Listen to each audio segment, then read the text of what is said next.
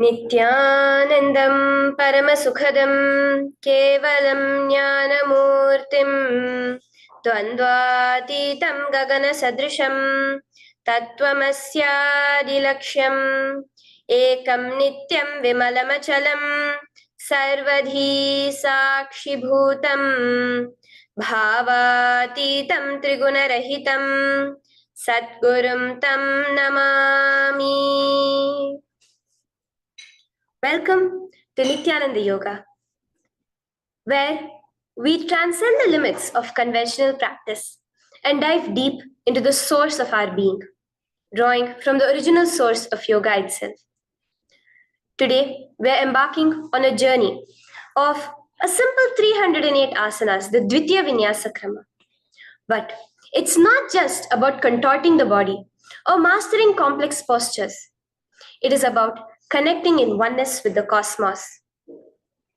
Your body will be like wax, moldable and pliable. Today, as we embark on this journey, shed the notion of limitations. Forget the boundaries imposed by your bone and flesh. Instead, recognize yourself as the very source material of the cosmos, the consciousness from where we all come from. With each movement, you will not just be stretching muscles. You will be reaching into the depths of your consciousness. Visualize yourself as a sculptor, crafting your form with intention and precision. Want to grow 4 inches taller by the end of this session? Believe it, for your body is a wax waiting to be molded as per your intention. There is only one enemy towards this that we have built within each one of us. That is the parasites of negativity. Every muscle you have built in the moment of anger, of anxiety, of pain, of incompletion becomes the boundary of your consciousness. Today, we embark on a journey to detoxify ourselves, make us experience our original nature as divine. So as we go through these 12 components, which is so unique to Nityananda Yoga, from the original source, the Vedas and Agamas, remember, you are not bound by limitations. You are the creator of your reality. Embrace your true nature. Let us sculpt our beings into an epitome of strength, flexibility, and bliss. Welcome to a transformative experience like no other, Nityananda Yoga. There are 12 different components that consist Nityananda Yoga. One is the asanas, which we traditionally know of. The various body postures revealed by Paramashiva to align the physical geometry of our body, the physical geography of our body, to the cosmic geometry, the cosmic geography.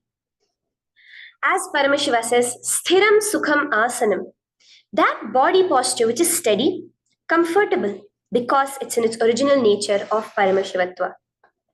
The second are the pranayamas, the various systematic breathing techniques that Paramashiva has revealed for each one of us, that connect us to the higher dimensions of the cosmos and increase the life energy within us. The fourth are the bandhas, the different internal locks of the body.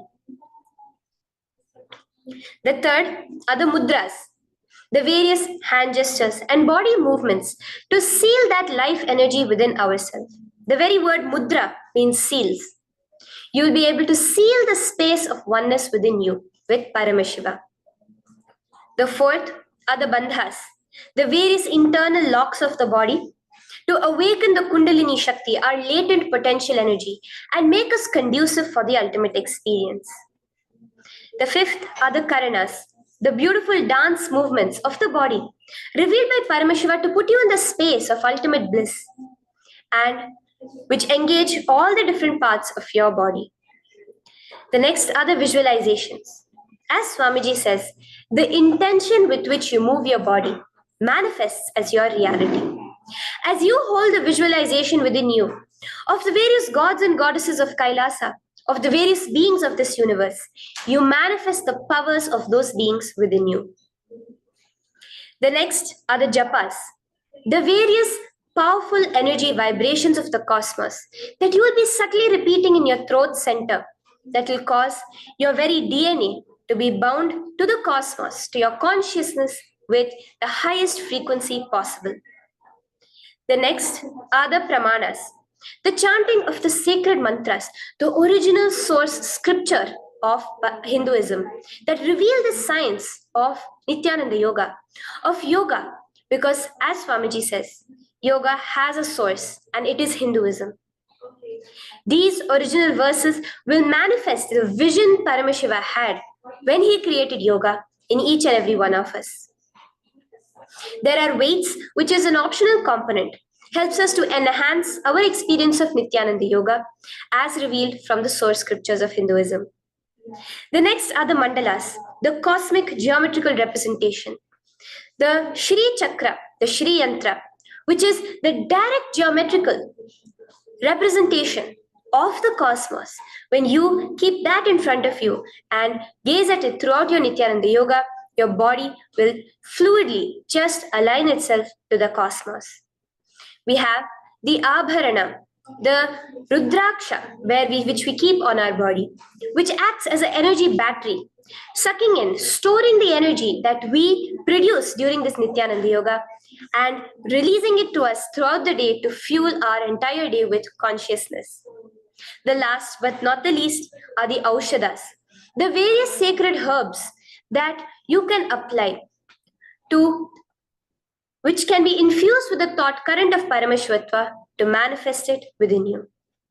With this understanding, let us get right into the practice of Nityananda Yoga, which starts with invoking the presence of Paramashiva himself, the very being of Paramashiva, to witness our Nityananda Yoga today, with the chanting of the Shiva Mula Mantra.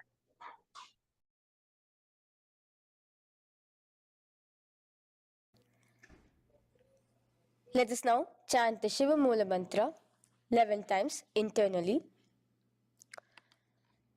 Om Ham Hom Shivaya Namaha. Om Ham Hom Shivaya Namaha. Om Ham Hom Shivaya Namaha. Om Ham Hom Shivaya Namaha. Om Ham Hom Shivaya Namaha. Om Ham Hom Shivaya Namaha. Om Ham Hom Shivaya Namaha. Om Ham Hom Shivaya Namaha. Om Ham Hom Shivaya Namaha. Om Ham Hom Shivaya Namaha. Om Ham Hom Shivaya Namaha. The next step of this ritual of yoga, as Swamiji reveals, yoga is a ritual, a methodology to connect yourself with the divine. As every ritual in Hinduism goes, we cleanse the three elements of our body, of the world, and of the ultimate with the Tattvachamanam.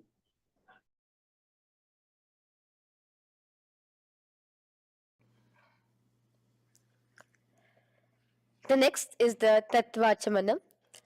So now I request all the participants to have the Panchapatram and the Uddharani, the traditional cup and the spoon filled with some fresh water. Now,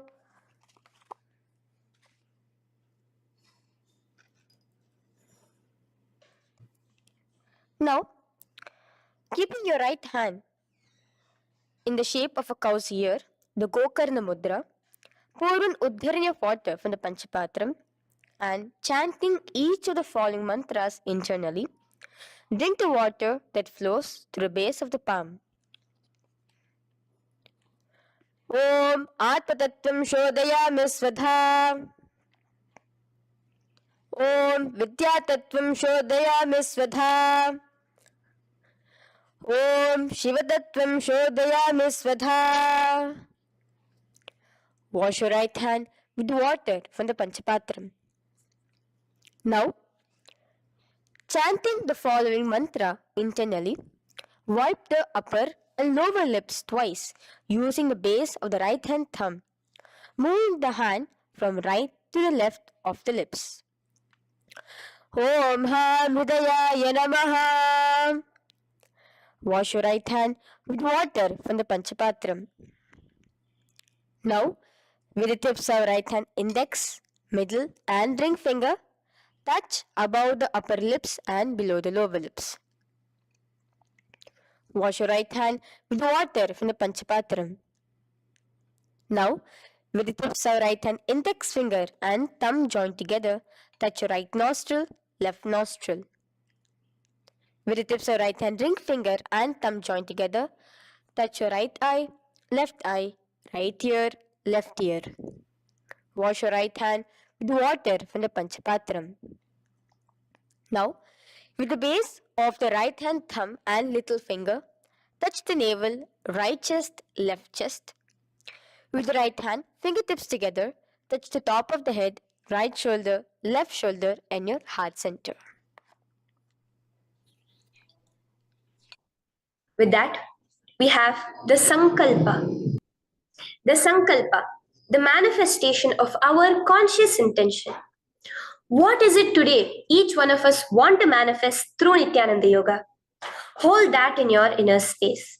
Through this conscious intention, which directly happens with the blessings, with the grace of the Supreme Pontiff of Hinduism, Bhagavan Shri Nityananda Paramashivoham, you will just see your intention manifesting as reality.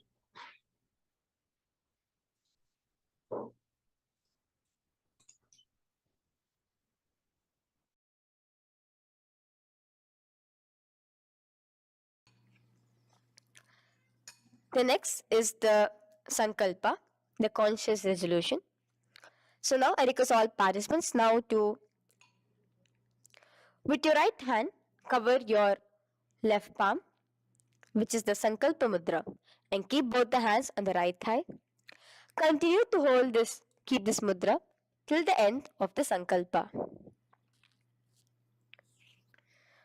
Om Mavopata Samasta Duritakshayadrara Bhagavat Shri Nityananda Paramashiva Prityartham Shri Nityanandeshwari Paramashiva Shakti Sameta Shri Nityanandeshwara Paramashiva Prityartham Cha शुभे शोभने मुहूर्ते अद्य ब्रह्मणः द्वितीय पराधे श्री श्वेतवराह कल्पे वैवस्वतमन्वन्तरे अष्टाविंशतितमे नित्ययुगे प्रथमे पादे जम्बूद्वीपे भारतवर्षे भरतखण्डे मेरोः दक्षिणे पार्श्वे शखाब्दे अस्मिन् वर्तमाने व्यवहारिके प्रभवादीनां षष्ट्याः संवत्सराणां मध्ये शुभनाम संवत्सरे शुभायने शुभऋतौ शुभमासे शुभपक्षे शुभतिथौ शुभवासरयुक्तायां शुभनक्षत्र शुभयोग शुभकरण एवं गुणविशेषण विशिष्टायाम् अस्यां शुभदितौ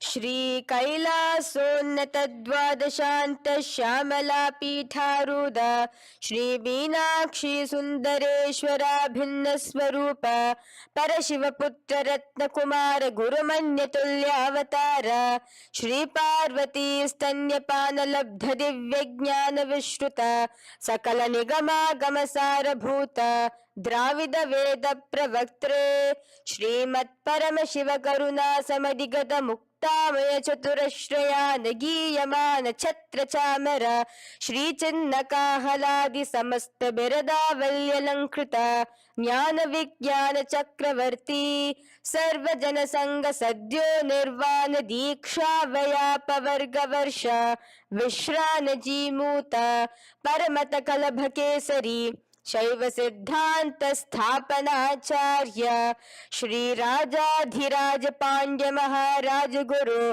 क्षपन शाक्यादि महांधकार निवारण ज्ञान भानु वीक्षण नरहार ध्वजोच्छेदन पूर्वक श्रीमद वृषभध्वज स्थापक शैव समय कर्त्रे सर्वज्ञ पीठारूढ़ श्री जगद्गुरु श्री ज्ञान संबंध देशिक स्वामी वागीश सुंदर माणिक्य वाचक स्वामी नाम अवतार भूत श्री ज्ञान संबंध स्वामी पुनरुद्धृत श्यामला पीत सर्वज्ञ पीत तृणवद्युत्तर द्विशततम गुरु महासन्निधान अरुणगिरि योगीश्वर परंपरागत अरुणाचल सर्वज्ञ पीठ गुरु महासन्निधान कैलास परंपरागत कांची कैलास सर्वज्ञ पीठ त्रयस्त्रिंशदुत्तर द्विशततम गुरु महासन्निधान नित्योत्सव नित्य मंगल नित्य कल्याण नित्य रजित कैलास परंपरागत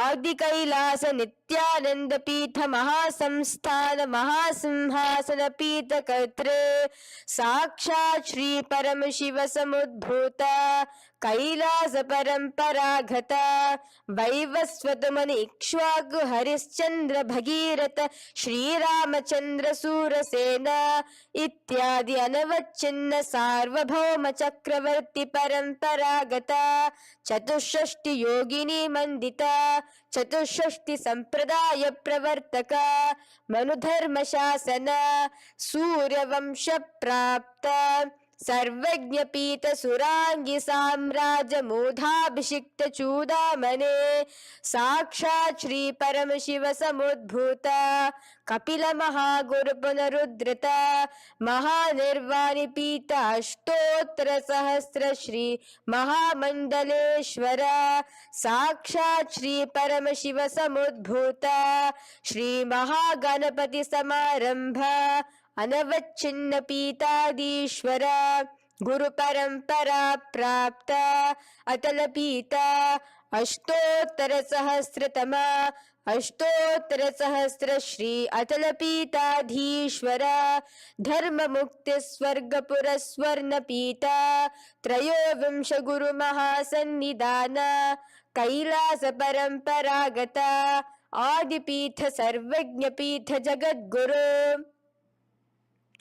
श्री कैलास पुनरुद्धारक श्री कैलास परमाचार्य श्रीमत् परमहंस परिव्राजकाचार्य वर्य सच्चिदानंद प्रणव स्वरूप श्रोत्रिय ब्रह्मनिष्ठ श्रीमद् जगद्गुरु श्रील श्री भगवत श्री नित्यानंद परम शिव श्री ज्ञान संबंध देशिक परमाचार्य स्वामिनां प्रीत्यर्थम तेषां पादारविन्दयोः भक्ति सिद्ध्यर्थम गुरु कृपा कटाक्ष सिद्ध्यर्थम क्षेम स्थैर्य वीर विजय आयुरारोग्य ऐश्वर्यानां अभिवृद्ध्यर्थम धर्मार्थ काम मोक्ष चतुर्विध फल पुरुषार्थ सिद्ध्यर्थम समस्त दुरितोपशांत्यर्थम समस्त मंगलावाप्यर्थम भगवत श्री नित्यानंद परम Shiv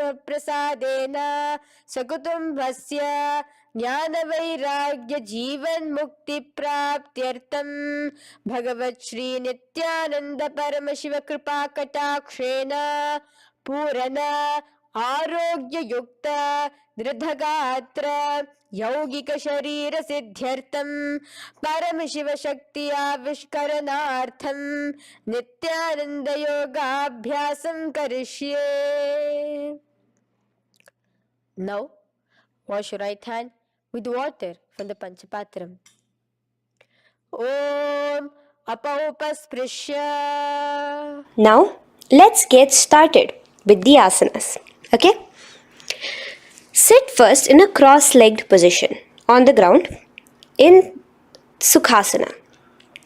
Bring your hands into the Bindu Mudra with your thumbs and index fingers touching each other. Place it on top of your knees. Here we have the Kumbhaka, the pranayama of Samana Kumbhaka. As you inhale and exhale, visualize flames licking up your spine. Do the bandhas, the locks, the Mahamudra Bandha, all three of the bandhas, where you are doing the Jalandhara Bandha, tucking in your chin to your chest, the Udyana Bandha, sucking in your stomach, and the Moola Bandha, clenching your perineum. For the first set of asanas, we have the japa Soham, which you'll be repeating in your throat center. As you do Sukhasana, visualize Lord Shiva in your inner space. The next asana is Parvatasana. Now, from the seated position, bring both your feet to the opposite thighs. Clasp your hands together in front of your heart center in the Anjali Mudra and raise it above your head. Keep your hands as straight as you can. Continue the Samana Kumbhaka and the Japa of Soham. Remain with all the three bandhas, the chin to your chest in Jalandhara Bandha, the stomach tucked in Udyana Bandha, and the clenched perineum in Moola Bandha. Here, visualize yourself as Mount Kailash. The next asana is Hali Pavasana. Now slowly bring your feet together in front of your body as you stretch it out a little further away. Now bring your hands behind your back and clasp the left hand by your right. Lean forward, placing your forehead on the ground as you continue to engage all the three bandhas. Here, gaze at your nose. Visualize Swamiji, the Supreme Pontiff of Hinduism, in your inner space. Now, in a similar position from Hali Pavasana, just release your hands, slightly get up and bring your hands in front of your body. Place them on the ground, cupping your hands, making a hollow in Nagi Pavasana. Visualize yourself as a snake, gazing at your nose. Continue the japa, the pranayama, and all three bandhas engaged. Now, raise up. This is Kokilasana. Hold your big toes with your index and middle finger in the Prana Mudra. Stretch your legs straight out and upwards. Cross it into Padmasana. Bring it to your opposite thighs. Lean forward and down onto your elbows. Again, tuck your chin into your chest, suck in your stomach, and clench the perineum in the Mahamudra Bandha. Visualize yourself as a bird in Kokilasana. The next is Neti Asana. Now, raise up again. Bring one ankle to the top of the opposite knee. Hold the elbows with your hands. Hold the respective elbows with the opposite hands. Again, engage all the three bandhas and rotate your arms in a circular motion. Keep the spine completely straight and gaze towards your nose. Visualize Swamiji, the Supreme Pontiff of Hinduism, in your inner space. Next is Gajasana. Press your hands onto the ground.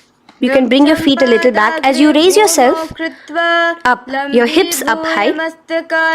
Lower your head and then chest, scooping your body forward again and again. Here, engage the Udyana Bandha, where you suck in your stomach along with the Moola Bandha, clenching the perineum. Visualize yourself as an elephant. Gajasana. Now stop the movement slowly. In another dynamic asana, which is Rikshasana, you will start alternatively pressing the heel of one foot onto the ground while lifting the other heel up. Repeat this again and again. The next is Vaishyasana. Now slowly come to a standing position. Stand tall on the tips of just your big toes. Keep your head neck straight line. And bring the middle, index and ring fingers to your heart in the Hridaya Mudra. Continue engaging the Udyana Bandha. Visualize Swamiji in your inner space. Here we have a very interesting movement, which is the Karanas, the dance movements. So the first Karana is Urdhva Janu Karana, which literally means the raised knee. So now stand in the Aramandi position, which is your heels touching together, the toes facing outwards, almost at a 45-degree angle. Bend your knees low And keep both your hands at your chest, elbows parallel to the ground. Twist one knee towards the center of your body. Raise it up, back across the body back to the original position. Simultaneously with the leg movement, follow it with your respective hand, up and across the body. Repeat this alternatively on both sides. Now, in Balalingasana, come back to a standing position straight and interlace your fingers from outside in. This is the Sarva Vashankari Mudra. Hold on to your knee, pulling it up towards your chest. Pull it tight. Continue to keep your spine straight. Engage all the three bandhas, the Jalandhara Bandha, the Udyana Bandha and the Moola Bandha. As you are holding your knee, visualize yourself holding, caressing a baby. Balalingasana. The next asana is Pada Pidanasana. Now the same foot which is raised, clasp it with your hands and pull it behind towards your body, holding it with both your hands. Again, engage all the three bandhas, standing tall. Visualize Swamiji, the Supreme Pontiff of Hinduism, in your inner space.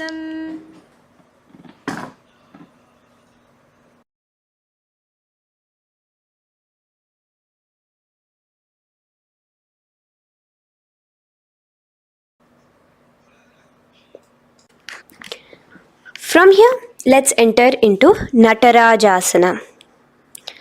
Now, the same foot you're already holding behind your back, twist the same hand of that leg inwards and pull the leg back.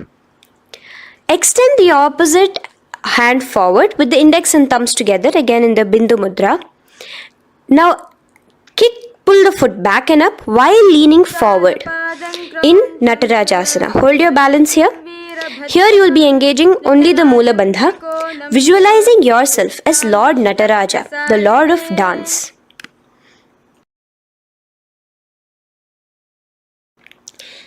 Now again let's repeat Balalingasana on the other side with the other leg. Pull it up towards your chest with the hands in the Sarva Vashankari Mudra. Engage all the three bandhas as you visualize yourself holding and caressing a baby. Now pull your foot back into Pada Pidanasana on the other side.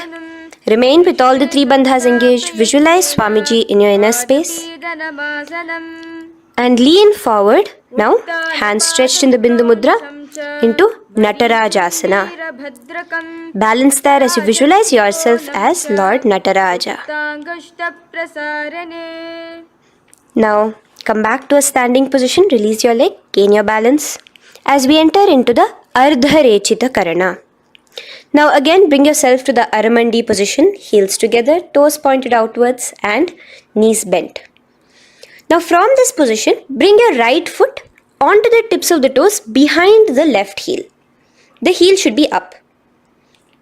Bring your left hand towards your chest, parallel to the ground again, and extend the right arm out and wide like a pendulum. Bring it back towards your chest. Now while your arm is swinging, remember to move your fingers one by one inwards towards the palm and then outwards. Now place the right hand over the nose. Uncross your ankles. Let's do this on the other side also.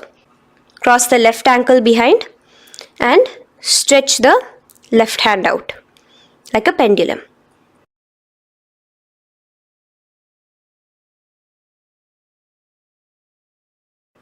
Bring it to your nose and cross the ankles. Now let us enter into the skeleton dance. It's a very powerful meditation. It cleanses the muscle memory.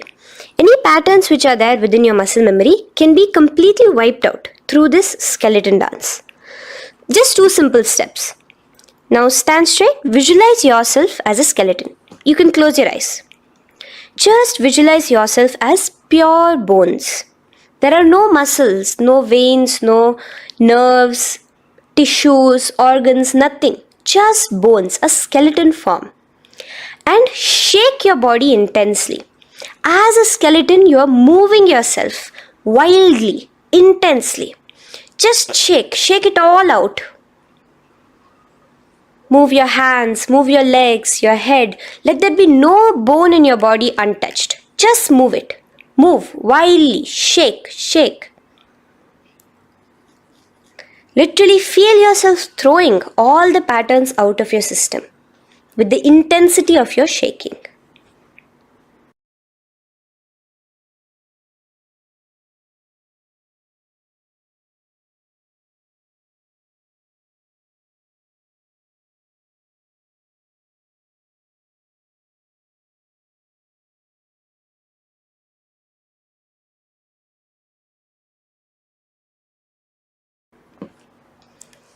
Now slowly calm down.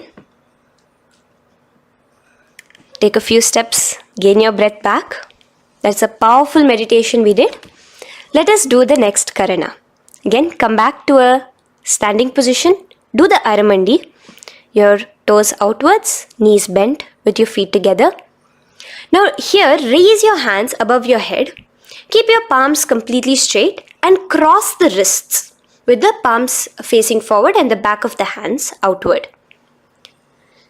Now from the crossed wrists, uncross the wrists, spreading your arms out wide while you turn your hip towards the side. Turn by the waist sideways.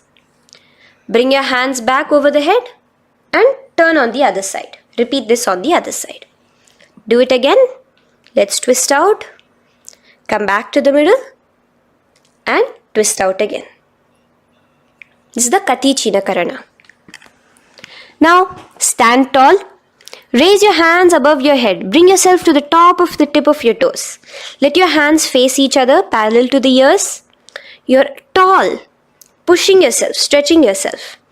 Again, engage all the three bandhas. Tucking in your chin to the chest, sucking in your stomach and clenching your perineum. Visualize yourself as a palm tree. We have the japa changing over here where you will be repeating Shivoham in your throat center. Tadasana. Now, as we enter into Uttanasana, relax and lean forward, bringing your hands on by the ground next to your feet. Keep your palms flat on the ground. Try your best. Engage all the three bandhas. Remain with all the three bandhas engaged as you visualize Swamiji, the Supreme Pontiff of Hinduism himself, in your inner space. Now jump your feet back into Tarakshvasana, coming to a plank position. Keep your hands shoulder width apart. Be steady there. Tuck in your chin to your chest in the Jalandhara Bandha as well as engaging the Moola Bandha.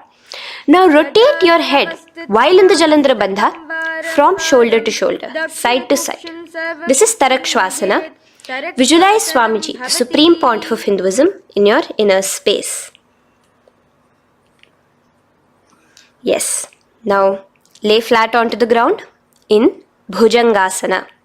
Lower your entire body down. Now point your toes backwards.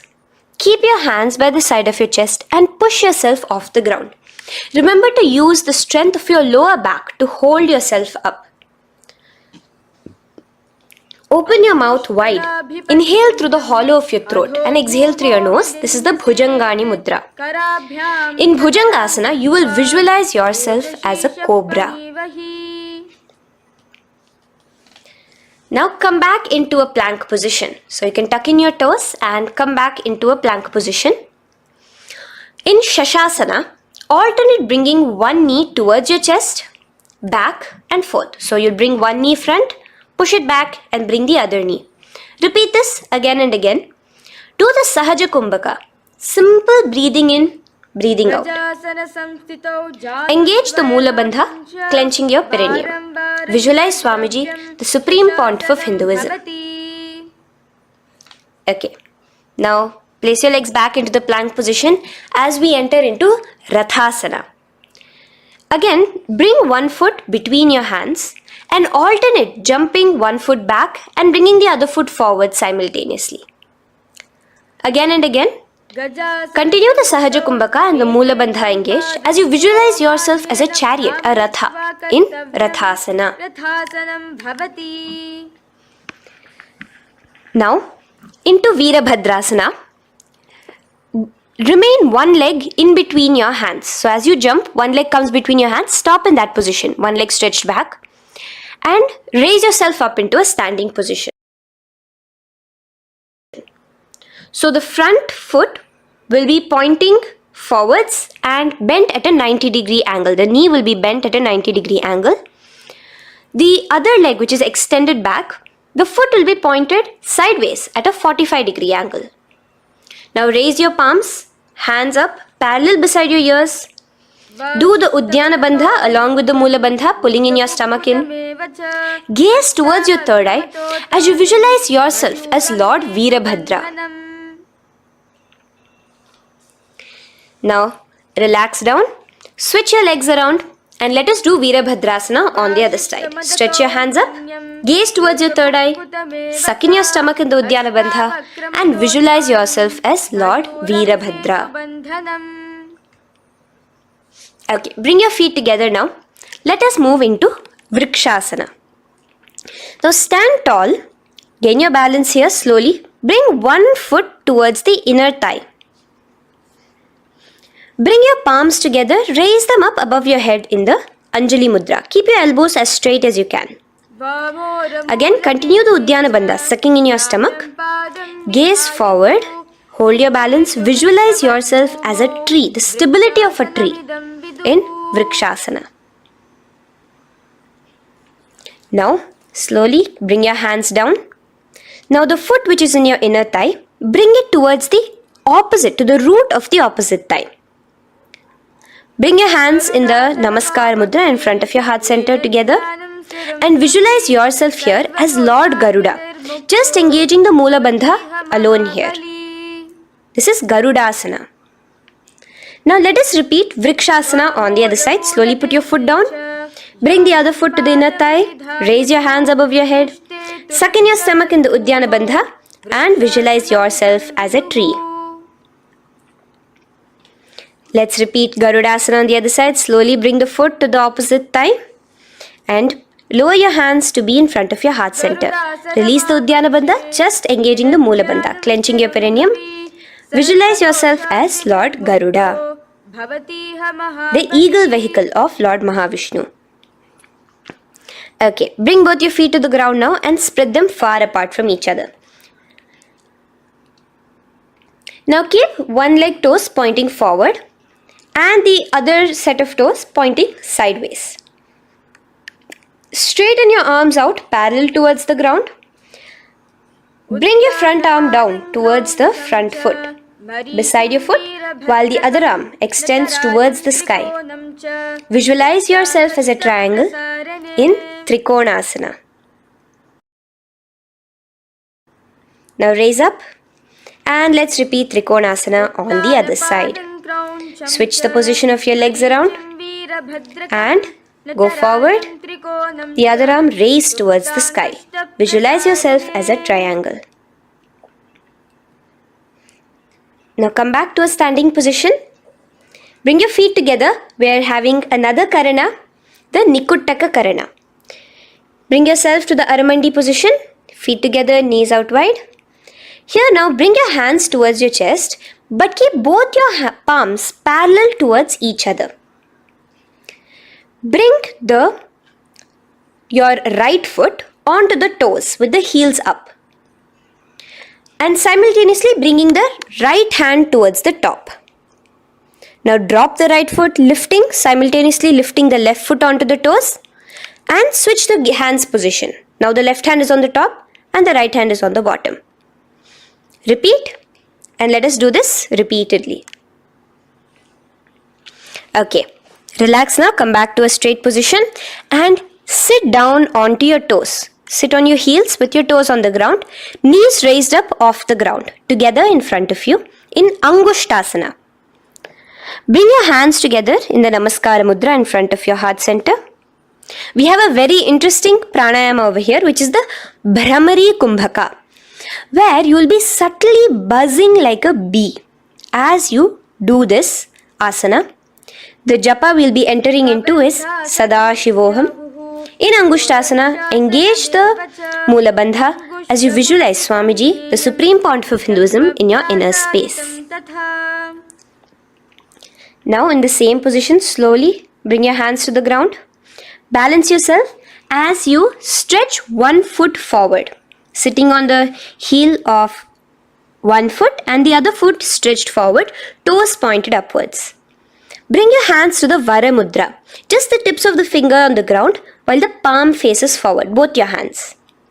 Continue to engage the Mula Bandha, clenching the perineum as you visualize Swamiji, the Supreme Pontiff of Hinduism, in your inner space. Now, stretch, the leg is stretched forward, right? Stretch the same hand, the respective hand forward and clasp onto the big toe of that foot in the Prana Mudra with your index and middle fingers. The other hand, bring it to the back of the respective heel in Vidhunanasana as you visualize Swamiji in your inner space. Okay, bring your 2 feet back together as we repeat Saurasana on the other side. Stretch your left leg forward now. Palms in the Vara Mudra on the ground. Visualize Swamiji in your inner space. And lean forward into Vidhunanasana on the other leg. Clasp your toes. Bring the other hand to the back heel. Continue to visualize Swamiji.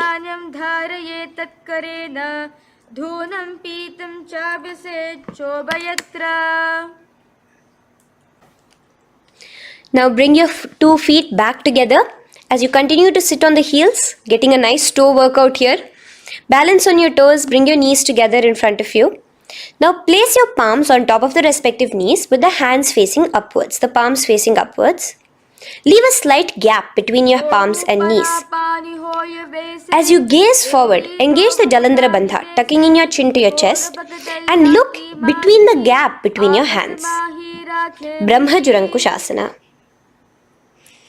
The next is Kapilasana. Now spread your knees wide and place them onto the ground. Keep your hands on the respective knees. Pull your stomach in and up in the Uddiyana Bandha. Gaze towards your nose as you visualize yourself as Maha Kapila Muni, the first man that ever started thinking. In the same position, just release that Uddiyana Bandha. Release the lock of the stomach, but continue to clench your perineum in Mula Bandha as you switch your gaze to your third eye. So from your nose, switch your gaze to the third eye. Visualize Swamiji, the Supreme Pontiff of Hinduism, in your inner space. Bhadra Gorakshasana. Next is Suryasana. Now, your toes are tucked. Just lift your knees off the ground, wide apart. Bring your hands together in the Padma Mudra with the little fingers and thumbs joined together. Engage the Uddiyana Bandha, suck in your stomach and raise your hands up tall above your head. Slightly lean back as you look towards the gap between your hands. Visualize Lord Surya in your inner space. Now relax, slowly bring your hands to the ground. Sit on top of your heels, the toes flat. Here, keep your hands on top of your knees and lift your tongue up against the roof of your mouth in the Manduki Mudra. Do the Sahaja Kumbhaka, simple breathing in and out. Engage the Mula Bandha, clenching your perineum. With the Japa Sadashivoham, repeating in your inner space, here you will visualize yourself as a frog in Mandukasana. Your tongue pressed against the upper palate. Is your frog-like tongue catching the nectar of immortality dripping from your Sahasrara Chakra? Gaze towards your third eye in Mandukasana. Now from here itself, moving into Uttana Mandukasana. Just bring your hands to the opposite shoulders, remaining in the same seated position. Continue with the Uddiyana Bandha engaged, gazing at your third eye. The Manduki Mudra, tongue pressed against the top of your palate, visualizing yourself as a frog in Uttana Mandukasana. Slowly bring your hands out from behind your back. Now slightly raise up and cross your ankles behind you. Sit on top of your crossed ankles. Keep your knees wide and your fingers spread on the top of your knees, both your hands. Open your mouth wide and stick out your tongue, exhaling forcefully. Gaze at the tip of your nose. Repeat this several times because you're visualizing yourself as a lion in Simhasana. The next asana is Bhadrasana. Now you can release yourself and uncross your ankles. Just keep your toes crossed behind you. Again, sit on top of your heels, keeping your knees wide apart. Cross your hands behind your back, hold on to the big toes in the Prana Mudra with your index and middle fingers. Apply the Jalandhara Bandha, tuck in your chin to your chest along with the Mula Bandha, sucking in your perineum. As you gaze towards your nose, here, resume the Brahmari Kumbhaka, buzzing like a bee subtly in your inner space as you visualize Swamiji, the Supreme Pontiff of Hinduism, in your inner space. Now, bring your hands out from behind you. As you bring yourself to a squatting position. Keep your feet flat onto the ground as close together as possible, but your knees opened wide. Bring your body in between your knees, your torso in between your knees, and take your arms in and around your knees towards the back, clasping your fingers, interlacing your fingers behind you in the Parashu Mudra. Gaze towards your nose. Visualize yourself as a crow in Kakabhusandhyasana. The next asana is Kani Pavasana. Unclasp your hands and place them flat onto the floor. Keep them shoulder width apart for good balance. Now, slowly bring your knees to the back of your arms, above the elbows. Lean your chin forward and down. Keep your gaze steady as you lift your feet off the ground. In Kani Pavasana, visualize Swamiji, the Supreme Pontiff of Hinduism, in your inner space. Now in the same position, slowly lower your head to the ground and stretch your legs up high, forming a tripod between your two hands and your head in Kapali Asana. Gaze at your nose, continue the Brahmari Kumbhaka, continue engaging the Mula Bandha and the Japa of Sadashivoham. Visualize Swamiji in your inner space. The next asana is Parshva Mayurasana. Slowly bring your feet down. Yes, relax.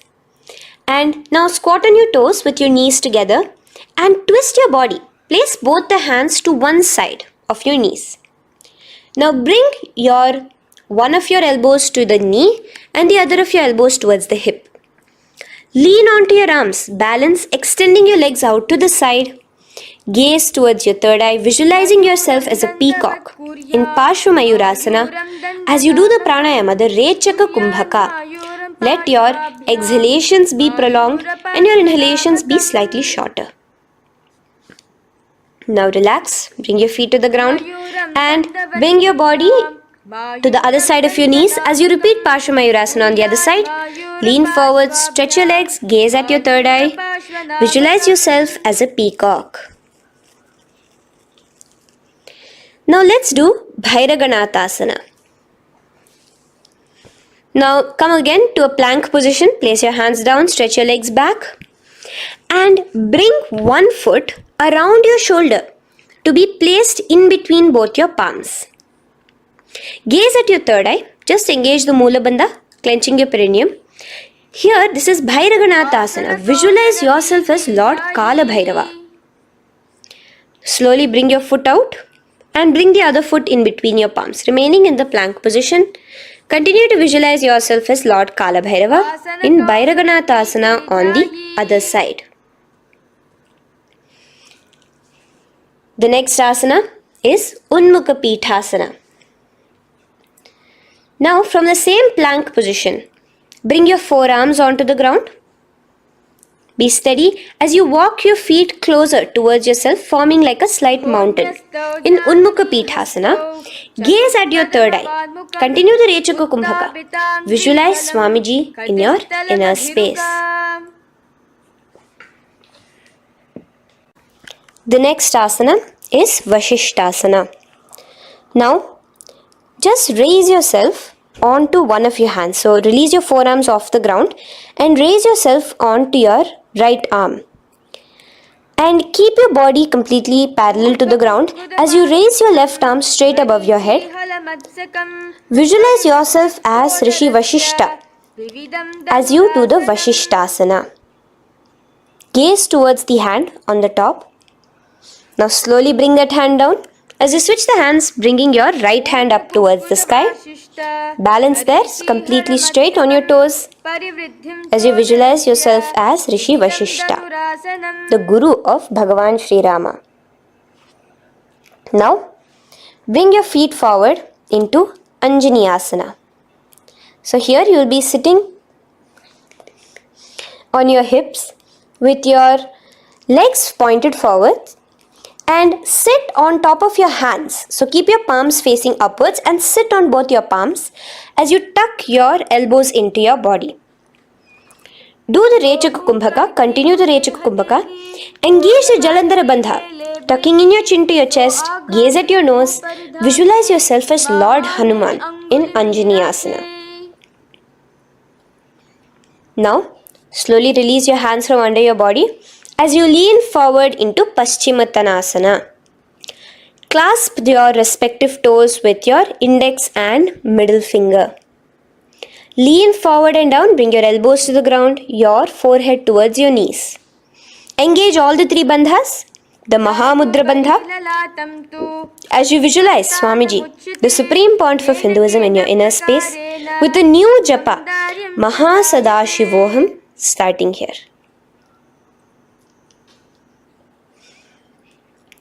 The next is Ugrasana. Now, you can raise up and clasp your hands behind your neck in the Parashamudra. Interlace both your fingers. Lean forward and down, bringing your forehead to your knees and your elbows onto the ground. Again, engage all the three bandhas in the Mahamudra Bandha as you visualize Devi Kali in your inner space in Ugrasana. The next is Marichyasana. So raise up and keep one leg pointed forward while you bring the other leg towards the groin, the knee pointed upwards. Place the foot flat on the ground.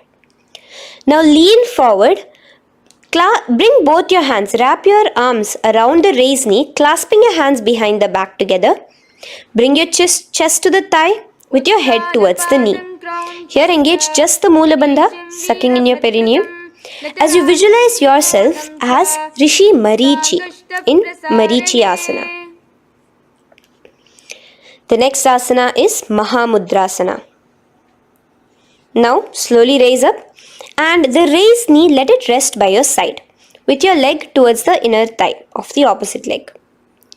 Now again reach down, hold your foot, bring your elbows to the ground, your forehead to your knees.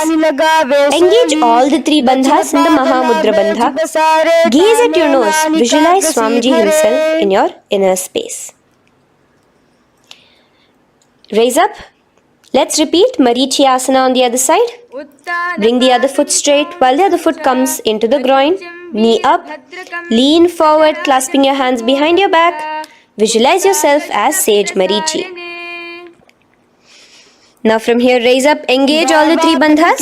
As you let your knee fall to the side, lean forward, clasping the foot. Gaze at your nose. Visualize Swamiji in your inner space in Mahamudrasana on the other side. Now, bring yourself to a seated position. Sit and bring the soles of your feet together. Bend your knees and keep your heels as close towards you as possible. While try to touch your knees to the ground. Clasp your feet together with both your hands. Maintain a straight spine. Gaze towards your nose in Bhadrasana 2. Visualize Swamiji, the Supreme Pontiff of Hinduism, in your inner space. The next asana is Gwali Pavasana. Now, keeping your feet together, just bring your hands towards the respective knees. Just lightly place them there. Tuck your chin to your chest in the Jalandhara Bandha, continuing to engage the Moola Bandha, clenching your perineum. As you gaze at your nose, visualize Swamiji, the Supreme Pontiff of Hinduism, in your inner space. Now, push your soles slightly further away from you. The joined feet, push it further away from your body. And lean forward, keeping both your hands, the fingers inside of the feet. Hold the soles of your feet. Lean forward and down. Bring your forehead to the ground. Gaze at your nose. Visualize the Yoni Mandala in your inner space. In Joni Asana. The next is Midiki Pavasana. Raise up. Stretch your arms out wide beside your body as you lean forward, your arms going over your knees. Bring your forehead to your feet. Continue to gaze at your nose. Visualize Swamiji, the Supreme Pontiff of Hinduism, in your inner space.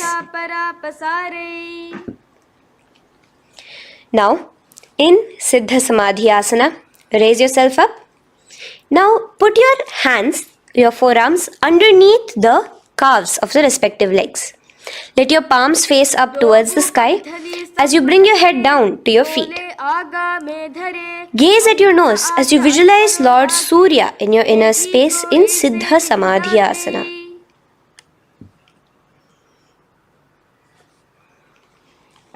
The next asana is Chiniki Pavasana.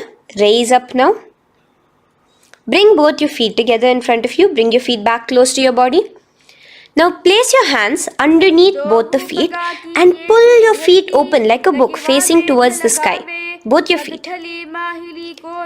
Press your elbows onto your thighs near the knees and gaze towards your nose, visualizing Swamiji in your inner space in Chiniki Pavasana. Giving yourself a nice stretch. Now release your feet and bring your hands to the respective knees. Gently push down on your knees, pushing it towards the ground. Suck in your stomach in the Uddiyana Bandha. Gaze at your third eye, visualizing Swamiji in your inner space. This is Charapata Chokasana. The next asana is Bhairavasana. Now continuing to remain with your feet together, you can use the help of your hands to bring your toes onto the ground with your heels pointed upwards. Just push yourself and try to do it.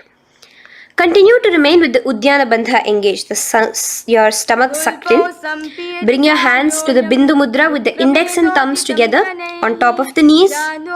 Gaze at your third eye. Visualize yourself as Lord Kala Bhairava in Bhairavasana. The next asana is Samanasana. So slowly you can bring your feet out from underneath. Take now one foot towards your chest, holding with both your hands as the other foot rests by the perineum. Pull the sole onto your chest. Gaze at your third eye. Visualize yourself holding the breath in the Mooladhara Chakra, the Chaturdala, the 4-petal lotus of your body. Gaze at your third eye. Visualize Swamiji, the Supreme Pontiff of Hinduism, in your inner space in Samanasana. From here, let's move into Apanasana. Now, the foot that you have towards your chest, just bring it over your shoulder and place both your palms onto the ground beside you. As you lift the leg by your perineum, stretch it out and lift it up high into the sky in Apanasana. Gaze at your third eye, visualizing Swamiji in your inner space. Let's repeat Samanasana on the other side. Bring your foot down. Clasp the other foot towards your chest. Gaze at your third eye, visualizing Swamiji in your inner space. And bring the foot onto your shoulder as we repeat Apanasana on the other side. Stretch your leg out straight in front of you, up high towards the sky, gazing at the third eye, visualizing Swamiji in your inner space. Okay, relax slowly. Let's move into Gomukhasana.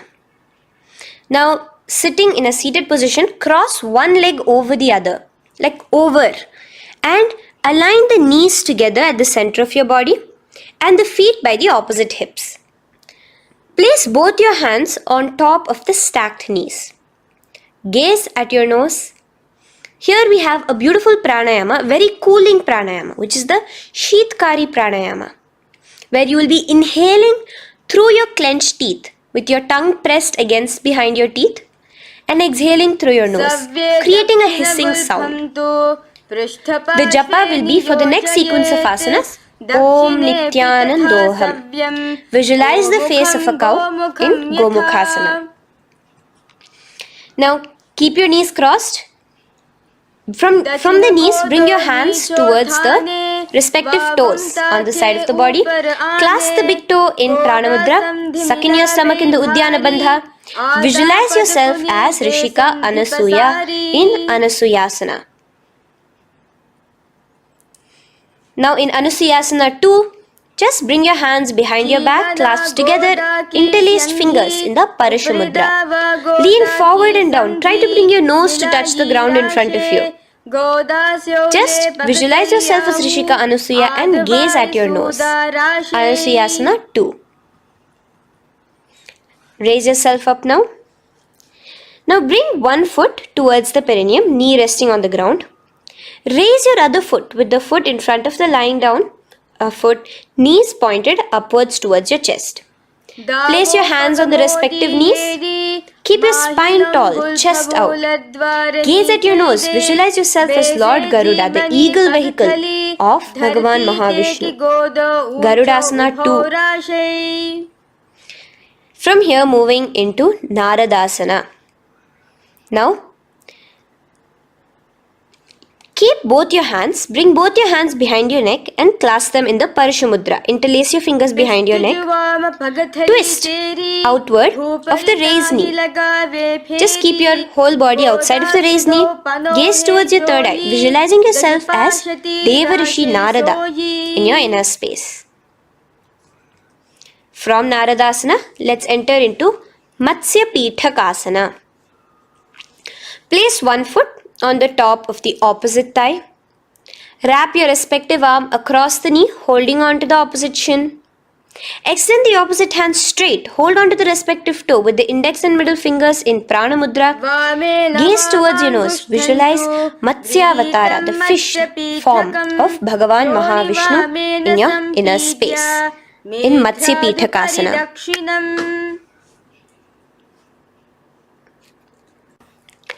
From there, let's repeat the Gomukhasana and the rest of the asanas on the other side too. So slowly you can cross your knees over to the other side in Gomukhasana. Keep your hands on the top of your knees.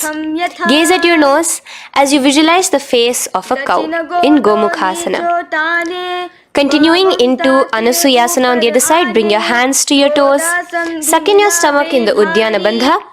Gaze at your nose, visualize yourself as Rishika Anasuya. And lean forward, bringing your hands behind your back in Anasuyasana 2. Interlace your fingers in the Parashamudra. Continue to gaze at your nose, visualizing yourself as Rishika Anasuya. As you relax the Udyana Bandha, just clenching the Mula Bandha alone. Raise up, bring your feet together in front of you as we enter into Garudasana 2. Place your hands on the respective knees. Stay straight. Visualize yourself as Lord Garuda as you gaze towards your nose.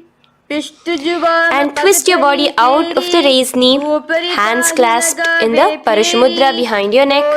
Gaze at the third eye, visualizing yourself as Devarishi Narada. And bring the foot to the opposite thigh as we enter into Matsya Pithakasana on the other side. Clasp your toe in Prana Mudra. Gaze at your nose, visualizing Matsya Avatara, the fish avatar of Lord Vishnu in your inner space. Now let's enter into Matsyendrasana. Remaining in the same position with one foot on the opposite thigh, place the other foot on the ground on the far side of the other thigh. Twist. Bring your elbow outside the raised knee. Keep the raised arm by your neck. Turn backwards. Gaze towards your third eye, the other hand straight out. Visualize Matsyendranatha, the great Rishi and master of Hatha Yoga in your inner space. Just switch your hands around. Straighten the hand that was originally bent and bend the other hand towards your neck. As we enter into Kubhasana, visualize yourself as a camel. Continue to gaze at your third eye. Now, straighten out both your hands straight out in the same position. Continue to gaze at your third eye, visualizing Matsyendranatha, the master of Hatha Yoga in your inner space. Now, slowly take your foot off from the thigh. As we enter into Matsyendrasana on the other side, bring the other foot to the thigh. Place the other foot on the far side.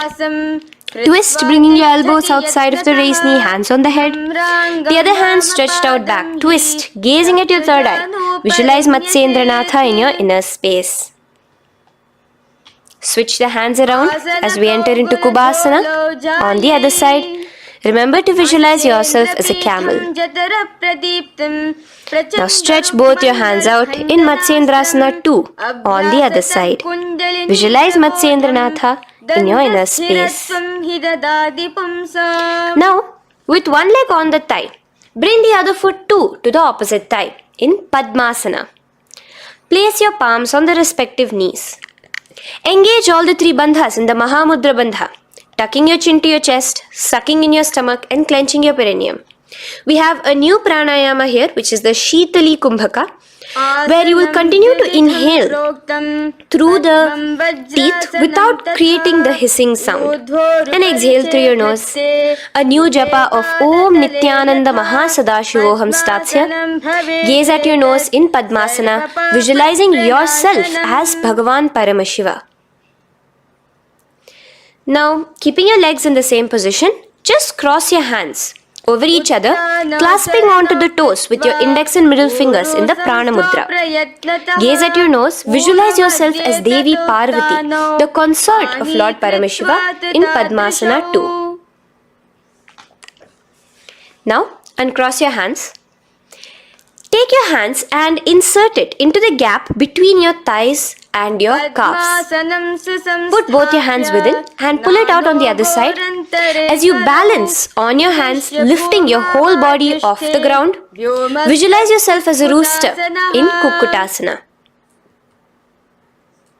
Now relax. Take your hands out from inside your feet as we enter into Baddha Keki Asana.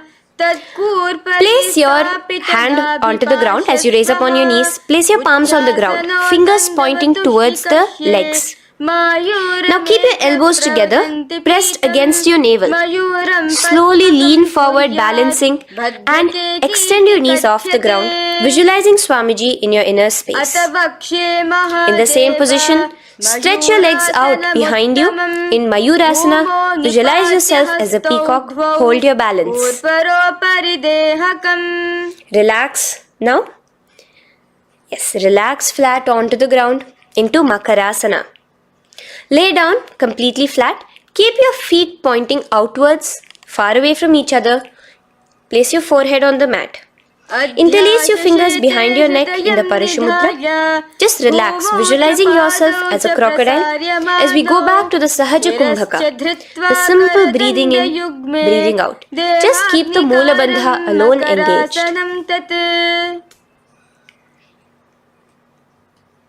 The next asana is Shalabhasana.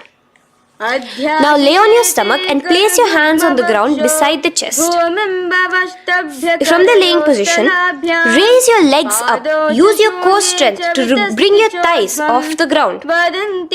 Visualizing yourself as a locust in Shalabhasana. Relax your feet down and bring your hands to your feet, pulling your feet down towards the ground beside your hips. In Ushtrasana, visualize yourself as a camel. Now slowly kick your legs back. Rise your hand is clasping your feet. Pull your feet towards the sky, lifting your chest and thighs off the ground. In Dhanurasana, gaze at your third eye. Visualize yourself as Paramashiva's bow. Relax slowly and come up to a sitting position. In Bhagasana, sit on both your knees with your head, neck and spine straight. Clench your perineum in the Moola Bandha. Place your hands on top of your knees. Gaze towards your third eye, visualizing Swamiji, the Supreme Pontiff of Hinduism, in your inner space. From here we enter into Gohyasana.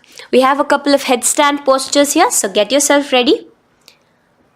Now place your forearms on the ground with your fingers interlocked. Ensure your elbows are at shoulder width for the best balance. Place the top of your head on the ground, holding your head with your hands. Slowly walk your toes forward until your hips are in a straight line with your shoulders, and just kick your feet up slightly, Make sure not to lose your balance. Keep your knees bent together at your chest. Toes pointed upwards. Gaze to your nose, visualizing Swamiji in your inner space. From here, stretch your legs out into Shirasasana, continuing to hold the balance there as you continue to gaze at your nose, visualizing Swamiji in your inner space. Bring your feet to the ground, relax slowly. The next asana is Podhyasana. So come to a seated position. Bring your hands behind your calves, stretching your legs up and your forehead to your knees. Visualize Swamiji in your inner space. Here we have a new Kumbhaka, which is the Bhastrika Kumbhaka, where you will be exhaling forcefully, making the sound of a bellows. Podhyasana. The japa for this next series is Om Nityananda Paramashivoham, the Mahavakya. Relax yourself. Continuing to remain balanced with your legs up, just bring your hands to the opposite shoulders. In Parighasana, visualize yourself as a mace as you gaze towards your third eye. Now relax. Keep your elbows and palms onto the ground as your legs are raised. Visualize yourself as a boat in Naukasana. Continuing to gaze towards your third eye, remember to continue the Bhastrika Kumbhaka. Forceful exhalation. Now, continuing to keep your balance, just bring your hands to your feet and scoop your hands underneath the heels, pull it towards the chest. Keep your spine upright, gaze towards your nose. Visualize yourself as Lord Rudra in Rudrasana, the most ferocious form of Paramashiva. Now lay on your back. So you can remove your hands from underneath your feet and lay on your back. With your feet flat on the ground, knees pointed upwards. Now place your palms down. Just let your fingers touch the back of your heel. Do not clasp your feet. Lift your hips up high, pressing the feet onto the ground. Chin tucked to the chest in the Jalandhara Bandha automatically. Gaze at your nose, visualizing Swamiji in Unmukha Pithasana 2. Now lay onto the ground in Shavasana. Just lay completely flat with your palms facing upwards by the side of your body. Just unclutch from any movement happening within you. Visualize your body is dead. The Supreme Pontiff of Hinduism, Swamiji, is just liberating you. Just let your awareness, your energy completely pervade your body in the Shakti Chalan Mudra as you continue to vibrate with the Mahavakya.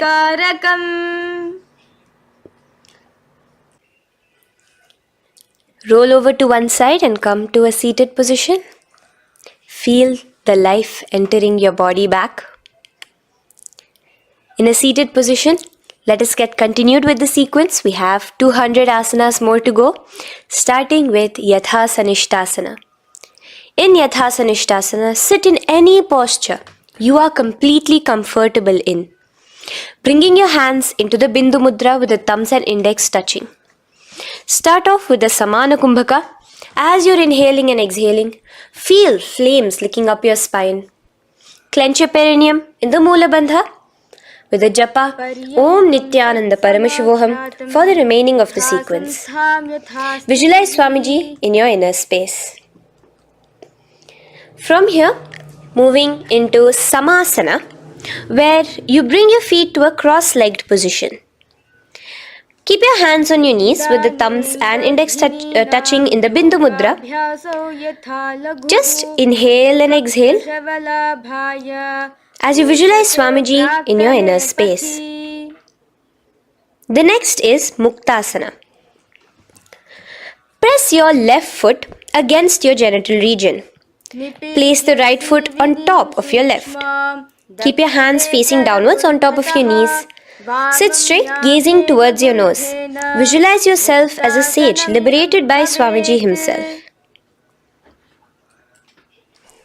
Now, continue to remain in the same position as we go into Siddhasana, where your gaze will be switching from the nose to your third eye. Continuing to visualize Swamiji in your inner space, ensure the Moola Bandha, the perineum, is locked. in Siddhyasana now. Continuing the same position. Engage all the three bandhas. Sucking in your stomach, bringing your chin to your chest in the Mahamudra Bandha. Switch the gaze to the ground in front of you from your third eye. Visualize Swamiji in your inner space. Now, relax the Udyana Bandha and Jalandhara Bandha. Just keep the Moola Bandha, the perineum alone clenched, as we enter Rudrasana 2, where your legs will remain in the same position, just your hands alone, from resting on your knees, will turn around to the Bindu Mudra, the thumbs and index touching. Gaze towards the third eye, visualize yourself as Lord Rudra, the fierce dimension of Paramashiva. The next is Santadhunasana.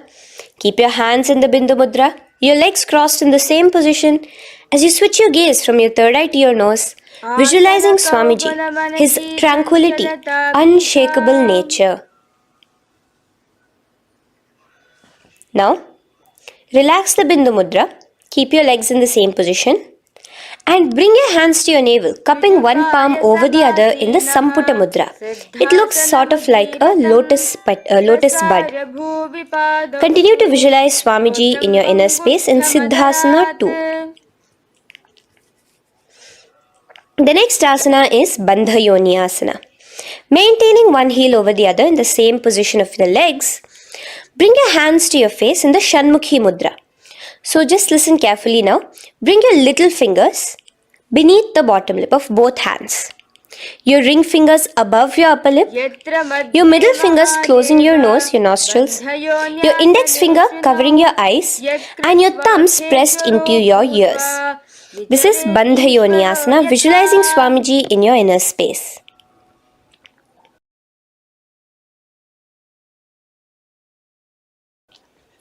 The next asana is Virasana. Now, you can remove your hands from your face and bring one foot onto the opposite thigh, and the other foot underneath the thigh.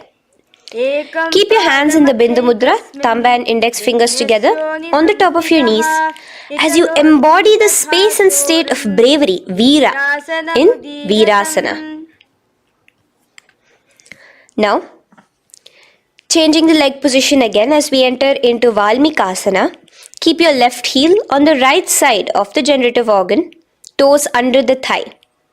Keep your right foot on top of the left leg, toes by the knee. Again, bring your hands into the Bindu Mudra on top of the knees. Gaze towards your third eye. Visualize Rishi Valmiki, the poet, the first poet and author of Ramayanam. The next asana is Joni Mudrasana. So you're going to remain here as you switch your gaze to your nose, visualizing the Yoni Mandala, a beautiful formation, divine cosmic geometry, representing Devi, Shakti, a symbol of the creative energy of the universe in Joni Mudrasana. In the same position, switch your gaze to your third eye, continuing to visualize the Yoni Mandala in your inner space. Now, let's move into Bhadrasana 3. So bring your feet, the soles of your feet together, uncross them and bring them together in front of your body. Hold it with both your hands, pulling it against you. Push your knees down towards the ground. As you gaze at your nose, suck your stomach in the Udyana Bandha. Visualize Lord Veerabhadra in your inner space. Bhadrasana 3. In the same position, we are entering into Aghorasana, where your left hand will rest on top of the left knee, while your right hand comes towards your face. Now, do the Khechari Mudra, where you are bringing your tongue towards the upper palate, gazing towards your third eye. Now, with your right hand, cover your mouth, close the left nostril with your index finger, inhale through the right nostril. Close both the nostrils, hold your breath and exhale through the left nostril in the Abhyantara Kumbhaka. Repeat this on the other side. Visualize yourself as an Aghori, completely dedicated to Paramashiva in Aghorasana. The next asana is Kaneri Pavasana. So you can Distance your feet a little away from your body. As you lean forward, place your elbows onto the soles of your feet and rest your chin on your palms. Gaze at your nose, suck your stomach in Uddiyana Bandha. Here, continuing with the Rechaka Kumbhaka, where your exhalations are prolonged than your inhalations, visualizing yourself as a female elephant drinking water in Kaneri Pavasana. The next asana is Parasana. So now, come to a seated position, raise yourself up and keep your knees raised. Bring your hands underneath your knees, between your calves and thighs, and clasp them together. Interlace your fingers in the Parashamudra in front of your navel. Lift your feet off the mat. Visualize Swamiji, the Supreme Pontiff of Hinduism, in your inner space as you gaze at your nose in Parasana. The next asana we'll be moving into is Gopi Chandasana. Now take your hands out from in between the feet as you let your feet rest on the ground. Take your hands out from underneath your calves. Interlace your fingers around the feet with the soles of the feet together and raise it up towards your chest. Rest your knee on top of your feet. Gaze at your nose. Embody the state and space of a king in Gopi Chandasana. The next asana is Udarasana. So now just quickly release your legs, bring your hands underneath your calves and hold on to your feet again from inside out. Both your feet together. Bring your feet up to your chin, resting your chin on top of the interlaced fingers. Bring your feet to your chest, gaze at your nose, visualizing your body, the Supreme Pontiff of Hinduism, free from any defects in Udarasana. Now, in the same position, just lift your legs up towards your head. Let the top of your hands come towards the top of your head, your forehead. And this is Vishishtasana. Visualize yourself excelling in everything in this posture. Now, slowly relax. Keep your hands underneath your shins as you take your hands up to the shoulder, pulling your hand and interlacing your fingers behind your neck. In Bhujasana, visualize yourself as a cobra. The next asana is Kalyanasana. So in the same seated posture, bring your hands around from behind your neck, remove them and put them around your back, interlacing the fingers behind you. Gaze at your nose. Visualize yourself as a beautiful, auspicious goddess in Kalyanasana.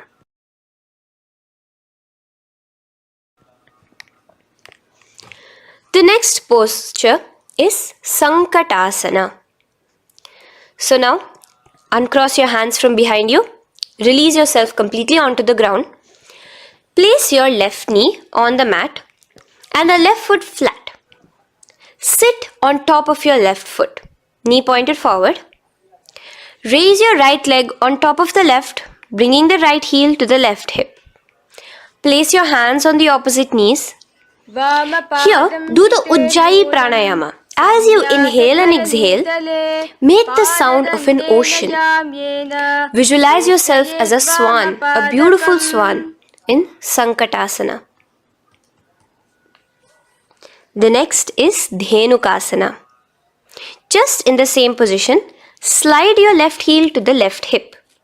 Keep your right knee on top of the left. Place both your hands on your right thigh. Visualize a cow in your inner space as you suck your stomach in the Uddiyana Bandha, Dhenukasana. Now slowly uncross your legs as we move into Matsyendrasana. Place the right foot on the left thigh, the left foot on the right knee. Bring your left hand behind your back, hold the right thigh. Twist a little bit. Place your right hand on your left thigh. Twist your body, gaze towards your third eye, visualizing Swamiji in your inner space. The next asana, Matsyendrasana 2. Just untwist your body. As you clasp the respective toes of both your feet with your hands, lean forward and down, bringing your forehead to the ground in front of your feet. Visualize Swamiji, the Supreme Pontiff of Hinduism, in your inner space. Raise up now. Keep your legs in the same position. We have the Guru Asana. Interlace your fingers together and place it over the topmost knee. Suck in your stomach in the Uddiyana Bandha, clench your perineum in the Moola Bandha, tuck your chin to your chest in the Jalandhara Bandha. As you engage all three bandhas, visualize Swamiji in your inner space. Let us now repeat Sankatasana on the other side. So, you can release your hands, your legs as you cross the other leg over. Visualizing yourself as a swan, remember to put your hands on the opposite knees. The next asana, Dhenukasana, repeating it on the other side. Slide your leg out, bring both your hands to the topmost knee. Suck your stomach in the Uddiyana Bandha. Visualize a cow in your inner space. Matsyendrasana again, repeating it on the other side. Bring your legs to the cross-leg position. Twist your body around as you gaze at your third eye, visualizing Swamiji in your inner space. Untwist as we enter into Matsyendrasana 2 on the other side. Hold on to your feet, bring your forehead to the ground, continuing to visualize Swamiji in your inner space. Slowly raise up and let us do Guru Asana on the other side. Engage all the three bandhas in the Mahamudra Bandha. Interlace your fingers, place it on top of your knee. Continue to visualize Swamiji, the Supreme Pontiff of Hinduism, as we do Guru Asana. Now, slowly uncross your feet and place them flat on the ground, knees towards the chest in Pashasana. Keep your hands holding the opposite knees, thighs together, and keep your spine completely erect. Continue the Khechari Mudra, where your tongue is pressed against the roof of your mouth. As you gaze at your third eye, visualize Swamiji in your inner space. Continue the Ujjayi Kumbhaka. As you breathe in and out, make the sound like an ocean.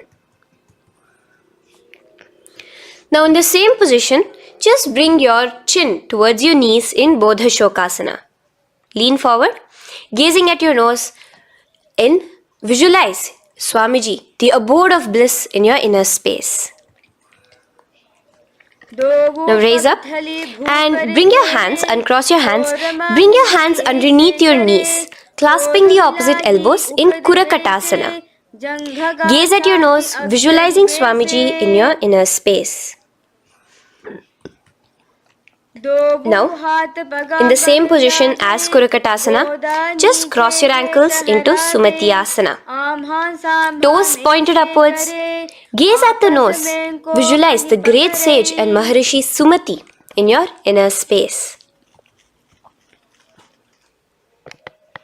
The next asana is Dandasana. Extend your feet out straight in front of you. Keep your arms straight above your head. Interlace the fingers from inside out. Let your wrists point outwards. Engage the Mahamudra Bandha, all the three bandhas. As you gaze at your nose in Dandasana, visualize Swamiji in your inner space. The next is Arambhasana. Now keeping your legs straight, release the Jalandhara Bandha and the Uddiyana Bandha, keeping your perineum clenched in Moola Bandha.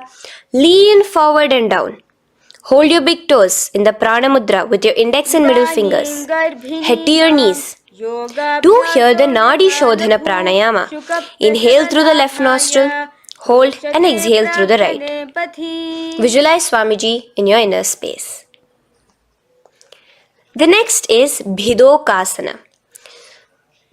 So, slightly raise your body up and bring your hands underneath your knees, extending your knees slightly up. Keep your heels a bit apart from each other and clasp your feet.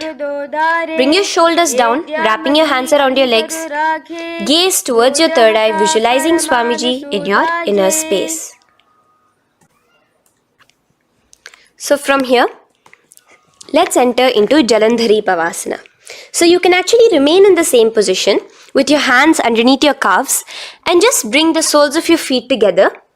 You might want to bring your body closer. Place your head on top of your feet with the palms facing upwards on the ground. Gaze at your nose. Visualize Swamiji in your inner space. Now slowly bring your hands out from underneath and come to a seated position. Stretch your legs out as we enter into Urdhva Paschimottanasana. Here we have a new Kumbhaka, the Pratyahara Kumbhaka, where you will feel your breath coming from your Mooladhara Chakra up to the Brahmarandra above the Sahasrara. This is the Pratyahara Kumbhaka. In Urdhva Paschimottanasana, extend your legs out, lift one foot behind your neck and lean forward and down towards your foot, visualizing Swamiji in your inner space. Now, slowly, keeping your leg behind your neck, lay onto your back as we enter into Anantasana. Hold the foot from the top of the opposite hand. Visualize yourself as infinite, endless, eternal. Gaze at your nose in Anantasana. Just now, in the same position, roll onto your elbow of the hand holding the foot. Gaze at your nose, feeling in complete control like Swamiji in Ankushasana. Slowly remove the leg from behind your neck. Take a moment to stretch, relax. Lay on your back. Bring your knees towards your chest. Bring your hands around, encircling the thighs and the calves with your arms. Roll to the left and right in Drishasana, visualizing Swamiji in your inner space. The next asana is Urdhva Paschimottanasana. On the other side, let us repeat it. Raise up to a sitting position and bring the other foot behind your neck. Lean forward and down, clasping your foot. Repeating Anantasana on the other side, lay on your back, bring the opposite hand to the foot, gaze at your nose, and continuing to gaze at your nose, roll onto the elbow as we repeat Ankushasana on the other side. Now, you can release your foot and try to remain in the same position without removing the leg from behind your neck as you bring the other leg too to cross behind your neck with both your legs behind your head. Laying on your back, bring both your hands to clasp behind your back. Gaze to your nose, visualizing Swamiji in your inner space in Yoga Nidrasana. As we enter into Atmaramasana, in the same position you can uncross your hands from behind your back. Bring it up, continuing to keep it underneath the legs. Just clasp it behind your neck. So you can bring your legs out from behind your neck. Just let your hands interlace behind your neck, gazing to your nose, visualizing the Atma Rama, Bhagavan Mahavishnu within you as your soul blessing you, as you gaze at your nose in Atma Ramasana. Now, you can release your hands and legs. Continue to lay on your back as we enter into Kochikasana. Bring your knees to your chest with the soles facing upwards. Extend your arms sideways as you gaze towards your third eye, visualizing Swamiji in your inner space. Now, from Kochikasana, keep your arms reached out to the sides at shoulder level. As we enter into Jatara Parivriti 1, keep one knee bent, twist it and bring it to the ground on the opposite side with the other leg extended straight. In Jatara Parivriti 2, keep both the knees bent to one side. And in Jatara Parivriti 3, keep both the legs straight to one side. Throughout this, keep your head looking in the opposite direction. And let us repeat this on the other side. You can bring your knees back to your chest. Let your legs out, go to the other side and do Jatara Parivriti 1, 2 and 3. The next asana is Dvipada Pitham. So now, from Jatara Parivriti, you can bring your feet down, lay on your back with your knees pointed upwards, feet flat on the ground. Extend your hands, holding your ankles. And lift your hips up. Engage the Jalandhara Bandha automatically as you raise your hips up, gaze at your nose, visualizing yourself as a bridge in Dvipada-pitham. Now in Paryankasana, so you can lay back onto the ground and place your feet flat. Bring your arms over your head, placing the hands flat near your shoulders with the fingers pointing towards the feet. Lift your entire body up and off the ground in Paryankasana as you visualize yourself as sturdy as stone furniture. Lay back down slowly as you bring your hands out. Keep your knees to your chest here and your hands on the shoulders as we enter into Svottanasana. Visualize you're laying on your back as a playful dog. Move your hips in the circular motion. Do the Sahaja Kumbhaka. Now let us enter into Viparita Karani. First, bringing your arms out from behind your shoulders. Let your arms be extended by the side of your body. Use the strength of your arms, palms flat on the ground, to push your body, your upper body, your lower body off the mat. And keep your legs straight above you, extended. Move your legs around and around in Viparita Karani. Automatically the Jalandhara Bandha is engaged. Breathing during the Jalandhara Bandha is the Murcha Kumbhaka. Visualize Swamiji in your inner space. The next is Viparita Karani 2. In the same position, just stop the rotational movement of your legs. Visualize Swamiji in your inner space. Now, as we enter into Langalasana, just let your feet from the top rest onto the ground above your head. Interlace your fingers in the Parashu Mudra behind your body. Visualize yourself as a plow in Langalasana, continuing to engage the Jalandhara Bandha. भूमिं कर्षयेत् लङ्घलासनं भवति. Now, in Shaita Paschimottanasana, bring your hands out from behind your body and hold on to the toes above your head. Keep your legs and hands completely straight. Visualize Paramashiva as Shaita Paschimottanasana is one of the 84 different asanas directly revealed by Paramashiva himself. Continue to do the Murcha Kumbhaka, inhaling and exhaling with the Jalandhara Bandha. Clasping your toes now, spread your feet wide apart from each other in Supta Konasana. Visualize Swamiji in your inner space. Bring your feet back together as we enter into Chakrasana. Clasp your ankles, keeping your legs and hands completely straight above your head. Visualize yourself as a chakra, a wheel in Chakorasana. Now slowly rest your back onto the ground. Keep your legs raised up in Supta Prasarita Padangushtasana. Clasp the respective toes in the Prana Mudra with your index and middle fingers and spread your legs out wide apart from each other. Visualizing Swamiji in your inner space, restart the Ujjayi Kumbhaka where you're inhaling and exhaling, making the sound of an ocean. Bring your feet together in Supta Padangushtasana in the same position, continuing to visualize Swamiji in your inner space.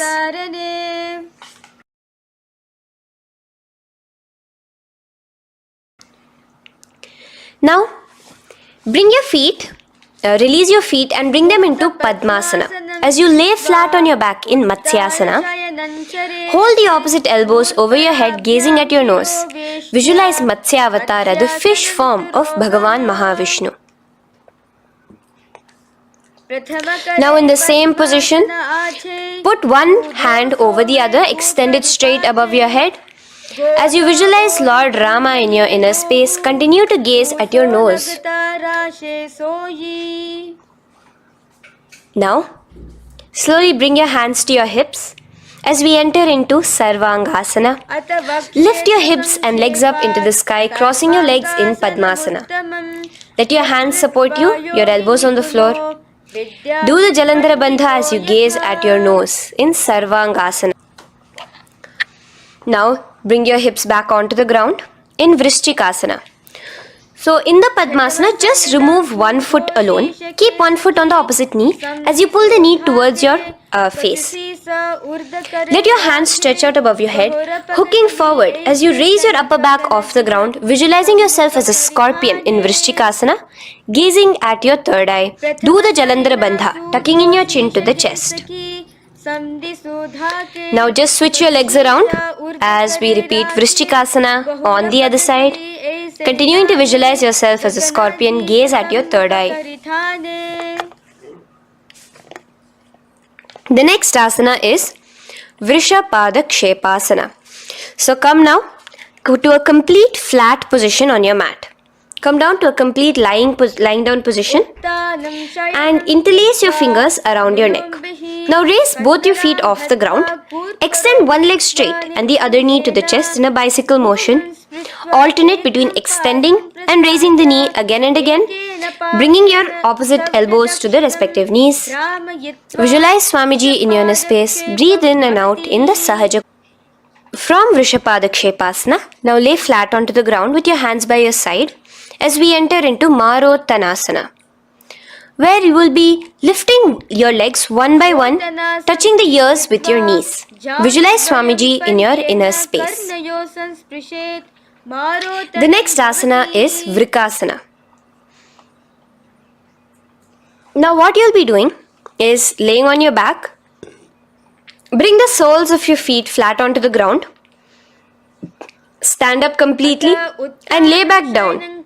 Visualize yourself as a wolf in Vrikasana.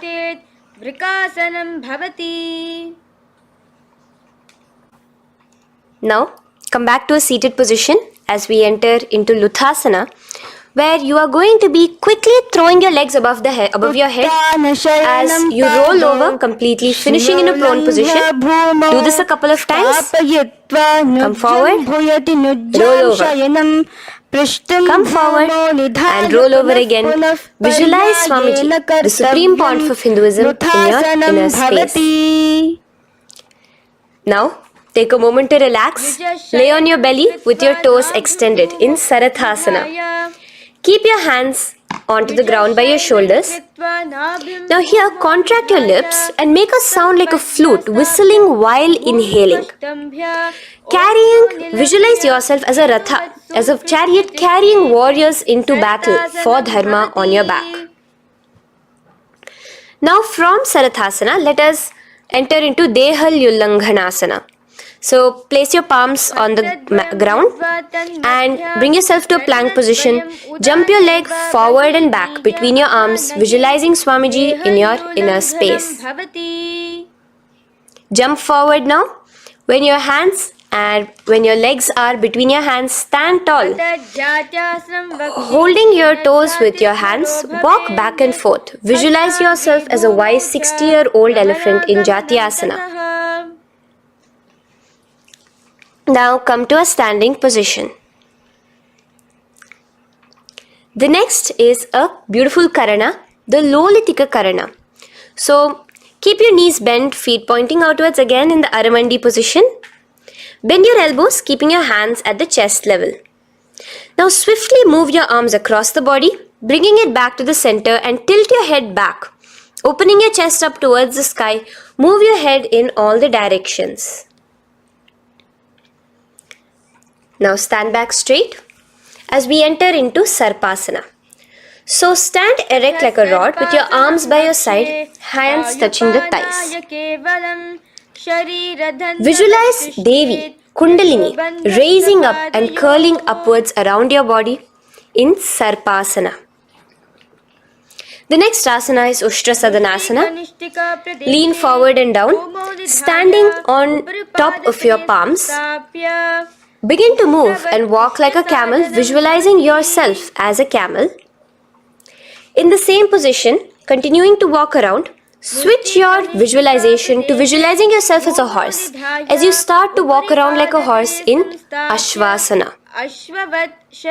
Now raise up tall as we enter into Kapota Nitakasana. Interlace your fingers behind the back, pulling them down towards your calves. Open up your chest. Keep your hands in the Parashamudra. Visualize yourself as a soaring bird diving down in Kapota Nitakasana.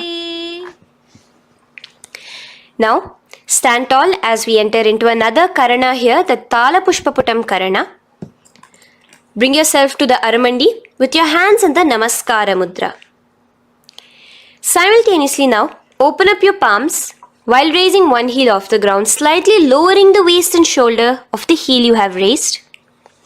Visualize you're offering a bouquet of flowers to Paramashiva as you come back to a standing position, and repeat this on the other side. Let's do this a few times, offering flowers to Paramashiva. Now, come to a standing position. Stand straight and bring your hands together in the Namaskara mudra. Slightly lean forward.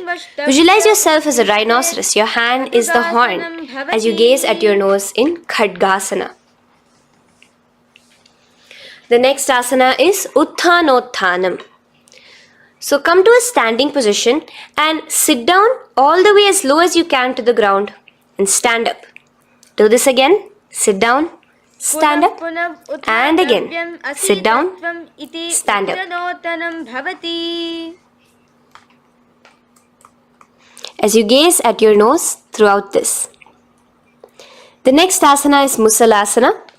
Now come back to a standing position. Raise your hands above your head, tall as you jump up and down repeatedly.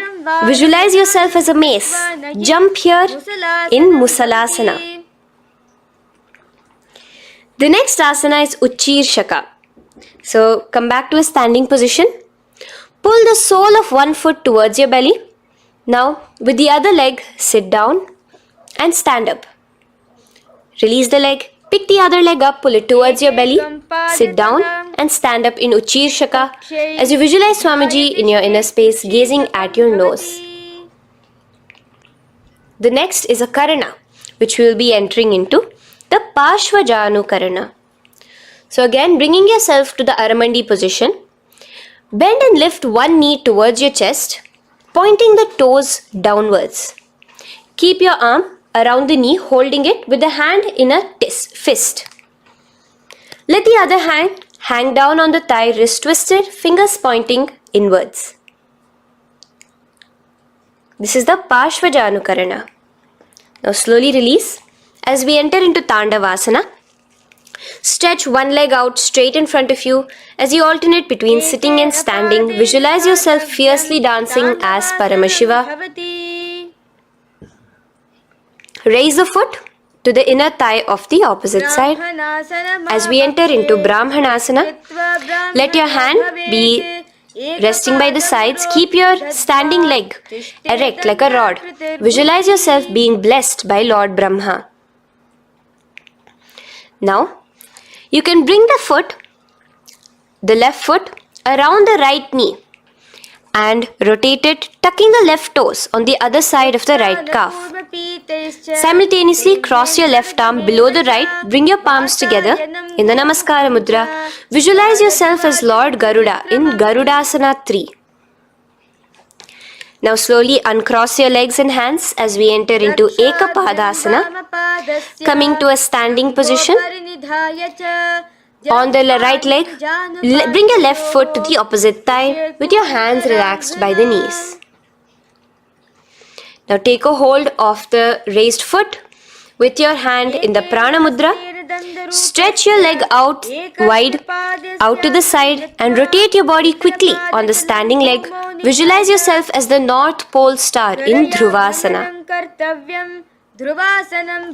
From here now, in the foot which is in your hand, just slowly, once you finish the rotating movement, in Trivikramasana, bring it up towards the back of your neck.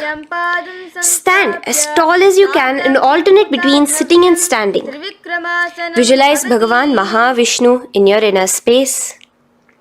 Now you can take the leg out from behind your neck and stand straight. As we repeat the Parshvajanu Karana on the other side, bring your knee up to your chest, clasp your knee in a fist while the other hand comes to the opposite thigh. Hold there for a second and stretch your leg out. In Tandavasana, sit and stand. Visualize yourself fiercely dancing as Paramashiva. Bring the foot to the inner thigh, standing straight like a rod. Get your hands by your sides. Visualize yourself being blessed by Lord Brahma. In Brahmanasana on the other side. Move into Garudasana 3 on the other side as you rotate your leg over, your hand under. Visualize yourself as Lord Garuda. And uncross yourself as we move into Ekapadasana on the other side. Bring your foot to the inner thigh, to the root of the thigh, and stand straight. Clasp your toes, stretch it out as we go into Dhruvasana on the other side. Visualize yourself as a pole star rotating quickly. Come back to a standing position and bring your foot behind your neck. In Trivikramasana, sit and stand. Visualize Vishnu, Bhagavan Mahavishnu in your inner space. Now, stand tall as we do the Samanakha Karana. Stand with your feet close together, toes slightly pointed outwards. Keep both the hands to the side of the body. Take a moment to breathe in and breathe out and relax. Now, slowly relax and from the standing position, slowly bend forward, bringing both your hands underneath your knees. Now once you have squatted down fully, interlace the fingers together in the Parashamudra. Bring that interlaced fingers in front of your navel. In Ghorakanjali Asana, visualize the great sage Goraknatha, the founder of the Natha Yoga Hindu Sampradaya. As you do the Jiva Chala Kumbhaka, engage the Moola Bandha. The next asana is Kanchyasana. So now just slowly unwind your hands from each other, from your navel, and now bring your hands from the opposite side inwards underneath your calves and wrap your hands around your back. Hold them together in the Parashamudra. Keep your body, your upper body upright, visualizing the Supreme Pontiff of Hinduism in your inner space. The next is Bhairu Asana. So slowly unclench your hands and bring them out from underneath your legs. Keep your feet and knees together and in a squatting position, bring your hands behind your back, clasping them together, remaining in the Parashamudra. As you gaze at your navel center, visualize Bhagavan Kala Bhairava, the Lord of Time, in your inner space. The next asana is Varahasana. Now to gain your balance, you can lightly spread your legs apart and bring your hands to the back of your behind you in the Anjali Mudra, palms together. Visualize a boar, one of the 10 incarnations, the Varaha Avatara of Mahavishnu, gazing at your nose. Now slowly relax, bring your hands out from behind you as we move into Pripithasana. With your hands in the Prana Mudra, with your index and middle fingers, clasp the respective big toes and come to a half squatting position where your hips are at your knee level. Visualize Swamiji in your inner space as you do this asana, Pripithasana. Slowly let go of your feet and place your palms flat on the ground in front of you with the fingers wide for balance. We're going to be balancing here in Bakasana. Place your knees on the back of your arms. Focus your eyes on one spot as you raise your feet off the ground, balancing here. Visualize yourself as a crow. The next asana is Shushtanga Kapali Asana. So now come to a kneeling position. So from there itself, you can directly put your head onto the ground, or else come to a kneeling position and place your head onto the ground. Palms spread for support. Raise your body onto your head, bringing your legs into the Padmasana. Gaze at your nose. Visualize Swamiji himself in your inner space. Come down now, uncrossing your legs as you come down.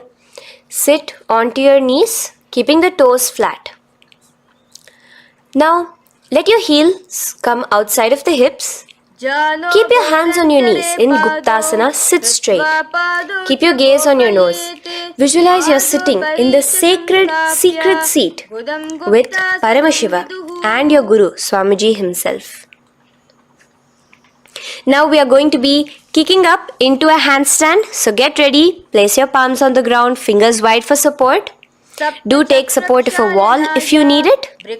And lift your body up straight above your hands. Visualize you are a tree in Vrikshasana 2 with deep roots into the ground. Breathe in and breathe out slowly. In the same position as we move into Shibhuasana, switch your gaze to the third eye. Hold it there for a few seconds and relax. Bring your feet back to the ground. Now lay flat onto the ground in a plank position and slowly lower your body towards the ground and push yourself up again. In Matsyasana 2, go down and come up, visualizing yourself as a fish. The next asana is Sarpasana 2. So here you're going to lay prone, completely flat now. You can lower yourself to the ground. Bring your hands to the hips. Extend your legs together and point your toes backwards. Lift your chest up and move left to right. You're moving like a snake while visualizing yourself as a snake in Sarpasana 2. Relax slowly, bringing your chest back to the ground. Now, keep your feet together, pointing backwards. As you bring your elbows onto the ground, rest your upper body on your elbows. Bring your hands together in the Padma Mudra with your little fingers and thumbs together and rest your chin on your hands. Niralambanasana, where feeling yourself completely supported, knowing that Swamiji is there in your life. Now, slowly relax, place your palms on the ground beside your chest and push yourself up, your hands straight up completely. As you bend your knees, bringing your feet to touch the top of your head. Lean your neck back, touching your head with your tip of your toes. See yourself, visualize yourself as an umbrella, protecting your Guru from the sun's rays in Chhatrasana. Slowly relax, you can bring your feet down. As we move into Vajrasana, just push your body back and sit on top of your knees, with the heels flat on the ground. Now stretch your arms in front of you with the palms facing downwards. Place your forehead on the mat. Visualize you are the weapon of Indra, the Vajra, symbolizing indestructibility as you gaze at your nose. As we enter into Meshasana, raise yourself into the same Gajasana position on your hands and legs with your hips pointed upwards and alternate striking the ground with the opposite hands. Experience yourself, visualize yourself as a powerful ram as you alternate striking the ground in Meshasana. Now stop striking the ground, bring your palms down again. As we move into Ajasana, kick your legs off the ground and lower your forehead to the mat. Let's do it again. Kick your legs off the mat. Lower your forehead to the ground. You are unborn, existing for all of eternity in Ajasana. Now, come to a seated position as we move into Dhanantara Asana. Sit on your heel with your legs together. Pull your toes underneath you. As you bring your hands top of the knees, gaze at your nose, visualize Swamiji in your inner space. Here, do the Ujjayi Pranayama, inhaling and exhaling like an ocean, Dhanantara Asana. From Dhanantara Asana, now interlace your fingers in front of you and then behind you. Stretch your arms towards all the sides, backwards, forwards. Giving a massage to the various different joints and muscles in your body. Lean forward, get up again. Continuing to visualize Swamiji in your inner space. Relax your hands and now take your respective heels and point them outwards, outside the side of your hips. Keep your hands on your knees with your thighs and knees resting on the ground, spine straight. Visualize yourself as Lord Garuda in Garudasana 4. You have Mahavishnu and Mahalakshmi on your back as you are flying. The next asana is Ananda Mandirasana. Now you can continue to remain in the same position. You can bring your feet pointing inwards. Use your hands to clasp underneath your ankle. Make sure your knees are spread out wide. Gaze at the third eye. Visualize residing in the blissful space of a temple. You are in a temple in Ananda Mandirasana. Now, as we move into Mandukasana, keep your knees wide and sit on top of your ankles. Your hands underneath your knees. Gaze to your nose. Visualize yourself as a frog. Suck in your stomach in the Udyana Bandha. And remember to do the Manduki Mudra, your tongue, your frog-like tongue, catching the nectar dripping from the Sahasrara Chakra in Mandukasana 2.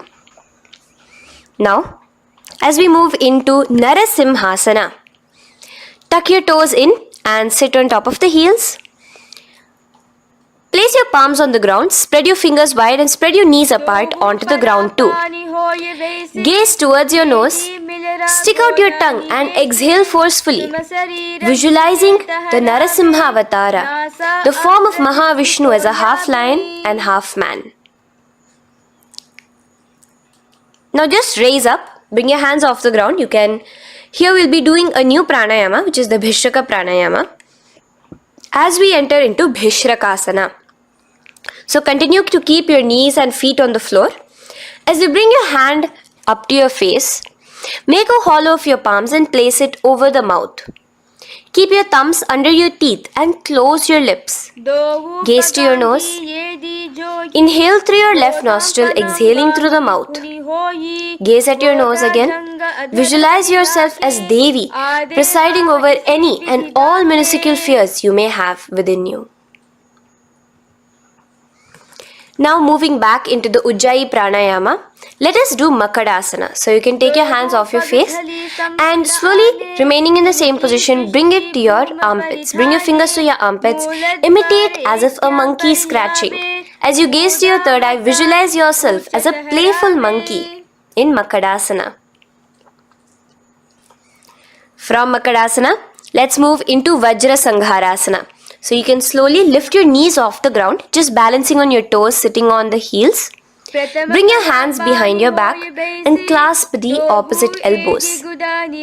Gaze to your nose, embody a diamond, visualize yourself as a diamond-like strength for yourself and your Sangha. The next asana is Khanjanasana. So now you can uncross your hands, rest on top of the heels with your knees on the ground. Keep the toes down, ankles crossed behind. Place your palms on the mat to your side. Suck your stomach in the Udyana Bandha as you gaze at your nose in Khanjanasana. Now, you can uncross your ankles and just sit with your toes flat. Keep your knees wide on the floor. Rest your hands on the knees. Just relax the Udyana Bandha, just sucking in your perineum in the Mula Bandha. Gaze at your nose, visualize yourself as a turtle with a stable body and mind to live for hundreds of years. And without changing anything in your physical posture, just visualize yourself uniting with Swamiji himself in Yogasana. Now, raise up onto your knees, cross your ankles behind your back until the feet are coming towards the opposite knees. Now, bring your hands behind you and hold on to the calves with the fingers inside, the thumbs outside. Gaze at the third eye as you visualize yourself in a space of oneness with Paramashivoham himself as Swamiji. Now you can uncross your ankles, come back to standing on your knees as we enter into Ushtrasana 2. So now, in a kneeling position, bend backward, hold your ankles with your hands. Keep your arms straight. As you push your hips forward and tilt your head backwards, visualize yourself as a camel in Ushtrasana 2. Slowly, in the same position, lower yourself onto your back in Jatyasana 2. As you are lowering yourself, experience yourself as a blooming lotus. Bring your head, the back of your head onto the mat. Gaze to your nose. Now, let's move into Viratasana. So, Try your best to do this without the support of your hands, but you can use your hand support if needed as you raise up from Jatyasana and back down. Raise up and go back down as you gaze at your nose. Raise up and go back down. Visualize Swamiji in your inner space. Now from Viritasana, raise your hips up higher, bringing your forearms onto the mat behind you in a short back bend posture. Hold the back of your heels in Kapotasana. Visualize yourself as a beautiful dove, a Kapota, in your as we move on from Kapotasana into Varasana. So stand upright on your knees with the toes tucked. Hold your arms with the opposite hands. Gaze at your nose. This is the boon fulfilling posture. Visualize your boon becoming a reality directly from Paramashiva himself in Varasana.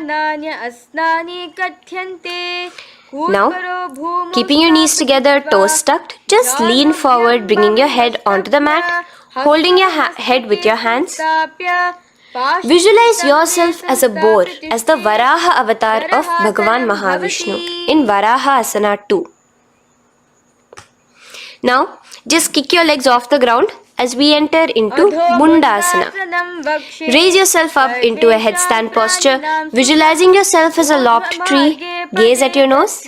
Breathe in and out in the Sahaja Kumbhaka. Slowly come down now. Relax. Come to a kneeling posture. Sit on your heels. Bring your head down beside your knees, your elbows adjacent to the knees, your hands holding your head. Exhale through your mouth as you gaze at your nose, visualizing Swamiji in your inner space in Andhasana. Now from here, push yourself off the mat as you come lying prone on your belly. Let your arms be extended straight out and together lift your thighs, arms and chest off the ground, stretching your body, balancing there. Visualize yourself as a locust in Viparita Shalabhasana. The next asana is Kapalasana. So slowly lower yourself back to the ground. Now laying on your belly, bring your arms to your side, palms downwards. Keep your forehead on the ground and your chest on the mat. Only lift your legs up into the air. Only your legs are lifting up. Visualize yourself as a skull. You are a mind with purified thoughts, a strong will to attain enlightenment in Kapalasana. The next asana is Akasha Kapotasana. So now, in the same position as you are, let your arms be straight out behind you. As you kick your legs up and over your head, bring your feet slowly to the mat in front of you. Push yourself, balance there. Visualize yourself as a free and open flying dove in Akasha Kapotasana. Bring your legs back out as you lay flat on the mat. Now push yourself onto your knees.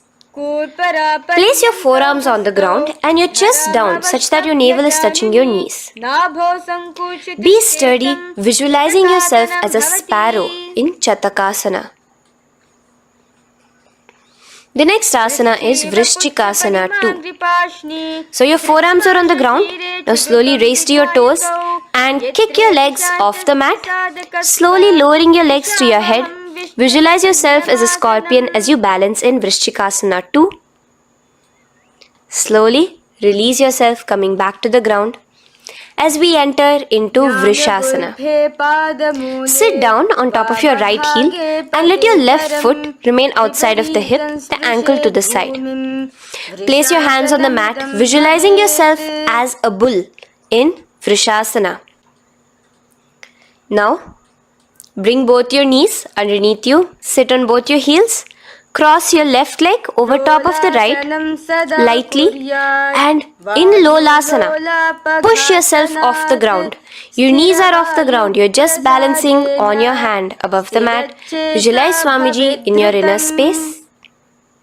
Lower down now. Bring the left foot now outside. Bring the right foot out and sit on your left heel now as we do Vrishasana on the other side. Visualize yourself as a bull. From here, let us get into a very powerful asana, Balagunasana. So, place your left toes on the ground, sit on the heel of your left foot. Place the right foot flat with the knees raised towards your chest. Maintain your palms on the respective knees. Be upright. Visualize Balagunahai, one of the 84 siddhas in your inner space in Balagunasana.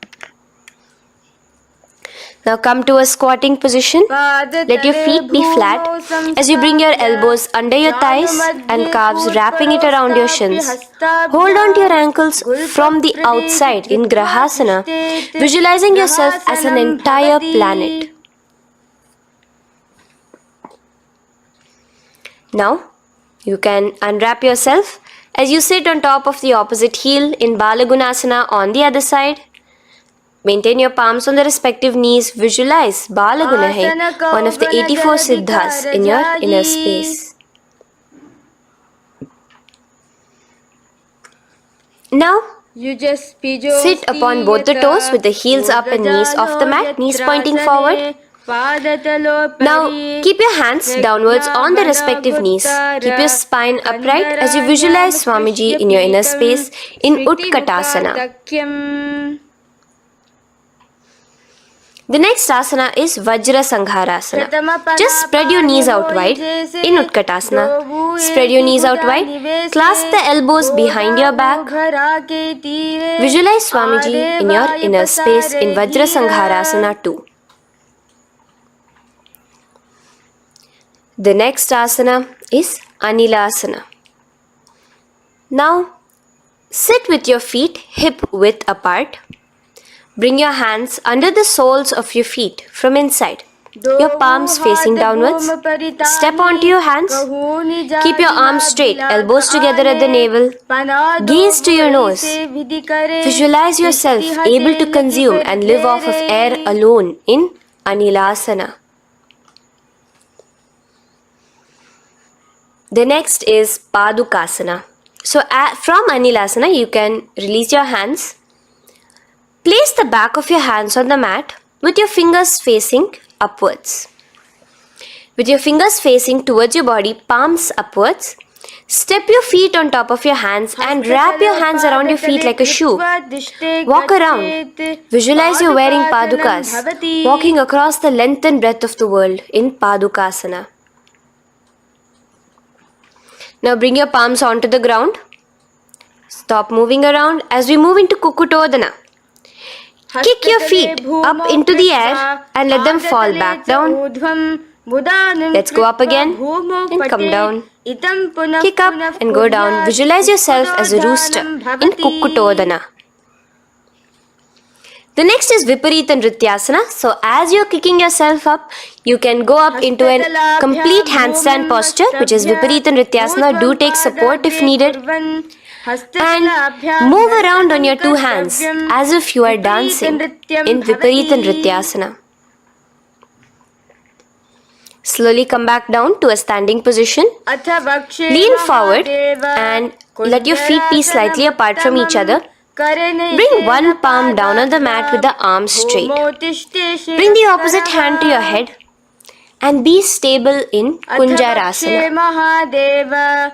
Now just put that hand down as you bring the other hand to your head, repeating Kunjarasana on the other side. Be stable here. Now you can squat back down onto the ground. Keep your feet flat. Hold your respective ankles and lift your feet off the ground in Kadamba Asana. Visualize yourself as a Kadamba tree, a pious tree that promotes a long life. The next asana is Pavana Muktasana. Now sit back down onto the ground, bring your knees towards your chest. Let your hands wrap around your knees, hold it close to your body. Visualize all the excess vata, air, just balancing and releasing in your system in Pavana Muktasana. Now, let us move into Chakorasana. So first stretch your legs out in front of you. Bring one leg behind your head. Now place both hands on the ground and lift your body off the ground while lifting the other leg too, up straight. Visualize yourself as a powerful source of energy. Gaze at your third eye in Chakorasana. Slowly relax back down. Now hold your left toes with the left hand, index and middle fingers. Pull the foot to the left ear. We are entering into Dhanurasana 2. Extend your right leg out, keeping straight. Hold the big toe with your right hand. Visualize yourself as a bow in Dhanurasana 2. The next is Ashtavakrasana. So lift your left leg over top of the left shoulder. After releasing your hands, bring the right foot across and hook it on top of the left foot. Lean forward and down, keep your palms onto the ground. Extend your legs out to the left, lift your head up and chest. You're completely balancing only on your hands as you visualize yourself as a flying crane in Ashtavakrasana. Now slowly relax down. From here, bring your right foot to the left thigh and your left foot flat onto the ground. Knees raised up. Have your left shoulder underneath the respective leg and place your hands flat on the ground. Gaze towards your third eye. Visualize you are immortal, able to exist solely from prana alone in Pranasana. From here, moving into Parshva Matsyendrasana. Place your right foot at the root of the left thigh. Then the left leg by the side of the right knee. Hold the left leg by the right hand. Twist your body out. Remain steady here, gazing at the third eye. Visualize Matsyendranatha, the great Rishi, Yogi, master of Hatha Yoga, in your inner space. Now slowly unwind yourself.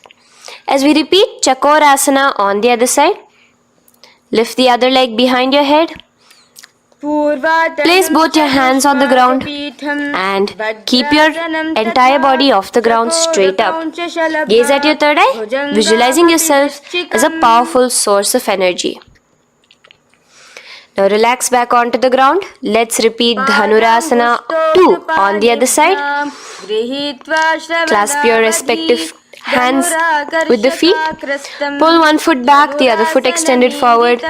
Visualizing yourself as a bow. Release your feet as you cross them over each other, over top the shoulder in Ashtavakrasana on the other side. Raise off the ground.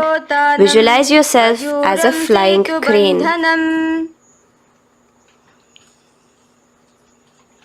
The next asana, we'll be repeating Pranasana on the other side.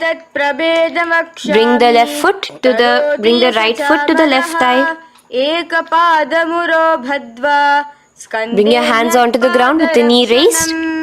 Gaze at your third eye, visualizing yourself able to live off just prana, just air alone. And relax as we do Parshva Matsyendrasana on the other side.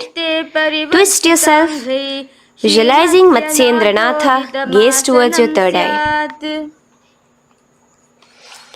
And from there, let us enter into Ardha Paschimottanasana. Keep one leg straight and press your perineum with the other heel. Bring your chest forward and down. Hold your toes and feet and bring your head towards your knees.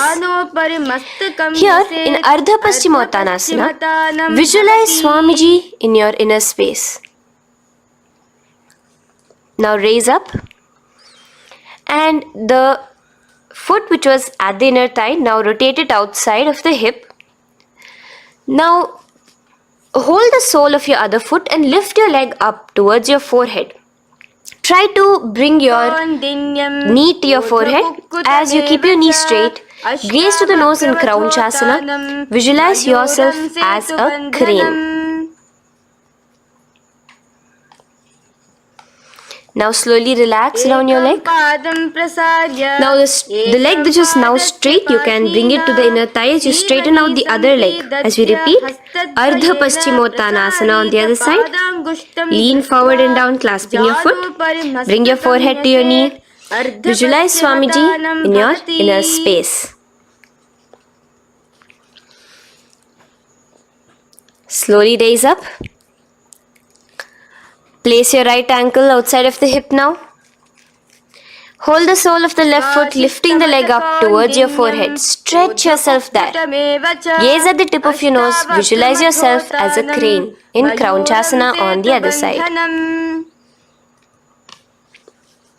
Now, from here, bring the soles between the thighs and calves. So once you have relaxed yourself, bring your soles between the thighs and calves. Keep your spine straight, palms resting on your knees. Visualize a swastika, embodying peace, well-being, good fortune and prosperity as you gaze at your nose in swastikasana. Now, without changing anything about your position, just take your hands alone. Cover the respective heels with your hands in Gorakshasana as you tuck your chin to your chest in Jalandhara Bandha. Gaze at your nose. Visualize the great Rishi Gorakhnatha, the founder of the Natha Yoga Hindu order. Now release the Jalandhara Bandha. Continue to keep the Mula Bandha engaged throughout the whole sequence. As you raise one foot to the opposite thigh, bring your hands to your face in the Shanmukhi Mudra, closing your eyes with your index finger, nose with the middle finger, ears with the thumbs. Gaze at your third eye as you meditate on Swamiji himself, the Supreme Pontiff of Hinduism.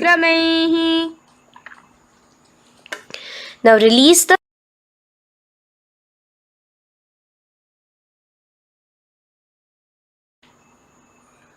Shanmukhi Mudra. And in Yogasana 2, bring your legs into the Padmasana position over the opposite thighs. Keep your hands flat onto the ground beside your knees with the palms facing upwards. Sit straight, gaze at your nose.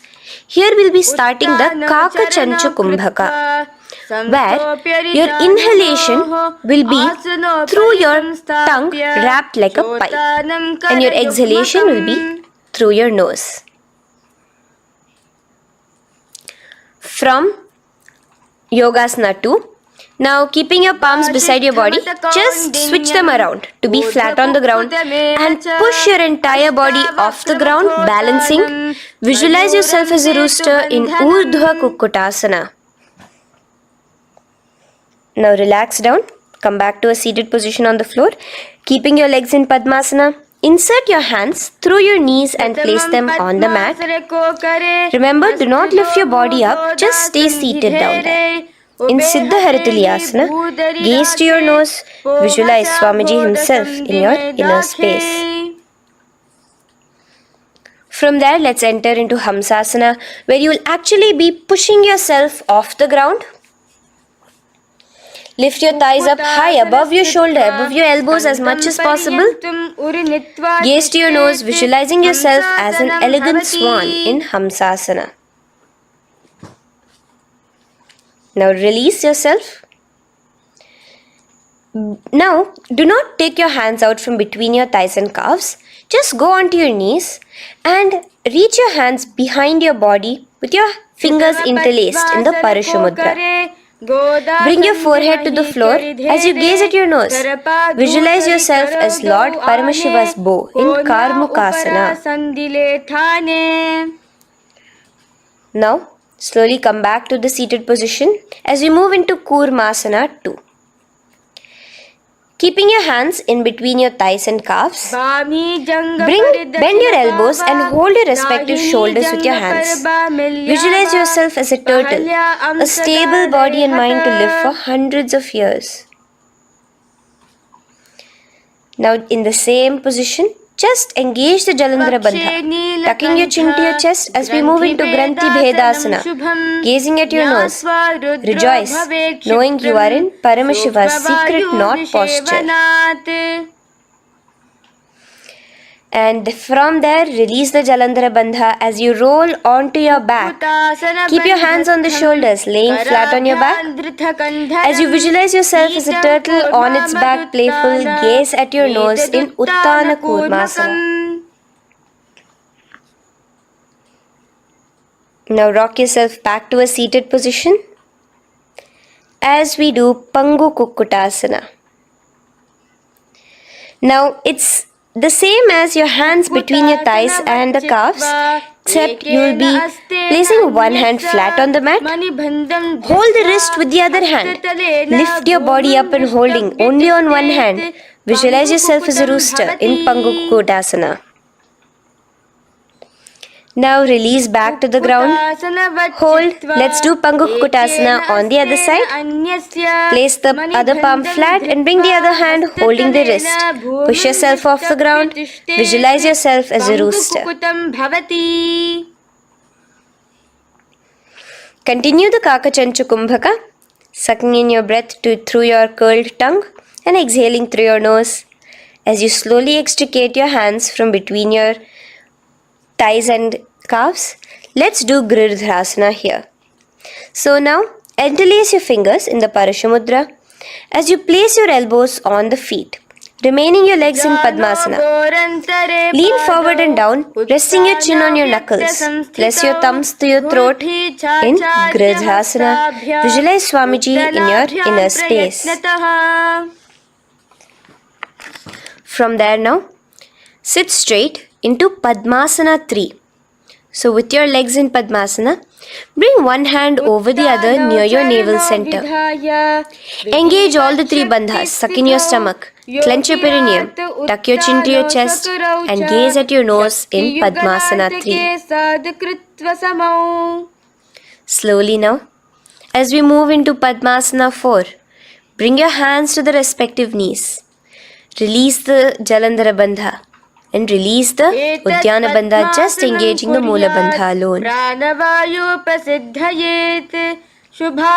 Visualize Paramashiva in your inner space as you gaze at your nose in Padmasana 4. Now we'll be entering into Karmukasana 2. So in the Padmasana position, hook your right hand index and middle finger in the Prana Mudra around the toe. Pull it back while your left hand rests on the knee. Now, as you visualize yourself as Paramashiva's bow, just release your right foot, bring your left hand to the left toe, right toe, and let your right hand be on the right knee. Now from here, let's do Karmukasana 3. So you can release your toes, cross your hands behind your back, continue to keep your legs in Padmasana, and with your respective hands, cross behind your back. Hold on to the toes in the Prana Mudra. Engage all the three bandhas, suck in your stomach, clench your perineum, tuck your chin to your chest. Visualize yourself as Paramashiva's bow in Karmukasana 3. Slowly relax the bandhas, just keeping the Moola Bandha. Continue to hold on to your toes. Release the Udyana Bandha and the Jalandhara Bandha. Switch your gaze to the third eye. Visualize you are Paramashiva's third eye itself. Anything you come across, you just rejuvenate it, destroy it in Dridhasana. Now, try to keep your hands at the toes. If not, just keep your hands crossed behind you as you lean onto your back in Padmasana, where you are entering into the Nagrasana position. Lay flat onto the back, visualizing yourself as a snake, gaze at your nose in Nagrasana. Do the Sahaja Kumbhaka, simple breathing, inhaling and exhaling.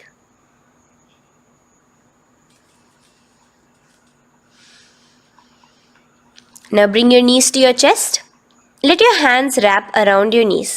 Slowly uncross your Padmasana and bring your knees to your chest.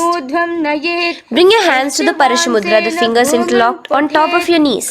As you pull your chin up to your knees, visualize yourself as a ball in Kandukasana. Now relax. Bring your feet onto the ground, the knees pointed upwards in Urdhva Pavanasana. As you interlace your fingers, bring the interlaced fingers behind your head. Laying down, gaze at your nose in Urdhva Pavanasana. The next asana is Marakata Pithasana.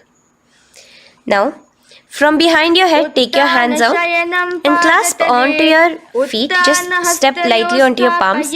As you push your hips up into the sky, automatically engaging the Jalandhara Bandha. Visualize yourself as a powerful alpha ape in Marakata Pithasana.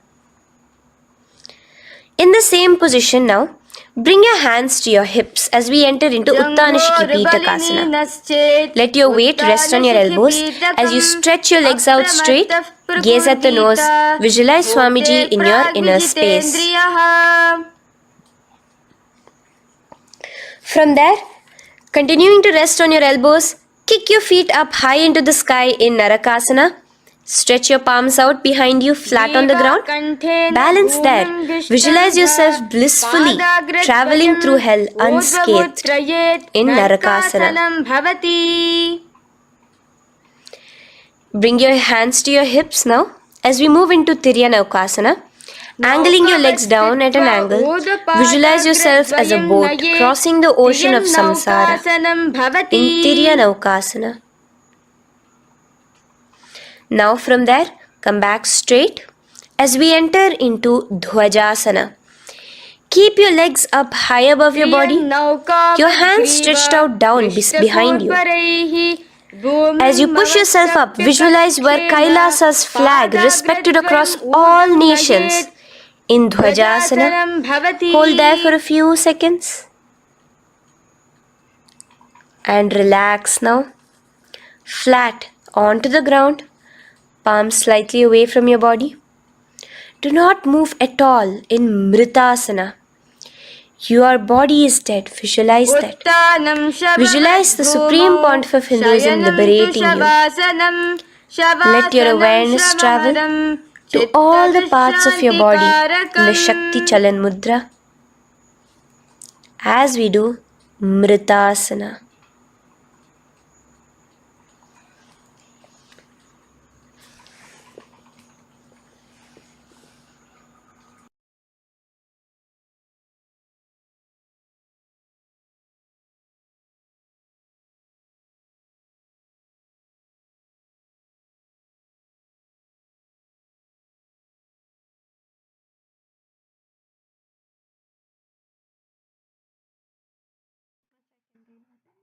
ॐ पूर्णमदः पूर्णमिदं पूर्णात् पूर्णमुदच्यते पूर्णस्य पूर्णमादाय पूर्णमेवावशिष्यते ॐ शान्ति शान्ति शान्तिः हरिः ॐ तत्सत् सर्वं भगवच्छ्रीनित्यानन्दपरमशिवपादुकार्पणमस्तु ॐ नित्यानन्दम्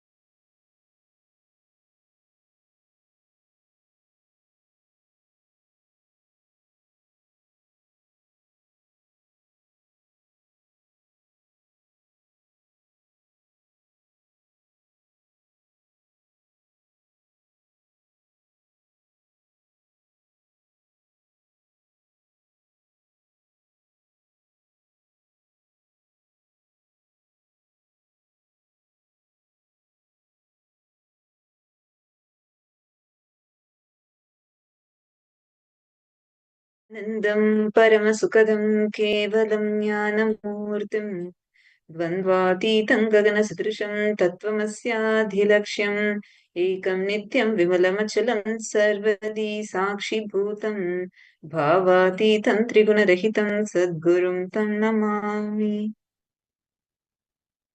Nityanand, to all the participants that are here with us. Hope all of you had a wonderful yoga session. How was yoga for all of you? Actually, I'm seeing many of you participative and continuously doing the two having breakthroughs in different levels. Anyone here who is struggling with asanas, feel free to post here in case you're struggling with any specific asanas, because we will help you to be able to manifest, see, doing the complicated asanas or bending your body and like continuously doing those flexible asanas that are there. It is not just you doing the yoga, but your kundalini, when it's getting awakened, automatically your body would do it. It's a very powerful technique that we have.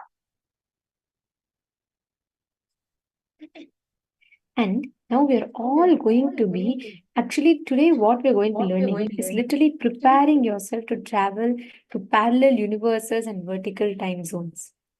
Your whole body, your mind, everything needs to be trained and prepared for it.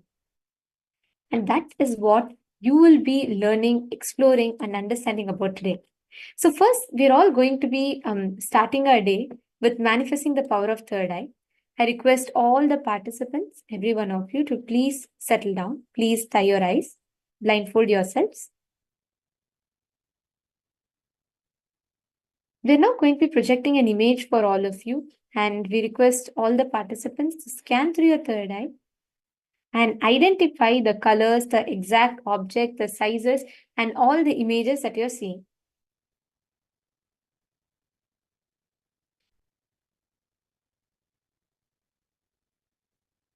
Please close your eyes.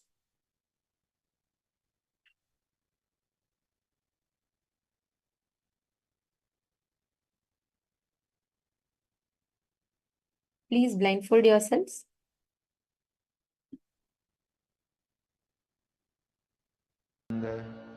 Paramashivoham Om Nityananda Paramashivoham Om Nityananda Paramashivoham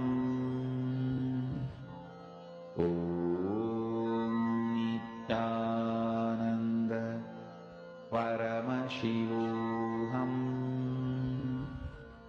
Om Nityananda Paramashivoham Om Nityananda Paramashivoham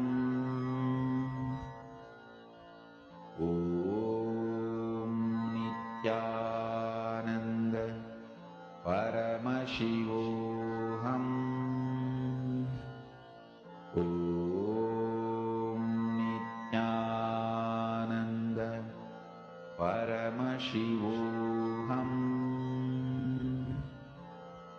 Om Nityananda Paramashivoham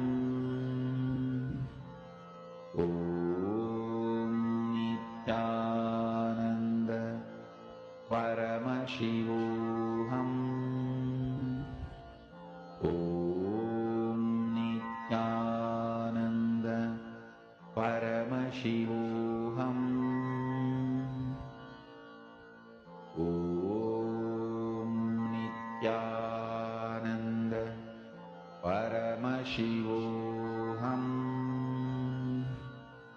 Om Nityananda Paramashivoham Om Nityananda Paramashivoham Om Nityananda Paramashivoham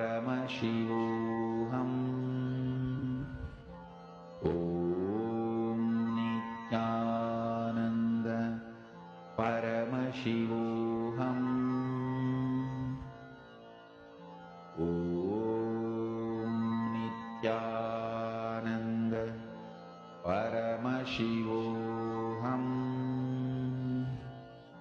Om Nityananda Paramashivoham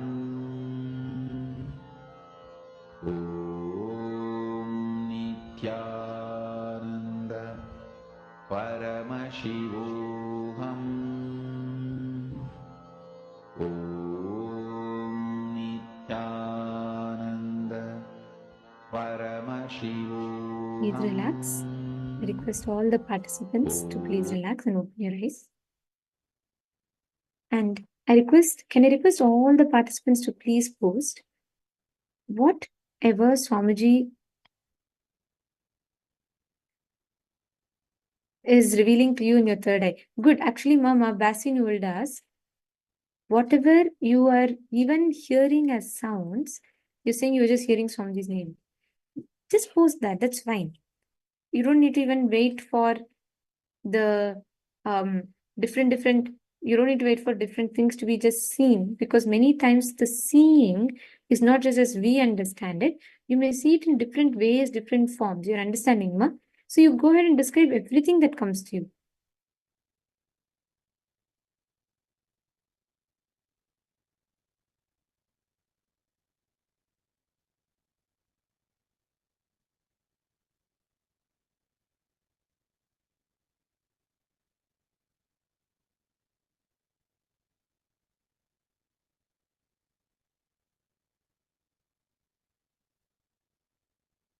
Okay. Shall we see what the answer was?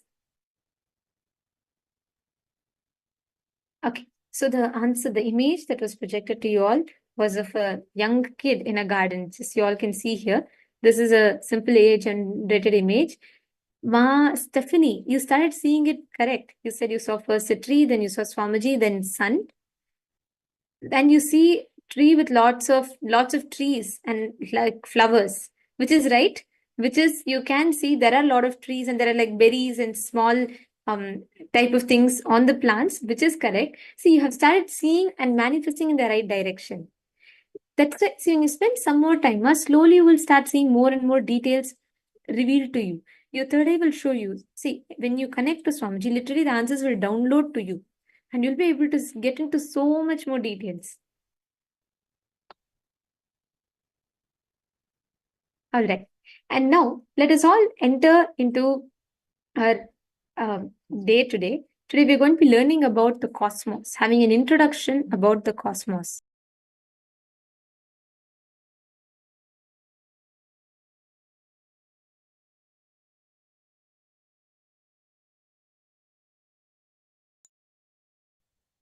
Now, we're going to be first understanding and having an introduction to parallel universes and vertical time zones. And let us all enter into the session, listen to the revelations now.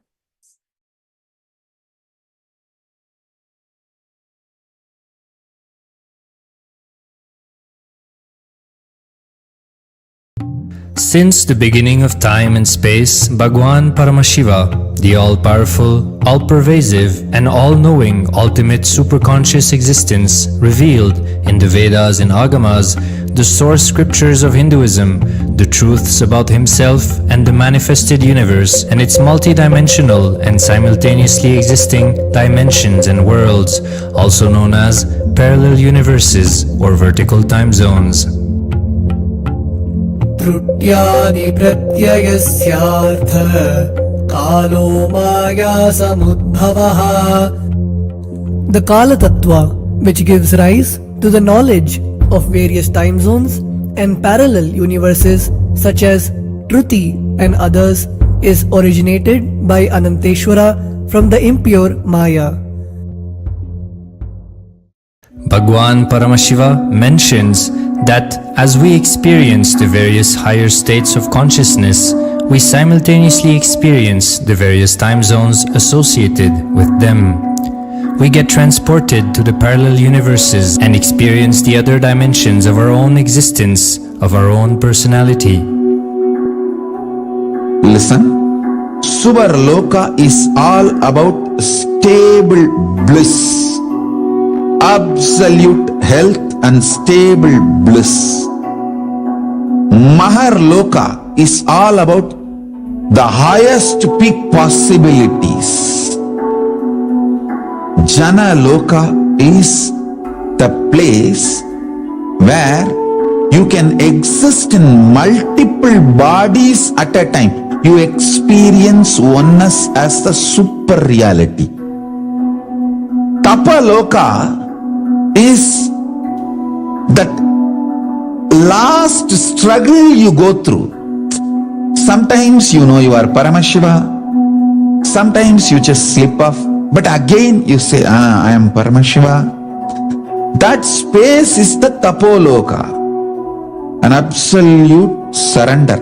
Whether I am remembering, I am manifesting Paramashivatva, or I am deluded, I surrender both to Paramashiva. When you take that decision, you are lifted to Brahmaloka. You move to the Brahmaloka. The deep surrender lifts you to Brahmaloka. Then from there you move to Parandama, Vaikunta, and Kailasa, then Mahakailasa itself.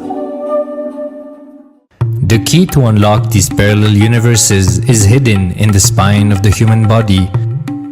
Human beings, only human beings on this planet Earth are empowered, hardwired, capable of migrating to parallel universe. Understand? Your spine is not only hardwired, capable of fuel, charged to lift you off to different parallel universes. Sukritan manavo bhutva jnani chen mokshamapnuyat chaturashita-laksheshu sharireshu sharirinam namanusyam vina yatra tattvahanantu labhyate. Of the 8.4 million bodily forms, the human body is the most important, for it is this form in which one gets knowledge of the essence. This knowledge of essence cannot be attained in any other form other than human. The possibility you have need to be told to you. Understand? Even though animals have spine, because the majority of the time they spend horizontally, the spine is not capable of getting fuel with a subtle fuel called ojas. The ojas need to be filled in your spine, and the kundalini need to be ignited for you to reach parallel universe and different vertical time zone spaces.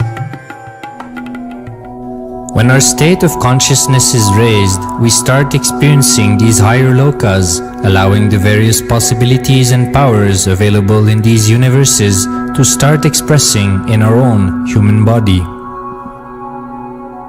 Recently, scientists have discovered that the human body, particularly in the brain, naturally produces light in the form of biophotons, and that when our state of consciousness is lifted, the brain moves from producing a normal 20 photons of light per centimeter square per second to more than 100,000 photons of light per second. That shows us that as we start to experience higher and higher states of consciousness, we start to produce huge amount of light, which is directly proportional and translatable to the amount of possibilities and powers that start to manifest on this plane, as well as the freedom from pains and sufferings experienced by beings in lower states of consciousness. These higher lokas gives you various possibilities, powers. For example, visualize you going to a different country where the electronic gadgets are easily, freely available. So naturally, everything you can gain through the electronic gadgets will be available to you freely. Same way, Kamadhenu, Karpaga Vriksha, Parijata, all these are like different gadgets, possibilities available in different lokas. Please understand, a permanent, irreversible power manifestation from the upper lokas is possible. Once these possibilities and powers start to express in the human body on the Bhuloka, our present plane, we reach a point of no return, where the cognitive shift which happens in us about who we are and what is the reality hidden behind this perceivable world frees us from the deluded ideas we have about ourselves and the life in the cosmos. The moment your consciousness is empowered to access and to exist in the parallel universe, no force in this Bhuloka, planet Earth, can torture you, abuse you, suffocate you. It is irreversible, permanent enlightenment, irreversible, permanent empowerment. In the source scriptures of Hinduism, the Vedas and Agamas, Bhagwan Paramashiva reveals about the importance of being initiated by a guru who is fit of giving initiation for us to raise into the various states of consciousness and experience the higher time zones.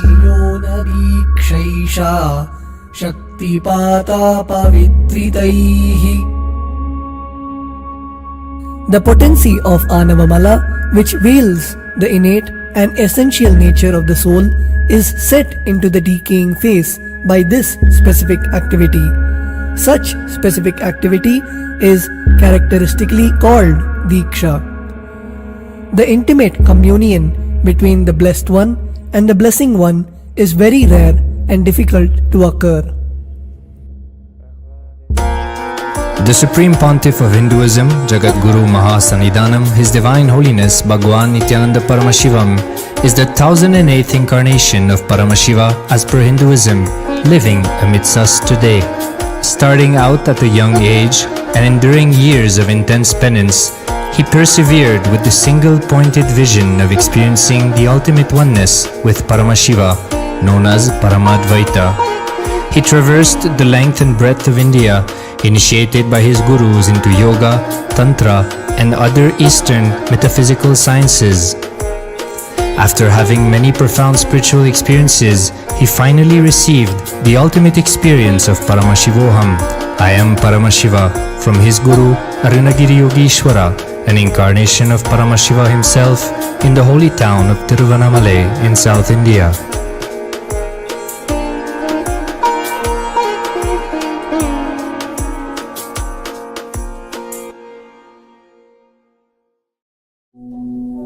The brain is the body's most complex organ, containing more than 100 billion neurons, each of them in chemical and electrical conversation with up to 10,000 other neurons.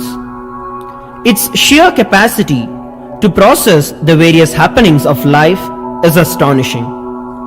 The scientific studies on the Supreme Pontiff of Hinduism's brain remarkably shows that the complexity presents no difficulty for the Supreme Pontiff of Hinduism in managing his brain's activity. The Supreme Pontiff of Hinduism's capacity to control his brain is very fluid. He can easily shift his brain function and alter his brain waves, allowing the travel into various time zones possible and effortless. The results from the scientific studies conducted on the Supreme Pontiff of Hinduism showed that the human body and brain is able to choose to alter the body and to travel to other dimensions at will. The possibility for people to experience the healing capabilities as well as the higher states of consciousness is an event of immense benefit for humankind. The science of altering the rates and progression of many physical diseases, mental instabilities, and ultimately the superconscious breakthrough has now been made available and achievable for today's humanity. The Supreme Pontiff of Hinduism is a bridge between the visible and the invisible. He is also a bridge between the age-old world of mysticism and the modern world of science and discovery. As brain research continues on a widespread basis, and as we appropriately bring the phenomena of mysticism into the realm of science for further study, we are taking strides on the path of physical and mental health as well as superconsciousness. I'm going to empower, enlighten each and every one of you with the fuel and energy of the parallel universe. It can make you tireless forever. It can just kill the boredom once and for all in your life. It can just make you manifest third eye power right now. You may experience intense levitation right now.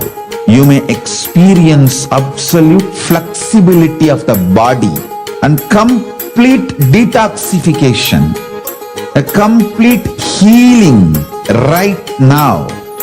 There can be multiple possibilities. I'll infuse this intense supernal effulgence DNA, Tejas, Ojas, Kundalini Shakti into your spine to consciously lift you to Mahakailas.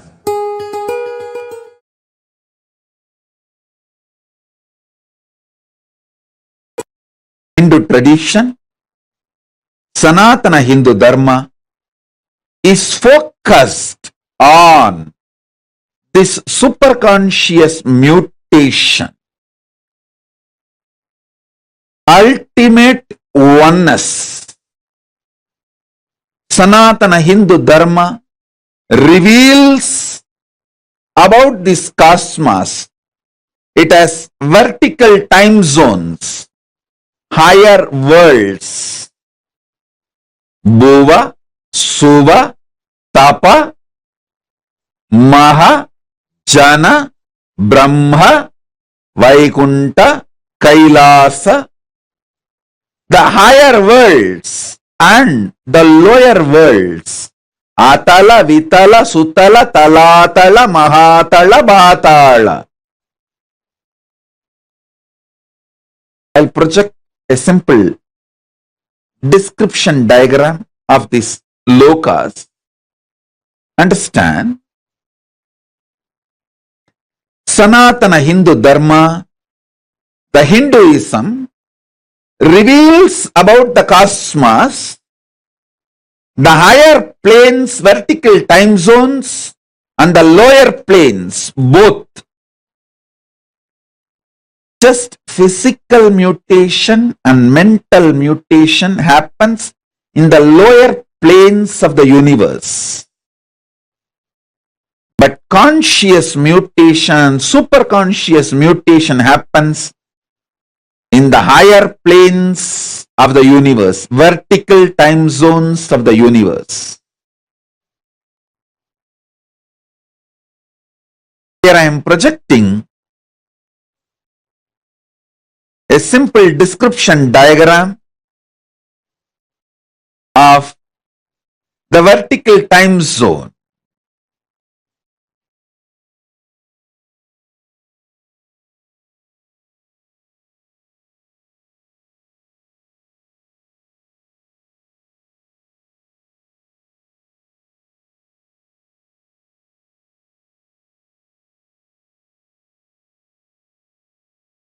To understand,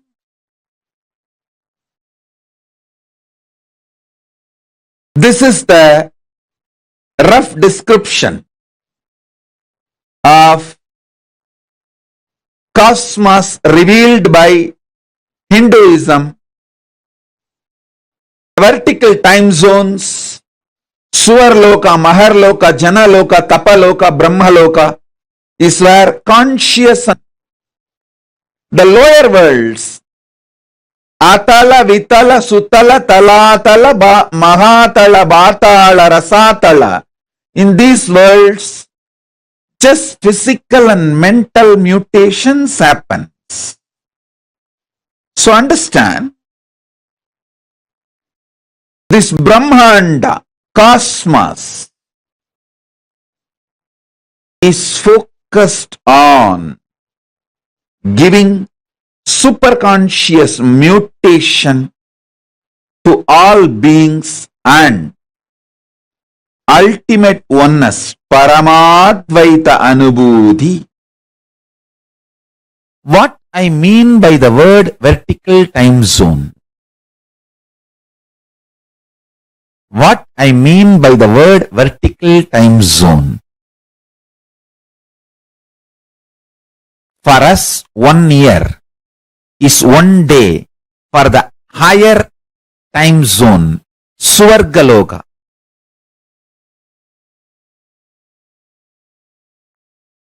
That is why Nataraja, the god of Swargaloka, receives 6 Abhishekam in a year. Because for Devatas in Swargaloka, the 1 year of Bhumandala, Bhuloka, 1 year of planet Earth is 1 day in Swargaloka. There are vertical time zones, Bhur, Bhuva, Suva, Tapa, Satya. The Satyaloka, where Brahma resides, there 1 day of Brahmaloka is 4.32 billion human years. Understand? 1 day of Swargaloka means the vertical time zone above us. Bhur, Bhuva, Suva, Tapa. It goes and Satya, then beyond Satya is Vaikunta, beyond Vaikunta is Kailasa.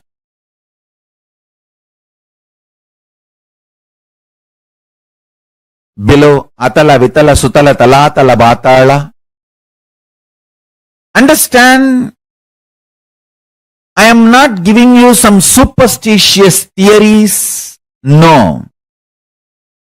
I'll give you precise understanding and experience of these vertical time zones. And understanding about these vertical time zones as a direct utility for your day-to-day life. It can bring tremendous physical health, mental health, psychological wellness, a very powerful way of existing, and above all, life of Paramashivoham. You can exist embodying the space of Paramashiva, state space of Paramashiva, and manifest powers of Paramashiva. Understand?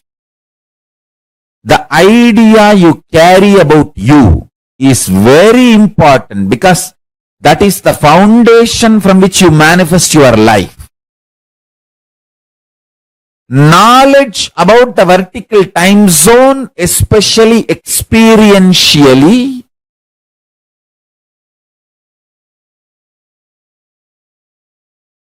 can change absolutely your life for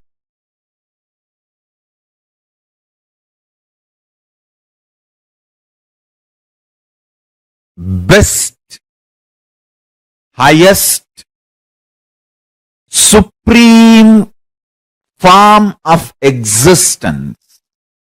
the Paramashiva Jnana makes you experience the state space powers of Paramashiva.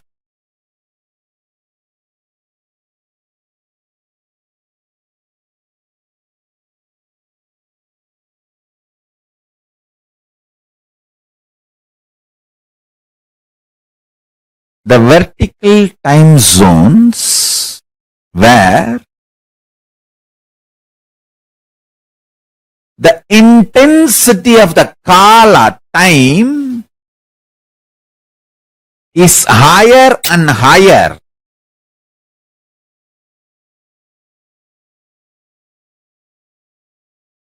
Understand, last few satsangs I was explaining about these 4 points. Matter, mind which experiences matter, intelligence, buddhi which makes decision, consciousness, pure space of Paramashiva. This 4 component put together is your reality. In horizontal time, all these 4 are equally felt. I can roughly compare like a 25%, 25%, 25%, 25%. 25% matter, 25% mind, 25% intelligence, 25% consciousness. That's the way you experience the reality. If the intensity of the consciousness increases, for example, the consciousness becomes 30%. So, its influence on the buddhi, intelligence also increases. So, intelligence becomes 30%.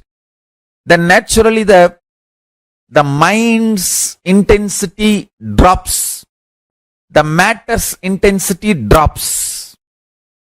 So, this two becomes 20-20 and this two becomes 30-30. So, the whole thing tilts, means you enter into the vertical time zones.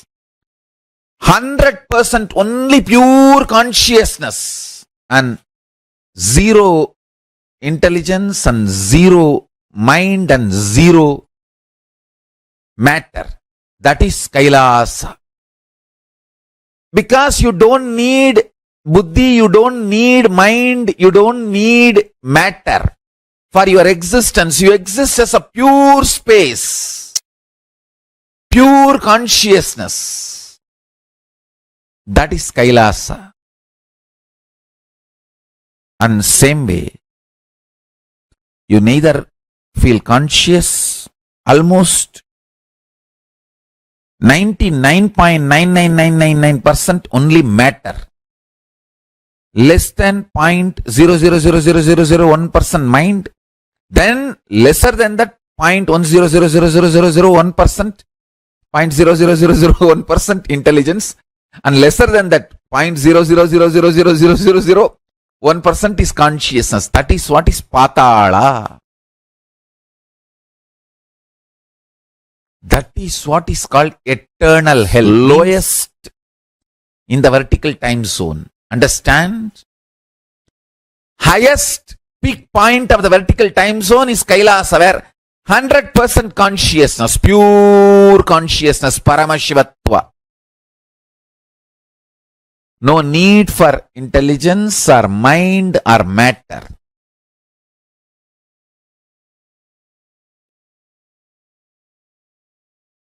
Then next is Satyaloka, where 99% is consciousness and 1% is divided into 3. 33.33 is intelligence and 0.33 is mind and 0.33 is matter. Like I'm giving you all rough equations for you to understand.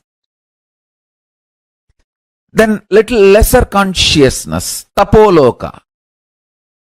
This is the way the vertical time zones are placed. Bhur, Bhuva, Suva, Tapa, Satya and Kailasa. The lower part, Atala, Vitala, Sutala, Talatala, Patala. Lower time zones. Understand, all the tapas, all the purification methods in Hindu tradition is to raise you to the higher vertical time zones. That's all.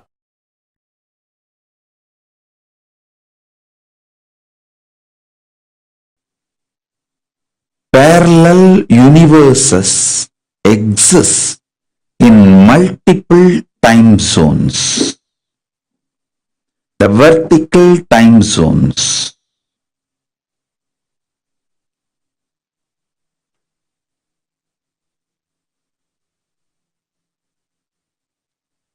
The more you know about how different countries work, the social structure, political structure, legal structure of different countries, if you know more about it, you have the freedom to choose.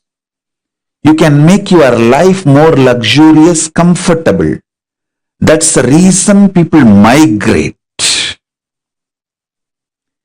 Migration is one of the greatest freedom human beings have. When you have the knowledge, you are empowered to choose. Now listen, the greatest news is not only you are empowered to migrate to other countries, human beings, only human beings on this planet Earth are empowered, hardwired, capable of migrating to parallel universe. Understand? The reason why Paramashiva is revealing the truths about the parallel universe is not just to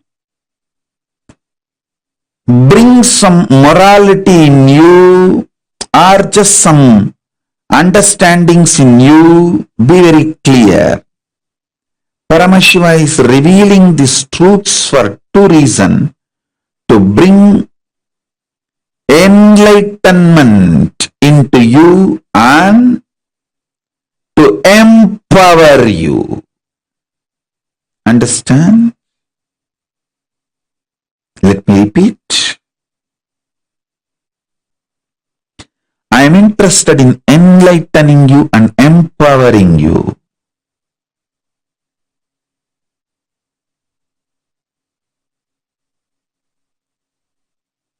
Even if I give you one glimpse of the parallel universe, you will have irreversible enlightenment.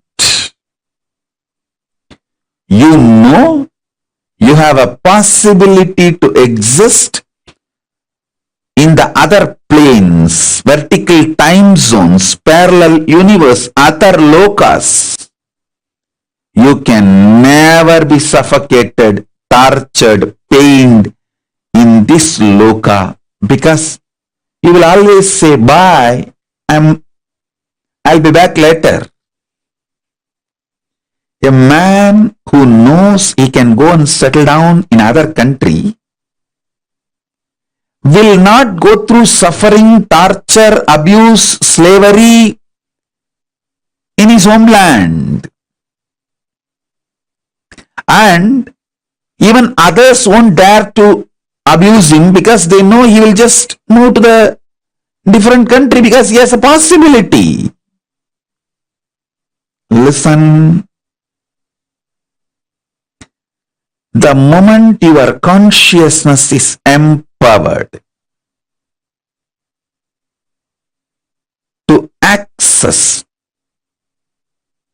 and to exist in the parallel universe, in other lokas, in the vertical time zones, No force in this Bhuloka, planet Earth, can torture you, abuse you, suffocate you.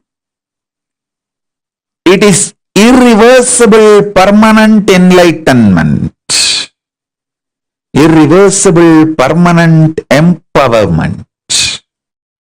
If you understand and start facing yourself in the parallel universes, parallel multiverses, first thing will happen to you is you will understand the whole cosmology and cosmos logical. The logic of the cosmos. Logic of the cosmos is natural law of life, dharma.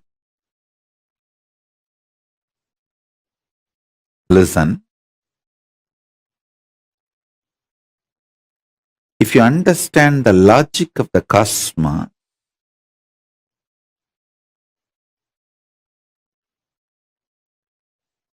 you will have so much power. So much power.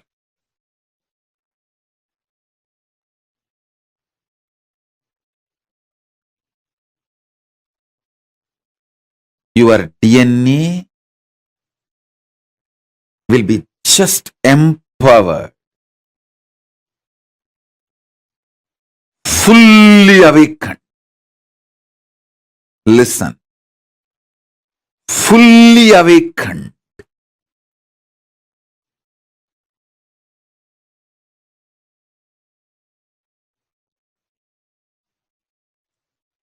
Whether it's a powers or the state, space,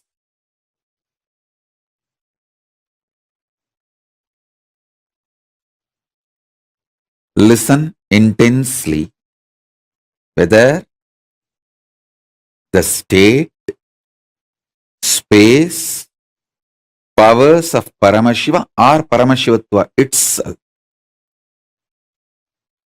Your DNA, your biochemistry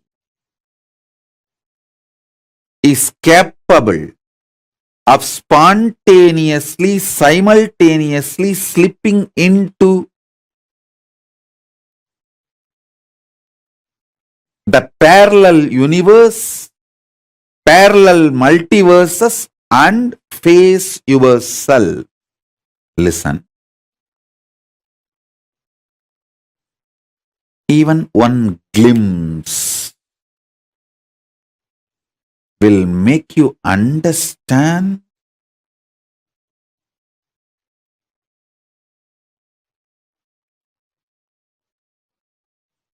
the magnitude of Hinduism. What Hinduism is capable of doing to human beings.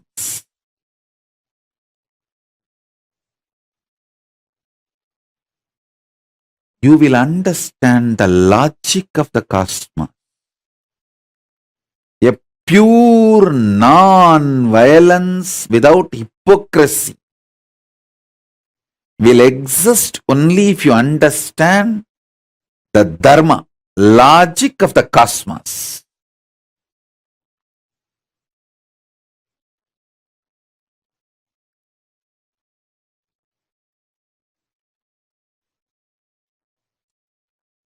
You will become so life positive.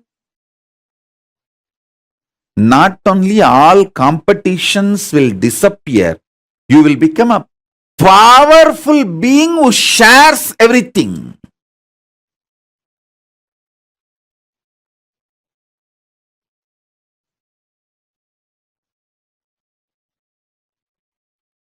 You will not be doing social service just for some hidden gains, indirect agendas.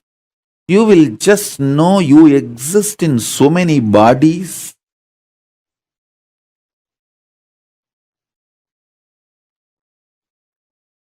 You enjoy life in so many ways. It is like spontaneous sharing.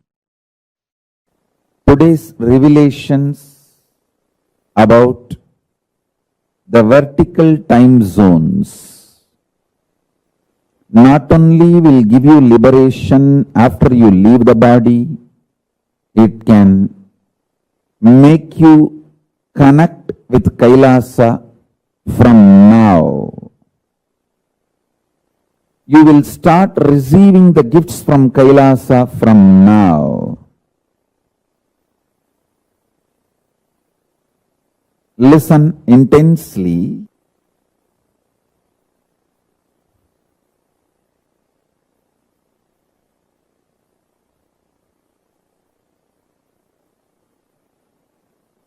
The conscious conclusions you arrive forms the basis of your life.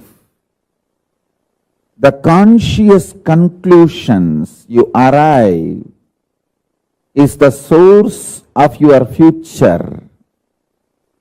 From the conscious conclusions you have, your future manifests. Now focus on,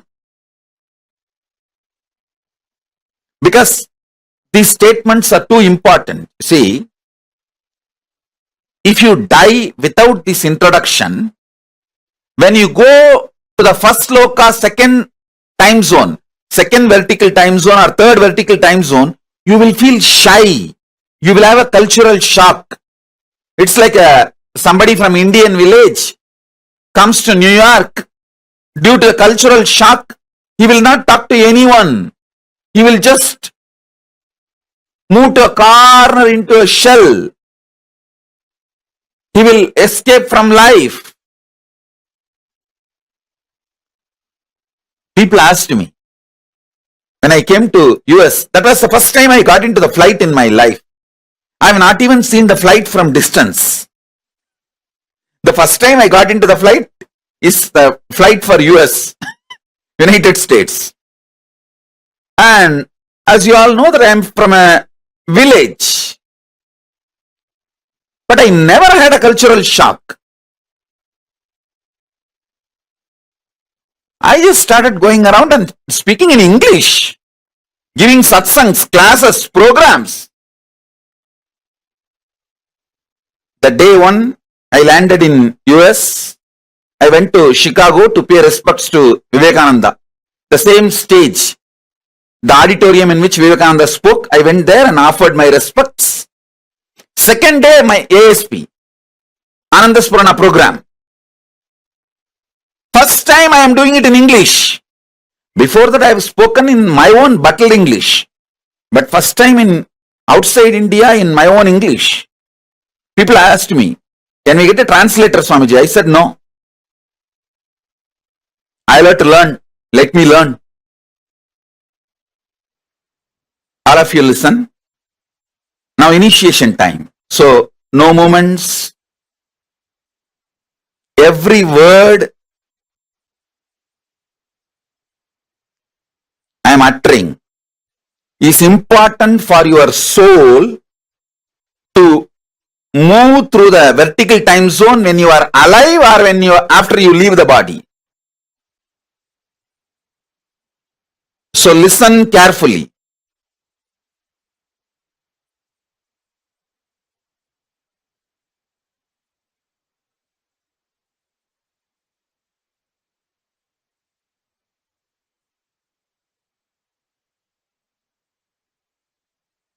Listen.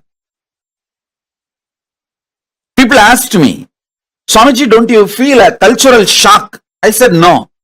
Because from the young age, in my village, Tiruvannamalai, I have seen tons of foreigners from all countries coming for seeking enlightenment.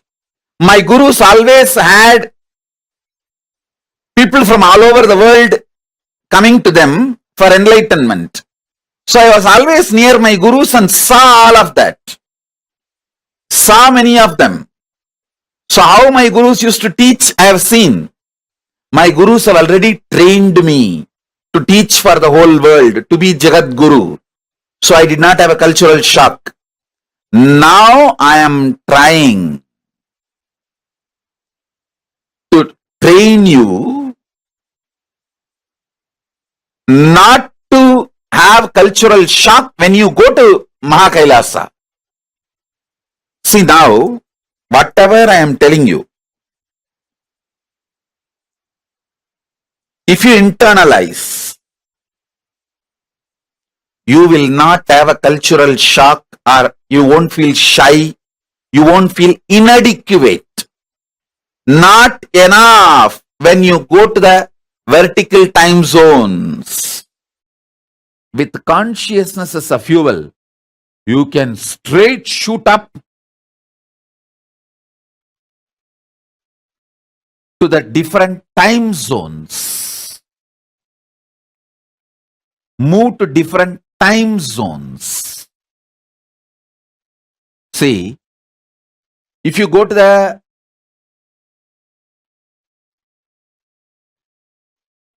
higher altitude, the world, many the governments have established that station in the space research station.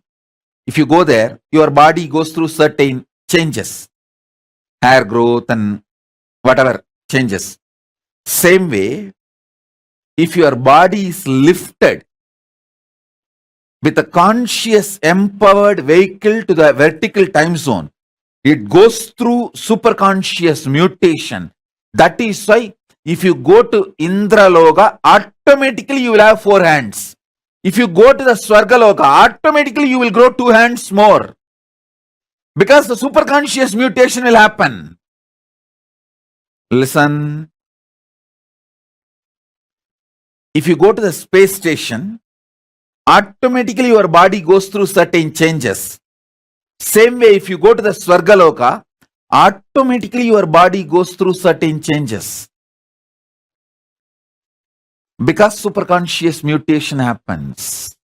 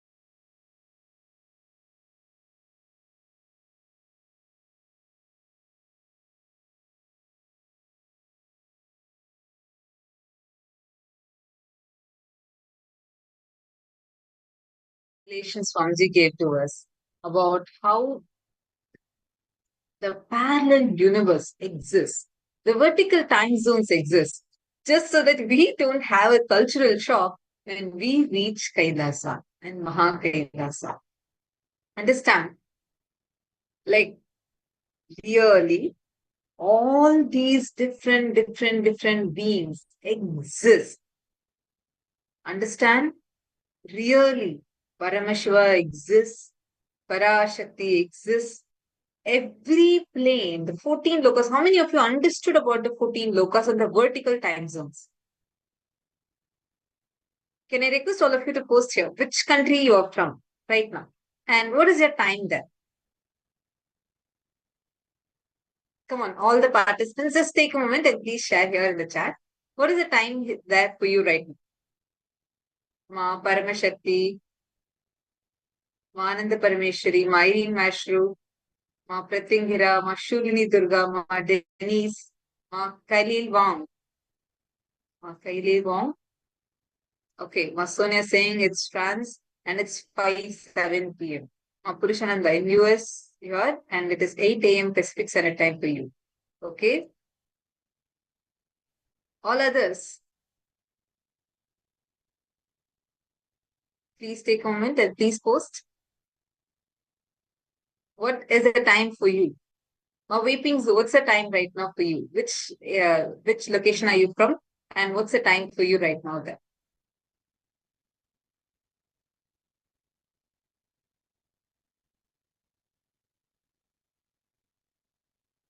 Okay, Singapore. Please post the time also. I see many different countries that people are posting. Please post the time also. What is the time for you there? See, for example, now in New York, it is 8 a.m. 8 a.m. and Eastern Standard, right? So like this, each one are part of different time zones. Each one of you, Sonia is sitting in France, Purushananda is sitting in US, and this time zone difference, whether it is day or night, that's the difference that you have. Mainly, of course, there are the cultural differences and other things. But what is the main thing is that as the time zone shifts, the timing also changes, meaning whether you're having daytime right now or nighttime right now, what is the timing that changes, right? Okay, Parama Shakti has posted. It is 11 p.m. in the night for you. Okay, wonderful. So do you see 11 a.m. in New York and 11 p.m. for you in China? And for Sonia, it is evening 5 p.m. And Ma Purushananda, it is 8 a.m. Pacific Standard Time. And all of us are sitting here together. This time zones, the difference that you're having is the horizontal time zone. Like this, there is something called as a vertical time zone. Vertical time zone is where not only you have the change in terms of the timing, but even how time operates, that itself changes. How many of you have heard about the International Space Station?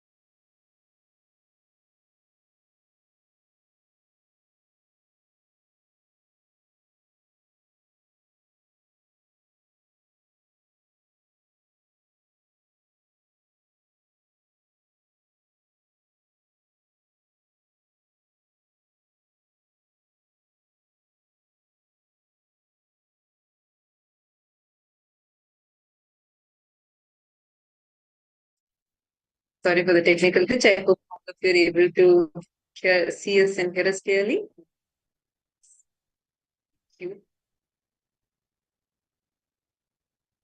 Okay, thank you, Master. Definitely. For you, it is 17:09 p.m. Okay, we are in Germany. Great. We have people from different corners of the world sitting here together. Thank you for joining.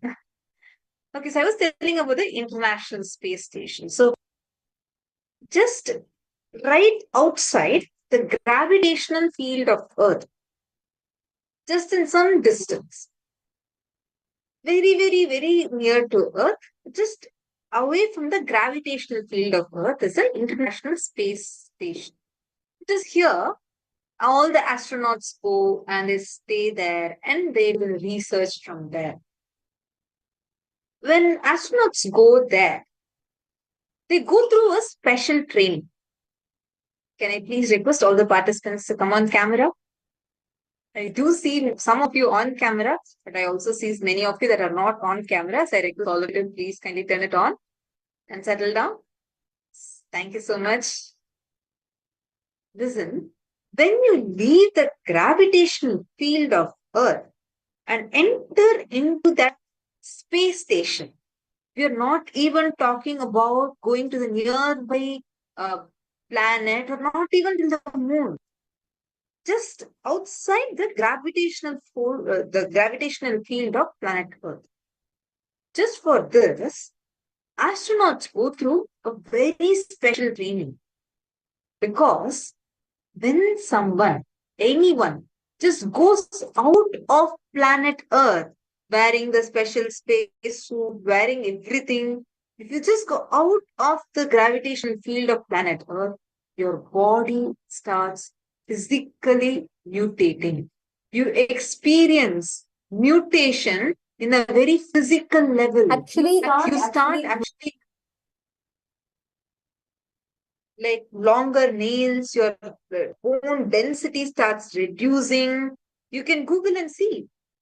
It is so important that the astronauts, only if you pass certain tests, you are even even if you may be able to have multiple skill sets. But if your body is not ready, you will not be sent to the International Space Station because your body goes through the physical mutation process. Which is why so much of preparation, everything is done. Now, why I'm telling this? Listen, when you go to the International Space Station, which is just outside the gravitational field of planet Earth, if your body itself is starting to mutate, then imagine and see what level of mutation starts happening to you when you go out of the Bhuloka plane. Understand, when you go to each of the lokas, for example, when you go from the Bhuloka plane to the Swargaloka plane, you experience the mutation happening in your conscious level and your physical level. Your body will start growing extra hands, extra legs. It starts growing. This is, if you just study how the International Space Station prepares for the astronauts before the astronauts travel to space, what kind of preparation the various space agencies around the world do, you will realize how it is so important to understand every way how the beings exist in the higher lokas.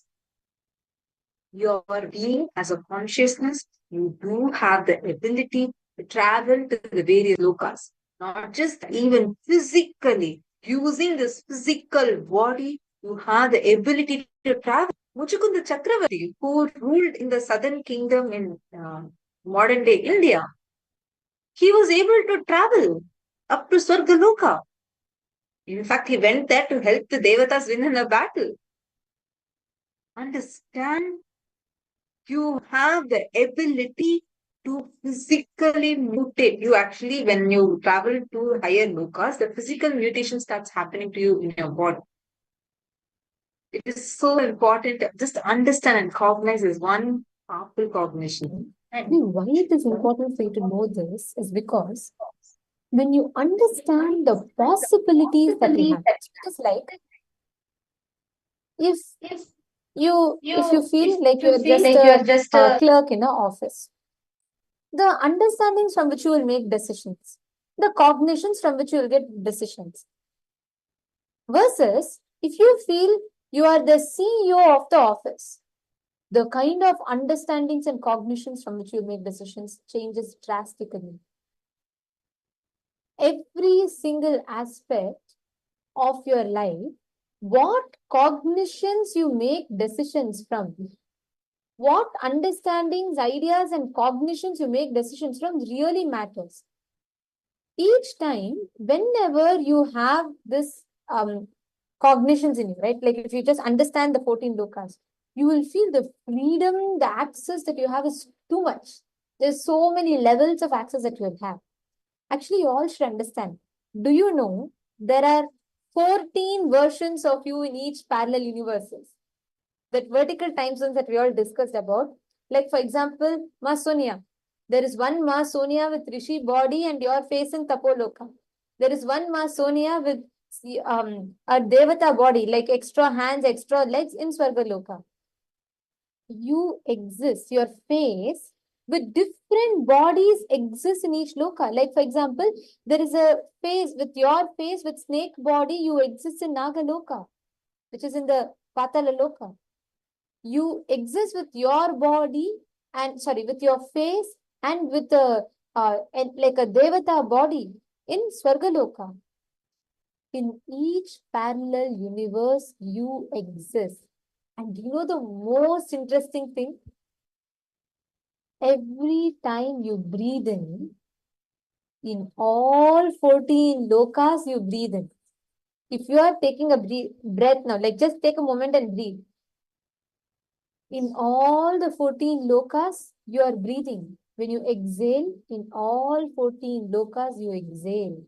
You are connected. Your breath is the only thing that is connected through all the 14 lokas. This is the most interesting, like, if you just understand this, right? If you cognize this is the most interesting thing that you will learn. You have so many possibilities. Ma Basi Novel does. If you want to awaken your yogic body, if you want to awaken your ability to do tapas, you just need to strengthen your tapadroka dimension of you. Same way, if one of you want to achieve like immense integrity, you only need to strengthen your existence in Kailasa. In each parallel universe, you exist with the same face, with different bodies, but you exist. And you are connected, you are deeply connected in all the 14 lokas through your breathing. That is why your breathing has tremendous power. In every aspect, if you just understand this, if you start cognizing this, you will see suddenly you'll have such amazing breakthroughs in every aspect, everything that you do. So vertical time zones, when you are accessing, how do you access these? What are the benefits? Okay, if you exist in all 14 lokas, how do you harness it? Swamiji tells a very beautiful thing. How you are connected, how they affect you is, when the thought currents you cherish, each loka, there's a frequency. Like for example, how if you go in planet Earth itself, if you go to Singapore, extremely advanced technologically and ultimate luxury, right?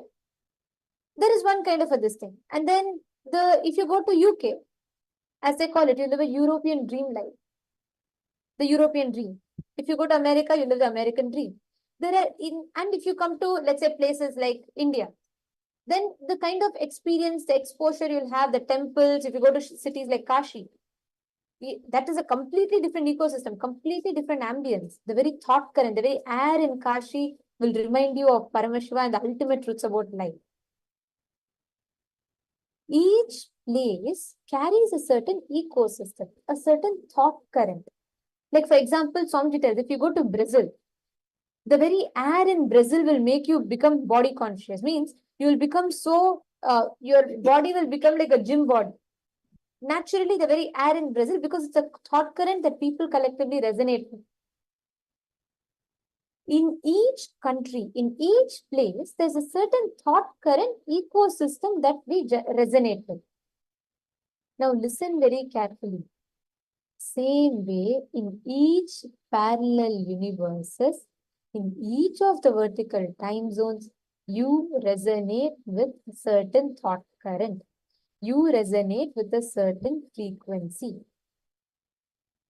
So, whatever aspect of you strengthen in the lower lokas, you strengthen those identities of you in the higher lokas. Like, for example, if you strongly believe that enriching is the best way to live life, means you believe that anything happens, you can sacrifice anything, but you should just, if you are ready to do the tyaga and tapas for anything, you strengthen your ability to access the tapoloka. The tapoloka identity of you gets strengthened. Same way, if you believe constantly, I don't care if others achieve or not, I want to achieve, I live only once, better let me just take care of my life. If you entertain that thought current, you strengthen your existence in the lower planes. If you constantly feel that, I just need to know only, you want to just take only care of yourself, then you will strengthen your existence in the lower loka. In each of these planes you exist. In each of these planes, you radiate your different thought currents and you connect to it. Now, Swamiji has revealed very detailedly about how the human body is hardwired to access these parallel universes. How do you access these parallel universes? Swamiji has revealed very elaborately about each of these aspects. Now, we are going to do the exercise which will help you understand how you can access the parallel universes and vertical time zones. So now we are all going to be entering into that. I request all of you to please bring a notebook and pen.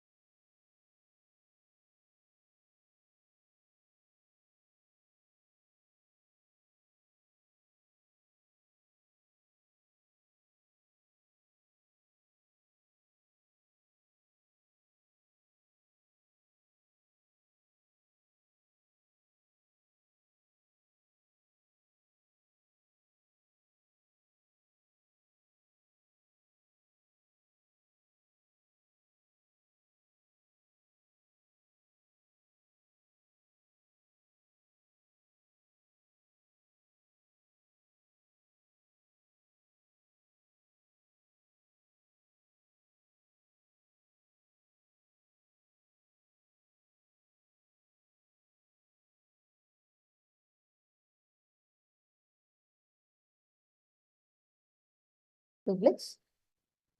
So just as I was sharing with you all now, the human body is actually hardwired, like physically with the body, you can travel to the higher lokas. Now you may wonder what, how is this possible? What is the exact way? What is the system, the method for it? Swamiji has very detailedly revealed about it. We are all going to now enter into the next session, next part of the session, where we will continue to learn about vertical time zones and parallel universes. And you want to know what each lokas consists of, all of that we're going to be learning in this session. It's a very interesting session. So let us all enter into this session now.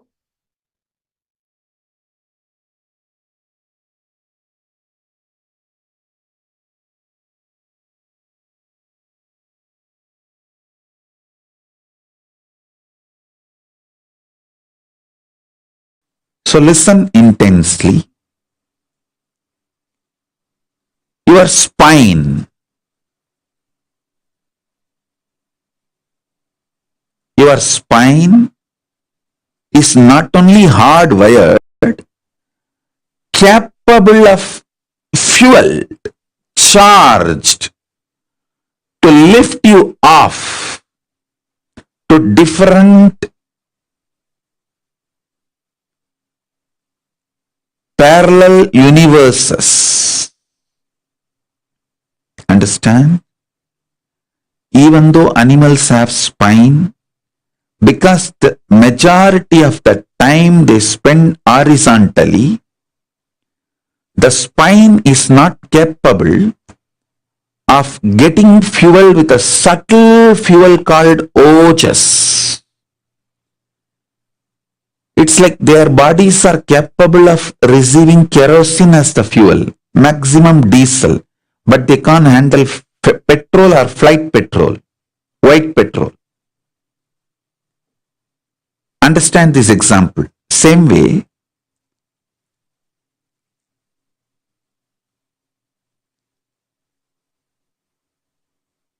only the human bodies can handle, due to the vertical spine, the fuel like white petrol. Traditionally, the word ojas is used. The ojas need to be filled in your spine, and the kundalini need to be ignited for you to reach parallel universe and different vertical time zone spaces. This is possible only for human body.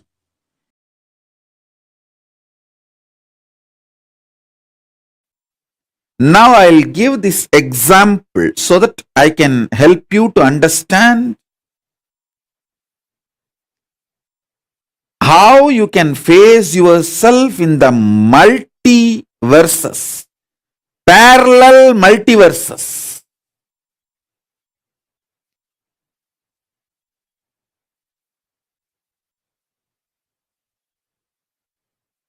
So for now, internalize this cognition. You exist in your waking state and dream state simultaneously and spontaneously. That is why without any difficulty you can just slip into that state, that body, that self, and come back to this state, this body, this self. Your biochemistry is naturally prepared for you to slip into these different states and different cells and experience different existence, different universes. In waking state, the universe you experience is different, and the dream state, the universe you experience is different.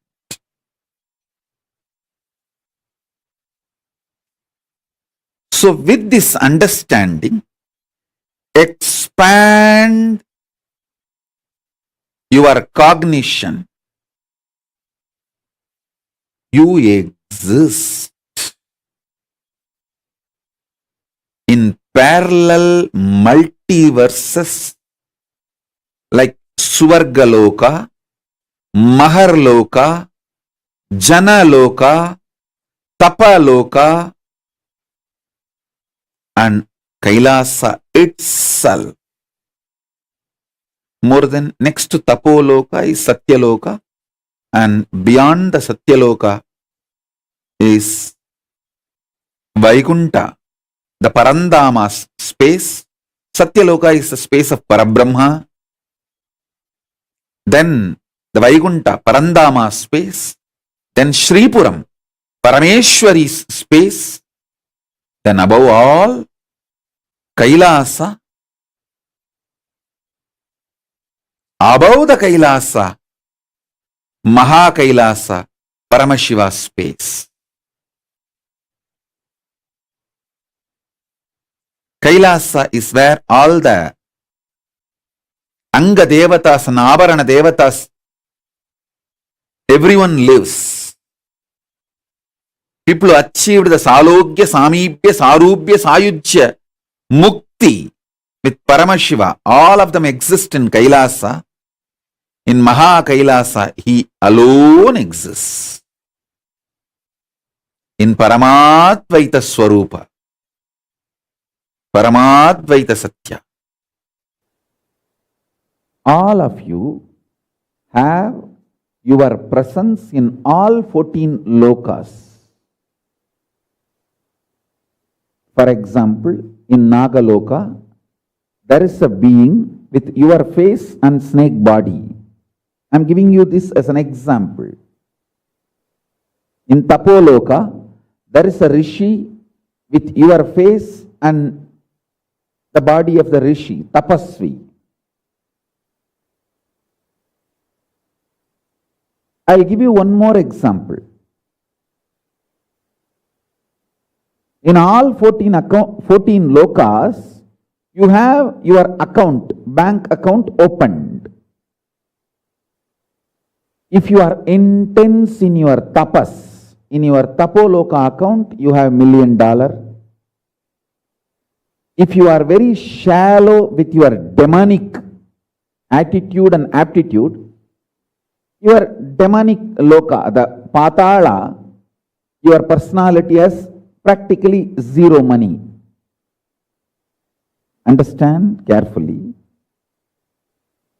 I'll repeat the example.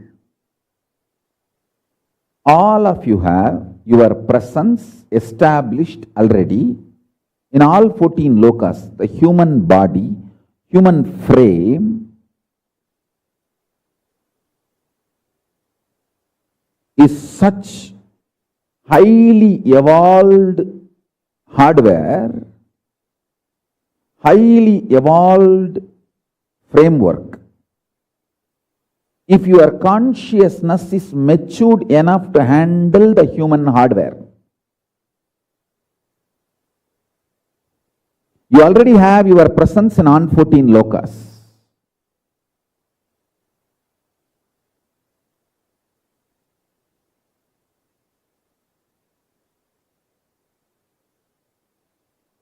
I am giving you the example. In Patala, where the demons, Rakshasas exist, there is a Rakshasa with your face and the Rakshasa body, the demon body and your face. Same way, in Tapoloka, your identity exists. There is a person with your face and a tapasvi, great rishi body. The more tapas you do, your tapoloka identity is strengthened, empowered. The less demonic activities you do, your demonic personality in Patala Loka is slowly dissolved. He loses his power over you and he is also slowly dissolved and you are liberated.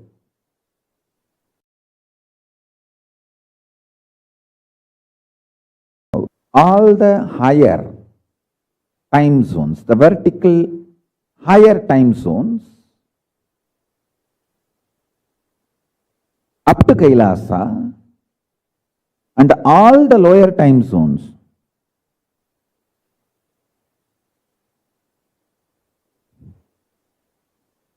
up to Patala, all these 14, your identity is already alive. It's like ladder. Anytime you can go into any one of your identities and open your life, open your new existence, open your possibilities.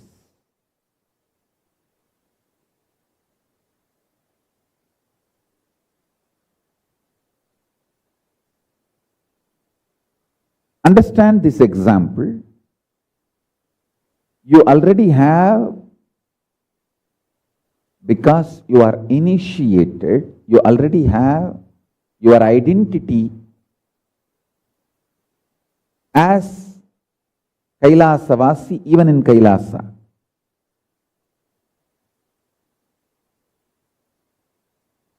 All human beings have their established identity in all 14 lokas. Kailasa is beyond this 14 loka, but because you are all initiated ones have their identity established in Kailasa. If you are initiated, not only this 14, the 15th space, the beyond, the space of Kailasa also, your existence is assured. The doors of Kailasa is opened for you.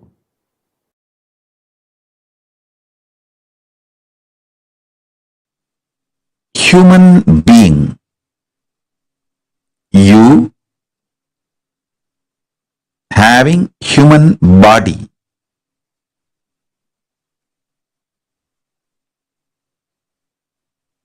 which is hardwired for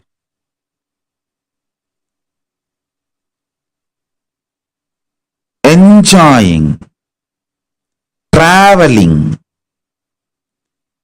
even to come back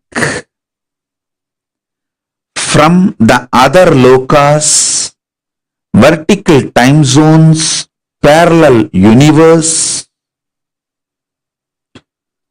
should be educated, enlightened, given experience by a being who already traveled and who is authorized to give visa, to initiate all of you. That initiation today I am going to give you is the visa for the parallel universe, for the vertical time zone. So be very clear, your body is hardwired, capable of experiencing the parallel universe. I am not giving you stories. I am not giving you theories. I am giving you clear, straightforward cognitions. Please understand. I am talking like a Google map. I am talking like a GPS for cosmos. Google Earth, Google Map can't afford to give the wrong route.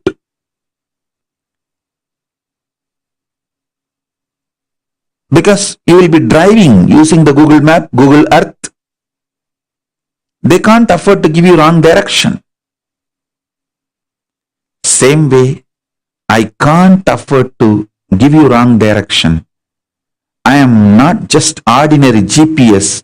I am CGPS, Cosmic Guru Positioning System. Cosmic Guru Positioning System, Cosmic GPS. So please understand, I am no way interested in giving you any false advice, wrong advice, or unverified information. I am very serious about what I am talking, and I am thorough about what I am talking.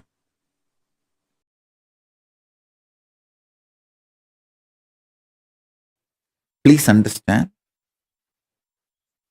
how spontaneously your biochemistry is kept capable of giving you the experience of the dream state and waking state,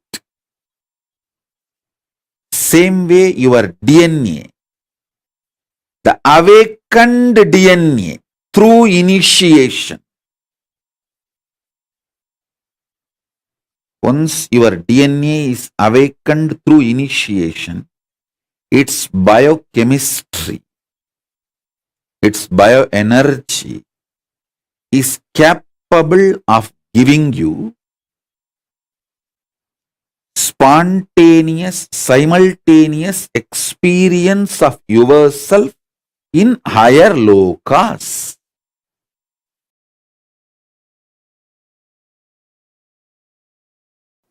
Now listen.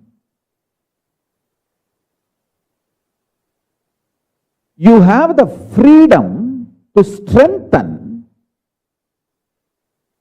any of this identity in this 14. You have a freedom to strengthen or weaken any of these 14 identities. You can be demon if you continuously come to powerful conclusions that demonic qualities are the best to succeed in this world.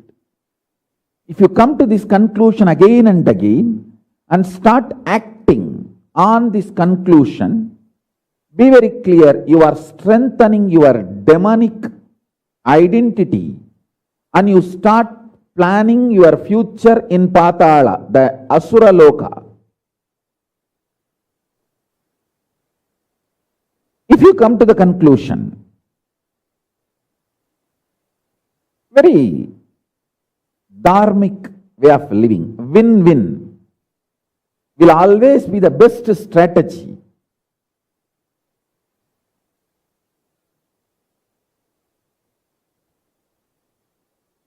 For success in the life. Whenever you come to the conclusion, hey, I should also win, he should also win, that is the best strategy to achieve success in the life. And you start executing those strategies, those conclusions, then your personality in Swargaloka gets strengthened, and more your intensity in Swargaloka gets strengthened, and you start manifesting your future time in Swargaloka. And if you feel tyaga, giving up, vairagya, the absolute tyaga is the best strategy for success. Your personality in Tapoloka, highest zone, your identity in Tapoloka gets strengthened. That gets empowered. And naturally your future starts manifesting in Tapoloka. So each of these loka opens up for you based on the powerful conclusions you arrive, based on the actions and activities you do. So understand this truth deeply, so you can start manifesting not only the highest zone, Tapoloka, Satyaloka, all that, you can manifest Kailasa itself. Pure integrity, absolute integrity to Guru.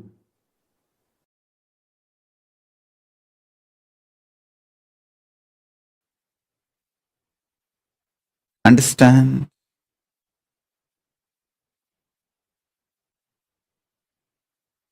Maha Tripura Sundari is your decision to be out of delusion. The ultimate possibility is invoked in you. Mahatripura Sundari is the ultimate possibility. She is invoked in you the moment you decide.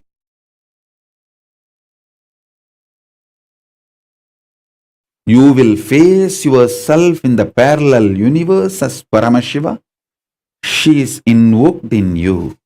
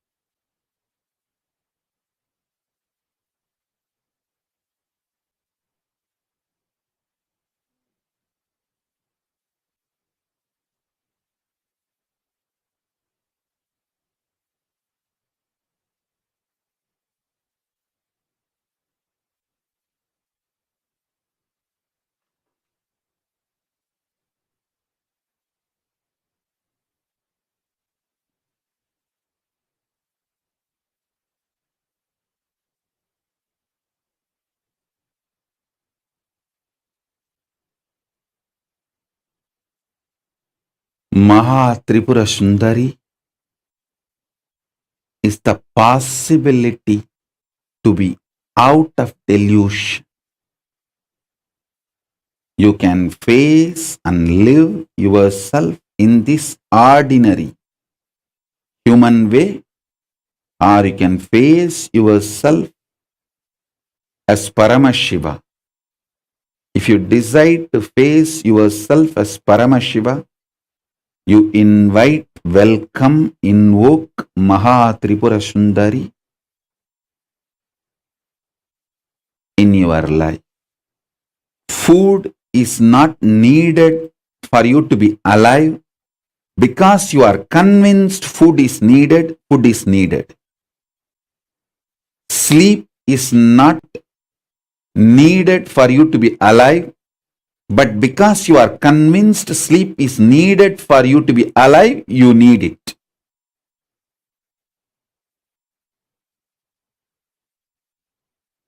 Whatever you are already convinced is needed for you to be alive, you need all of that for you to be alive.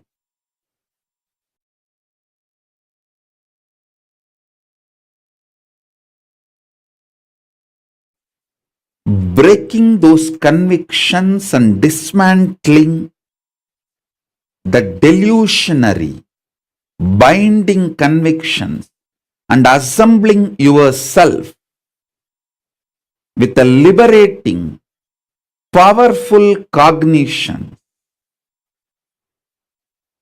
is what is facing yourself in the parallel universe. If you do it on your own, it is tapas. If I do it for you, it is initiation.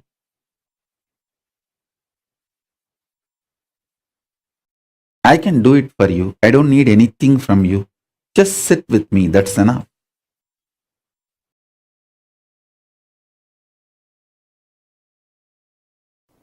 Be very clear. You have 14 bodies you carry in all these 14 lokas. Each loka you have one body through which you enjoy that loka. You experience that loka.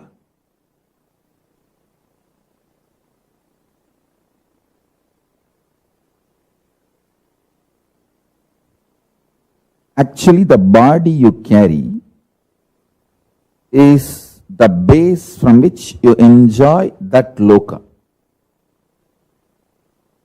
So the body you are carrying now in this bhuloka, where you are sitting and listening to me, this body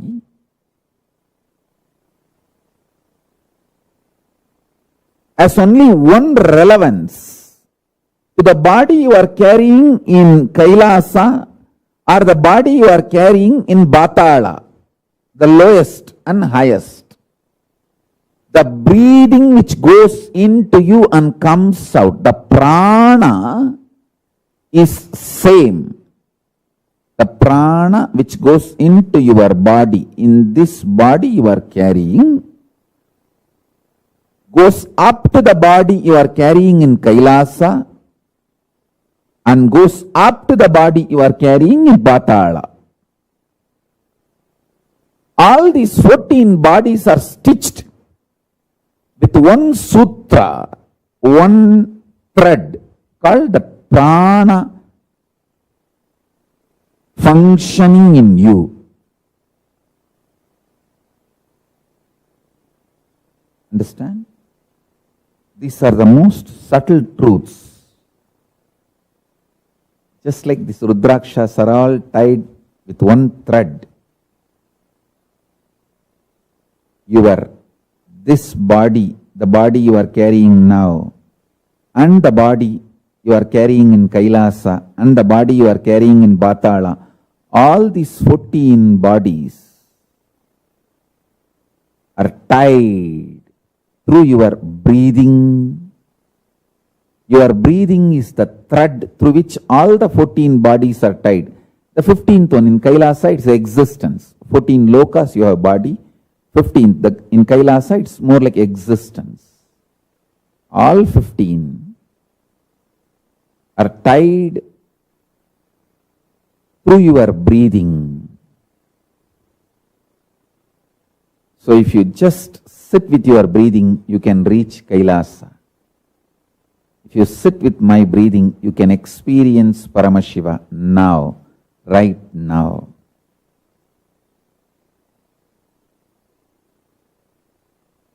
Try to sit or just lie down with this one powerful cognition. Be one with Swamiji's breathing and vibrate yourself, Shiva.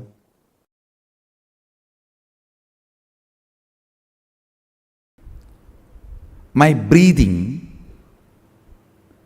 goes in up to Kailasa and takes a turn in Kailasa and comes out.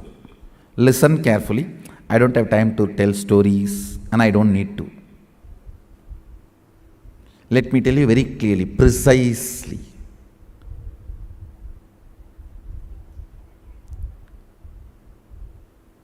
I do not use this same body in Kailasa. I do not use this same mind in Kailasa. But my breathing is same here and Kailasa. If I can tie all your breathing to my breathing, I can airlift all of you to Kailasa. Understand? Understand? Today, Sadashiva is opening up and offering this, whatever name you want to use, experience or exposure or journey or whatever you want to call it.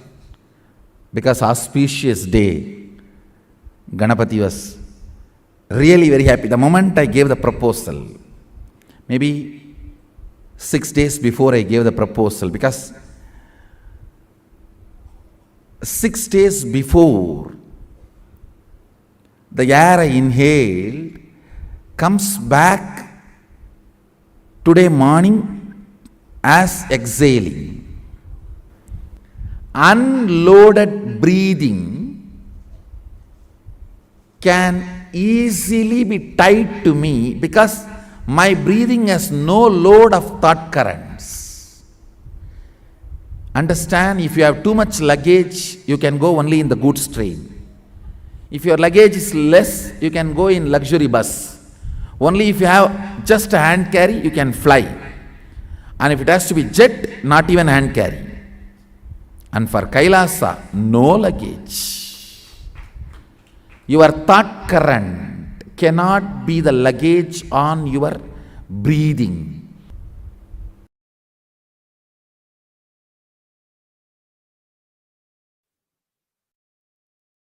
Action or reaction.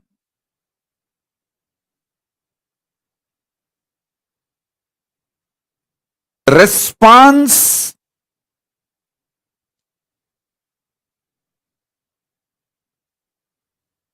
all the three: action, reaction, response. All the three, if it is triggered by the great truths of the parallel universe, you are living Paramashivatva, living enlightenment. Listen.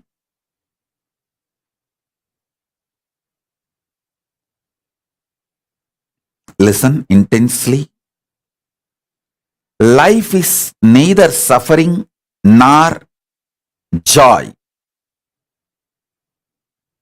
Life is neither pain nor pleasure.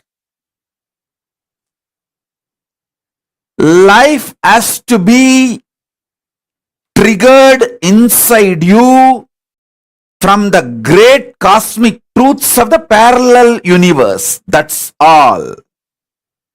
Please understand, I want every one of you to know, so many people during many issues, sometimes health issues, sometimes relationship issues, sometimes business decisions, even though it did not look logical, they just obeyed me.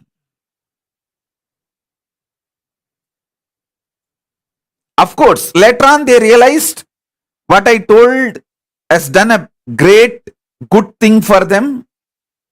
All that is different. But listening to me, obeying to me, listening to my instructions, I wanted all of you to know I don't take that for granted. I'm extremely sincere when I advise you, when I give you solutions, suggestions. Never ever think you are a number for me. You are a being. You are a being. I operate from the parallel universe, Mahakailasa. You are a being, potential as me to manifest Paramashiva. I treat you as Paramashiva and I appreciate the way you treat me as Paramashiva, and I don't take you for granted. Understand?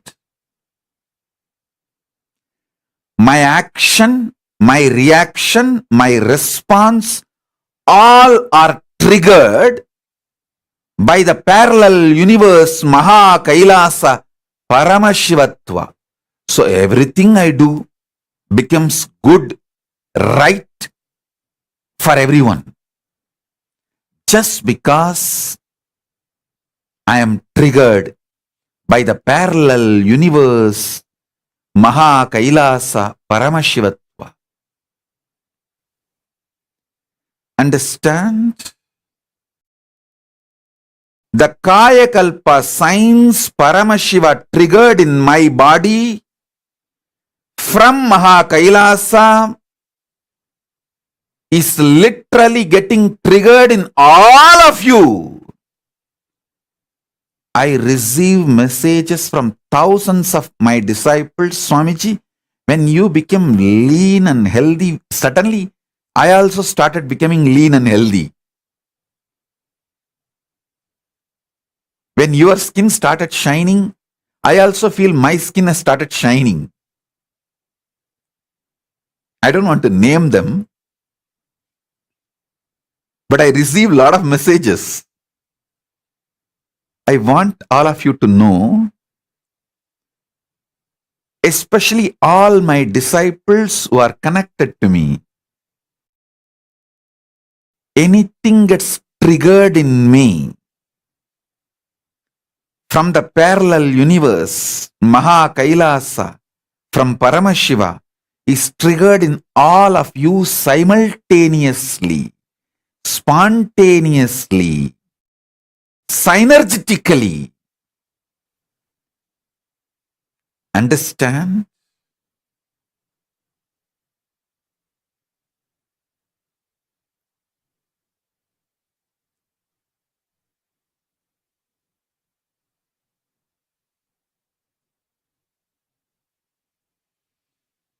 The very existence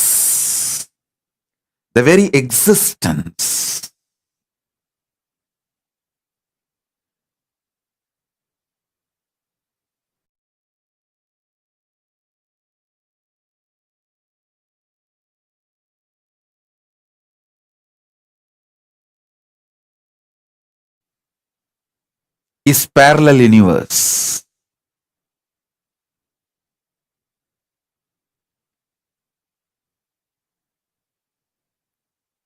In every level, understand this truth. In every level, understand this truth. Drill this great truth in all of you, in all your actions and reactions and responses. Listen.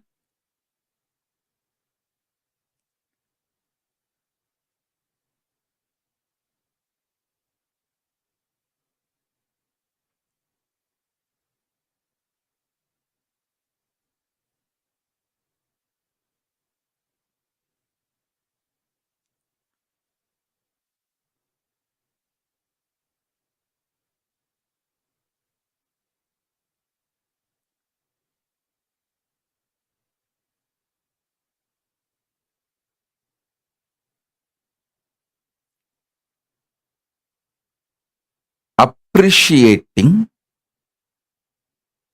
celebrating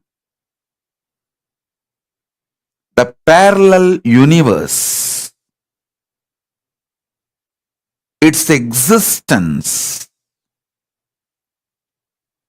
expands your understanding about you, life, and Paramashiva.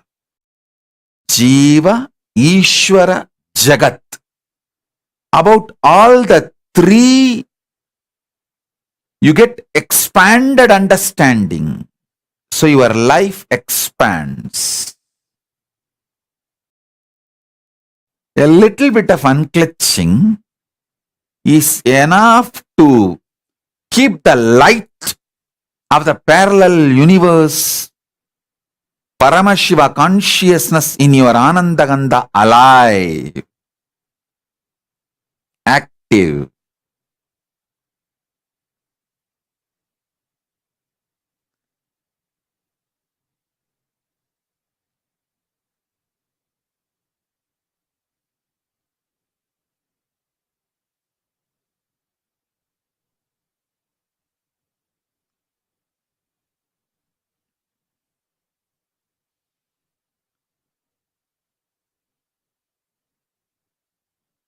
Above all this, even if you just remember me and connect and say, Swamiji, I think you need to intervene now and trigger the parallel universe action, reaction, response in me, that's enough. I am the most immediate, spontaneous, simultaneous 911. Maybe you can call it as 108.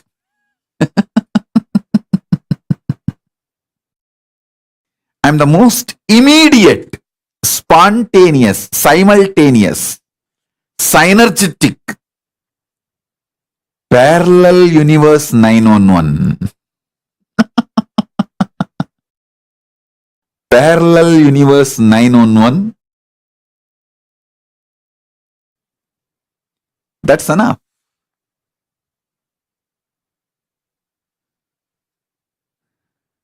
Maybe that is one more message. You can take it.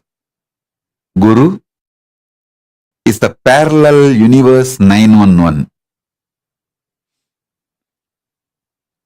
for immediate and permanent solutions.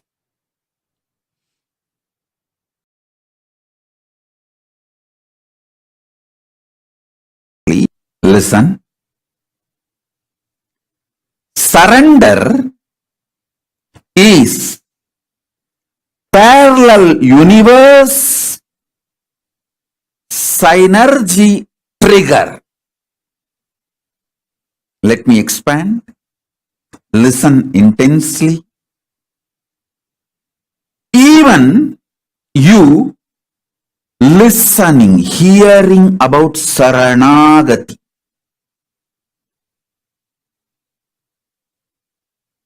Saranagati to Paramashiva or Guru, the ultimate. Even you are listening or manana, thinking, or nitidhyasana, manifesting. See, whether you try to listen and cognize or contemplate and strategize to manifest or manifest. Shravana, Manana, Nididhyasana. In all three levels, even you hearing about Saranagati, listening about Saranagati is parallel universe synergy trigger. Means only when Paramashiva decides to have you for himself, he triggers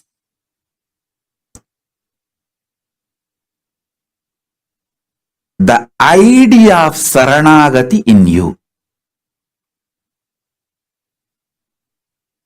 Don't ever think you decide to surrender, then Paramashiva accepts it. No. Understand the principle of time in parallel universe.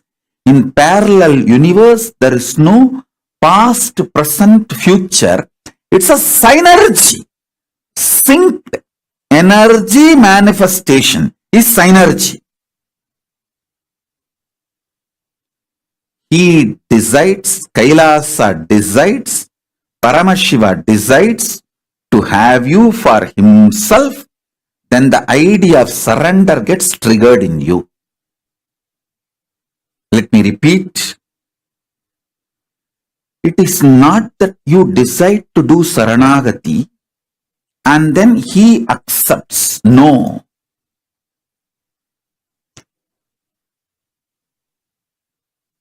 He decides to have you all for himself, then he triggers from the parallel universe as a synergy trigger. Saranagati is triggered in you.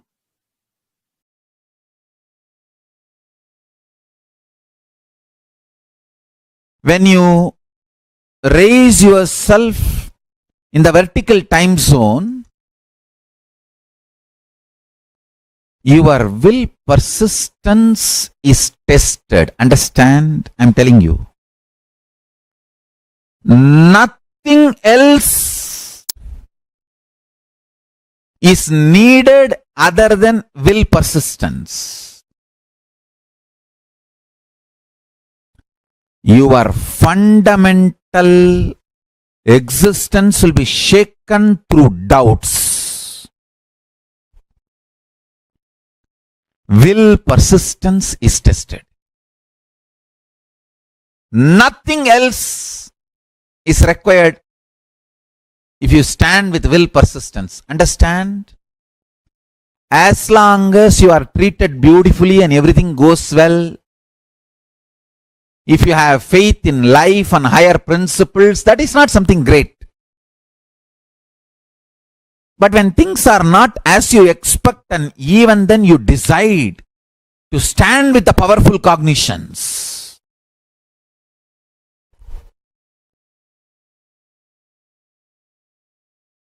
then Paramashiva showers on you. The will persistence is tested. Stand with powerful cognitions not for any benefit, but because it is truth. Anyone stands with the will persistence, Paramashiva showers on them. Understand? When the being is raised through the vertical time zones, all you need is will persistence. Actually, will persistence is made of bliss material. So more and more you learn to be blissful, more and more you will have will persistence. Will persistence is not made out of arrogance. No. Will persistence is made out of bliss. Meditate on this. Bole Nata, Paramashiva is extremely innocent, blissful, Anandamaya, and very ferocious, high will persistence. Learn to be more and more blissful, you will have an intense will persistence. Will persistence and bliss, innocence, all these are one and the same.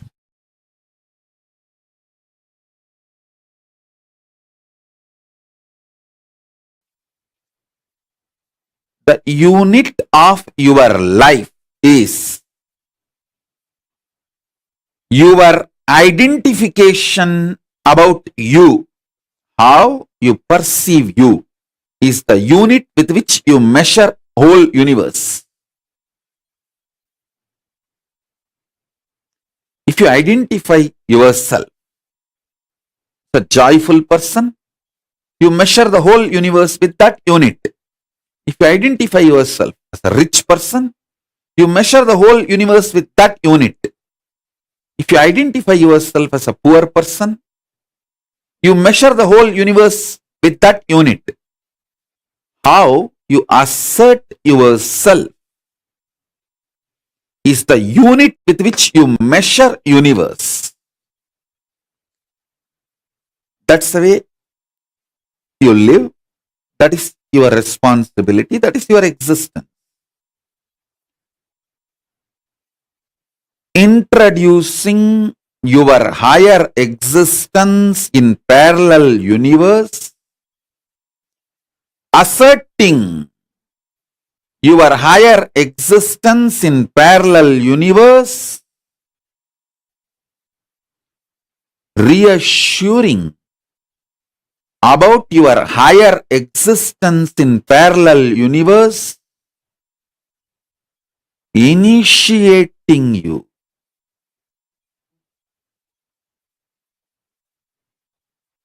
and giving you the experience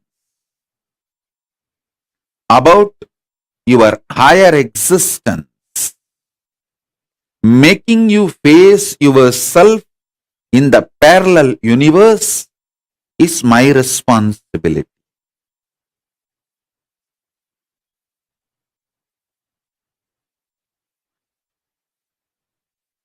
As a living manifestation of Paramashiva, Paramavatara of Paramashiva, it's my responsibility to introduce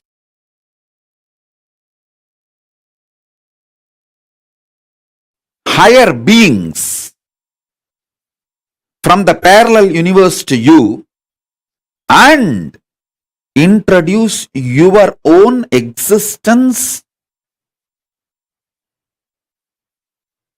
in the parallel universe right now, simultaneously, is my responsibility.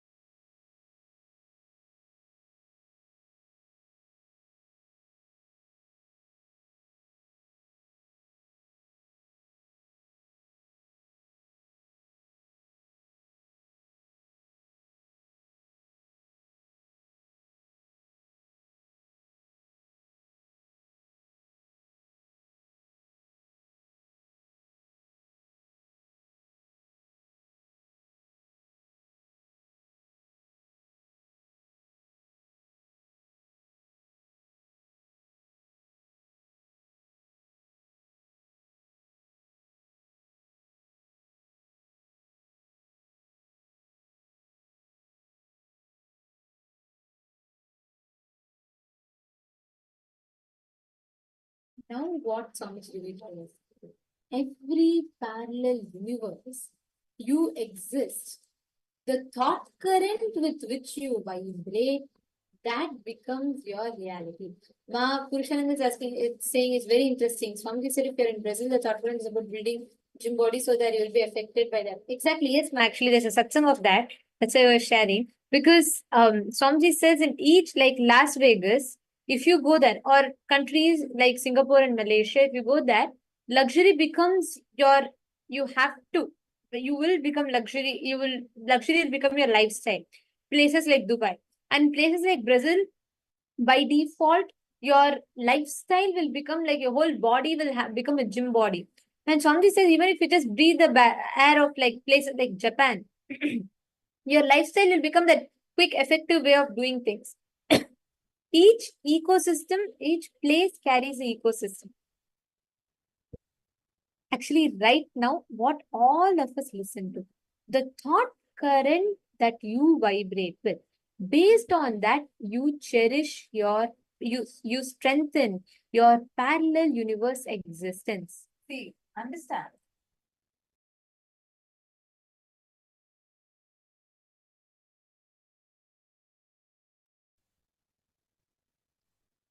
Nityanand, understand, you really have your parallel universe existence. In each of these 14 lokas, you really have one of your identities existing there.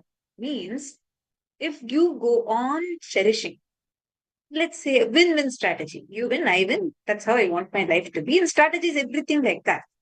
Then your Swargaloka identity gets strengthened.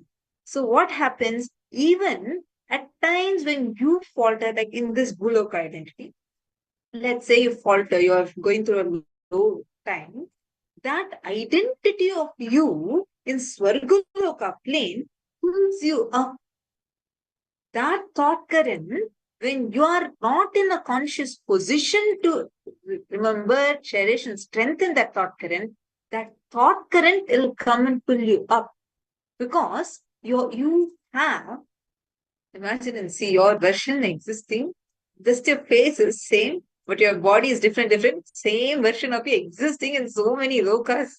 God, this one loka there is so much. Now imagine and see 14 versions of you, 14 copies of you, all 14 interconnected. All that is connected to you. Understand? That is why when you are cherishing violence-based thought currents or thought currents that make you go down, the Patala Loka type identities, all those identities, the Patala Loka type identities are strengthening those lower lokas. So what happens when you go through your low phase, when you are not in a position to build yourself, hold yourself, that lower loka plane just pulls you down, sucks you down, which is why nowadays gun violence and violence based reactions are going, so it's growing in a rampant manner. Why? Because constantly through your social media feeds, your what movies you watch, video games you play, everything is violence based. Then those lower look identities of you are getting strengthened. Understand? The lokas are real and you have a direct access to all the 14 lokas. How many of you are grasping this? So far, how many of you are with us? How many of you are understanding this?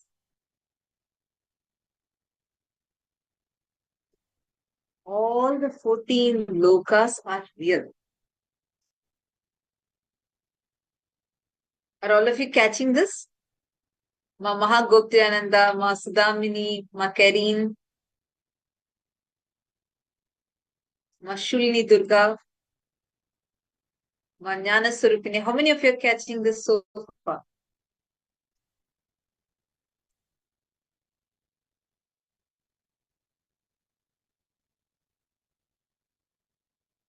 See, If you actually sit and identify your thought currents, what you cherish as your strategy for life.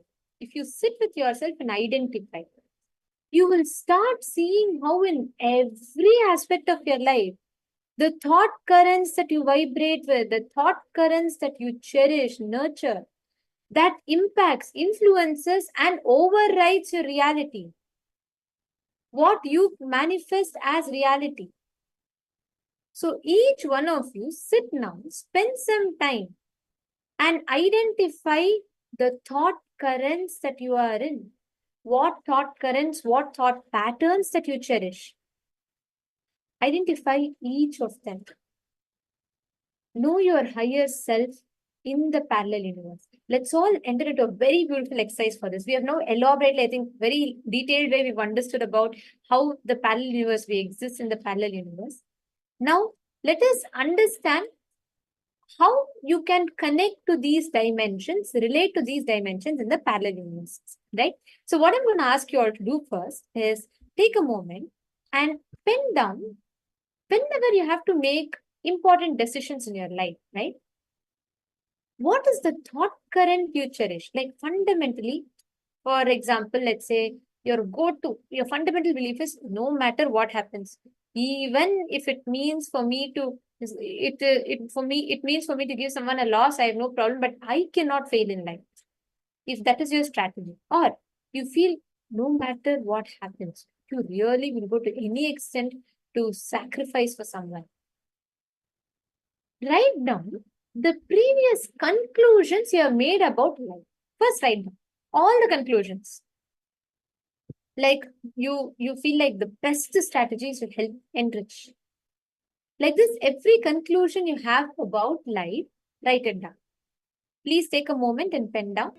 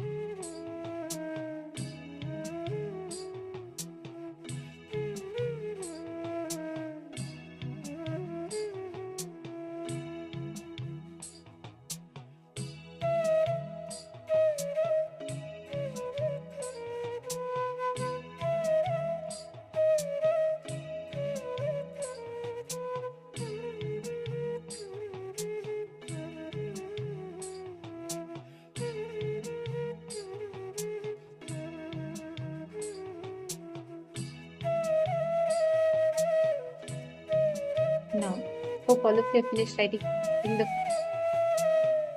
Listen very carefully.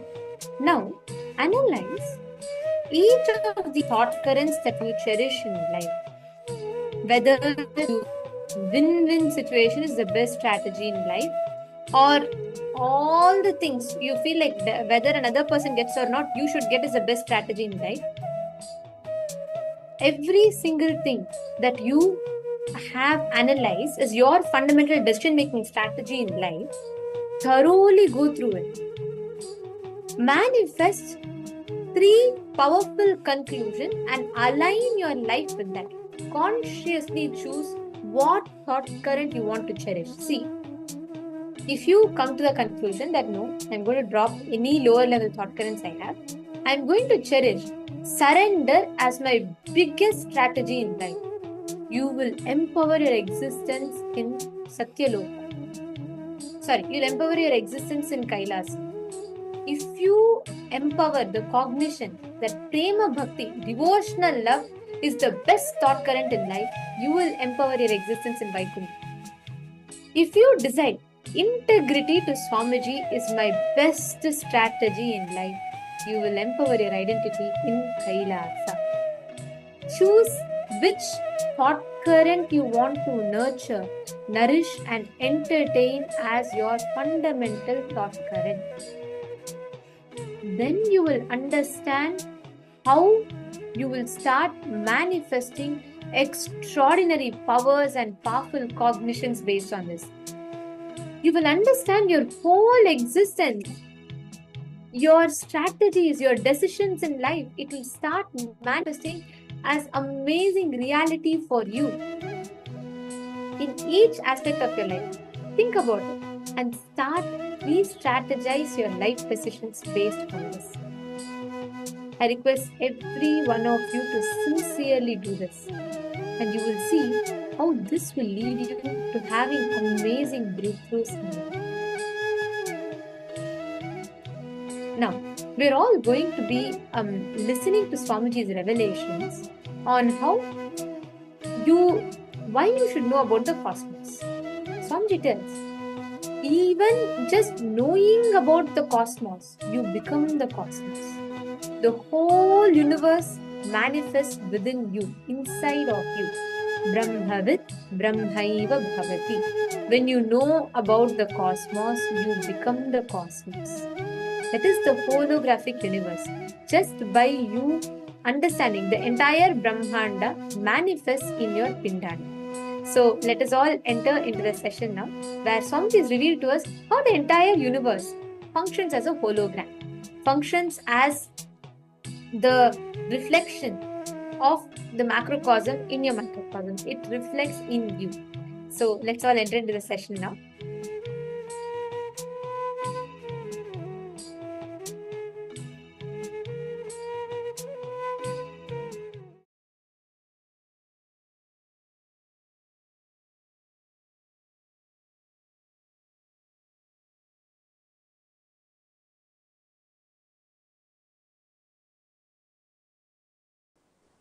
I'll give you some of the most beautiful, powerful conclusions Paramashiva himself gave me.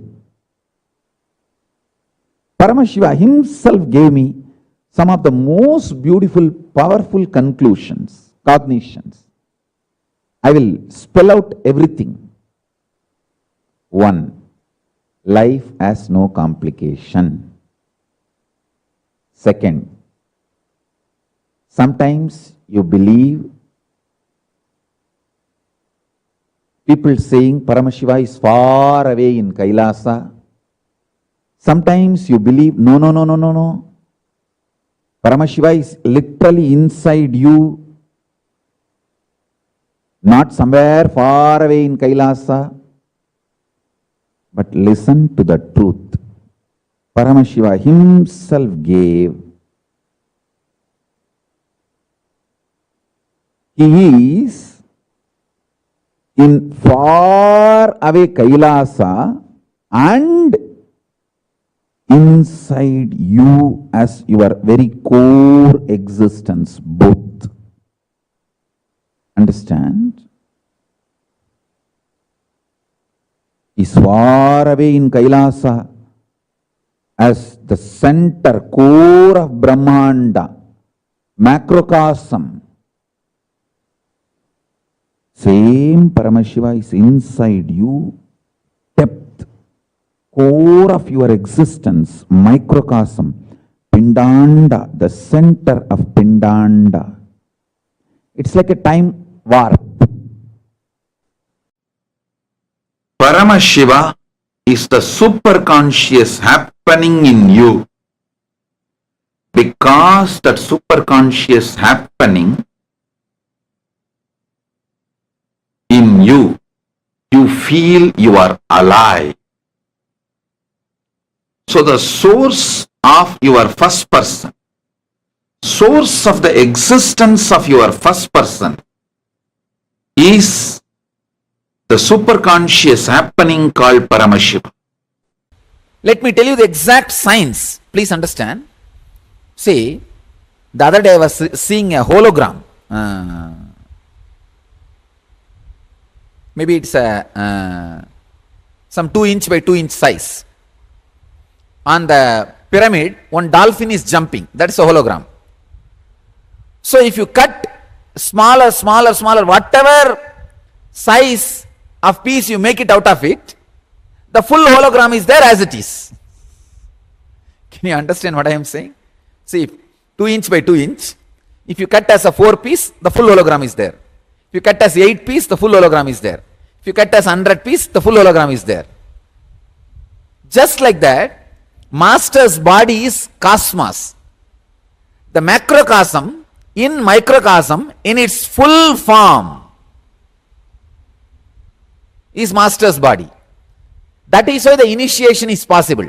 Anything happens in this system, just one line, anything released in this system can just happen in the other systems.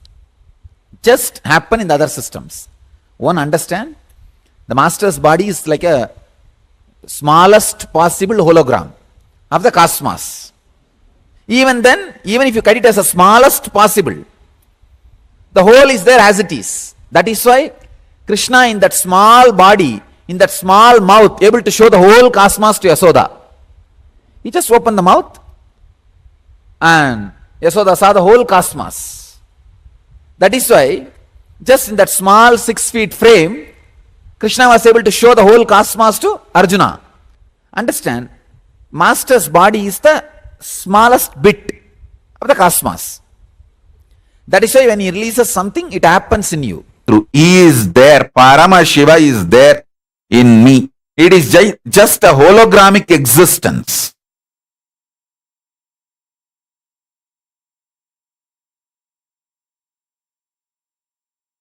If you cut the hologram, there will be another one hologram. If you cut that hologram, there will be another one. If you cut that, there will be another one. Till the end, it is only the same hologram.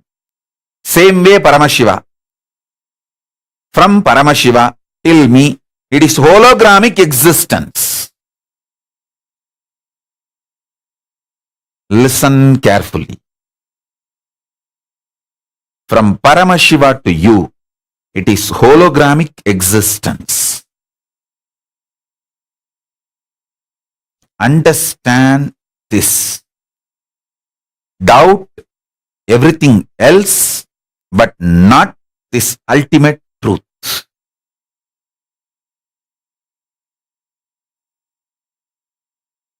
Paramashiva and you are in the relationship of hologramic existence. How much ever small you feel about you, you are a smaller, maybe smaller hologram of Paramashiva, but not anything else.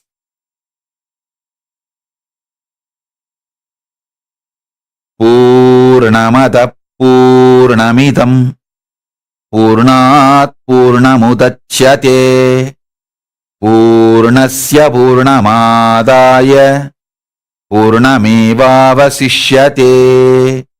If the hologram is taken away from a hologram, the hologram remains as hologram. The hologram which is taken away from the hologram also remains as the hologram. The hologram which is taken away or from which it is taken away, both continues to remain as a hologram, and both continue to remain as a hologram. Because of that, we cannot use the word called both.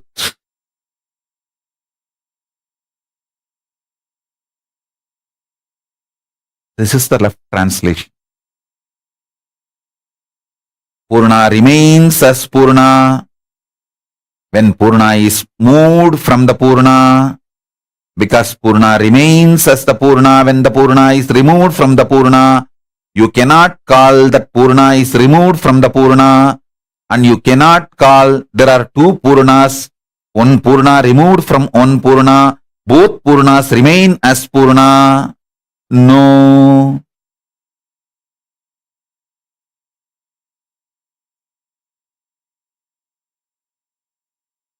When Purna is removed from the Purna, Purna remains as the Purna.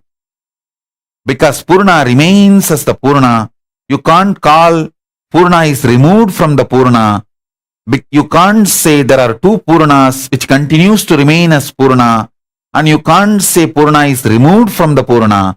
Purna can be added back to Purna. Purna remains as Purna. When you go through any idea of removing, adding 1, 2, 3 or no number, Purna remains as Purna.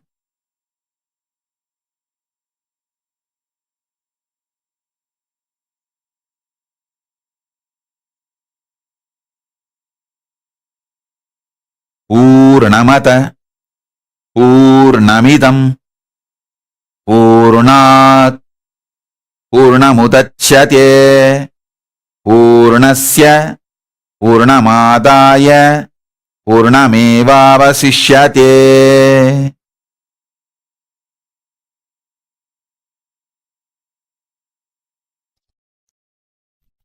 The Brahmanda has various dimensions.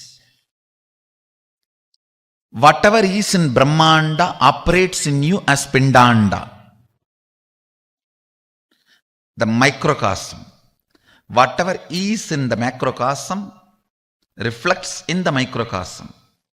Whatever is in the Brahmanda is in the Pindanda. So, through the Pindanda, you can manifest what you want in Brahmanda.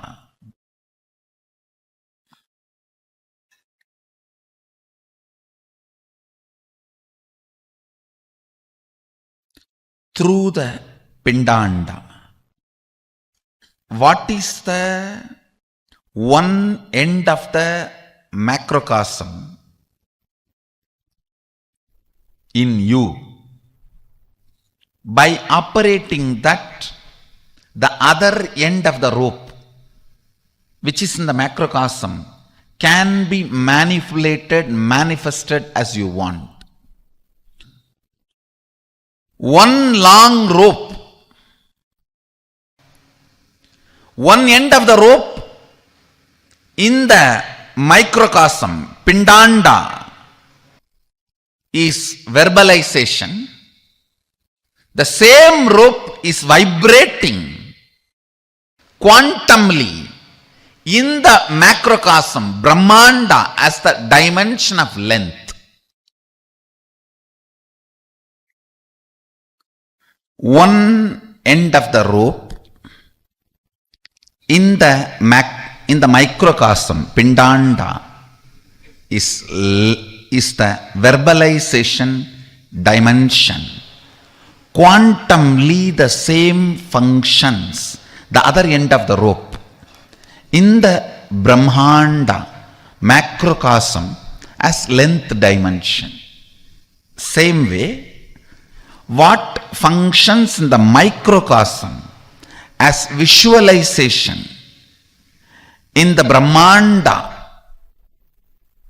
in the macrocosm, that is only is breath. Listen, now third statement is very important.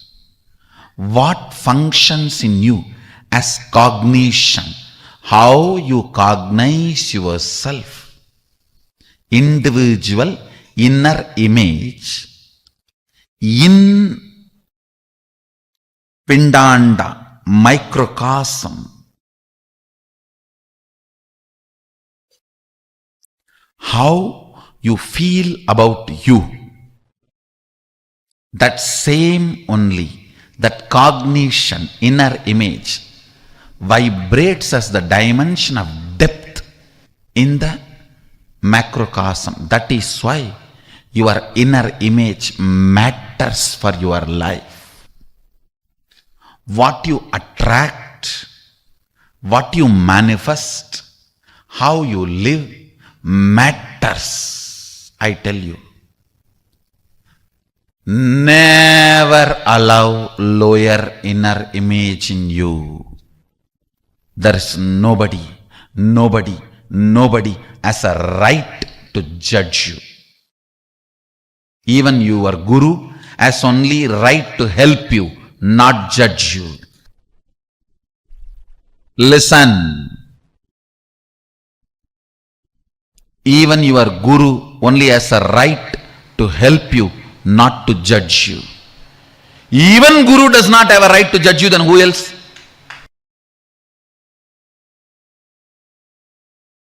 Even he does not have a right to judge you. He only has a right to help you. He only has a right to remind you. He does not have a right to judge you. Never accept low inner image. That is your arrogance. Do not fall into the arrogance of accepting inner image. You always think, no. Inner image is very humble. No. Weak inner image is arrogance. Don't call it as humbleness or meekness or goodness. No. Don't ever give any good word for it. These are all some of the ultimate laws which can never be changed at any time. Low self inner image means quantumly you are sending the signal to the macrocosm to keep you in the lower depth of the cosmic dimension. Understand? The kind of a frequency you send from here, the way you are dealing the rope in one end, are you pulling or pushing or burning? One end of the rope is in your hand, the other end of the rope is with the cosmos. Listen, one end of the rope is in your hand, the other end of the rope is in the cosmos. The macrocosm quantumly operates into microcosm. Your verbalization directly affects the length dimension of the cosmos. Your visualization directly affects the breadth dimension of the cosmos. Your cognition about you directly affects the depth dimension of the cosmos. You quantumly function with the macrocosm. You quantumly function with the macrocosm.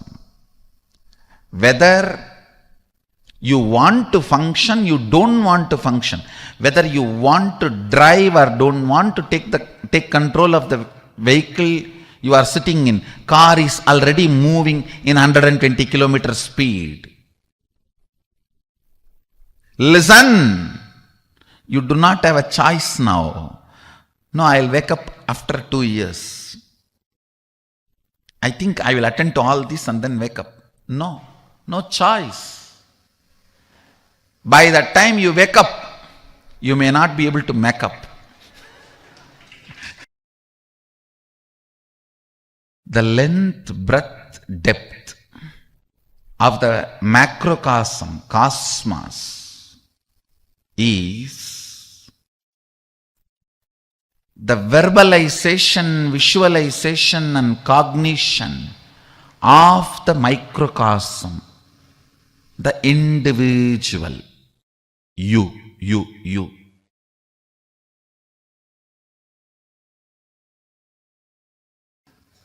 So the higher inner image and the visualizations and verbalizations triggered by the higher inner image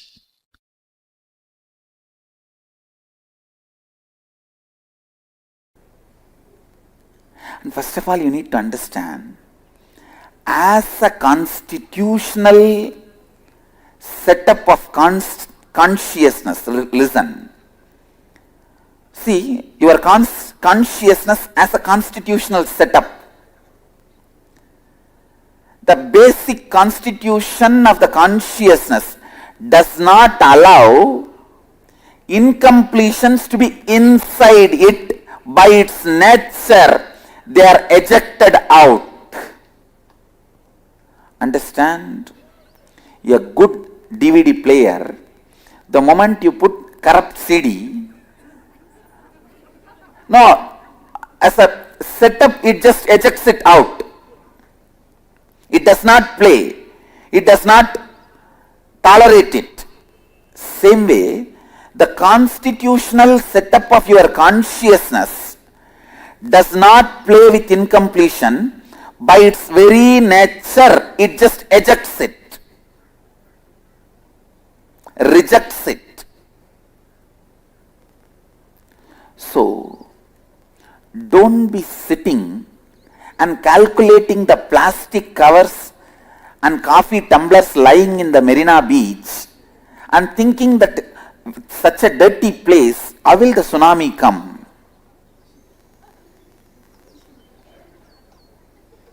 Tsunami cannot be stopped by the plastic covers. Shivoham cannot be stopped by the small incompletions you think you are having. As I said,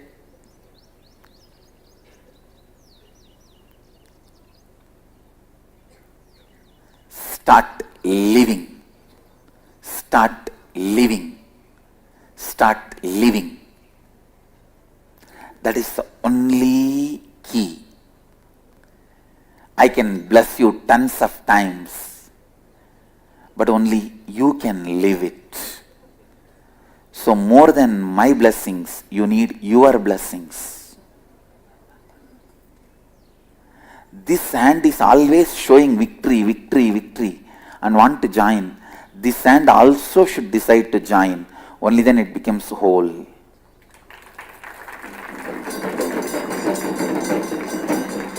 So this will become our new emblem and mudra. To remember, when you feel victorious, Mahadeva feels victorious. He wants you to be victorious because that is the way he feels victorious. The whole celebrates you feeling as whole because the whole feels fulfilled when you feel you are whole.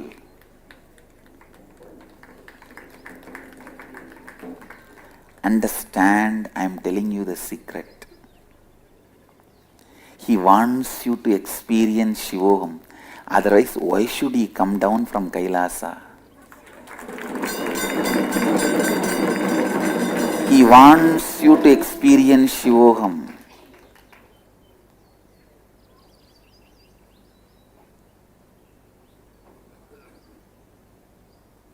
There is no other reason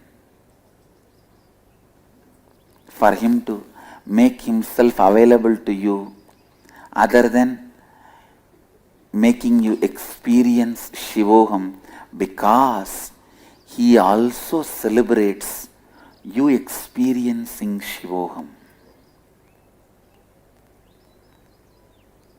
Understand?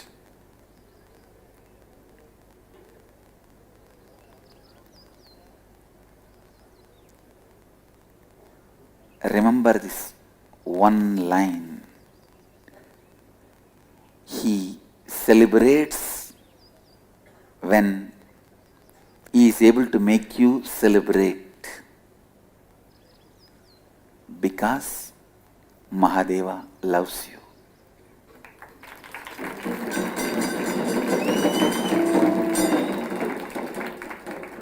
This is the real meaning of God loves you. Understand?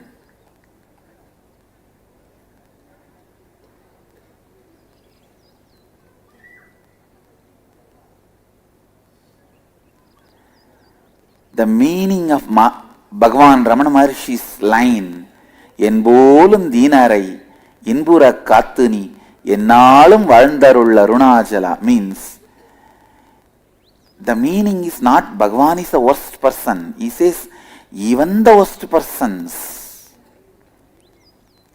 are protected, saved, celebrated, lived. O Mahadeva, because you are doing this, let you live long. If he is a Dina, how can he bless Mahadeva? Just understand. Don't you see the whole conflict? He says in the first line, Yenbolam Dinarai. In the next line, Yennalam Valandarula Arunachala. And he blesses him. Understand? He has a powerful message in that one line. Even the lowest, even if you think you are lowest, you have the right and capacity to bless Mahadeva because you are him. He celebrates through you. You are, when you celebrate, he celebrates through you. When the microcosm dances, macrocosm joins.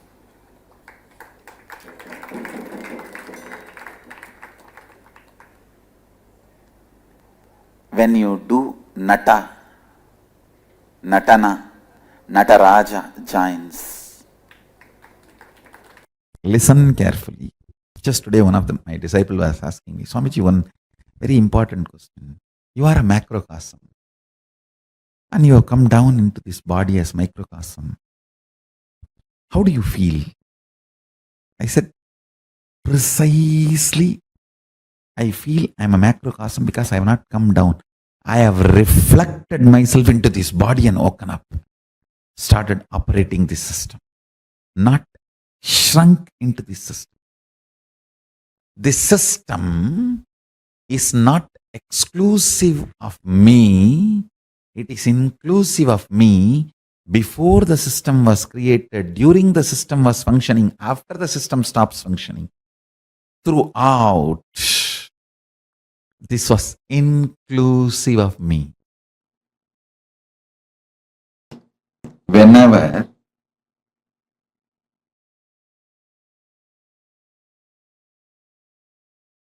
your understanding about you changes, your reality also changes because your taste becomes different. Even the definition, what is good, what is bad, becomes different. What is right, what is wrong, becomes different.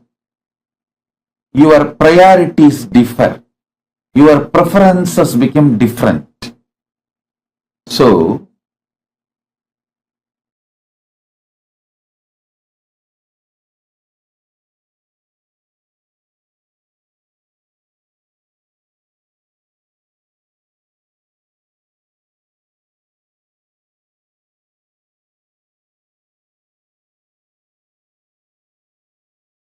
your existence, if you feel you are just your body, your desires, your preferences, your priorities, your good, your idea about bad, your idea about right, your idea about wrong, everything about your life, what you consider as a profit, what you consider as a goal of your life, everything will be focused on the idea, your body, because your core cognition is that you are body. If you are body, your goals and desires and priorities will be different. If you understand your consciousness, Chit, your priorities will become different. Your right, wrong will become different. Your ideas about good and bad will become different. Your preferences will become different. Your profit, goal, all that will become different.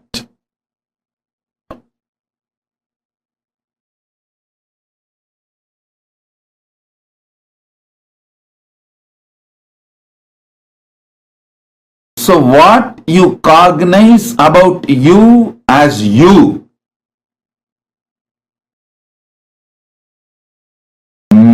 matters most. With these today's blessings, Paramashiva showers the blessing, ultimate blessing, on all of us.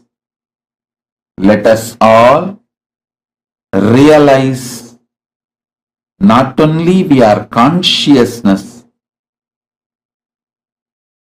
in our consciousness Paramashiva exists, the ultimate exists, and we exist as Paramashiva's consciousness.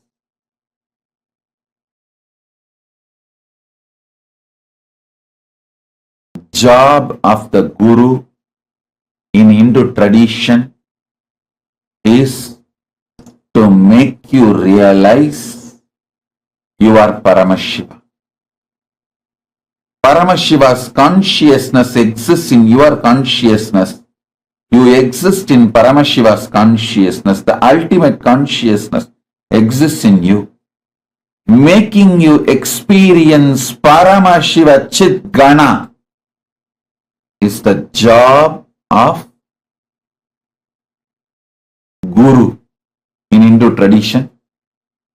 Paramashiva beautifully explains in Guru Gita, Naguro Radigam, Naguro Radigam, Naguro Radigam, Shivasa Sanataha, Shivasa Sanataha, Shivasa Sanataha.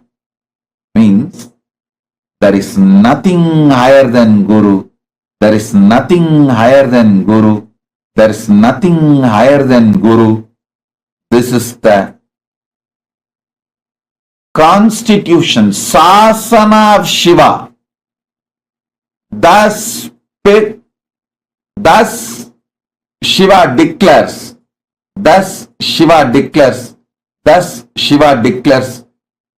as Shiva Sasanataha, means this is Shiva's constitution.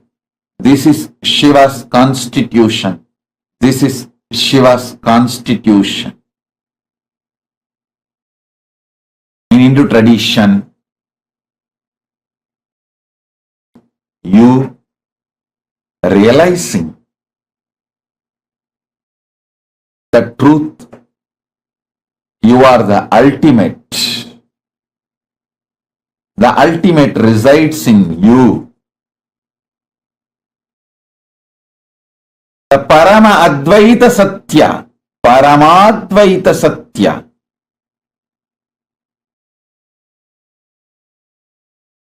is the focus of all Hindu traditions. That is actually the focus of all human beings, knowingly or unknowingly.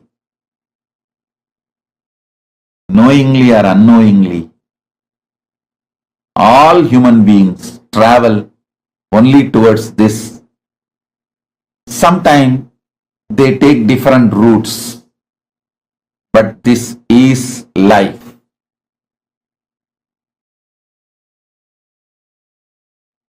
Listen. The more you turn towards consciousness, not only you start experiencing living, your consciousness reflects the universal consciousness, or the universal consciousness resides in your consciousness. You will understand you are not engaged in your body. You are just engaged with your body. You have a right to feel you are Paramashiva. You have a right to live as Paramashiva. You have a right to be treated by others as Paramashiva. This is the constitutional right you are given by Paramashiva in the Kailasa's constitution for every being, every living being. Kailasa's constitution guarantees conscious sovereignty. Listen. free will which can create, change, manipulate, alter, destroy patterns and rhythms is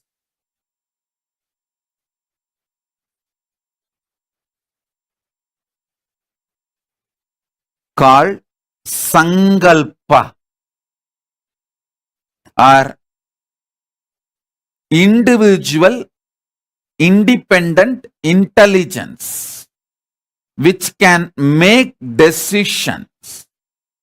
Listen, this is the third universe. In the parallel universe layer, the next parallel universe layer. Actually, this whole parallel universe you can see in your macrocosm, in your body, and in the microcosm. It is same, holographic. Just it's a hologram. What is there is here. Brahmanda resides in Pindanda.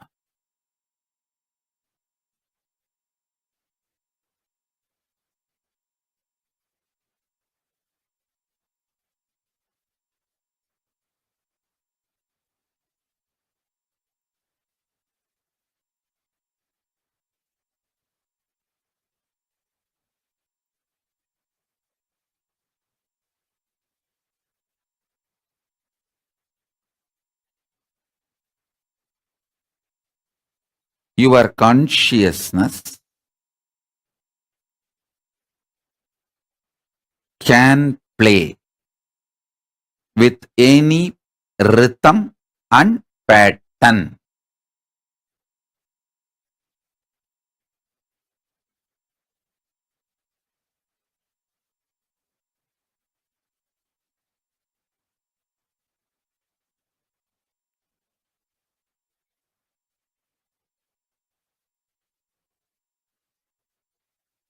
How many of you understand it? Your consciousness can interfere, change, alter, delete your rhythms and patterns. Listen here. I'll explain now. Next thing.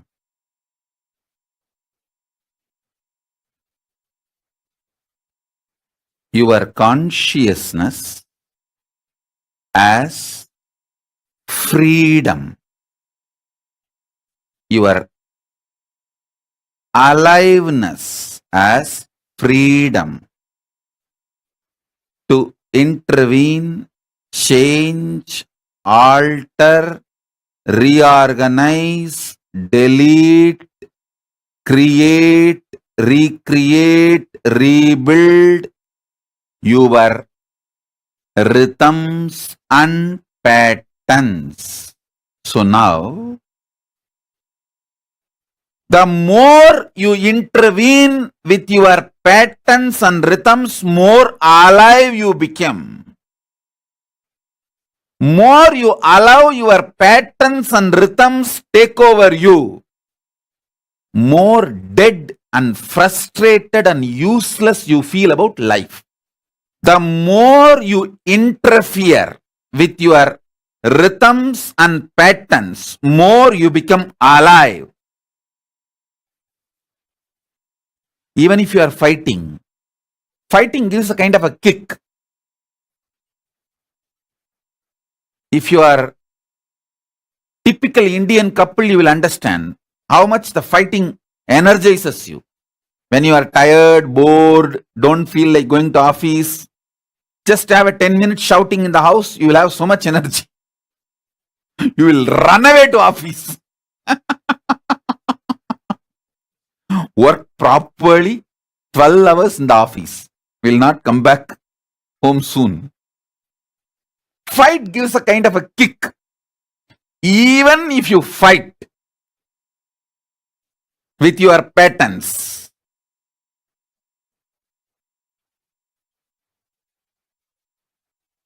Any decision to intervene with your rhythms and patterns makes you more alive.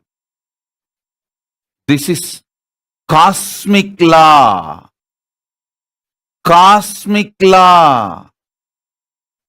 More you allow your patterns and rhythms to live, run your life, you will feel frustrated, bored, tired, and you don't even know how the days are passing, months are passing, life is passing, and you are just stuck. Nothing is happening.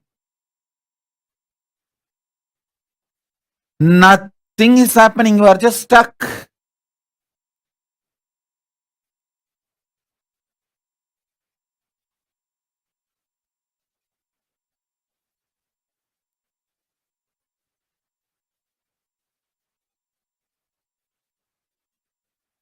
How many of you feel when you let your rhythms and patterns take your life, you just become couch potatoes? You don't know how these days and weeks just disappear. Tired, bored, frustrated, nothing happens, stuck in the life. How many of you understand this? Give thumbs up.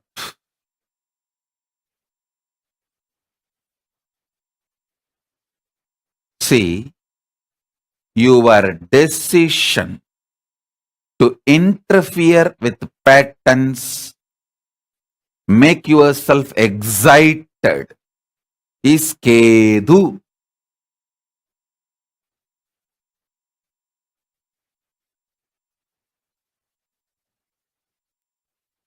Listen.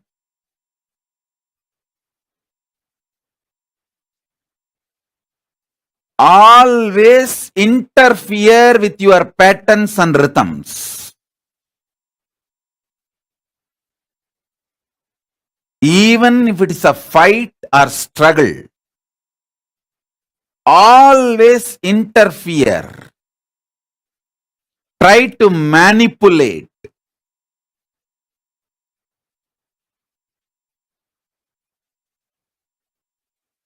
Rebuild. Revive.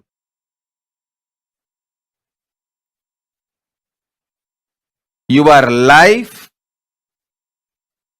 Constantly fight with your patterns and rhythms.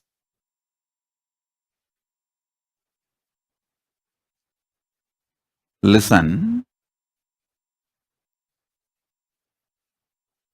Listen to this.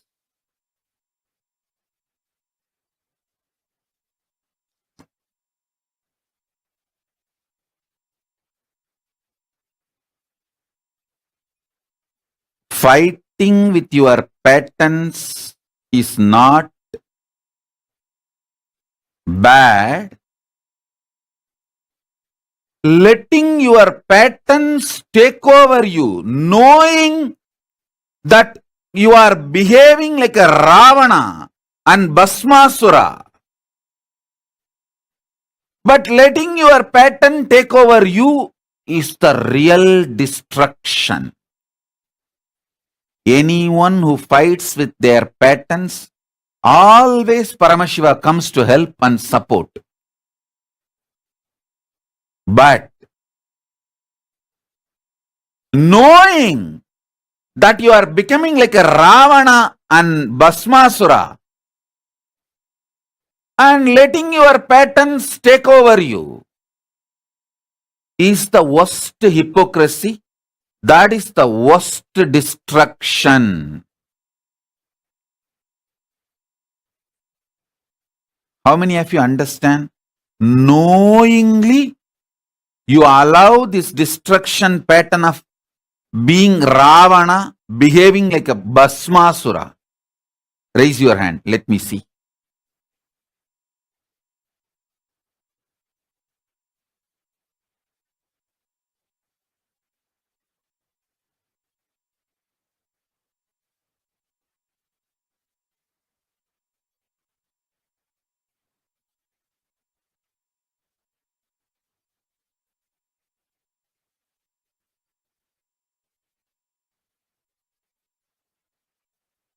consciousness, free will. You always want to have free will over others instead of you. But you are not understanding the free will first has to prevail on you. Only then it can manifest on others. It has to prevail on you. Then it has to manifest on others.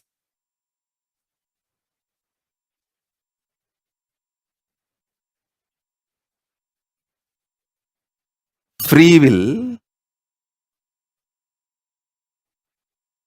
freedom, powerfulness, all that first has to manifest within you, over you. Only then it manifests on others. Listen, this is the direct message from Paramashiva, from Mahakailasa, directly to all of you, to everyone. Listen, when you focus on the source of your first person,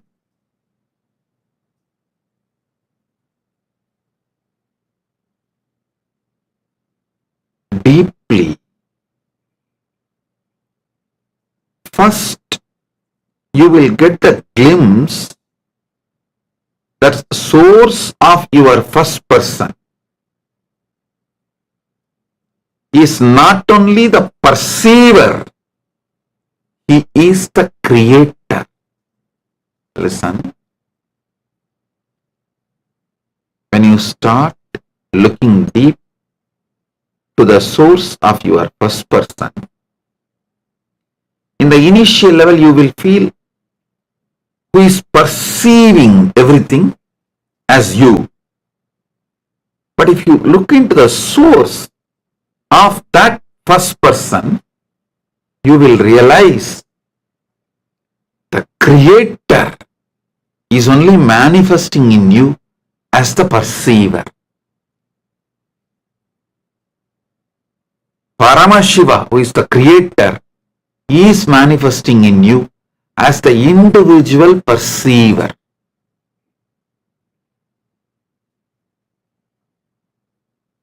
When you settle in that space, all your fears about perceived will disappear, because you can just break anything which creates fear in perception. If you perceive anything as frightening, fearful, you can finish it off. You can clear it, because you are the creator. Same way, you will not be greedy or attached to anything, because anything you enjoy, you can go on keeping it forever. So you will feel bored about, what is there to keep it forever and enjoy? After all, I am the creator. Knowing the perceiver is creator liberates you from fear and greed. Liberates you from all types of fear, including death fear. Liberates you from all types of greed, including attachment to life. I've seen millions of seekers, especially in Tiruvannamalai, people who just read one or two Ramana Maharshi's books, few books, and they think, oh, this is enough for me.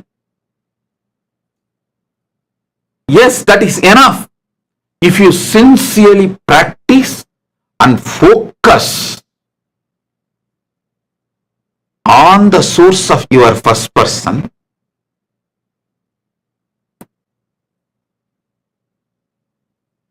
then you will understand. It gives you the experience, the ultimate experience The perceiver is not just perceiver, he is the source of the perceived. Either looking at the source of your first person, put your whole energy and life, or put your whole energy and get involved and study agamas.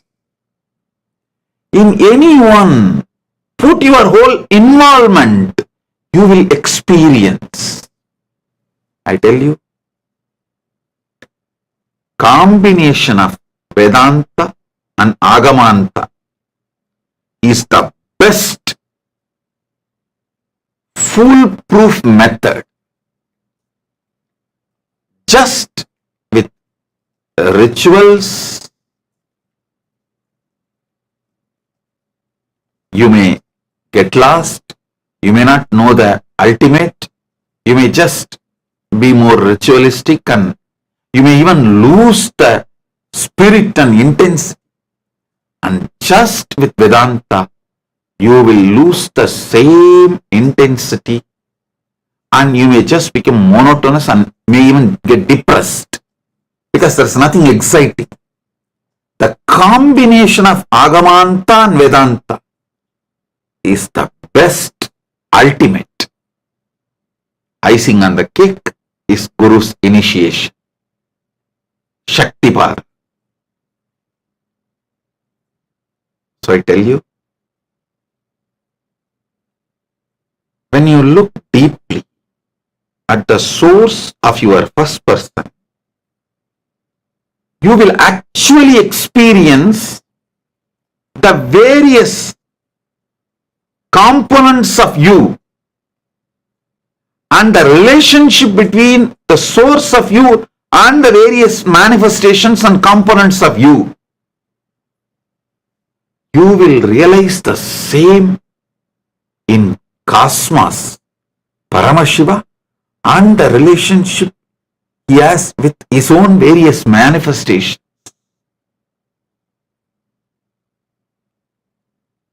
Vedanta is best to realize what is happening in Pindanda. Agamanta is best to realize what is happening in Brahmanda.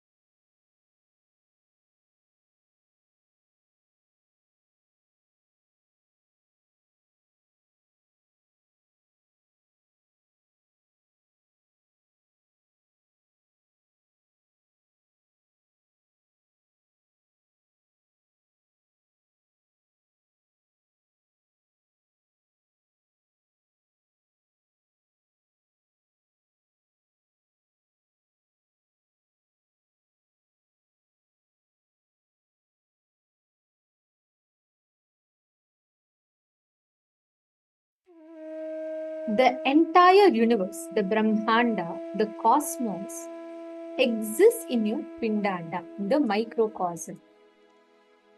All of the cosmos exists in you. Whenever you cherish, nourish, and nurture each of these components, it becomes a core part of you. You start manifesting, you start understanding, and you start reflecting this in every aspect of your life. For every one of you that are here, right now, what Swamiji revealed is a very, very important truth that makes you understand experientially how the entire Brahmanda, the macrocosm, is manifesting in your Pindanda. So whenever your understanding about you changes, your understanding about reality also changes for you. If you think, if you cognize your understanding about yourself, your reality, everything, if you think it is only limited to the cognitions that you have of, what you think about you, and it's independent of the cosmos, no. You should understand the entire macrocosm, the Brahmanda, reflects and manifests in your microcosm, in your Pindanda. How many of you are clicking with this?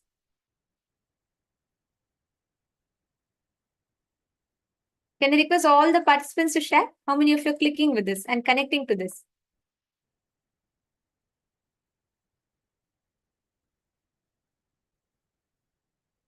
Cheng Fong Sinaya and Ma Wang Kalili.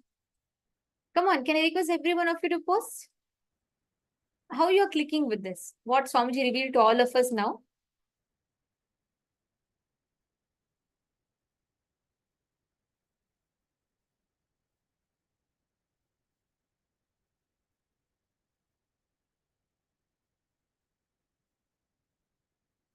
Actually understand everything in the cosmos. When we say, why is it so important? Why is it important to know if the cosmos manifests in us or not?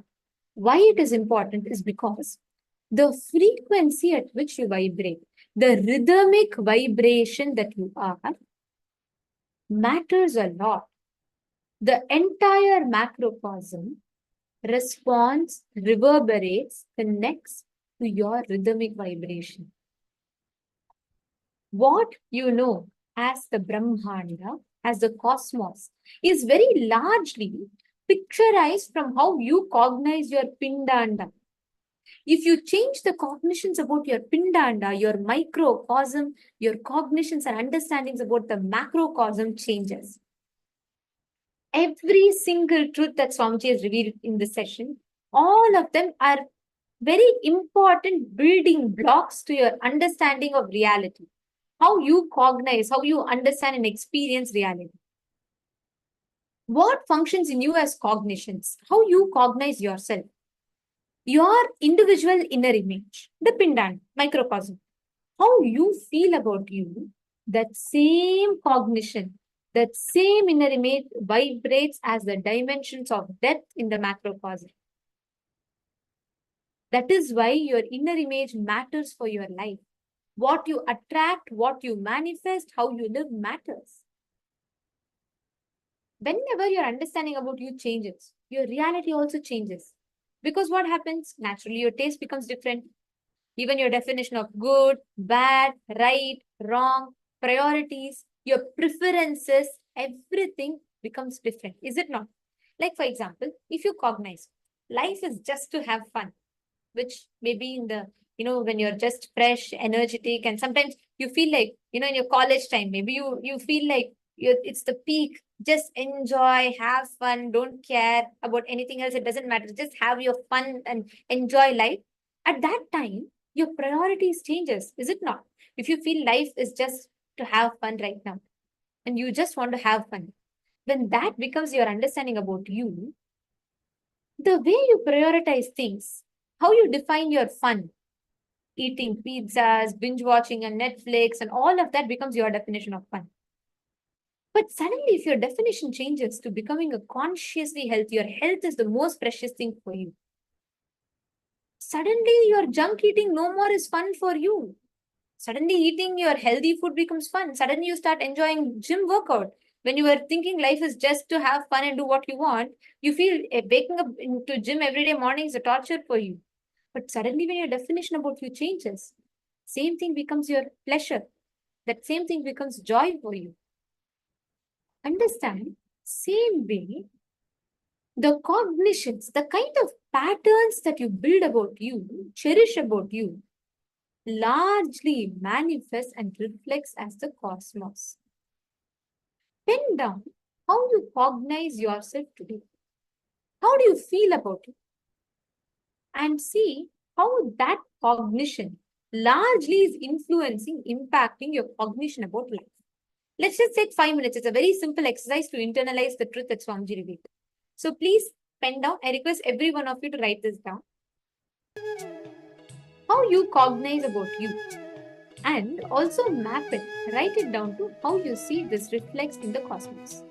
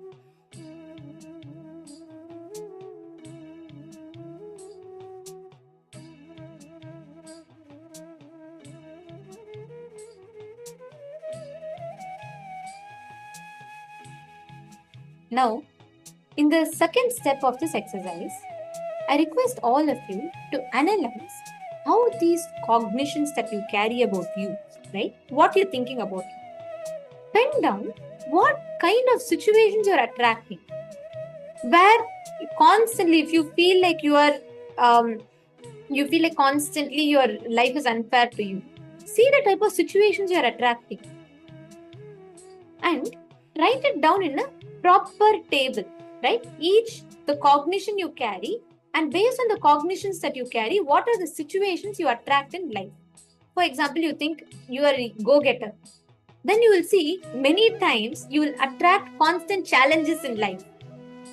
You will not want anything in the easy way. Like you want to have challenges in everything that you do. Like that, see the cognition you carry about you and what are the type of situations you attract. Please pen down.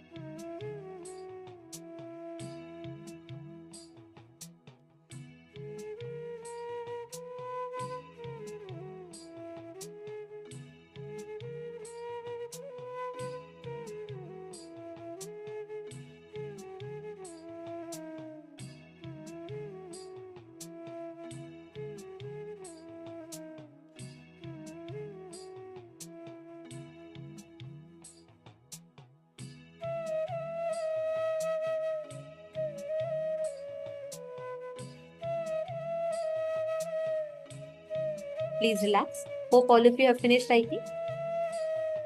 Now, are all of you understanding how the thought currents you are actually written down?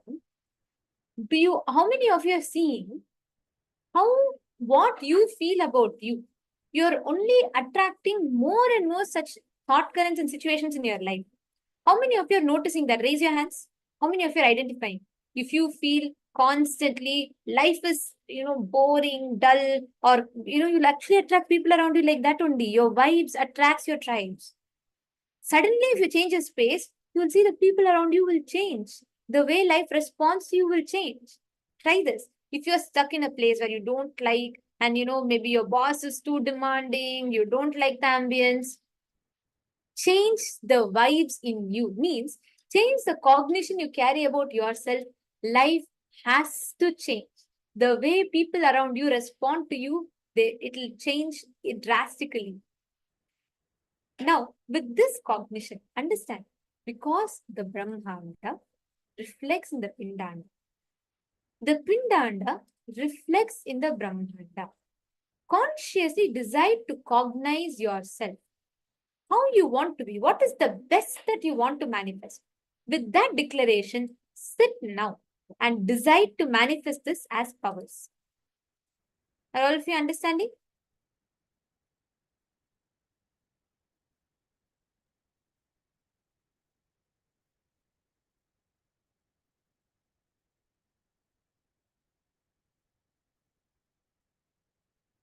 Yes. Ma Purushananda is asking this exactly what I was trying to understand in my inner space today. Now, here you're talking about this. I really, I feel very deeply want to understand this concept, how my thoughts that I'm feeding and cherishing and my cognitions are attracting what I experience in life. Actually, Mama Purushananda, start only focusing on your inside. You can try going around and trying to change life, but it will not work like that.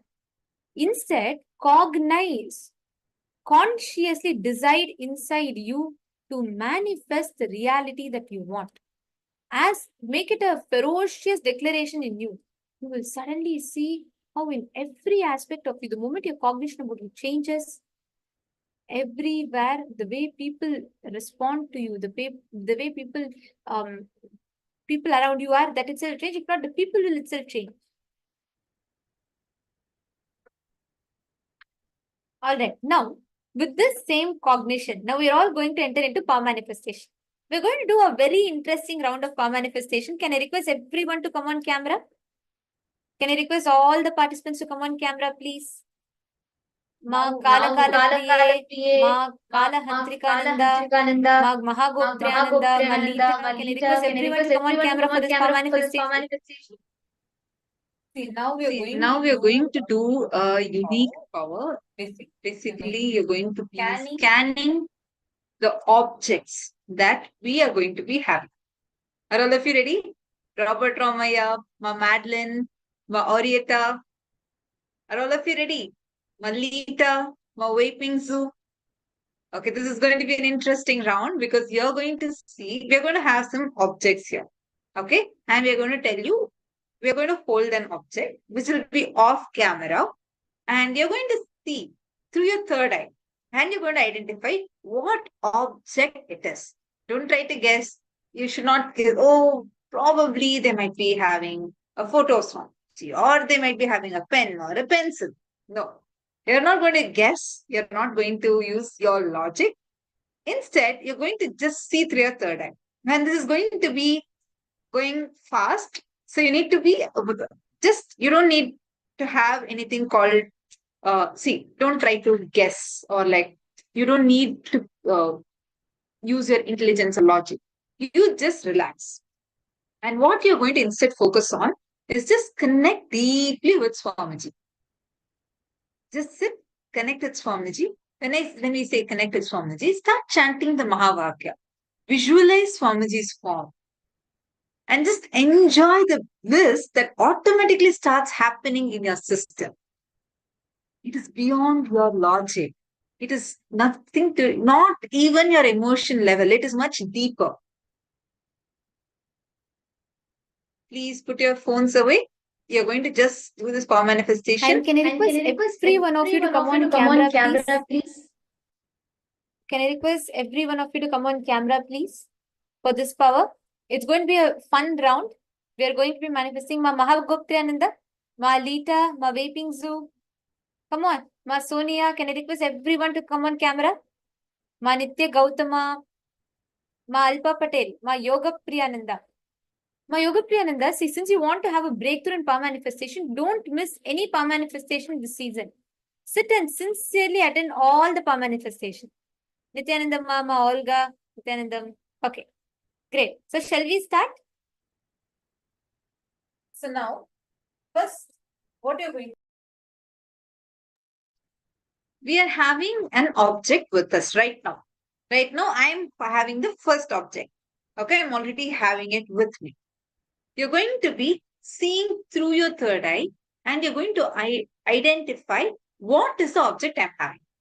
Now, when you see through your third eye, you may be able to see a set of images, or suddenly you may be able to actually see the place itself, or sometimes you may be able to feel it, but may not be able to see it, or maybe you will remember your own objects, or some other photo that you saw before, something.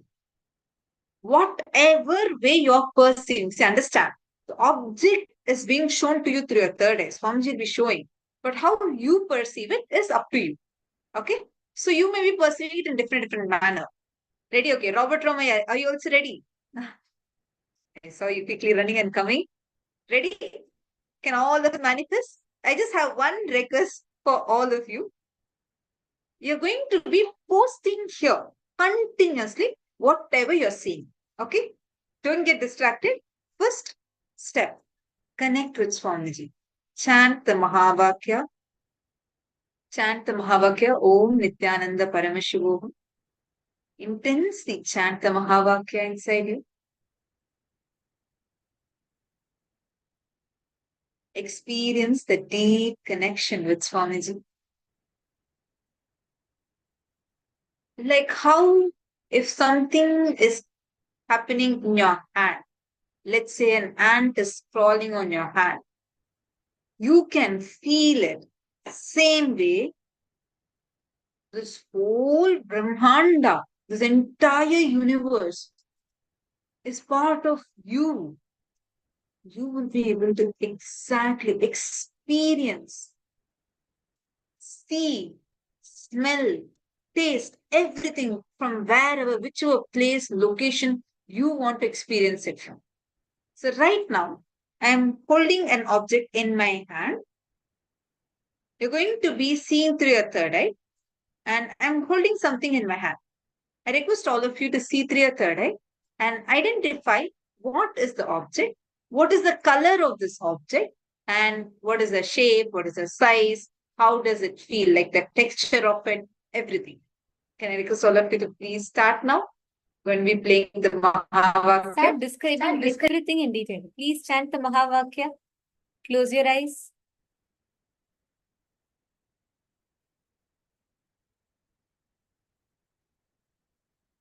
Whatever you're seeing through the third eye, start describing it. Nityananda Paramashivoham. Om Nityananda Paramashivoham. Om Nityananda Paramashivoham. Om Nityananda Paramashivoham. Intensely chant the Mahavakya. Nityananda Paramashivoham. Om Nityananda Paramashivoham. Om Nityananda Paramashivoham. Om Now start posting the answers here. Whatever you are seeing, you're able to clearly see. Do not deny anything.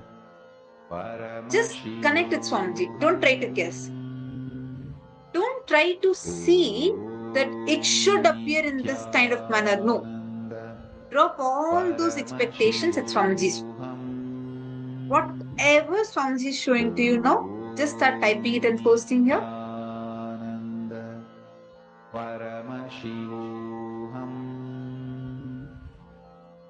Go ahead. I do see some good answers starting to be posted. Just connect deeply with Swamiji. Wow.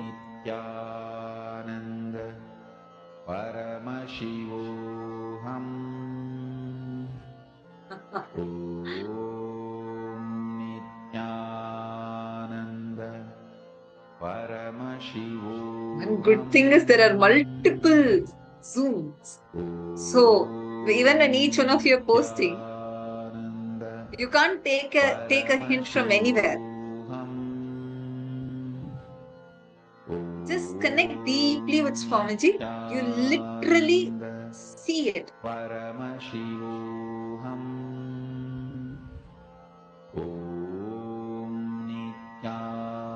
I request all of you to start with first, what is the color? Second, what is the texture? Third, what is the size of it? And is it light or is it heavy? Post each attribute. So whichever attribute you are able to see, there might be some partly you are able to manifest and the rest you will know how much you are able to manifest.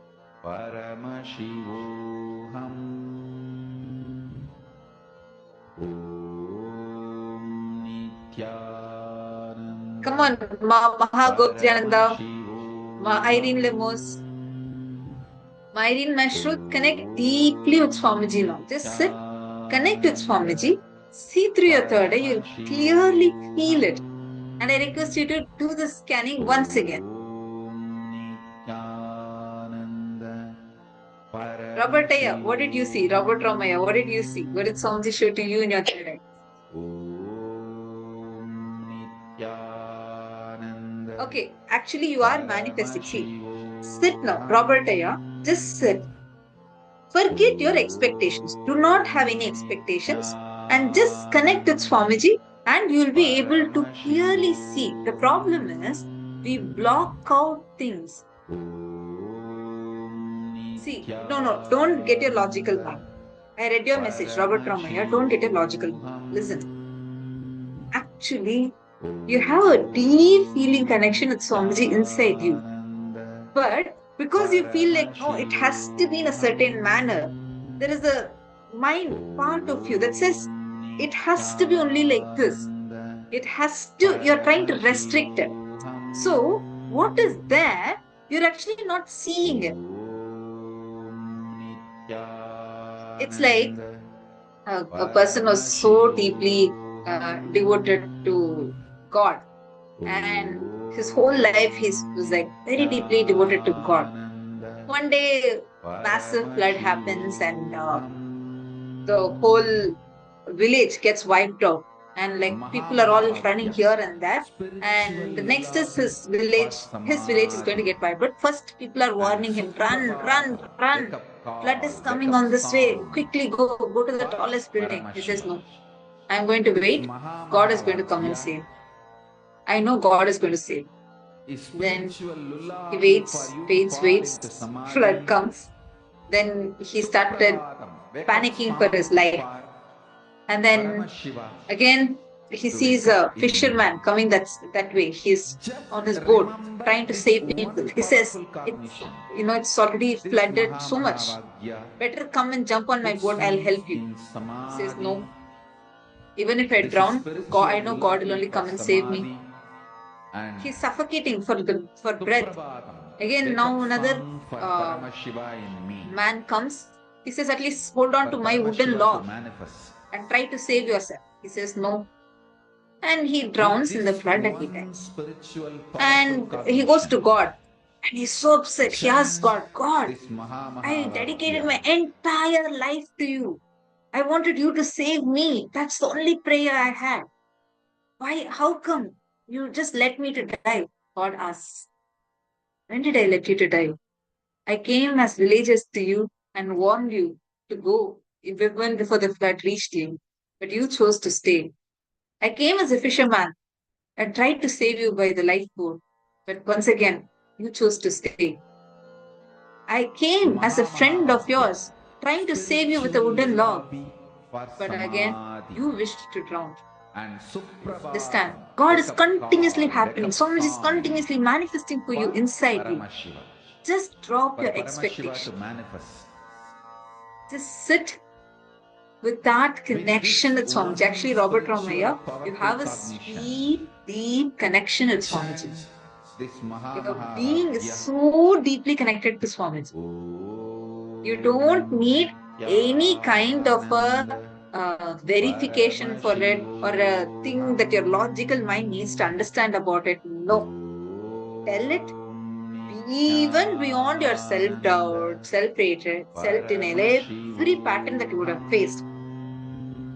The underlying in you and that very current which is keeping the whole thing alive, that feeling connects Swamiji. Swamiji is there inside you. He is manifesting through you. You'll definitely be able to have a break. Just sit. Let Swamiji to flow through you and scan. What is the object I'm holding in my hand? Okay, see one more. Antoine Johnson. Nityanandam, thank you so much for joining. I request all of you now to scan and post what is the answer.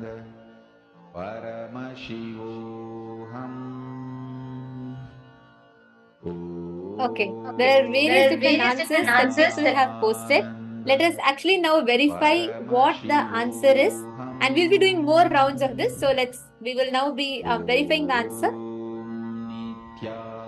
All right. So ready? 3, 2, 1. Here.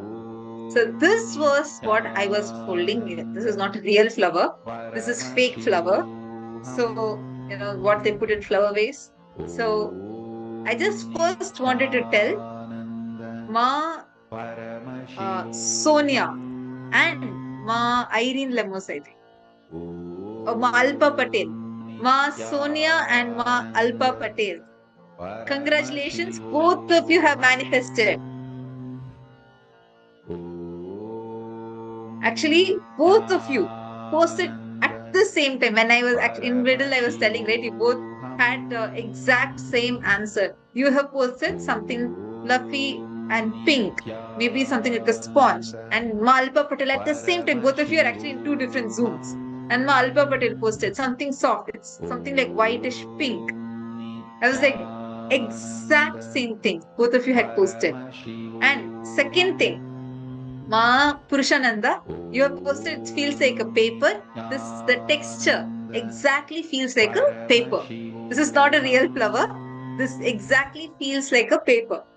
And Robert Ramaya, you have also manifested. It is very, very light in weight. It's very light in weight. And you're saying that it is probably 7 inches in length. Must be, I'm not too sure how to, like, probably you might have seen all these three together, but it is long. See, your mind is perceiving what your third eye is showing. So you are manifesting. Amazing. Great. Actually, now for all of you, we'll do one more. We are going to be doing pick rounds now. Okay, so we're going to be doing 2 more rounds. And now this time I'm having an object that I'm going to be holding, and I request all of you to scan and identify the exact object that I'm holding in my hand. Okay, so you're going to know what you're going to do is you're going to identify the size, the shape, and its use. Okay, the color, the shape, and its use. Come on, I request every one of you to scan through your third eye, identify, and please post the details. What is the exact object? Come on, all of you scan through your third eye, connect to Swamiji,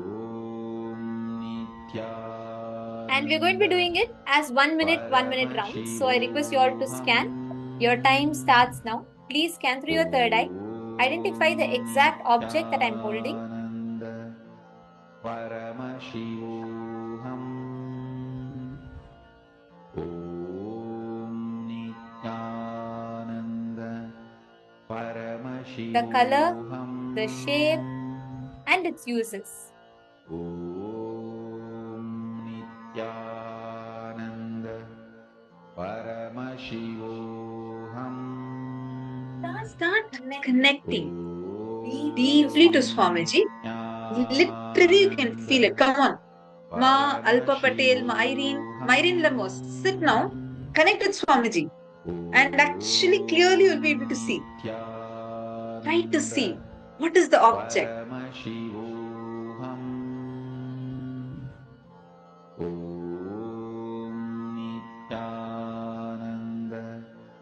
Paramashivoham Om Nityananda Paramashivoham Om Nityananda Paramashivoham. Now, shall we show the answer? Come on. All of you post. See, the best part was why last round, Malpa and Masonia, both of you immediately manifested. Because you immediately posted. Don't wait. Otherwise, your mind will start guessing. Just start posting. Whatever is coming, if you feel multiple objects are coming, put the multiple objects here. You will slowly start getting the right thing. So start posting now. See, that's why we start with the attributes, it will help. Like try telling what color you're seeing, what shape, what are its uses, whatever you're seeing, start posting that. Paramashivoham Om Nityananda Paramashivoham. Okay. Robert Romeo, what do you see? Nityananda Paramashivoham. Okay. Now, Robert Romeo, I'll give you also a minute quickly. Could you also type and post? What did Swamiji reveal to you in the third eye? And come on, all the others, Ma Ananda Parameshwari, Ma Irene Mashro, you should start manifesting also. I actually see some right answers being posted. So that's wonderful. All of you don't guess, do not guess. Just sit. Literally, you can see. See through your third eye now. Om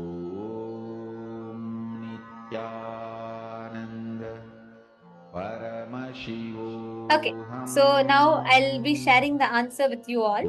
The exact object that I was holding. Okay, I'm seeing Robert Romeo is still typing, so I'm just giving a minute. Aya, go ahead, Aya. You finish. I'll wait for you also. It's okay, no. See, because you always remember how you had a breakthrough some seasons back. See, don't entertain your mind. You push yourself to sit. That's how your mind convinces you. See, listen, Robert Romeo, 1,000 times your mind tells you it is too much and you cannot do it. Your mind is telling you 1,000 times. Don't worry. 10,000 times, Swamiji will come and tell you it is possible, much more louder than your mind. So don't even give importance to it. See, tell me, your power manifestation does not happen because of something to do with you, your mind is quiet. No. Your power manifestation happens because of Swamiji's grace. It is independent of you. So don't even give importance to your mind. You connect to Swamiji. See, mind is like a soap in the bathtub. The more you try to grasp it, it will slip away. So you can never hold it. Right? The more and more you try to grasp it, you try to control it, it's going to keep slipping away and you're going to have this eternal fight. Don't do that. You sit, you only focus on feeling connection to Swamiji. And you connect to Swamiji intensely and chant the Mahavakya. It's okay, so what? Even if you're wrong, so what? You put 1,000 times, it's okay. Maybe it is not manifesting, it doesn't matter. But you put because you want to manifest from your side. Okay? I'll wait for you now. Okay, please take a few minutes again, scan and post whatever is coming to your third. Nityananda Paramashivoham Om Nityananda Paramashivoham. Come on, everyone else, anyone else also who has not yet posted? My dear Ma Olga, I'm seeing you sincerely sitting and listening. Myrin Demos. Can I request both of you also to post? What did you both see? Myrin Lemos, Ma Olga. Come on, all of you, please post. Om Nityananda Paramashivoham. We're going to be having a lot of fun power manifestation like this through the day. So do not miss any sessions. Paramashivoham. Om Nityananda Paramashivoham. Okay, good. I see some. Okay. Ma Irene, you also quickly post. Robert Ramaya.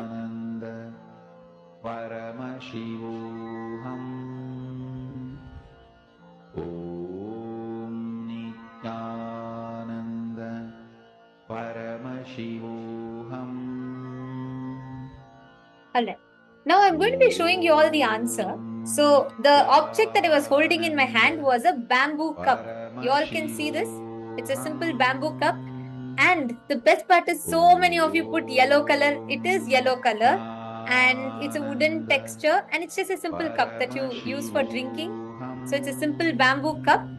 This was the exact object that I was holding in my hand. And actually, so many of you, Ma Olga, you identified the correct color correctly. And Ma Alpa Purushananda had manifested as so.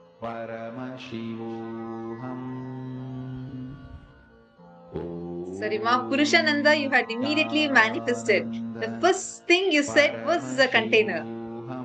So, very good. And also, actually, Ma Alpa and Ma Alpa's daughter, Ma Yoga Priya's daughter, both of you have gotten the color correctly. Ma Alpa, you saw yellow color. This is like yellow color object. So you got the color correctly. That's great. And see, this is how power manifestation starts. It's too much fun. When you keep manifesting, the only thing is don't give too much of importance to sit and try to bring try to silence your mind. That's not going to work. You just keep manifesting Swamiji through you more and more, and you'll have breakthroughs in that. All right. Now, we're going to be entering into the next session where we all first understood about how the universe, holographic universe, and how the universe manifests in us. Now, we're going to learn about the 5 fundamental forces. In what ways does the macrocosm reflect in the microcosm? We're going to be learning about the 5 forces. Swamiji is very beautifully revealed about how electromagnetic force, strong nuclear force, weak nuclear force, how all of them manifest and reflect in us. So we're going to be learning about that, and we're going to be listening to those revelations now. So let's all enter into the session.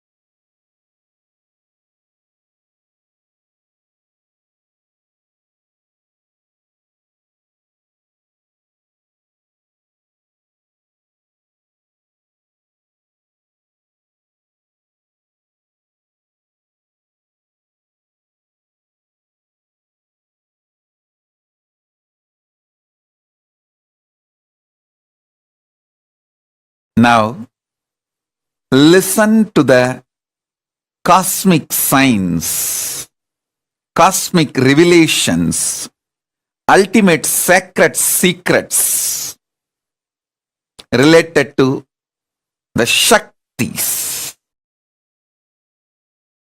Understand? The modern day science is able to understand using the human mind the four forces. Listen. Modern day science is able to understand four forces using human mind. One, gravitation, the power of gravity, gravitation power. Second, electromagnetic force. Third, weak nuclear force. Fourth, strong nuclear force. I want to give you some of the powerful sacred secrets, revelations to all of you, so you can understand these powers and forces in the higher level, from the higher dimensions. Understand? Whatever is happening in Brahmanda is happening in Pindanda. Whatever is happening in macrocosm is happening in microcosm.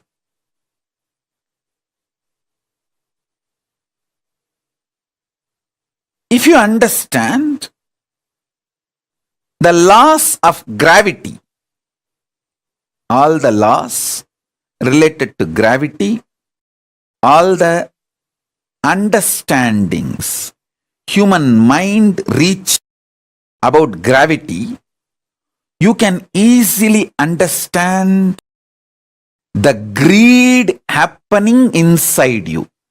Greed and gravity is one and the same. Greed happening in the macrocosm is gravity. Gravity happening in the microcosm is greed. Listen. Greed happening in the macrocosm is gravity. Gravity happening in the microcosm is greed. If you map all the understandings you have about gravity on your greed, and all the understandings you have about the principle of greed on the principle of gravity, you will have powerful insights about your life. Gravitating is nothing but greed for more. Greed for more. Listen carefully. First understanding. The second force is electromagnetic force. Fear happening in the macrocosmic level is electromagnetic force, and electromagnetic force happening in microcosmic level is fear. Understand?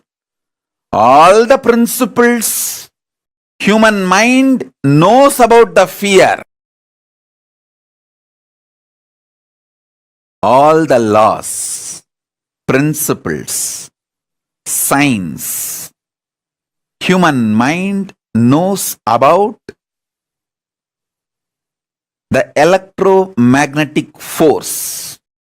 Apply them to the fear you experience in your microcosm.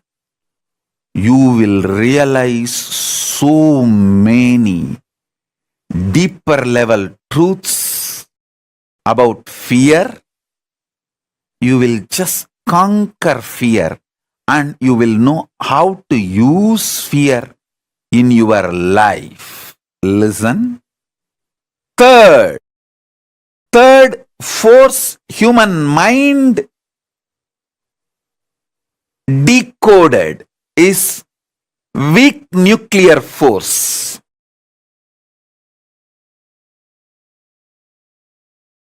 Listen.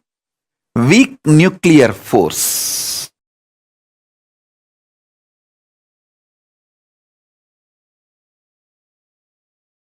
Powerful cognitions happening in microcosm is the weak nuclear force. Listen. Listen, I'm repeating. In microcosm, the powerful cognitions you experience are the equivalent to weak nuclear force. In the cosmos, macrocosmic level, when powerful cognitions are revealed by cosmos to cosmos, when it manifests powerful cognitions, that is the weak nuclear force.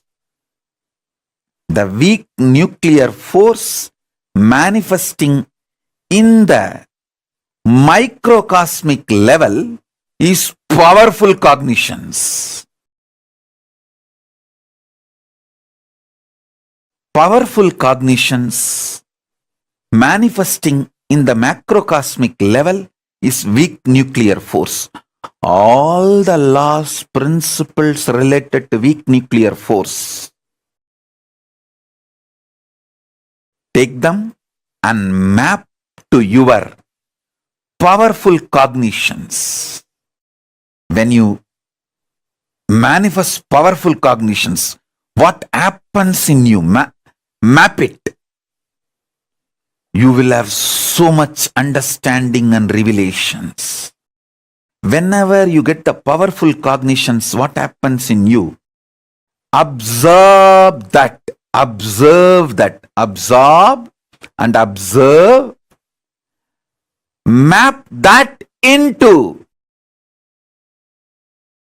the macrocosmos, the macrocosmic principles of weak nuclear force. You will have so much understanding, revelation about the weak nuclear force. Listen. The fourth, strong nuclear force. Strong nuclear force is equivalent to initiation. Initiation, diksha, by an incarnation, living incarnation. Listen.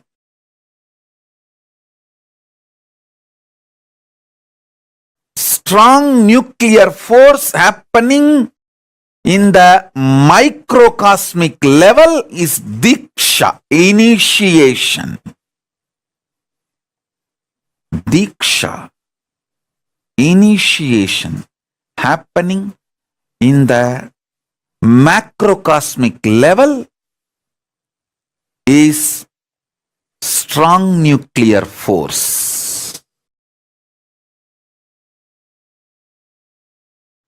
Every principle, understanding, ideas,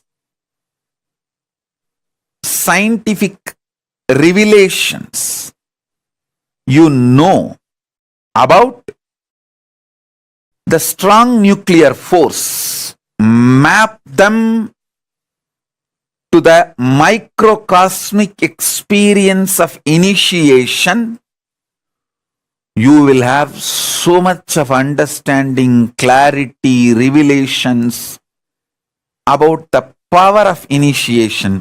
You will be able to absorb initiation more and use initiation more, get the best out of initiation. Same way, everything you know about the power of initiation in the microcosmic level, map it to the strong nuclear force of macrocosmic level.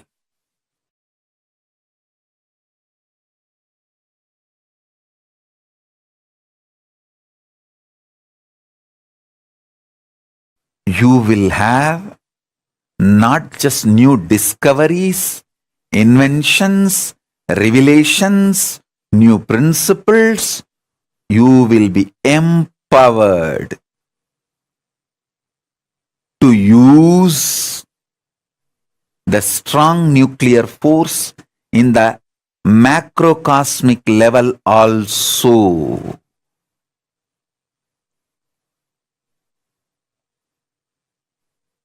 You can use just Surya Namaskar, sun salutation, to build your body internally, externally as you want, without the help of anything else. Because sun salutation, Surya Namaskar, is nothing but using strong nuclear force of the sun to empower the microcosm you are carrying. Surya Namaskar is a direct initiation from Surya.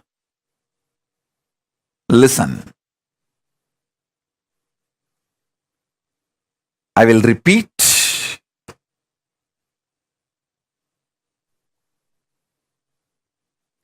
Greed is equivalent to gravity. Fear is equivalent to electromagnetic force. Powerful cognitions are equivalent to weak nuclear force, soft nuclear force, soft nuclear power. Initiation by me, Paramashiva, directly is equivalent to strong nuclear force.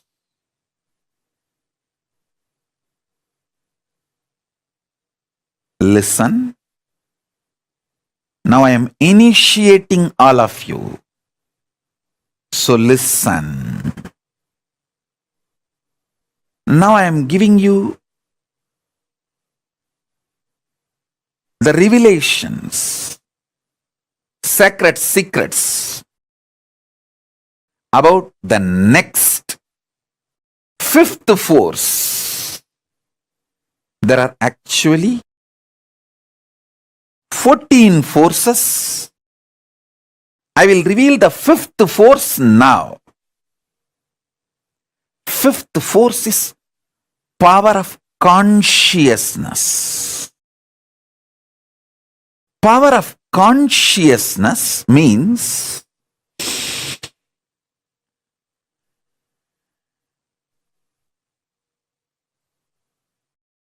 just knowing the truth. Paramashiva is there not because you believe. It's a truth. Paramashiva is real, is truth.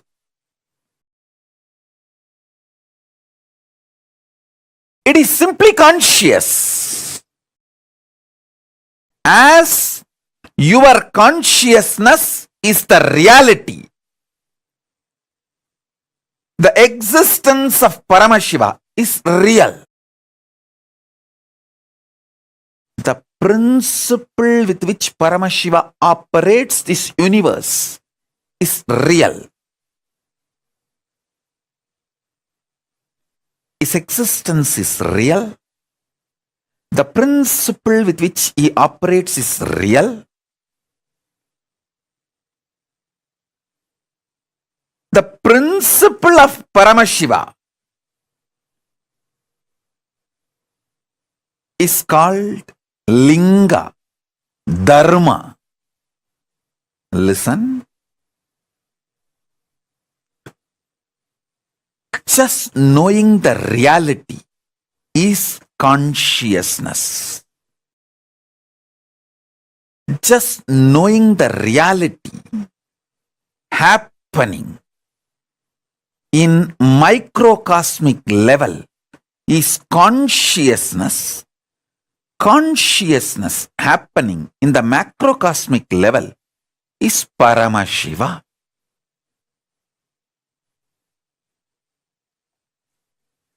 Paramashiva is real, is consciousness. So first thing,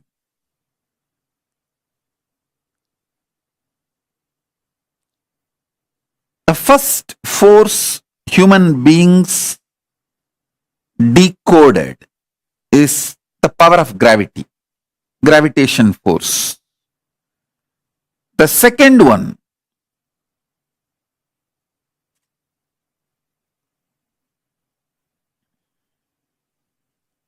electromagnetic force. Third, weak nuclear force. Fourth, strong nuclear force. The fifth force is reality. Of course, it's not that just with the fifth it ends. No. With the fifth, it enters into a different space altogether. There are 6th, 7th, 8th, 9th, 11th, 12th, 13th, 14th, up to 14 dimension. Different forces exist. 14th force is that absolute Paramashiva, Paramashiva, Turyadita, Turyadita.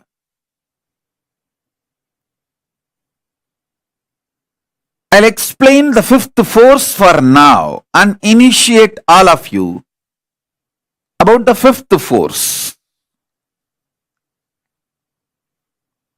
I'll reveal the exact Tamil words got revealed to me by Paramashiva, Arunagiri Yogeshwara directly.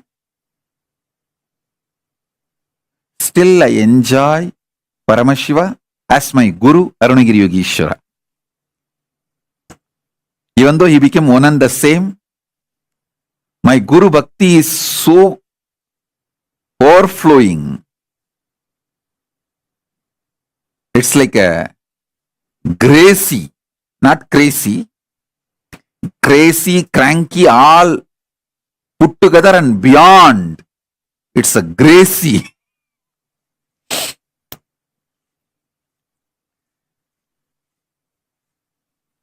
So I enjoy my Guru, Paramashiva, as Arunagiri Yogeshwara. புவியீர்ப்பாம் முதல்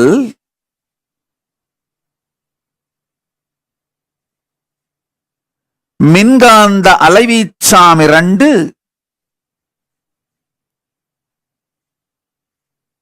சிறுவனுவாம் சக்தி 3 பேரண்ட பேரணு 4 இருப்பின்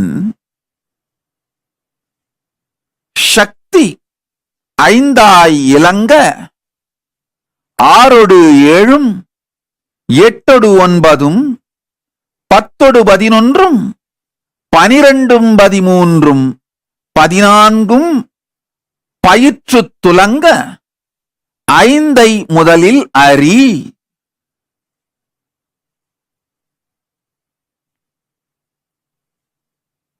இருப்பின் இருப்பு பிண்டாண்டத்திற்குள் உயிரின் உணர்வாயும் உயிர்மையாயும் பிரம்மாண்டத்திற்குள் பரசிவமாயும் மலர்ந்து இருந்து துலங்குகிறது. Listen.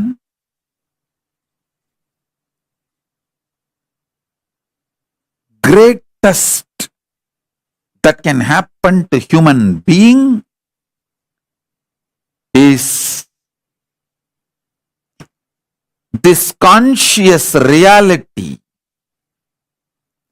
becoming the existence, part of your existence. Listen.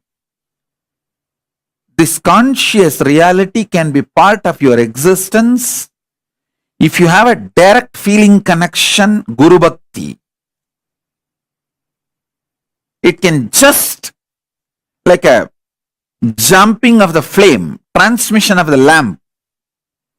Hey, Paramashiva is real. Over. You just know. Swamiji said it. Paramashiva is real. Paramashiva is real. And based on that, your whole cognitive shift happens. Your existence shifts. From that reality, you cognize, exist, act, manifest,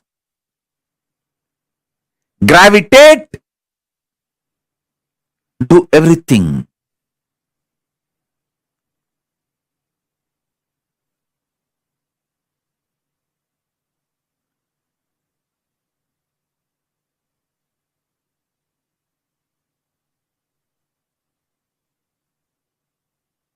If you are not fortunate enough to have that kind of a Guru Bhakti, then at least listen to the Sankhya I am giving.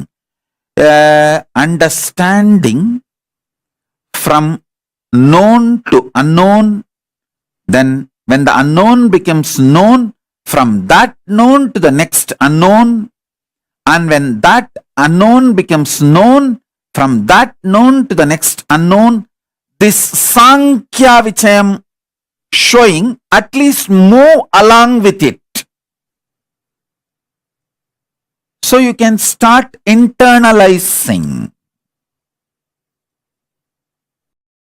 Consciously, you telling Paramashivoham, I am Paramashiva. Consciously you declaring you are Paramashiva is much more powerful than all the four natural forces. Gravity, electromagnetic force, soft nuclear force and strong force. Listen. Your conscious declaration is so powerful. It can manipulate, play with all the four forces. I want all of you to meditate on this one truth. Your Paramashivoham, the declaration, should manifest in you in such powerful way. All four forces are lower than you. You are supreme, ultimate than these four forces. Gravitational, electromagnetism, weak nuclear force and strong force. Listen carefully. It is possible. Only thing you need to understand, gravity works on you as laziness in the brain. Electromagnetic force works on you as self-doubt in you. Weak nuclear force works on you as self-hatred in you. Strong nuclear force works on you as self-denial in you. Decide. You will declare the conscious truth. Nityananda Paramashivoham, to the level where your laziness is destroyed, your self-doubt, self-hatred, self-denial is destroyed. Understand? You are Paramashiva not because that idea has a utility value. You are Paramashiva because that is the truth. Even if you face the worst fears of your life, even while you are facing that worst fears, you are Paramashiva. Listen.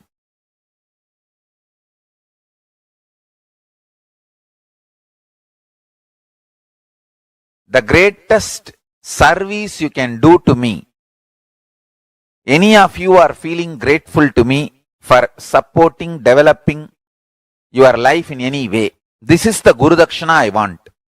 Declare you are Paramashiva today. More powerful than laziness, self-doubt, self-hatred, self-denial. Understand?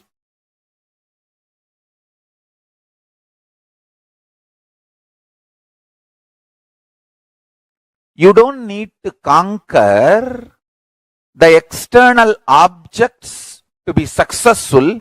If you conquer internal instinct, you will be successful.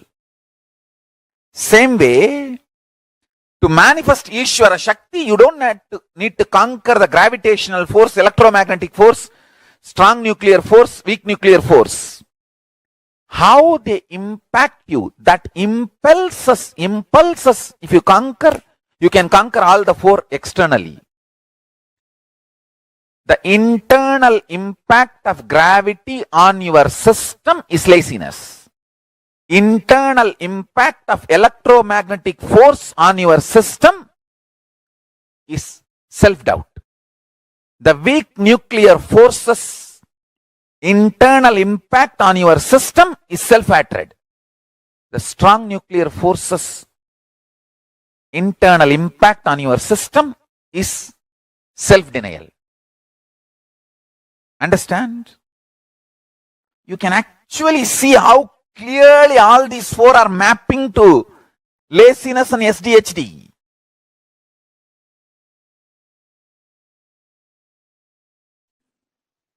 Everything you know about the nuclear power, quantum physics, parallel universe, everything which is established, this multiple existence, all of it put together is third force. Third force's imaginary fantasy extension. If you do a scientific fiction movie, sci-fi movie, based on all your understandings about the third force, it is fourth force. Listen. Till now, human beings have not decoded the fourth force in a concrete way, but the fourth force is all possibility of third force. Because it is all possibility of the third force, any science fiction movie you develop based on anything you know about the third force is a reality in the fourth force. Listen to that. I am repeating.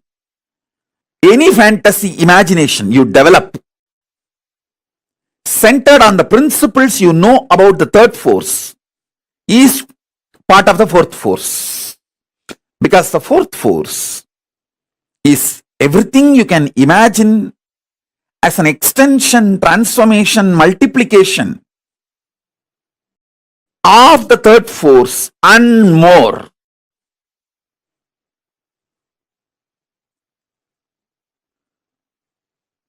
That's the fourth force. Let me give you some more understanding about the third force. Listen. Multiple universes, planes exist. That's the first thing. Pitruloka is true. When you leave the physical body, you carry your Karana Sarira, the causal body, your deep-rooted patterns, and reach the Pitruloka and live.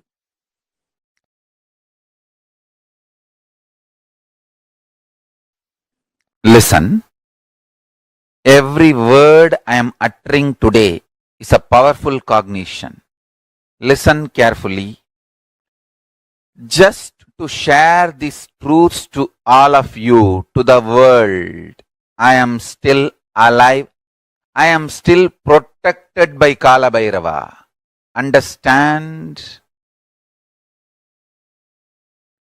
I am still protected by Kala Bhairava, protected by Paramashiva, only to share all these truths with all of you and make this jnana and vijnana as realization in the planet Earth. Listen.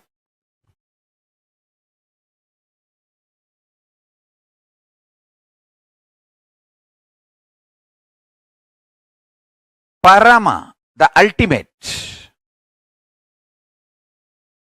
We can call it Parabrahma, Paramapada, Paramashiva, Parameshwara, Parashakti. That Parama, from the pure power space, gets embodied and manifests as Parameshwara. Shivatva, manifesting as Ishwaratva. Power manifests as force. Listen. When the pure spiritual power manifests as pure spiritual force, when Shiva manifests as Ishwara, Paramashiva manifests as Parameshwara. You can call it as also as Paramashiva manifesting as Parashakti. Anything is okay. Because these words are used only to give a rough understanding. Behind these words there's a huge equations. Sankhya, the multi-dimensional logical equation.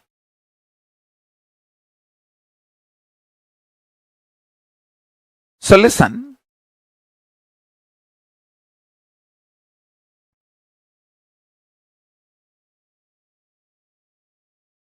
Let me explain this truth clearly.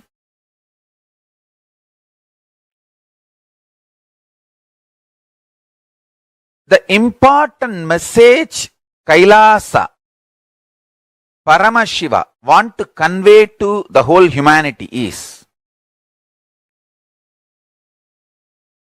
Paramashiva is real. The pure spiritual power is real. He himself embodies and manifests as pure spiritual force, Parameshwara.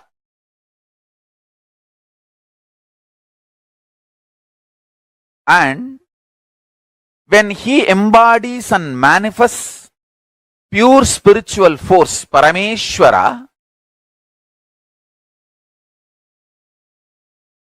he can play with all the forces. Not just these four forces. Science is able to understand the gravity force, gravitational force, and electromagnetic force, and weak nuclear force, and strong nuclear force. There are other four more. But on all 8, Parameshwara as supreme supreme authority and he plays with all eight. The good news is every human being can manifest this pure spiritual power through them as pure spiritual force. And every human being manifests this, raises the quality of the consciousness of the individual, himself and the world. Understand? This is the greatest service you will do to the world. If somebody is working for awakening their consciousness, even one powerful cognition they manifest and one power they manifest, they become Parameshwara's Swarupas, the embodiments of Parameshwara, Paramashiva. They raise the quality of the consciousness of the planet Earth. They are blessing for the planet Earth.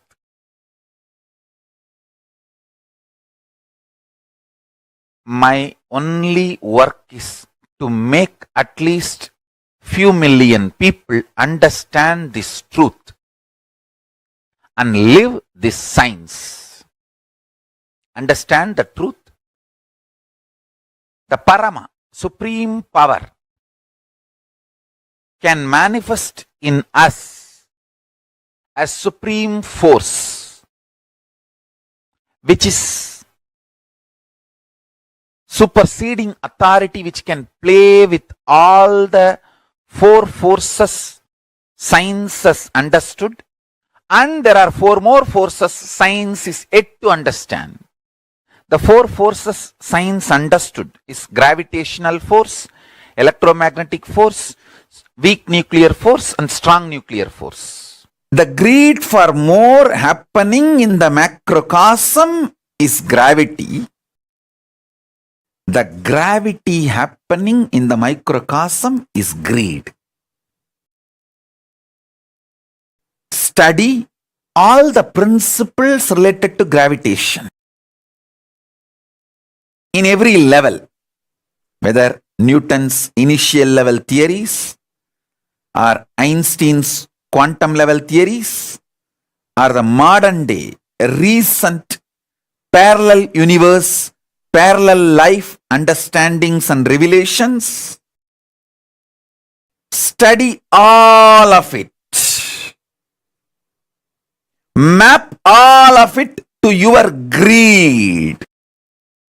How your greed functions.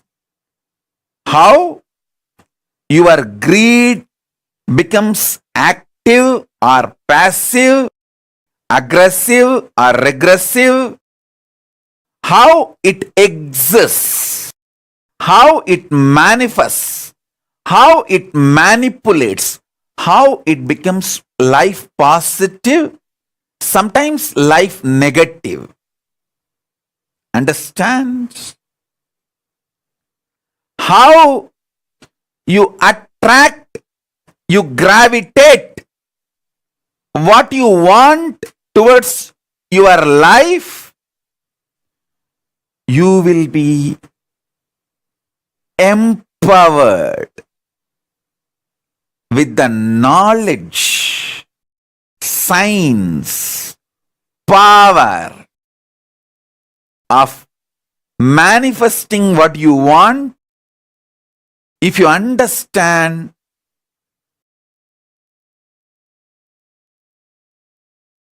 principle of gravity and map it to the principle of greed. Listen. All the understandings you have about fear, map it to electromagnetic force, you will have more understanding. You may even land in new understandings, revelations, inventions, discoveries related to electromagnetic force. You may discover new laws, principles, reach new level of understanding about the electromagnetic force, if you reveal, if you map all your internal understandings about fear,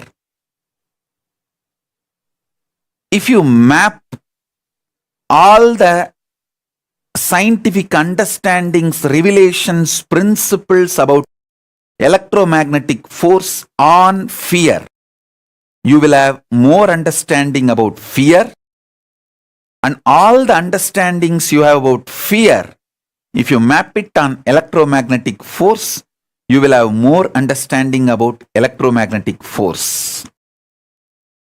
Electromagnetic force happening in macrocosm is fear. Fear happening in the macrocosm, cosmos, is electromagnetic force. Let me repeat.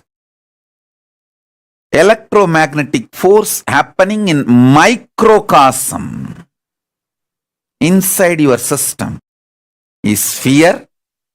Fear happening in the macrocosm, cosmos, is electromagnetic force. Listen. Whenever you get a powerful cognition, a powerful inspiration, like unclutching, understanding about unclutching is the powerful cognition. What happens to you in the microcosmic level?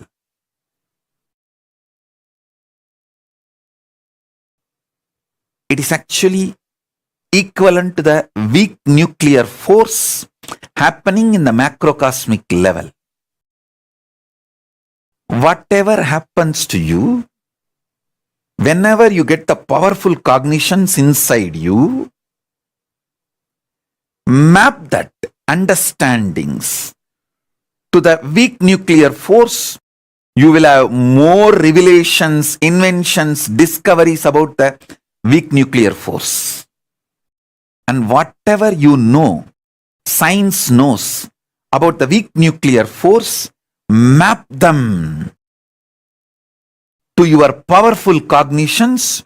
You will have so much revelations inside, and you will be able to manifest so many powers inside.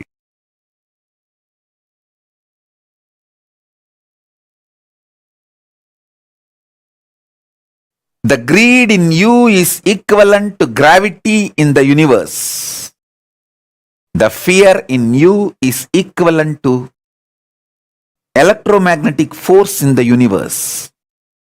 The powerful cognitions you experience is equivalent to weak nuclear force in the universe. All common practicing Hindus reach up to this 3 level.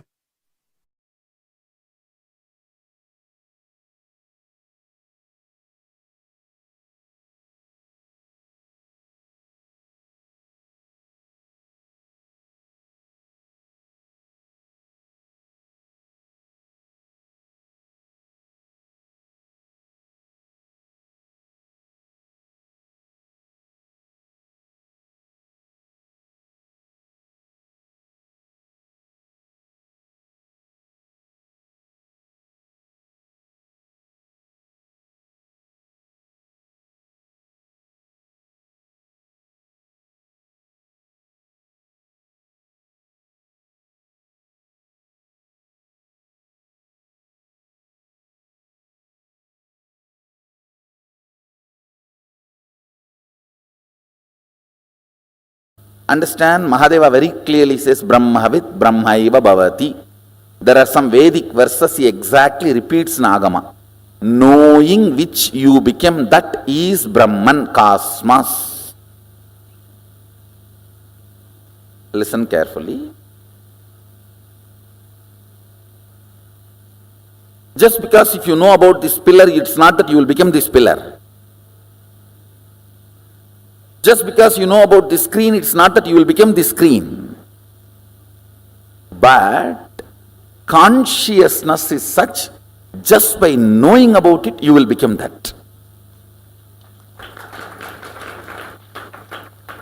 Brahmavit Brahmaiva Bhavati.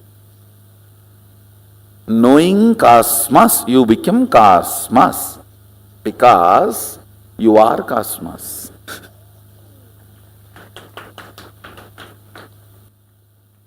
It is like you remembering some of your qualities. Listen, Paramashiva's message directly from Sri Kailasa.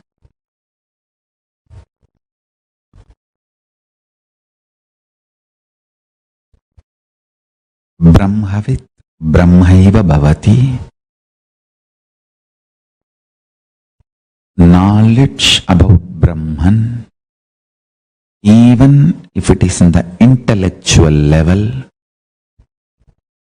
even if it has not become your realization in the physical world as on now, the very knowledge, jnana, a logically convinced, cognized understanding about Brahman itself is so valuable and important for you. It guarantees Videha Mukti, means Kailasa, when you leave the body. If you digest that Brahma Vidya, knowledge of Brahman,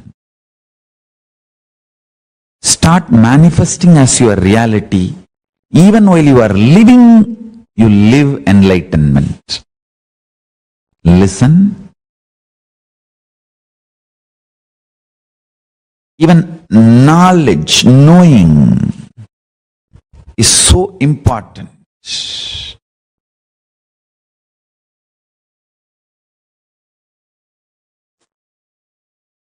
It helps you to plan and plant your future. When I say you are Paramashiva, 10,000 powerful cognitions which cannot be uttered by words, the whole thing is packed into that one truth, and I am sending this to you. Listen. Understand?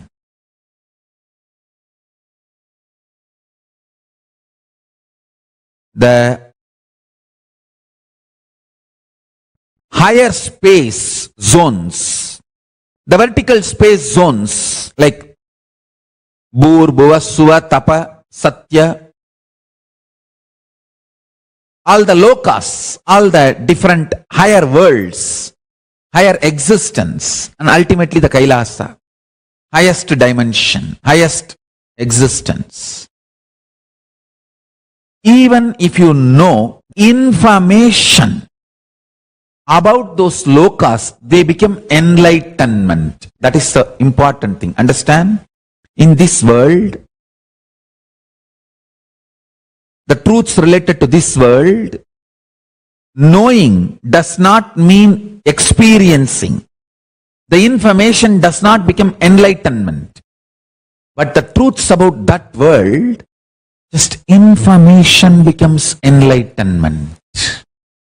Brahmavit Brahmaiva Bhavati. Knowledge becomes reality. Information becomes enlightenment.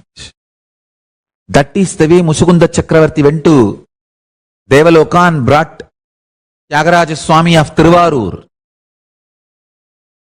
Just one Rishi came and gave the information about Devaloka, and that became experience for Mushukunda Chakravarti. He just went there casually for a visit.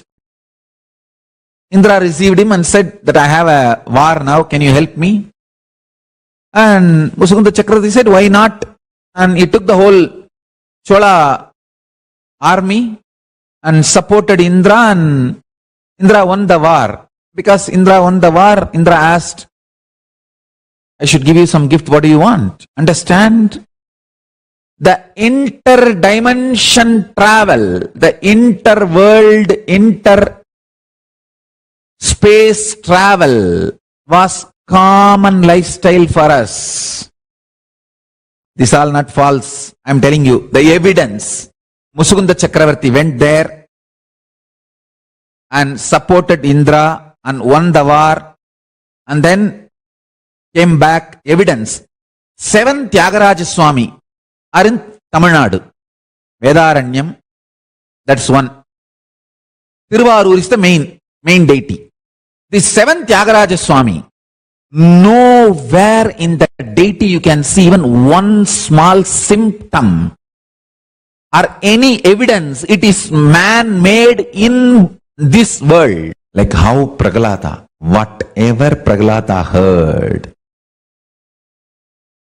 from Narada, sitting in his mother's womb, when he came out, when he assumed the body, when he started growing,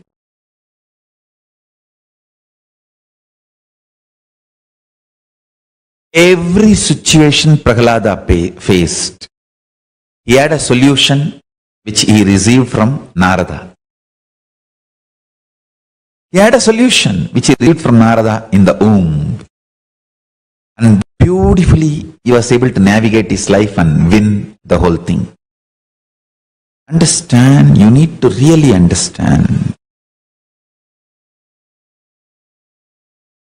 Knowledge about the cosmos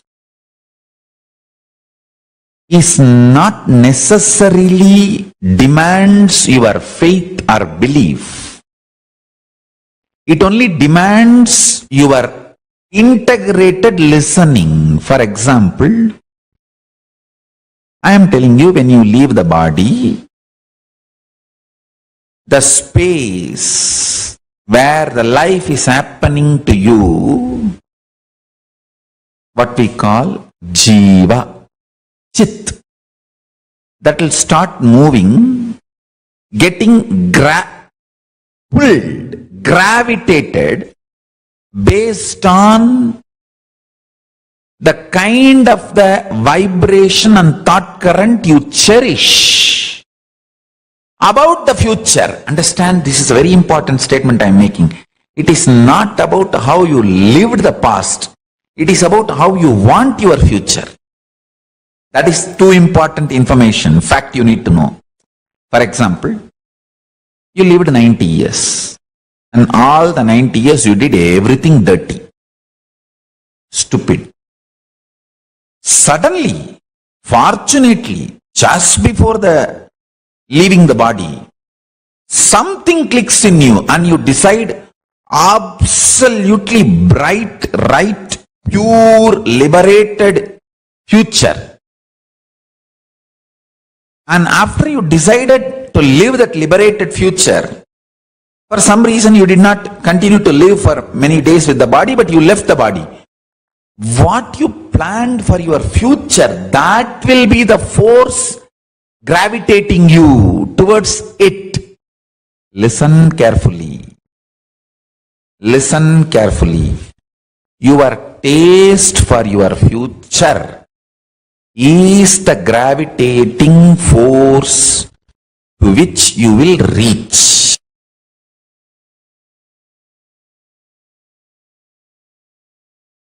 One conscious decision has so much power. I want you to know, one conscious decision has so much power. Especially the weight of the past sits on your muscle memory.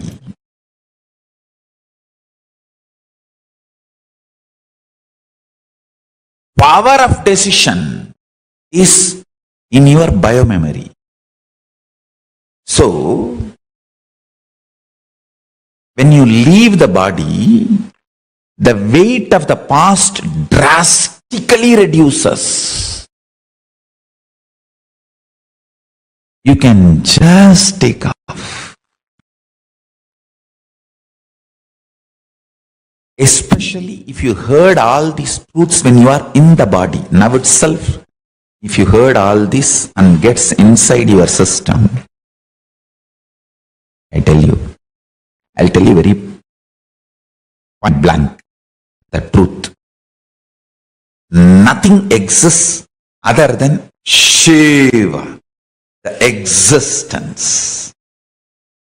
Auspicious, iruppu, chit, Shiva, Brahmavit, Brahmaiva bhavati.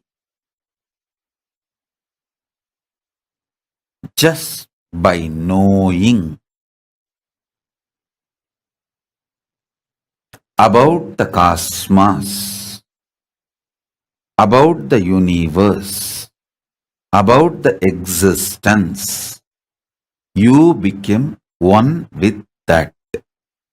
You became that. Listen. Brahmavit, Brahmaiva bhavati. Knowing. Brahman. The word Brahman means yourself, God, universe. All the three put together is Brahman. Knowing Brahman. You became Brahman. Listen.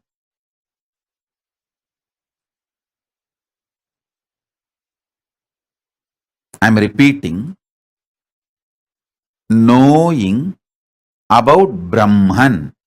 You become Brahman. Brahman means Jiva, individual soul. Ishvara, God. Jagat, universe. All the three put together. Cosmos, God, soul. All three put together is Brahman. You, by knowing the Brahman, become the Brahman. You may say, no, so many Brahmins read about all these Shastras. We don't see they have become Brahman. Listen. Hinduism is oral tradition. Shravana, you need to listen from someone with whom you have a conversational relationship. With whom you have a simple conversational relationship. Brahmavit Brahmaiva bhavati. Knowing Brahman, cosmos. You become the cosmos. Knowing is not reading, listening from person who already knows, with whom you have a conversational relationship. That's all. Now, fortunately, all of you have conversational relationship with me. There are some may need little more time to wake up, but the moment you decided to come and sit in front of me, you have taken your first step. So naturally, I will do my million steps. Even if you think you want to take one step towards me, I will take 10,000 steps towards you. If you take one step towards me, I will make million steps towards you. It's my commitment. Understand? It's my commitment.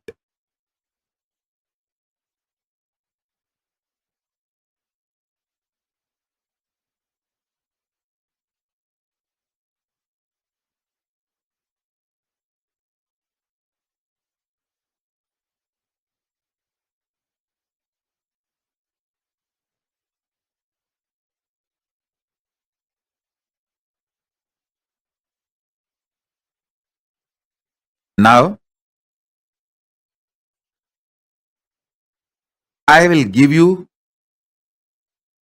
some more deeper understanding about this superconscious mutation process. Listen.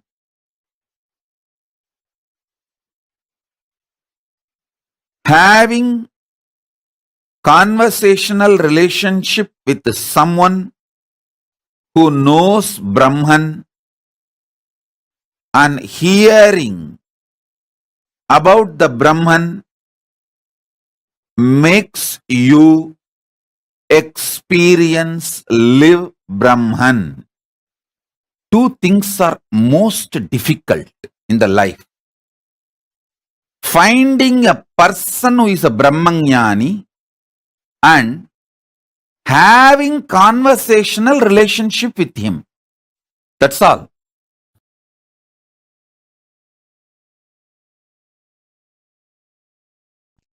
Knowledge, logically analyzed, understood, knowingly or unknowingly mixes into your cognition, inspires you, triggers you, excites you, awakens you for actions. And I tell you,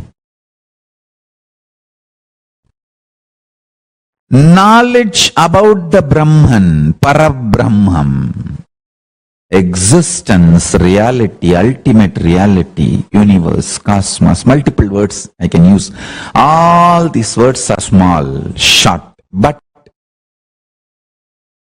it's like a finger pointing to the moon. The words showing to the ultimate reality, Parabrahma, Paramashiva, Parabrahma Shiva.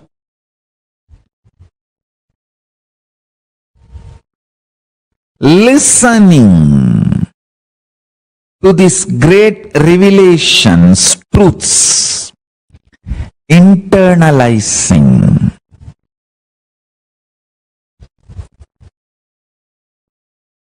raises the very quality of your existence. Understand? Whatever you consider as you, your life, your perception, all that put together only I call it as your existence. Like your joy, your ability to enjoy, your perceptions, your depth of understanding, your depth of knowledge, your depth of clarity about the reality and the wealth you have and the powers you manifest and the powers you have about on the society and on yourself, on your life. Saraswati, Lakshmi, Durga, everything you have in your life, all put together, I call as your existence. And knowledge about the Brahman just raises the very level of your existence. It gives you a breakthrough, super conscious breakthrough. Understand?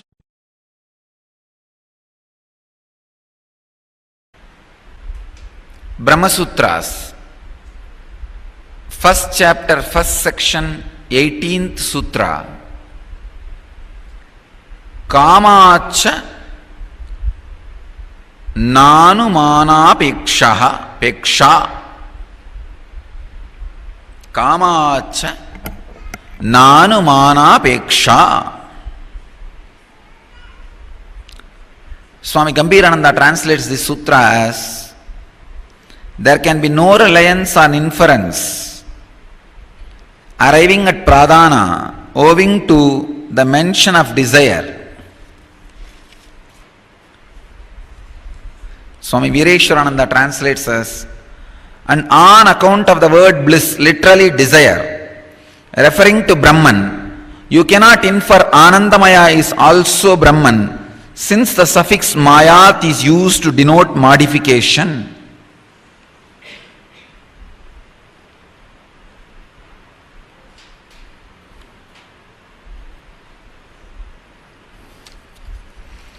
Swami Sivananda translates this sutra as: because of wishing or willing in the scriptural passage, we cannot say even inferentially that Anandamaya means Pradhana.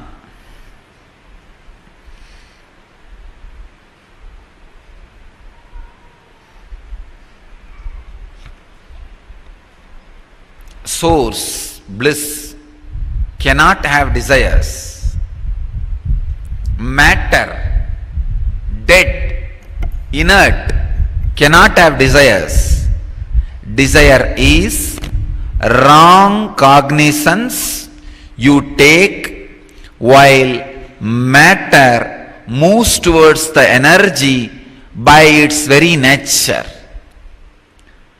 When the matter moves towards the source because of its very natural flow, you assume, take wrong cognizance that something is wrong in you. You do have desires. You need to either fulfill them or suppress them or reject them or transform them. Still, I do not understand the word transformation. No, really. What do you mean by the word transformation? I don't understand. I wanted all of you to know the word transformation has no meaning in spirituality. When the basic assumption is wrong, what will you transform? For example, now you assume all the trees are, both sides of the roads are running towards you. Now, when you realize you transformed the trees or what? You transformed all the trees running towards you? No. You just realize it is a foolish assumption. I can say you realizing your foolishness can be called as transformation. That's all. Otherwise, there is no such thing as transformation. The basic assumption you have desire is wrong.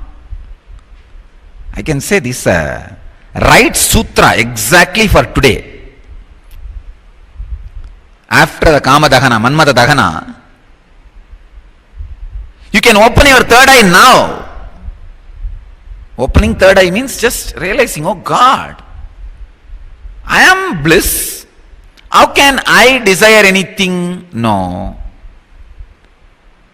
If I am matter, dead, inert, how can I desire anything? Matter cannot have any desire. Then where is the desire? Where is the karma? Where is the source of all anguish, suffering, pain, fear? Then where is all this? Understand? By nature, bliss attracts abundance. By nature, matter merges into the energy. This flow, the matter being pulled into the energy, is flow of life. Unfortunately, you have taken the wrong cognizance of that flow. In that chaotic confusion, you started thinking you are running towards matter. It is not. If you are running towards matter, why should you rest into a space where there is no matter exists every day? You just recoil yourself and rest in the deep restful awareness silence every night in the deep sleep. If you have desire, why should you every day get into that space? Why not spend that time also in desire? No. Desire is the wrong cognizance you have taken about the flow of your energy. No such thing as desire exists. When one wrong cognizance is taken by you that you have desire, now whether you flow with that cognizance or try to oppose the cognizance, whatever you do, you are in a mess. First, the very cognizance should be withdrawn from your inner space. Brahman is abundance. Brahman is life. Existence is life. By very nature it goes on expanding, expanding, expanding. Understand? I will present the interpretation of this sutra. I will present this sutra maybe in this angle. Existence is bliss.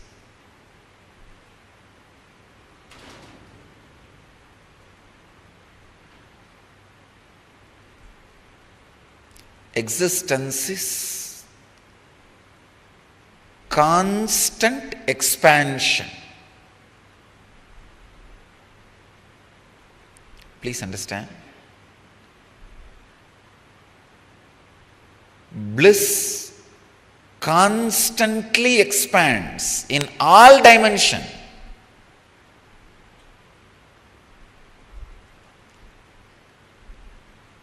If you are experiencing levitation, automatically you will see you are expanding in the dimension of health, wealth, relationships, in every dimension. Please understand, if you are levitating and your wealth is not expanding, your health is not expanding, something is seriously wrong. It's not levitation, you are jumping around. Don't hop around. Because these are infallible informations which can never be false. Brahma Sutras, aphorisms of existence, cosmic law.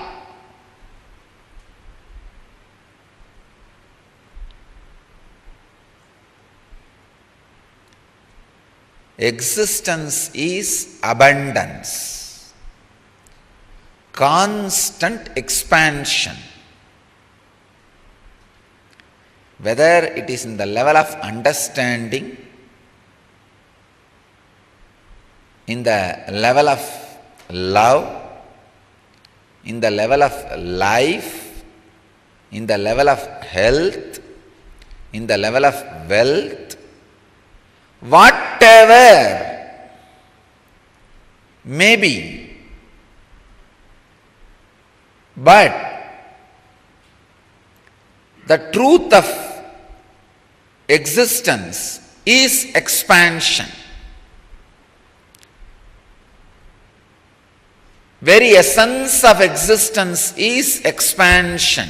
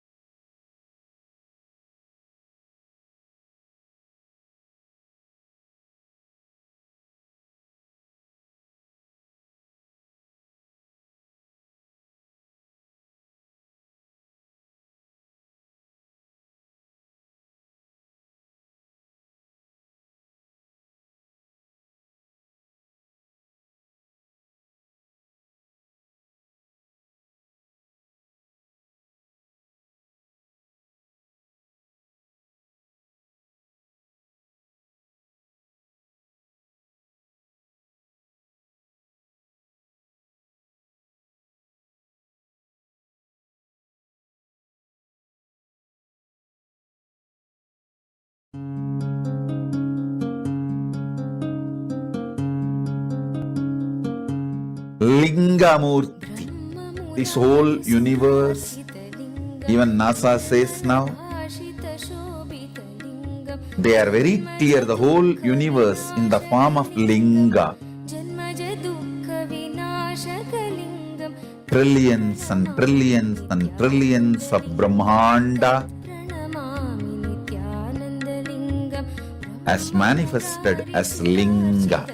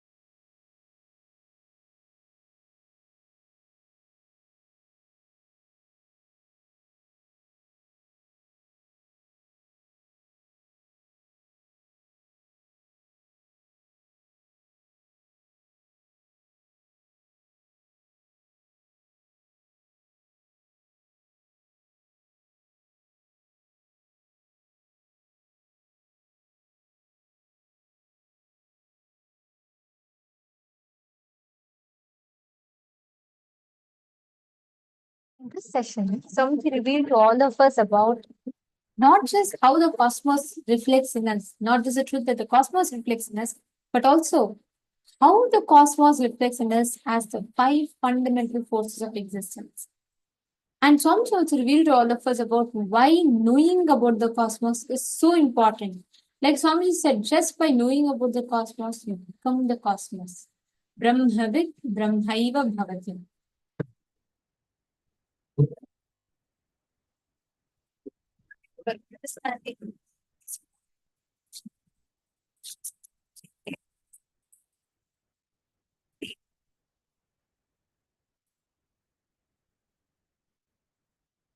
Cosmos.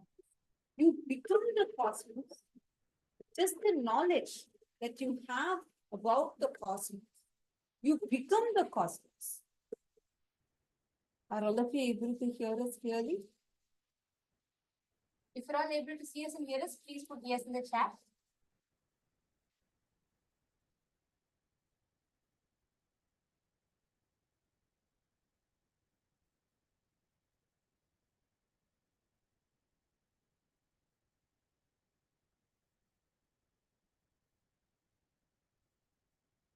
Now, in case of these splits at Swami, how you become the cosmos just by entertaining the really powerful cognitions. When you start cherishing, when you start intellectually understanding about the cosmos, slowly, you will start manifesting the cosmos.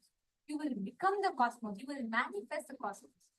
Now, how does this cosmos reflect in us? Swami very beautifully revealed to us all about the five forces, right?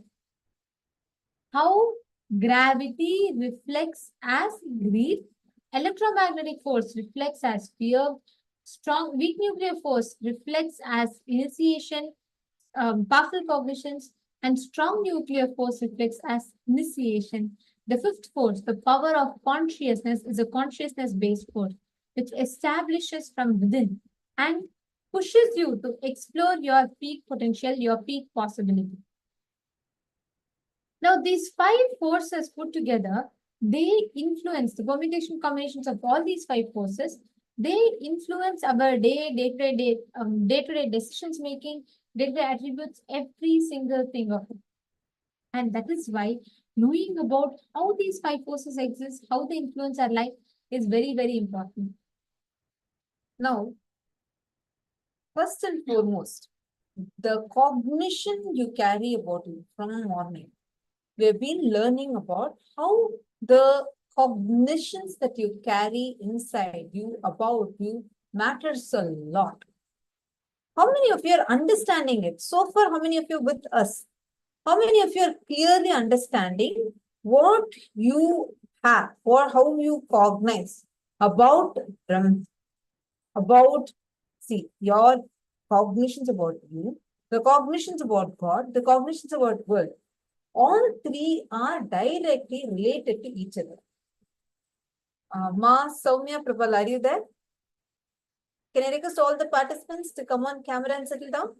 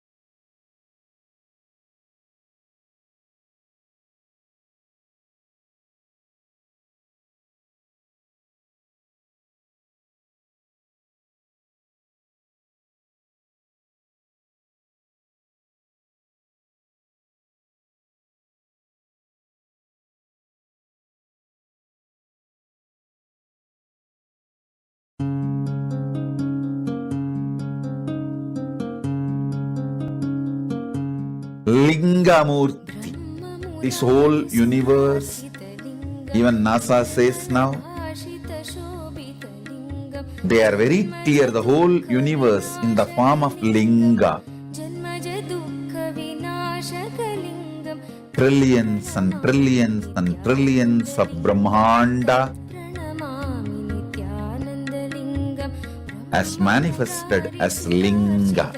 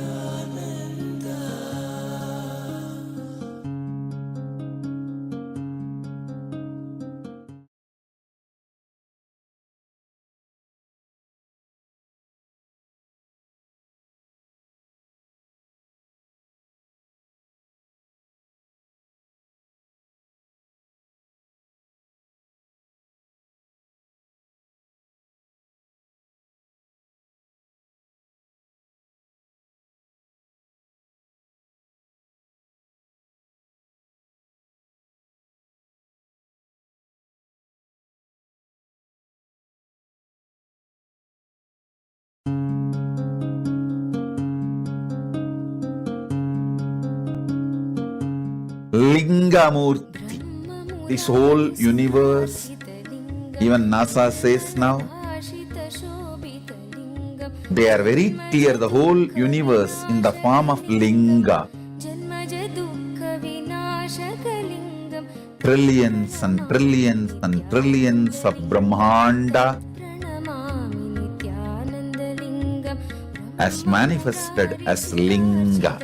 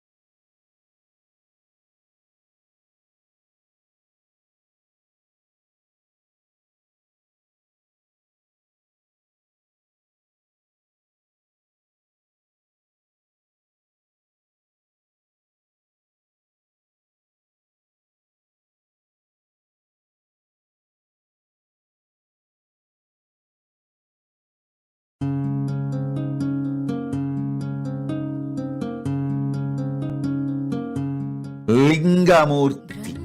This whole universe, even NASA says now, they are very clear, the whole universe in the form of Linga. Trillions and trillions and trillions of Brahmanda as manifested as Linga.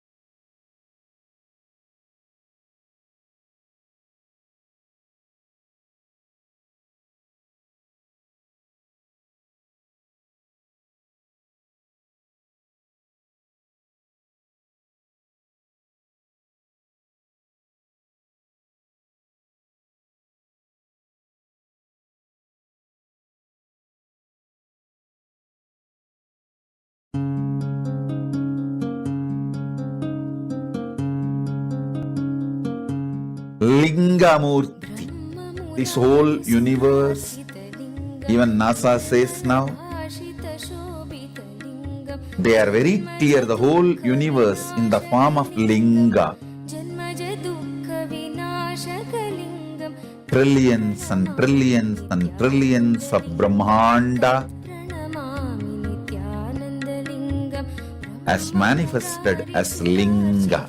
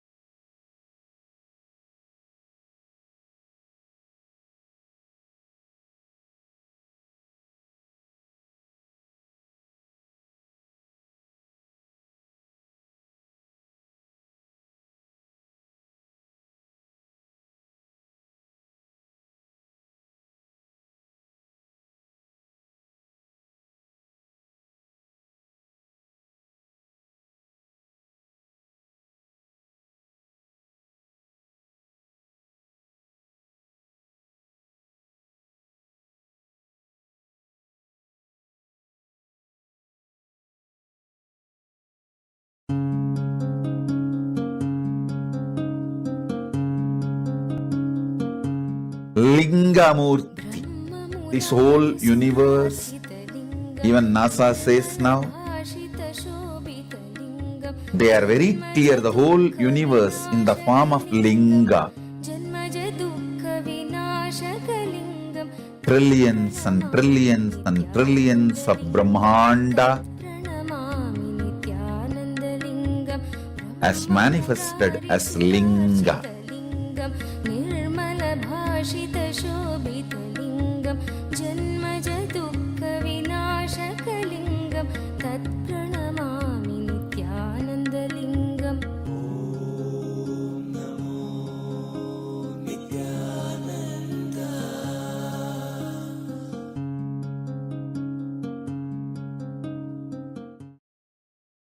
I'm sorry that okay, sorry for the technical glitch.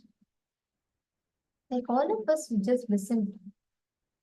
Each of the fundamental forces of the cosmos manifests in us, reflects in us in various different directions. Gravity is a reflection. Gravity reflects as greed in the microcosm. Same way, electromagnetic force reflects as fear in the microcosm. Weak nuclear force reflects as powerful cognitions, and strong nuclear force reflects as initiation. All the happenings of the macrocosm reflects in your microcosm. And why do you need to know about it? Even if you start intellectually entertaining this idea, it will lead you to experience the cosmos. Brahmavid Brahmaiva Bhavati. Experiencing Brahman. Brahmavid Brahmaiva Bhavati. When you experience Brahman, you become Brahmaiva. In every aspect of your life, when you start even knowing, entertaining the ideas and thought currents, it will make you manifest that. There's a very beautiful story. Once a boy, he was not very bright, he was a very dull person, and his father somehow wanted him to learn something, so goes and tells the teacher that in the Gurukul that, can you take my boy? He'll just come and sit quietly, he'll not even disturb you, but let him be there someday. I hope he can get some good he can learn something, he can get some good knowledge. The teacher says, all right, let him sit. And every day, the boy used to come sincerely before everyone, sweep, the class, clean the class, keep it ready for everyone to come. He was very sincere, but anyways, people ignored him because people thought he was too foolish. And one day, the teacher had started teaching about Aham Brahmasmi. She said, Aham Brahmasmi. And by the time he could finish the session or explain its meaning to people, had become time, school ended, so everyone went. This kid started chanting, Aham Brahmasmi, Aham Brahmasmi, Aham Brahmasmi. And his father is curious, like, surprised to see his boy taking such an interest and suddenly repeating about something. So he says, son, do you know its meaning? The boy says, no, I don't know its meaning. I never thought about it. That's a good question. I don't know its meaning. And the father says, Aham Brahmasmi means I am Brahman. The boy is like surprised. He says, oh, wow, really? I didn't know that. And he starts saying, Aham Brahmasmi, Aham Brahmasmi, Aham Brahmasmi. My father is the Brahman, my father is the Brahman, my father is the Brahman. He goes on repeating it and he walks around everywhere chanting that. Next, his uncle hears and he says, hey, what are you chanting? He says, I am chanting Aham Brahmasmi. Then my father told the meaning means I am Brahman. Then uncle says, no, my son, the meaning means I am Brahman. Then he is now confused. Then he says that, oh, no, my father is not Brahman, it's my uncle the Brahman. He starts chanting, Aham Brahmasmi, Aham Brahmasmi, Aham Brahmasmi. My uncle is Brahman, my uncle is Brahman, my uncle is Brahman. He goes on chanting like this. And next he meets a village priest. Then the village priest tells him that Aham Brahmasmi does not mean your uncle is Brahman. Aham Brahmasmi means I am Brahman. Now boy is thoroughly confused. He's saying like, he starts, he starts saying everything that comes into him, like, father is saying he's Brahman, uncle is saying he's Brahman, others are saying they are Brahman. And when he starts just contemplating and he starts, the whole concept starts sinking in him and he sits under the tree and he was trying to just get to the meaning of it, who's actually the Brahman. Then he realizes everyone is Brahman, even he's Brahman, he becomes enlightened. Swamiji says how? Even if you just start entertaining, cherishing, nourishing, nurturing the cognition, you will become that. You will start becoming the Brahman. Even by knowing, entertaining the idea that you are Brahman, it will make you manifest the Brahman. Now, we're all going to be doing a very beautiful exercise. It's going to help you understand the same. How you can experience the truth, the Satya, that you are Brahman. Actually sit down now and write all the aspects of your life where all you are expanding. You want to expand. Where all the expansion is happening and also where all the expansion is not happening. Please write down both where the expansion is happening and the areas where you're not at all expanding. You feel stuck in life.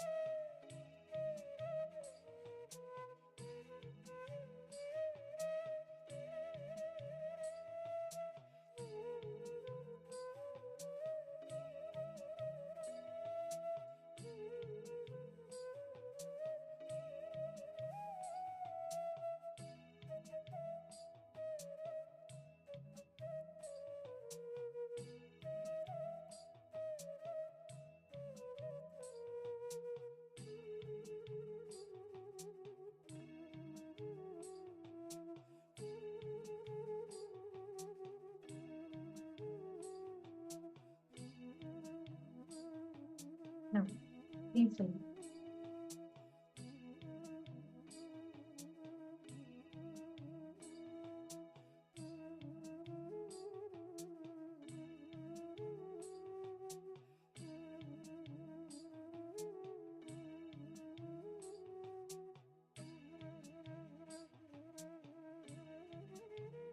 And please, now in whatever you have written down, whatever you have analyzed, consciously sit and cognize. Understand how you are manifesting all the different situations in you.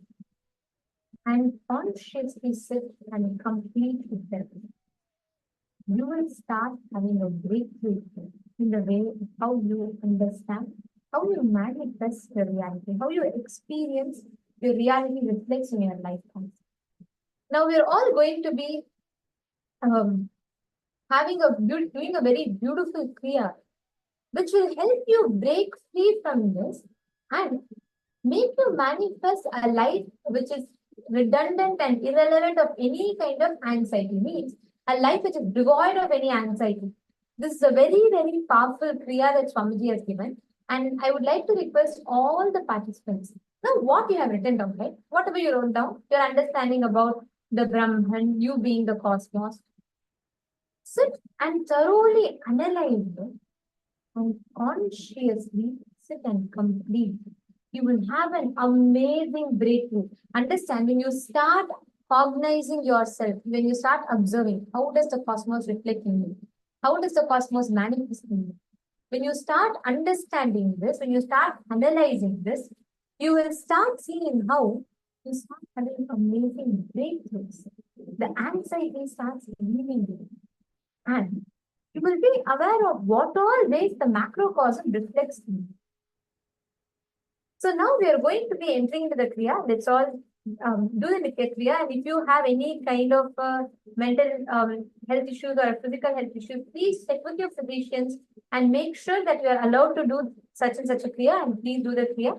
And we request all the other participants to please follow and listen along. Swamiji himself is going to be guiding us into this kriya. Let's all enter into the kriya.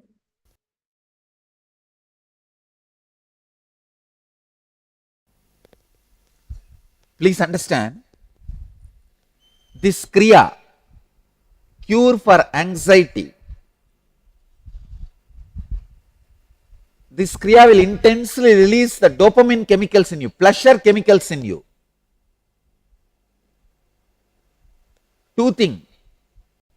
You can do this kriya only once if you are not having anxiety. Please understand, many of you may get addicted to this kriya because it will send such intense bliss inside your body.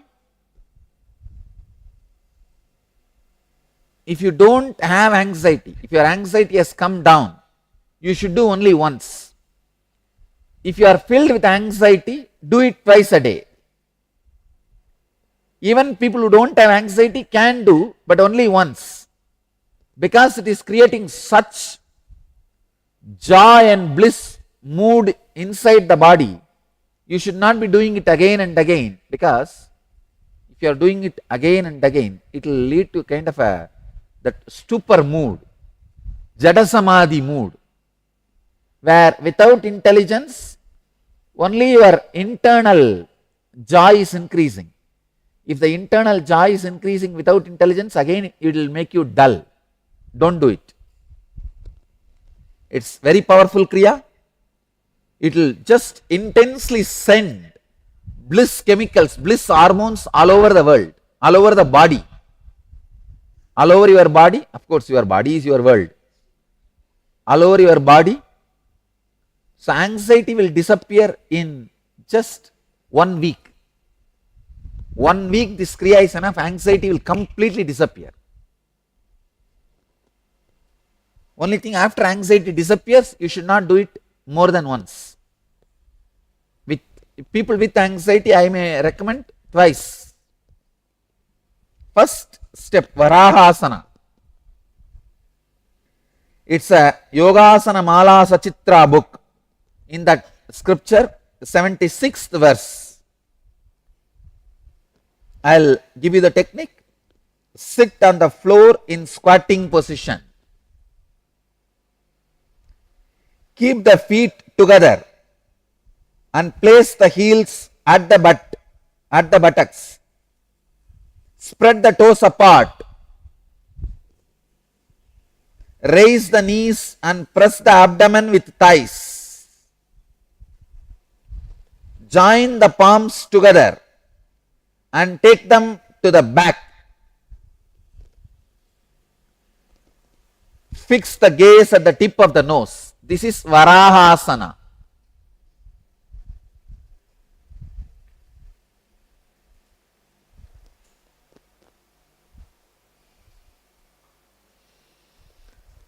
First, master the Varahasana. It's a very powerful posture. Yesterday I tried. Immediately I saw like a stream of Amrita flowing all over my body. The nectar, bliss chemicals. Be in that posture at least 30 seconds. Push the hands behind as much as you can.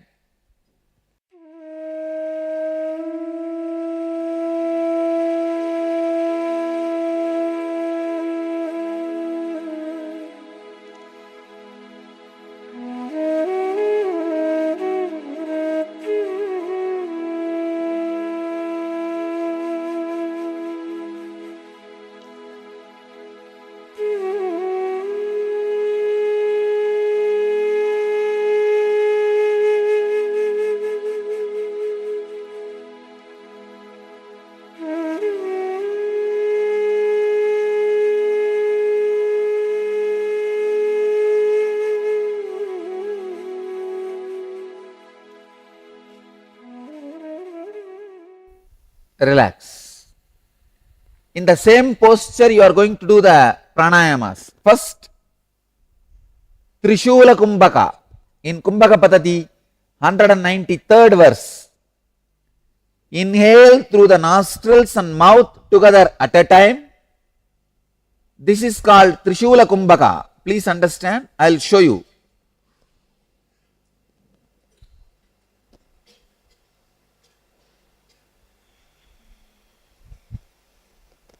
Inhale through both nostrils and mouth completely and hold as long as you can, judiciously. When you can't hold, relax. This is Trishula Kumbhaka. Do this 21 times now.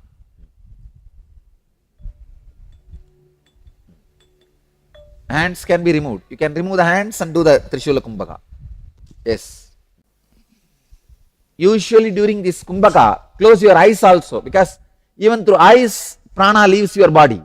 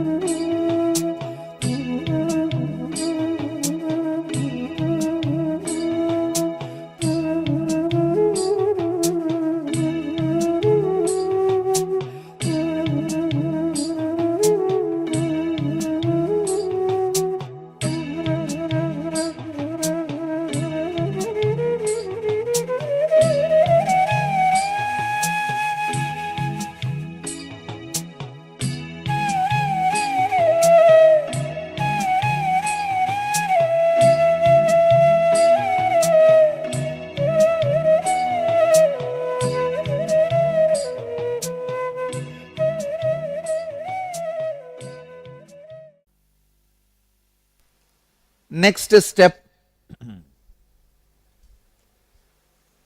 Shitkari Pranayama. Please understand, this is a Hatha Yoga Pratipika Upadesha 254th verse. The breath needs to be sucked in through the mouth with a hissing sound. Let me show you. Press the lower teeth and upper teeth with open the lips comfortably.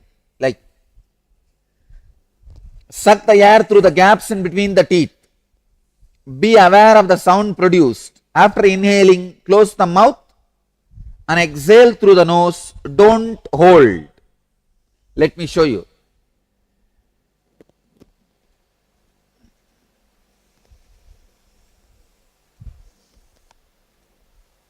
Do this 21 times.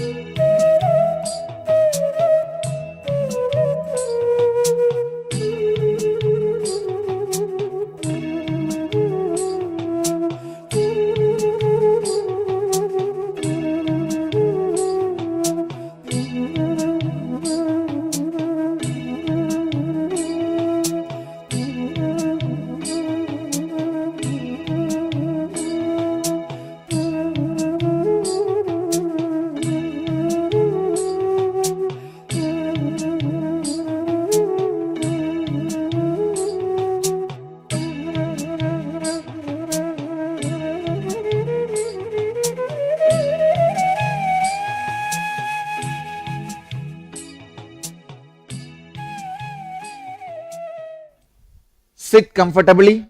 Protrude your tongue as much as possible. Roll the sides of the tongue like a tube. Now inhale through the tube formed by the tongue. After inhaling, close your mouth. Hold the breath judicially as long as you can. Then exhale through the nostrils. Let me show you.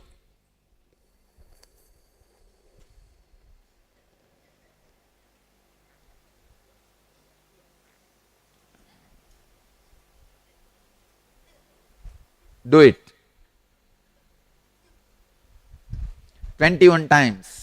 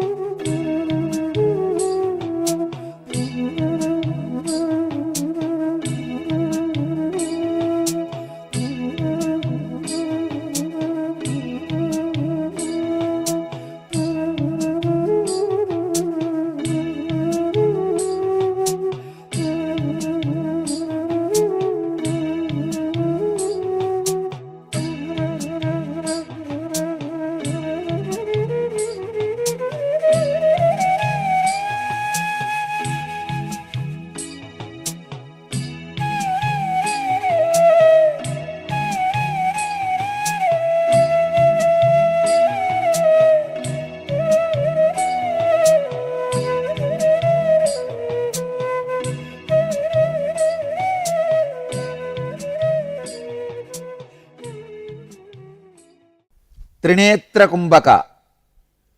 This is Kumbhaka Patadi 192nd verse. Inhale through left nostril, hold the breath without exhaling. Inhale through right nostril, hold the breath again without exhaling.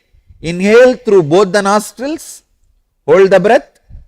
Then, as long as you can hold judiciously, then exhale and relax. Do this 21 times.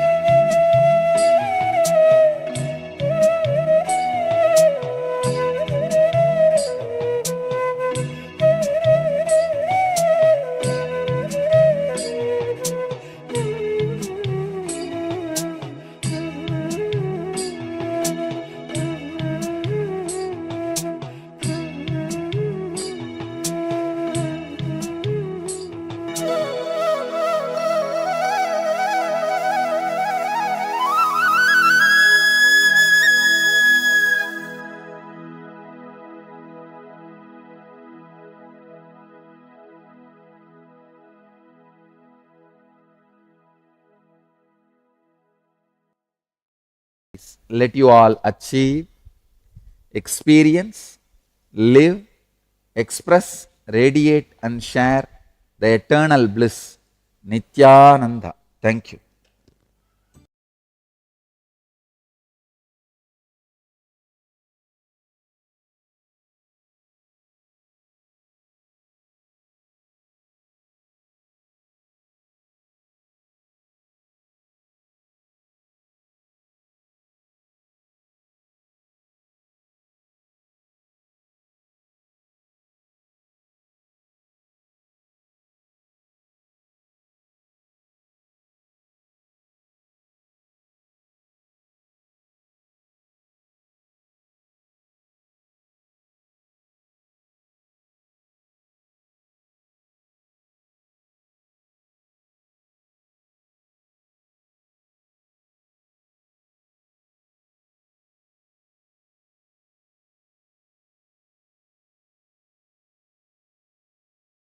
Listen.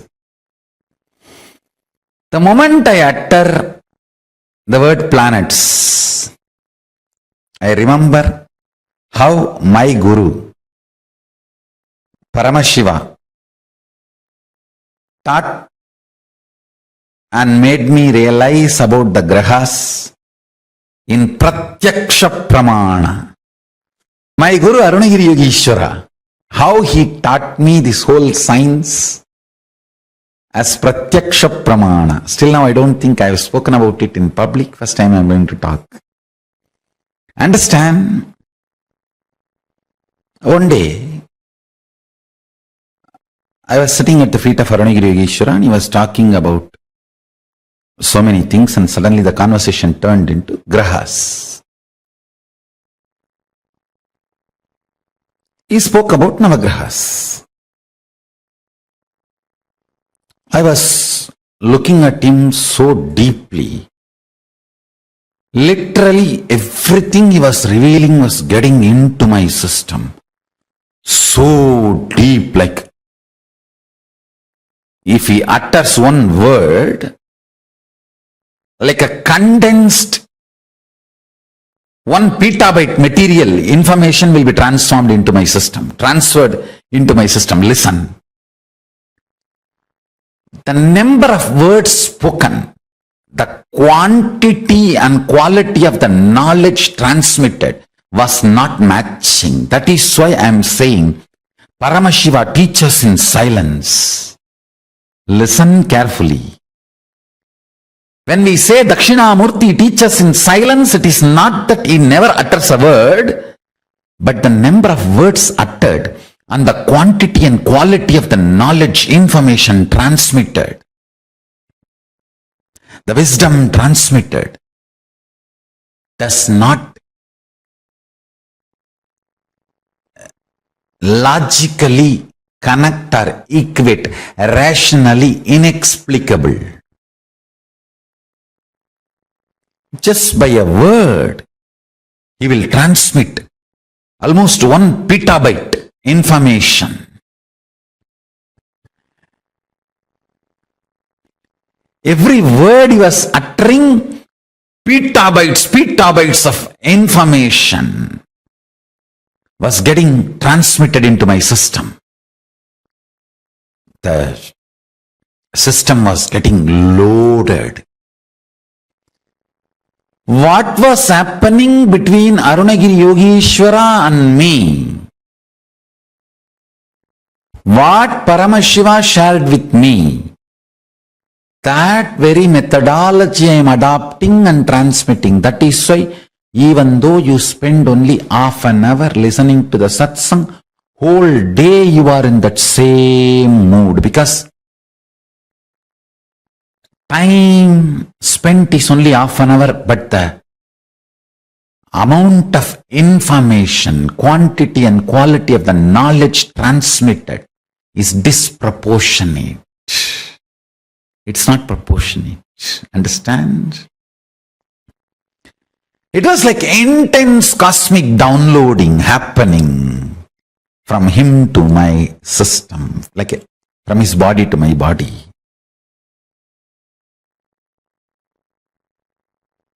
Suddenly,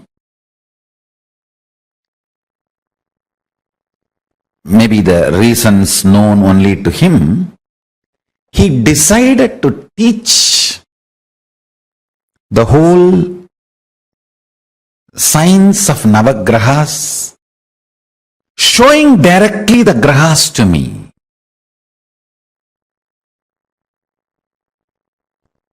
And he just did something like this. I do not know whether he took me to the space of Kailasa or he brought the grahas to Arunachala, where I was sitting with him. I was sitting with him in the temple, in Arunachaleshwara temple. Whether he brought them here or he took me there, I do not know. But suddenly I saw like a chess coins all the Navagrahas, alive, living, moving. And I immediately bowed down to them. The moment I realized they are alive, I immediately bowed down to them.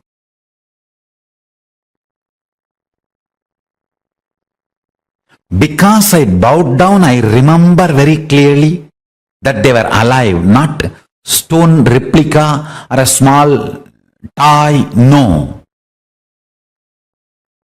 They were alive, breathing, smiling, fully conscious. Immediately I bowed down to them. The astronomical planets are not astrological planet energies. Even though number may be same, the astrological planets are energies. For example,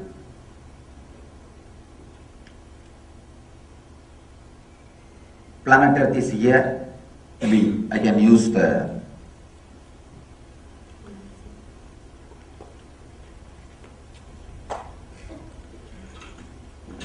paper to draw and show you. This understanding will really help.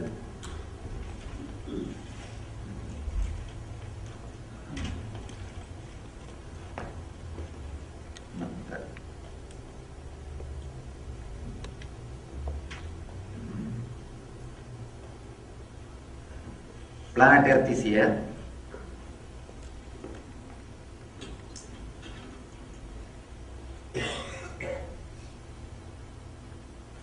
This is Sun. Different grahas are there.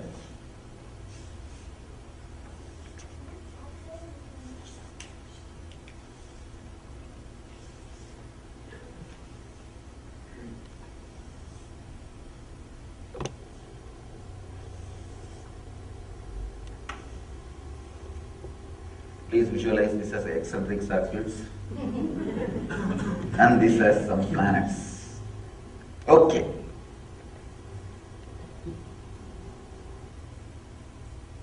This is Sun.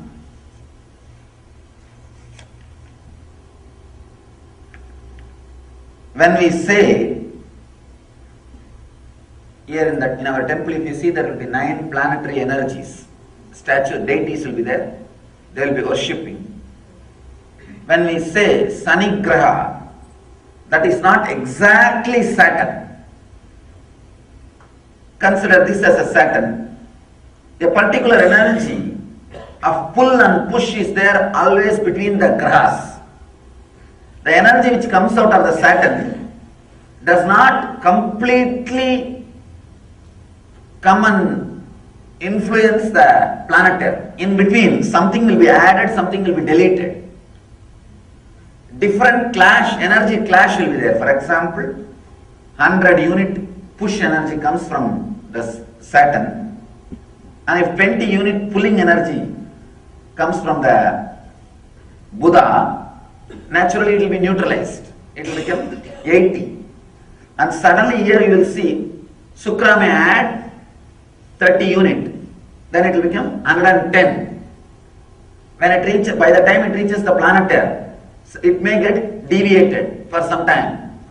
Then it may come down to 80 or 50. Whatever finally reaches, that is what we call Sunny, Saturn energy. Understand? It's a very subtle science. The same Saturn will not have same influence over planet Earth continuously. If he moves, the total calculation of the pull or push will differ. If you move, even sometime I have seen, within 12 days, the whole energy will be different. Whole energy will be different. If the astronomical planets and astrological planets are same, then the energy difference will not be there. But it is not same. It is not same. It is the totality of the energy reaches to the planet Earth. Maybe when we say Saturn, the major influence in that energy flow was from Saturn. When we say Buddha, it is not that only Buddha is radiating. That energy which came out of Buddha, by the time it reaches the planet Earth, goes through some 5-6 alteration. So many influences gets added and deleted. Then the energy reaches the planet Earth. The different energy positions clearly decides the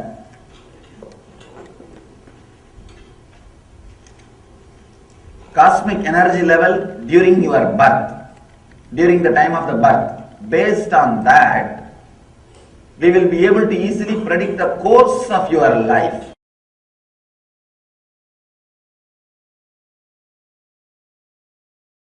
Let me narrate this incident, then you will understand.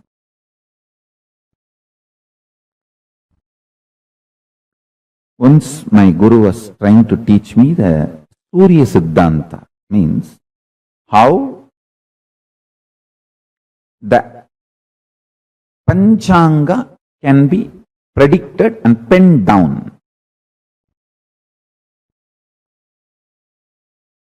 He was trying to show how the sun is center and earth moves around the sun and moon is around the earth, and the whole structure, including the sun, moon, the whole thing is also moving.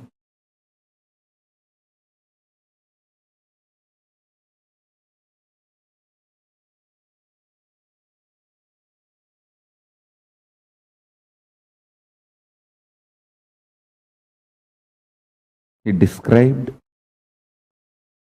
in an elaborate way, and then he took a chalk piece, just drew some numbers on various parts of my body.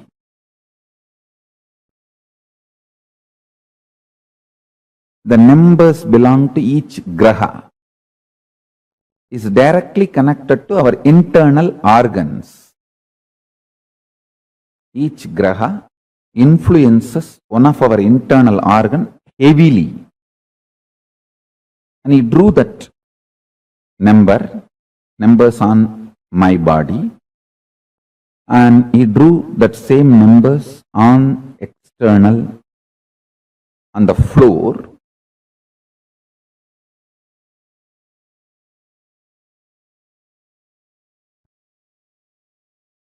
Explaining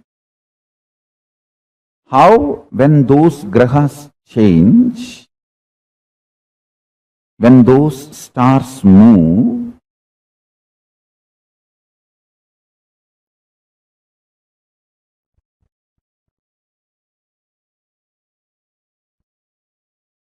regular cosmic happenings like Amavasya, Purnima, how those things should be predicted are calculated. That is more like a calculation. It's not even prediction. But its influence on the humanity need to be predicted. its influence on the individual's life need to be predicted. My gurus are trying to map this whole science and explain this to me. I think almost the core fundamental structure of Jyotisha and Surya Siddhanta I am trying to explain.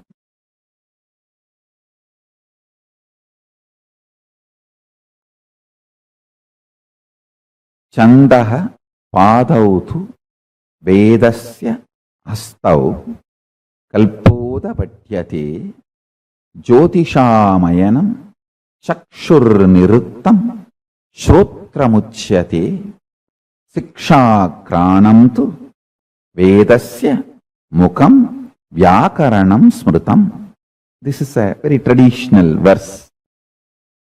In any Gurukul they will chant this and make you repeat. It's a description. 6 angas of the Vedas in Veda Purusha's body.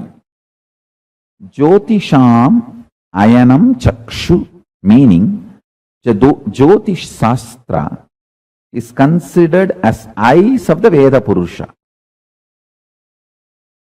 From this we understand that the Vedic astrology is as old as Vedas, or in other words, does not have beginning, anadi. This Shastra is also called Hora Shastra.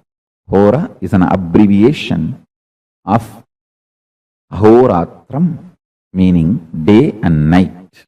It means it is the systematic study of time and its components and parameters and its influence on physical, chemical, biological existence of what we know as life. Listen.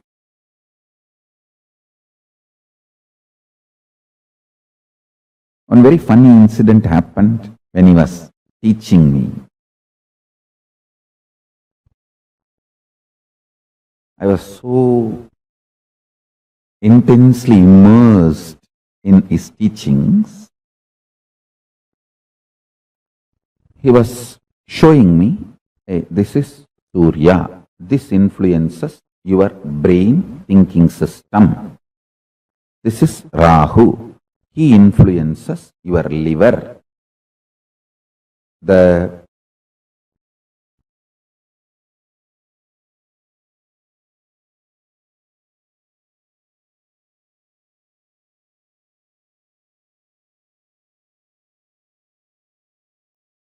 actions liver performs physically,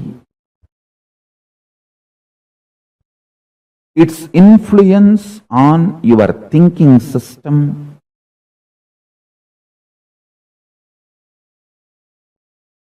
everything, if you map it to the description of Rahu, it will absolutely match.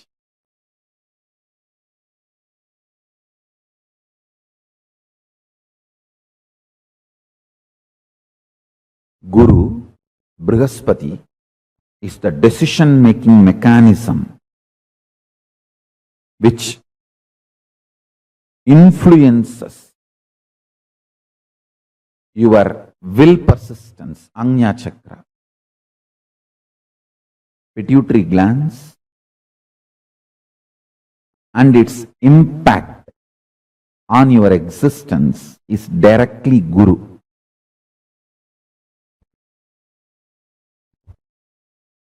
ஈர நேர்பட்டா ஆயுள் நீளுந்தம்பி. In Tamil he said, if the liver is straightened out, life will increase. It is directly Rahu. Rahu is responsible for your longevity. Rahu can influence and put you in addictions and kill you, or he can keep you addiction free or addicted to right habits and food and keep you happy, healthy for any long. This whole thing is related to your liver. If the liver decides to addict you for certain food, nothing can be done. Just by remembering that food, you will be forced, your whole system will be pushed to eat it. After eating, you will repent, but you will not stop eating. He said, integrity of the liver to the purpose of your existence makes you long, happy, healthily living.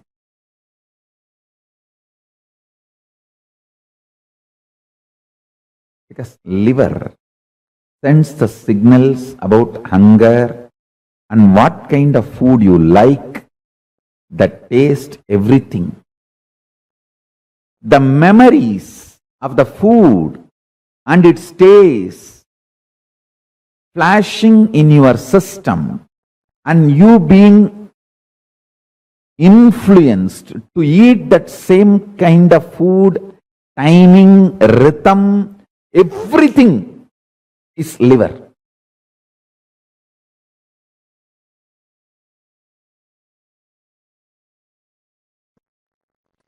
Whenever you manifest any powerful cognitions revealed by Paramashiva, compiled by Kapila, and be humble to the grahas. Grahas support you, protect you, liberate you from any malefic, evil, negative effects. Listen carefully. I am revealing the whole science.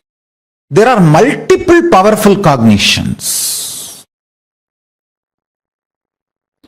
Whenever you do samyama on any of the powerful cognition and manifest that powerful cognition as powers and be humble to the grahas, means being humble to the grahas is what I call doing graha puja. Navagraha dosha santi nivarana pujas. Understand? That is the way you convey to them you are humble. Just because you are manifesting powers, powerful cognitions, you are not arrogant, you are humble. Understand? Be humble to Brahmanas. Be humble to animals. Be humble to grahas. Humbleness makes the grahas decide not to humiliate you. If you are humble, they will never humiliate you. Paramashiva reveals beautifully. Listen very carefully. Every graha is embodiment of certain powerful cognitions. If you decide to do samyama on those powerful cognitions and be humble to those grahas, all those malefic effects will be cleared. You will be blessed and showered. Navagraha dosha nivarana puja or Navagraha shanti homa or Navagraha pujas are all just to make you understand those powerful cognitions and make you practice humbleness. That's all. Rahu by himself is so powerful, he will not let you go to the Guru. He will delay it as much as he can.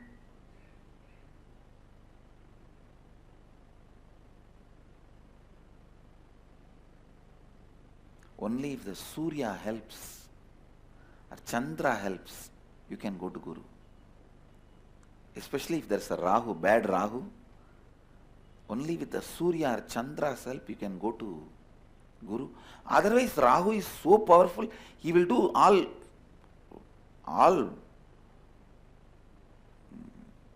what to say, Rahu has no compassion.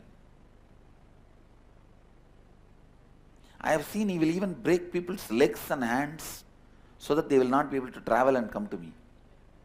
I have seen Rahu doing that. He will put them in some bondage.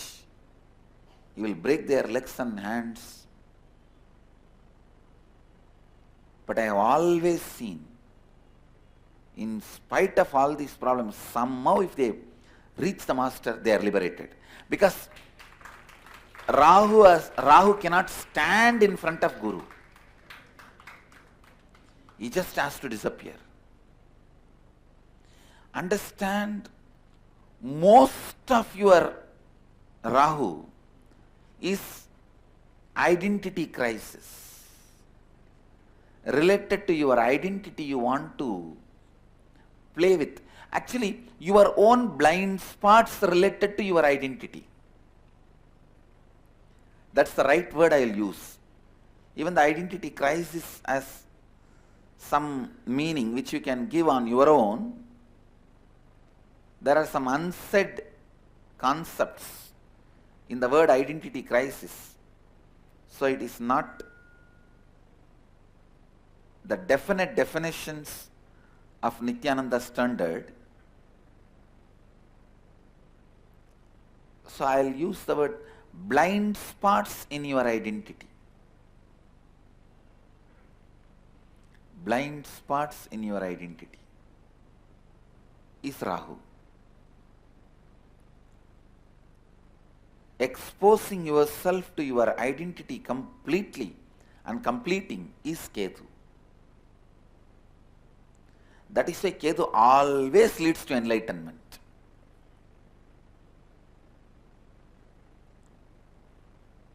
If Ketu is there, please understand, all of them are great energies. Actually, I am giving you the best possible commentary on Vedic astrology. How your mind and planets work. The macrocosm and microcosm. You are made of 5 elements. Pancha Bhutas. Earth, water, fire, air, space. In Sanskrit, Prithvi, Appu, Agni, Prana or Vayu, and Akasha or ether. So listen. Signs of reaping the benefits of the space is astrology. If you understand astrology, every day you can see success, because morning itself you will know in which direction if you put your energy, you will continuously get success. Listen, astrology is not to put rules on you, but to give you the profit loss warning. Listen carefully. Look at astrology only as the secret insider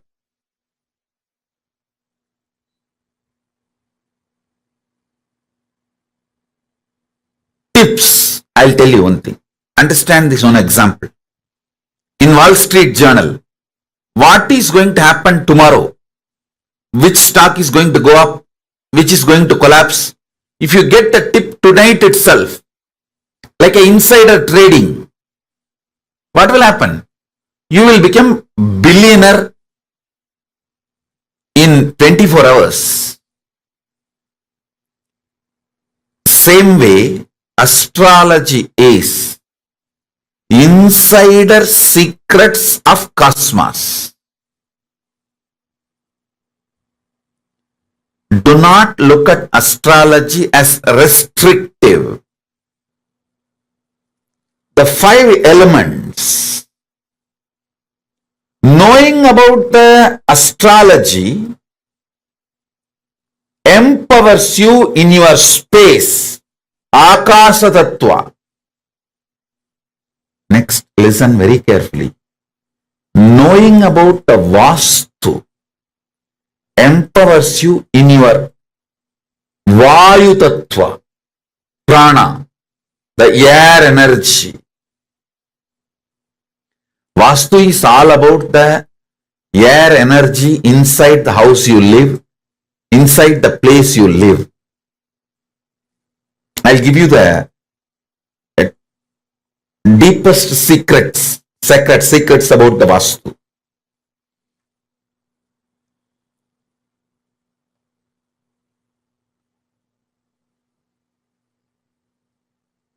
In your own house, sit in southeast, you will feel fresh whole day. You will work, your thinking will be so sharp from morning till night. Sit in northeast, you will feel sucked within just 1 hour. Because the place to sit is southeast, Nairuti. All this you can see in your own everyday life.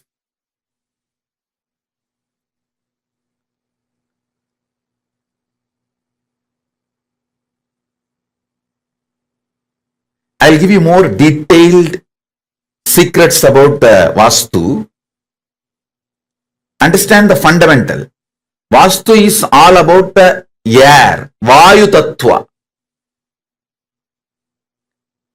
Agni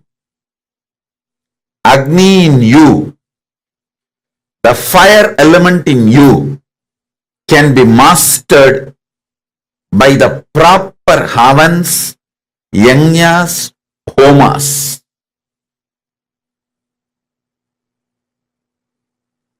Water element in you can be mastered through yoga, bending the body, making your body fluid, flowing. Finally, the Prithvi Tattva, the earth element in you can be mastered by wearing the right gems. The right gems can make your whole body master the Prithvi, earth element. Listen to this very carefully.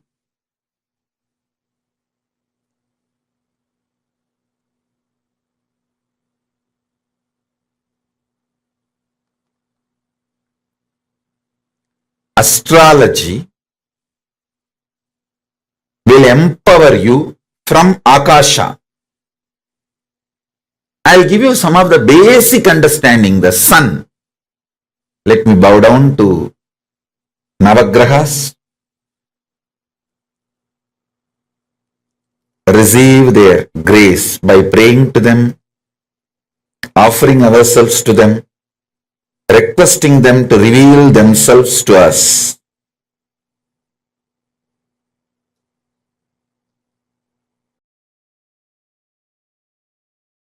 Adityaya Somaya Mangalaya Budaya Cha Guru Shukra Sanibhyo Rahave Kedave Namaha Om. Adityaya Somaya Mangalaya Budaya Cha Guru Shukra Sanibhyo Rahave Kedave Namaha. Listen.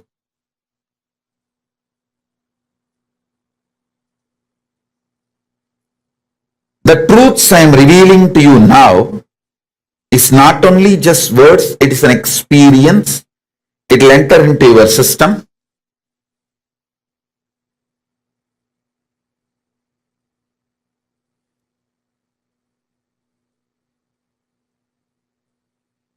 With the grace of Paramashiva, you will all be relieved from all the graha doshas, vastu doshas, and any dosha in the gemology, any dosha in numerology. You will be free from all the doshas, and all these higher energies will support you. Listen.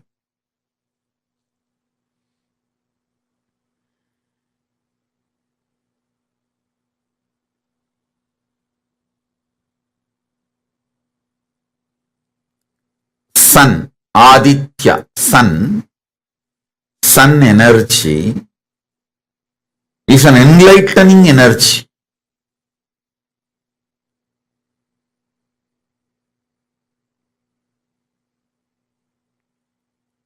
Each of these grahas, when they peak, they manifest certain energies.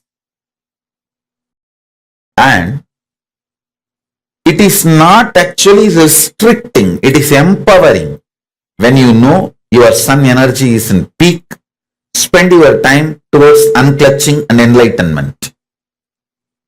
When you know your Shukra is peak, go and take risk in any investment, any business, money related, any pleasure, like you want to propose to someone,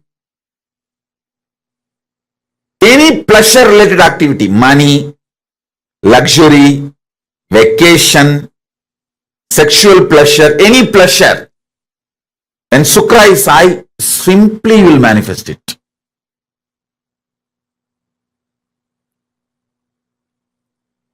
When Guru is high, all the right things you want to do, like you want to build a temple, or you want to build a ashram, you want to build Kailasa, or you want to build do some good activity. When Guru is high, it will be successful.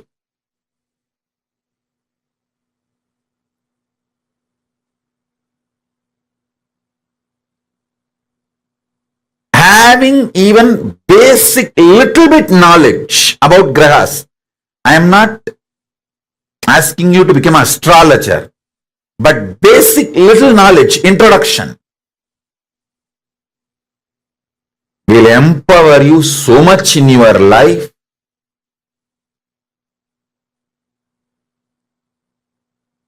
You will be so successful.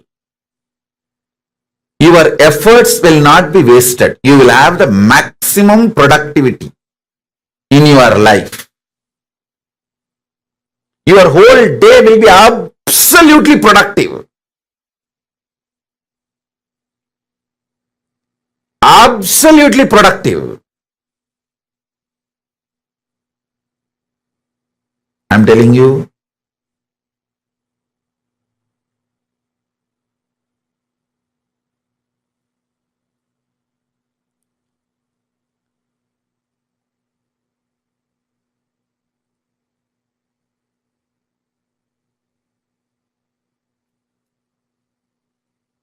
whenever your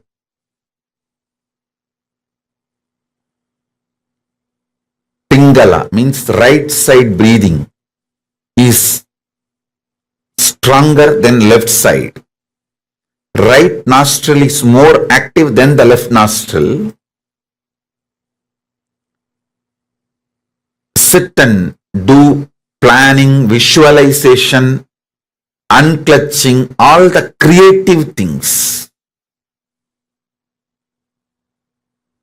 Expansion plans. You will be successful because your brain will be able to cognize without blind spots. Listen, your ability to cognize something without blind spot is success. Why failure?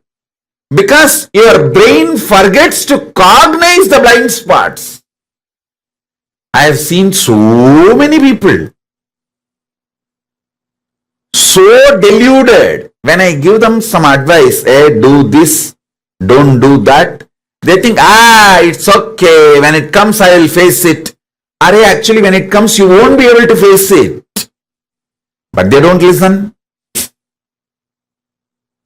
They don't listen. What to do?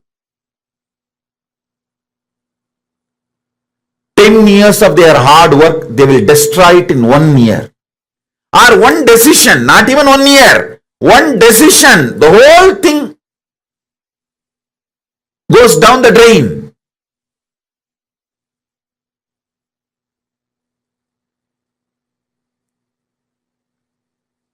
Even though I told multiple times to multiple people, I have seen when they have Guru Kripa means trusting that Guru will tell only what is best for me. He does not have any interest other than my interest. That is what is Guru Kripa. If you know, I will tell precisely what is good for you. That is Guru Kripa. Because if you know that, then simply you will do. When I suggest something or when I give you some advice. Anyhow, listen. See, whenever you know you have Rahu, don't focus anything other than taking revenge on your enemies. Rahu is such powerful guy. When Rahu is holding your brain, whoever you think about in your brain, you will finish them off. Understand? See, always people were thinking Rahu Dasa is bad. Rahu is bad. No! Rahu will destroy all your enemies. See, when Rahu is possessing your brain, Rahu is high on you, just remember your boss, manager, whoever you want to take revenge. Nothing else is required. He will finish them. And so much things will be cleared for you to proceed further. You don't need to take revenge on people. Just wait for Rahu to possess your brain. That time just think about them. See, when Guru is high, don't try to attack your enemies. You will fail. When Rahu is high, you don't even need to attack your enemies. Just remember these are the fellows, your enemies in your brain. When you see Rahu does not have any sense of direction. He is extreme violence. He doesn't have a reason, logic. Anybody you keep in front of him, he will kill them. He will destroy them. So whenever Rahu is high, don't sit and do business plan. No. Just pray to Rahu. Rahu, I know you are high on me. Now please, I am showing the photographs of all these people. My manager who did not give me the promotion. My colleague out of jealousy poached my team. And this fellow out of jealousy, he destroyed my relationship. And this girl out of jealousy, she took away my wife, my husband. And all those people, you keep them in the stock when Rahu is high on your energy, which is supposed to be the bad time. All astrologers will tell you, oh, when Rahu is high, just keep quiet, don't do anything. I tell you the secret. When Rahu is high, meditate on all those fellows whom you need to destroy. Think about all the fellows who you need to destroy in your life. See, he will do the job for you. He will simply do the job for you. Use all the cosmic energies.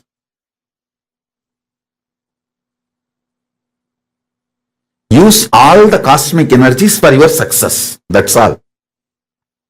Ketu is absolute compassionate. Whenever Ketu energy is high, build new relationship. Hire more people for your team. Make new friends for your life. If you want to start a new relationship, start new relationship. All the compassionate, love, expansion, knowledge centric, creative, do when Ketu is high. When Ketu is high, he will do everything knowledge centric. When Ketu is high, even if you want to buy one house, suddenly you will see the same house will come with at least 25 more acres free of cost. If you want to buy 20 acre, for the same cost, you will get 2000 acre. Ketu is that kind of person, that kind of energy. Please be very clear. Rahu is bad only if you show your head to him. If you show your enemy's head to him, Rahu is good for you.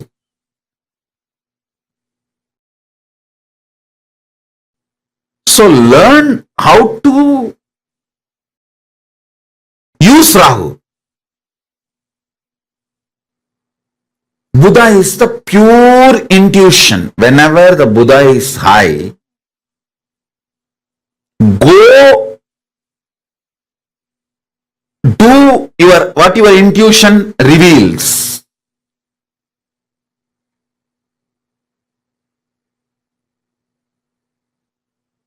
Listen. Shani is power, not bad. Power. And pure honesty and authenticity. Sunny will actually expose you to you. That is why he is called Dharmakaraka, who teaches Dharma, righteousness.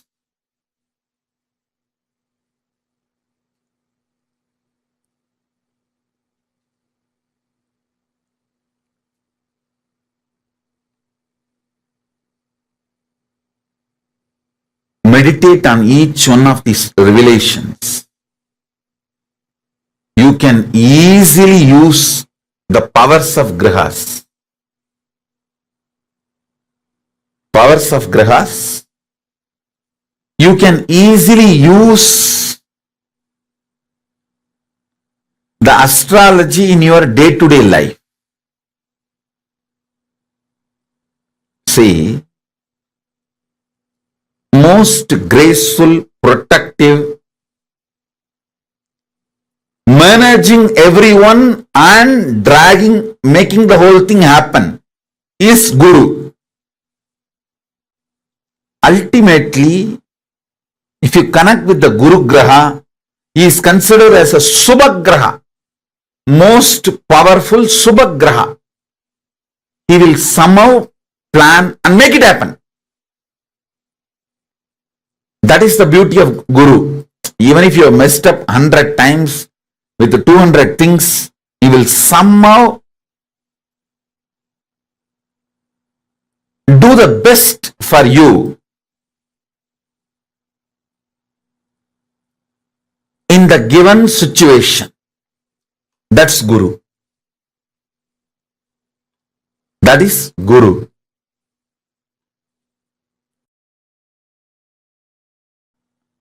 Listen.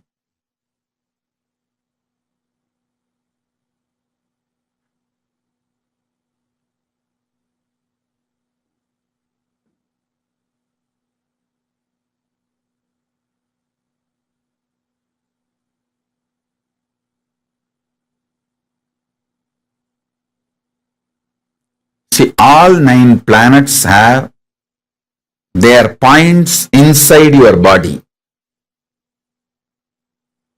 All 9 of them reside in your brain. Awaken those all 9 points and let them settle powerfully in your brain.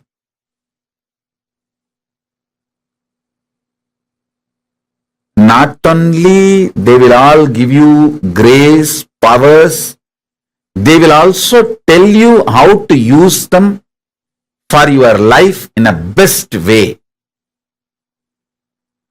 In a best way. In your life, if you start understanding your every plan is aligned to the cosmic plane, simply planets will make them into reality. Anything which is not aligned to the cosmic plane, you will automatically drop them without any delusion or pain or confusion. I want you to know, dropping your plans is not something difficult or new for you. You always think, oh, dropping my plans is like literally taking me away from me. No. You have done billions of stupid plans in your life, and you should feel blessed that they all have not become reality. So dropping your plans is not something, most of the time you not only drop, you even forget your plans. In a way, that is a blessing.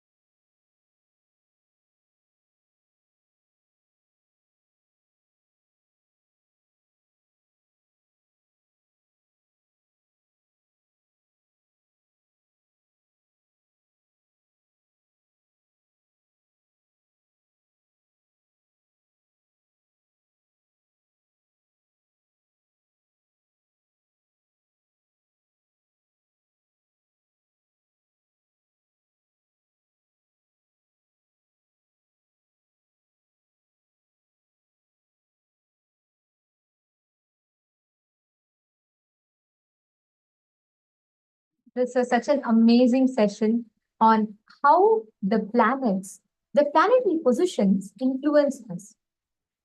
Most of the times we think that all the grahas have the malefic effects, they have negative effects on us and it's beyond our control.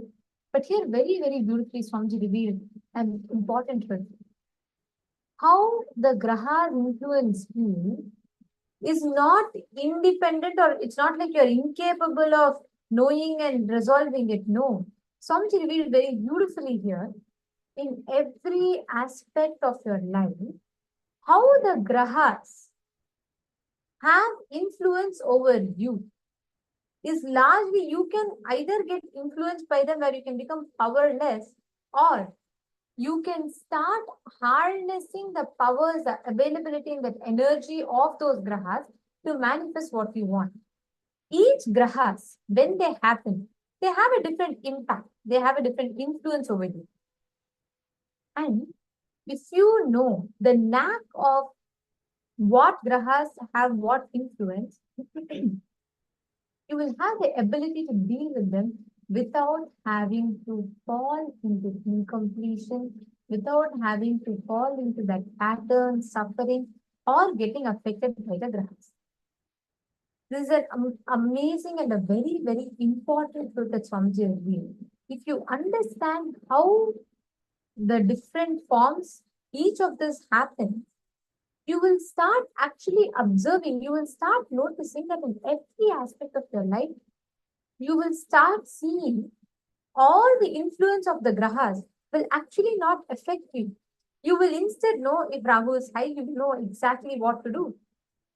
If Guru is high, you will know what type of actions you can take to harness its energy. Fundamentally, grahas are not bad.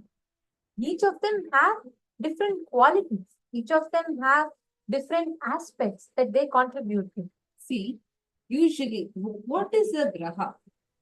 Usually, we think that graha means the planet, right? Like we think that the grahas are the planets. But graha is not really a planet. Like if it was just a planet, then how can the same Saturn move to one house for you and to a different house for the person sitting right next to you? So it is not really the planet as a planet itself, but graha means, see, you have certain influence over the planets, and the planet has certain influence over you.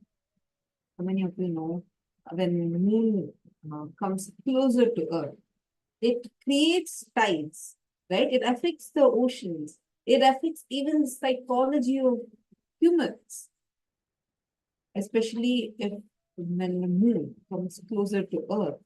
People who have mental issues, their mental issues get aggravated.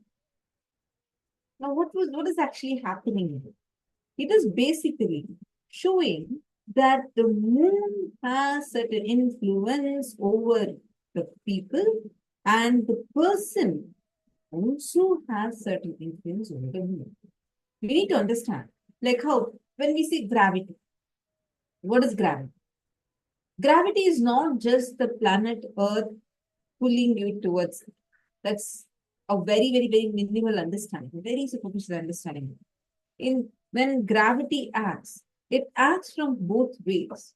Whichever is either the mass is based on the mass being more and the distance, it decides towards which object's pull is going to be greater. The greater the mass, the more the gravity. So even planet Earth has certain influence over you. You have certain influence over the planet.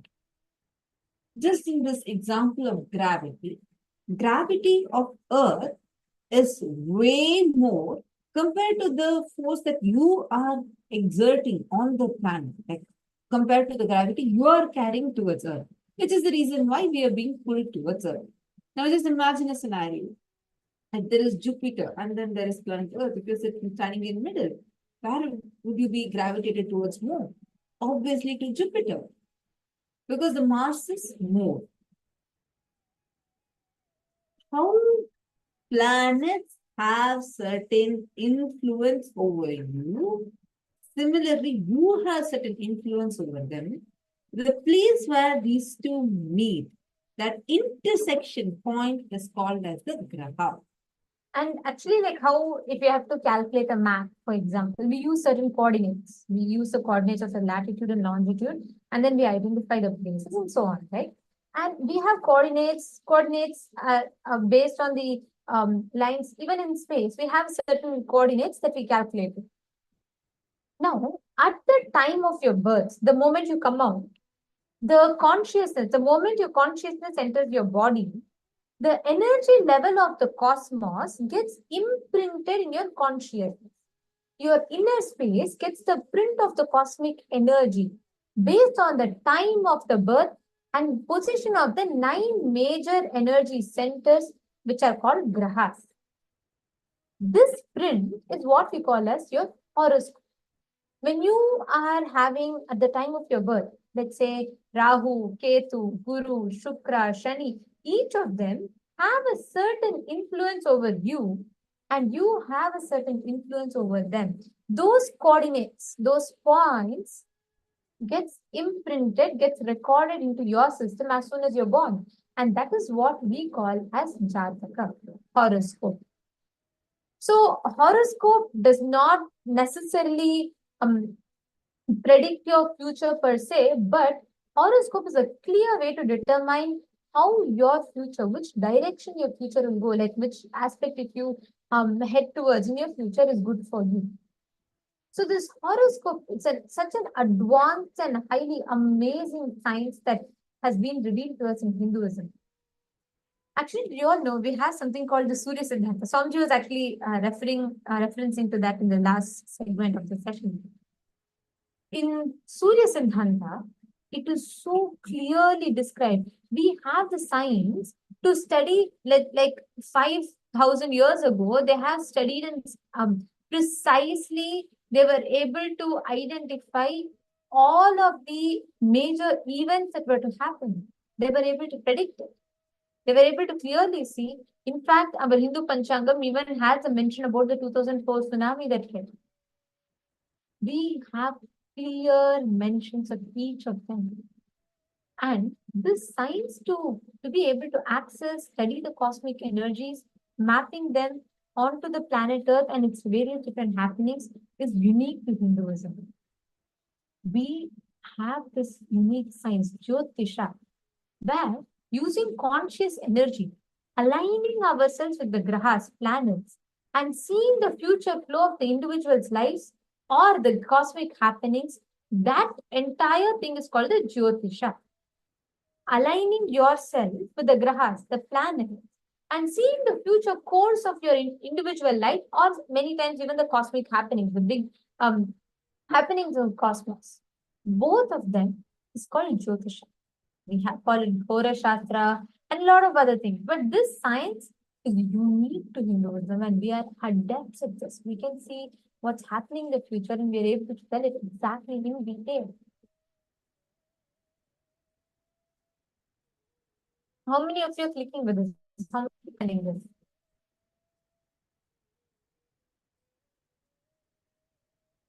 See, when you understand about your horoscope, when you start having the understanding about it, you will have a better understanding of the element of consciousness in you. You will start appreciating and respecting your swatantratva, your ability to will and to manifest. Because no matter how much is that, end of the day, it's based on your will, based on what you decide to manifest, you design that kind of a reality for you. So each time, how you are based on each of the navagrahas and their positions, your course of your life gets determined. And you can harness their energy positions to actually manifest what you want in life. So now let's see, how do you harness these navagrahas and their energy? What are these navagrahas known for? Like each of them, when they happen, when they are at the peak, how do you harness their energy and what purposes you can use it for? This is what we're going to be understanding about now. So Samji revealed in elaborate detail about each of the grahas, right? So we will see how in each grahas, whether it is Sun, Shukra, Guru, Rahu, Ketu, we are going to be learning in elaborate details about each of them. See, first let's understand how are all of us clear now that we have certain influence over the planets, the planets have certain influence over us, and this intersection point is a graha. And it's like the moment you are born, that moment, see, when your skin touches air, as soon as you come out of your mother's womb, when the skin touches the air, that is when life enters inside your body. Understand? When, as a child, when you're in your mother's womb, you live as an extension of your mother's life, but not your soul being in the body itself. The soul enters into the body only after your body, the skin touches air. And that moment when the skin comes in contact with air, your life enters inside that body, and that time exactly is captured. It's like a photograph of the whole cosmos is taken and printed, as that blueprint is only called as a horoscope. Now, understanding this will give deeper insights into understanding what all are the effects, side effects that certain planetary positions can have on you, on your life, what it can benefit you in, what it can not benefit you in, and how all should you plan your life.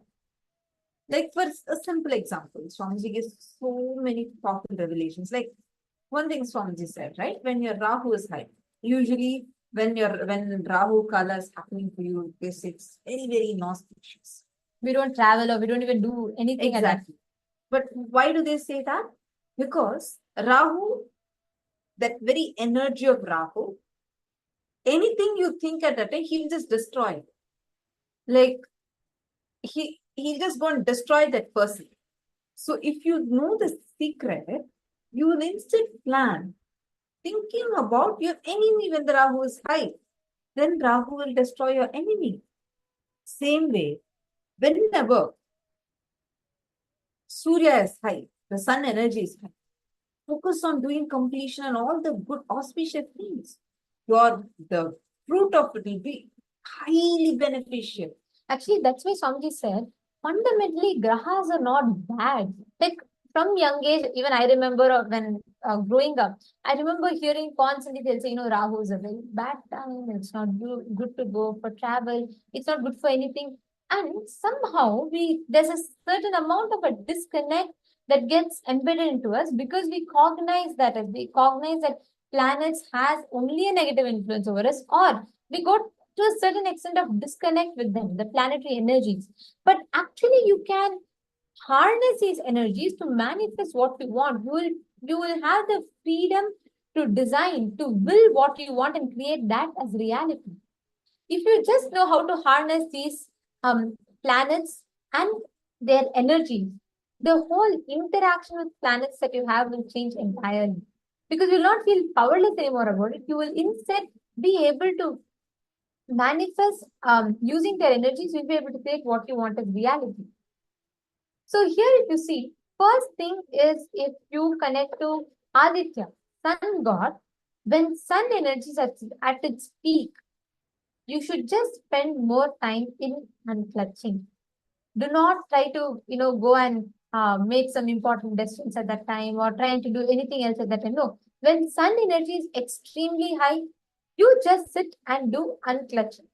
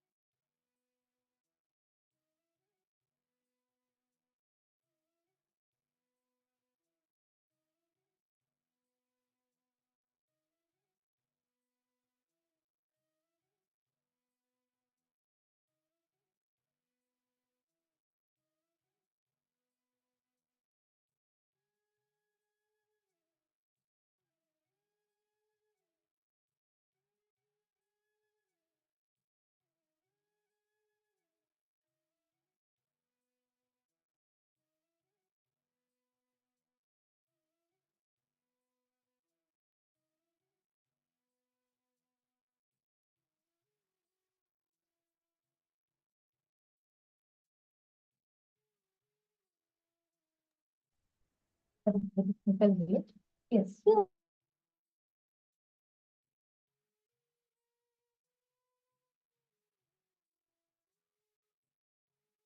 Meditation, connecting to the Guru, all of that. When Shukra is high, when Bhagwan Shukra's energy is high, do all pleasure related activities like money, luxury, vacation. When Shukra is high, anything you want, he will simply manifest. He will go on blessing you. So just ask Bhagwan Shukra. Same way when Guru is high, the most graceful, proactive, like everything, he will just take care, making the whole thing happen. That is Guru. So when Guru is high, all the dharmic things, the right things you want to do, you can connect to Guru when he is high, and you can do that.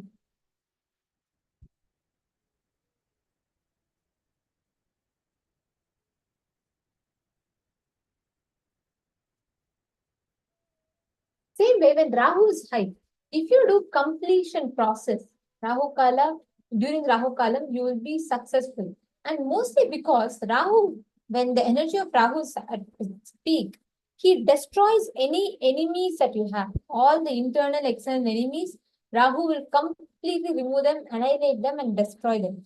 So any enmity, internal or external, that you want to break free from, you can connect to them during the period where Rahu is at the peak, at the maximum of your during in your horoscope.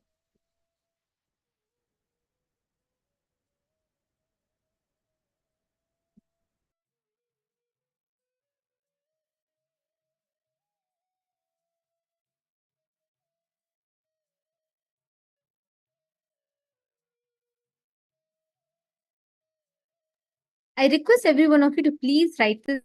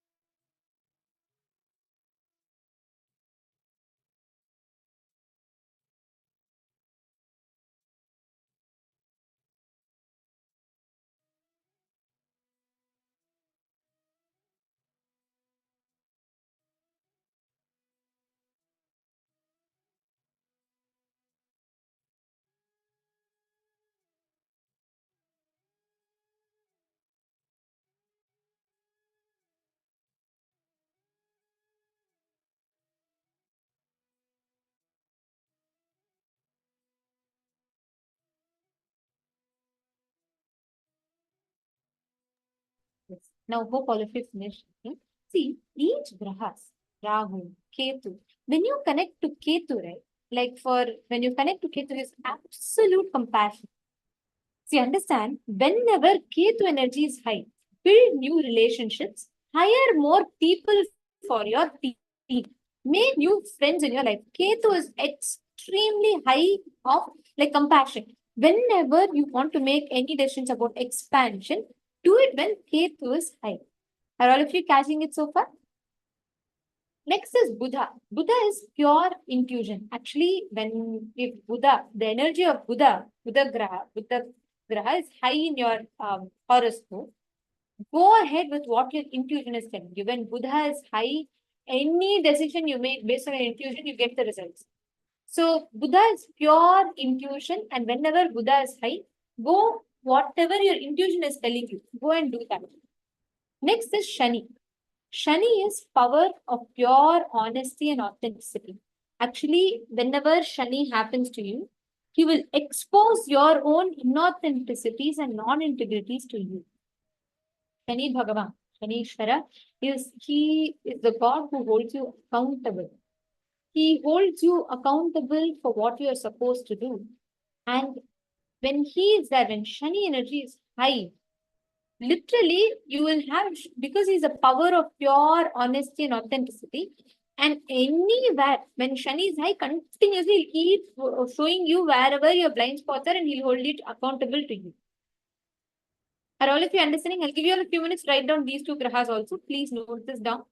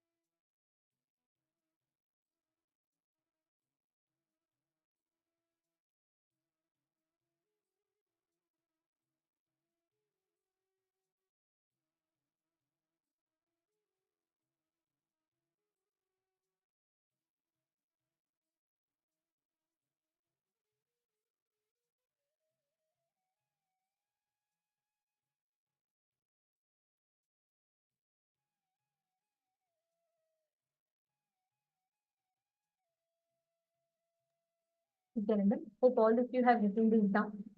Now, please understand, Swamiji beautifully has revealed to all of us in this session how fundamentally grahas are not negative. They're not bad. It's all about you knowing how to harness these energies, the planets, the planetary positions, and how you can understand their influence and make your decisions based on that. When you start cognizing, when you start understanding these, for example, if Buddha is high in your horoscope right now, you will know that all situations that happens, you can comfortably make decisions based on your intuition. Let's say Rahu is high. You will know that by nature, Rahu, whoever you remember when Rahu is at its peak in Rahu Kala, he will destroy all of that. So if you remember all your obstacles, your enmity, inner enmity, outer enmity, everything, he will destroy all of that. So you will start understanding the knack of how to connect to the grahas. Unfortunately, because today the Horoshastra, Jyotisha, what we know as Jyotisha, is very heavily diluted. So you have kind of lost the science behind it, and we only know, okay, this zodiac sign means this is what you're supposed to do, and that's all we know about. But actually, every planet, every planetary position has a huge influence over you, and you can actually use them for having best success in your life.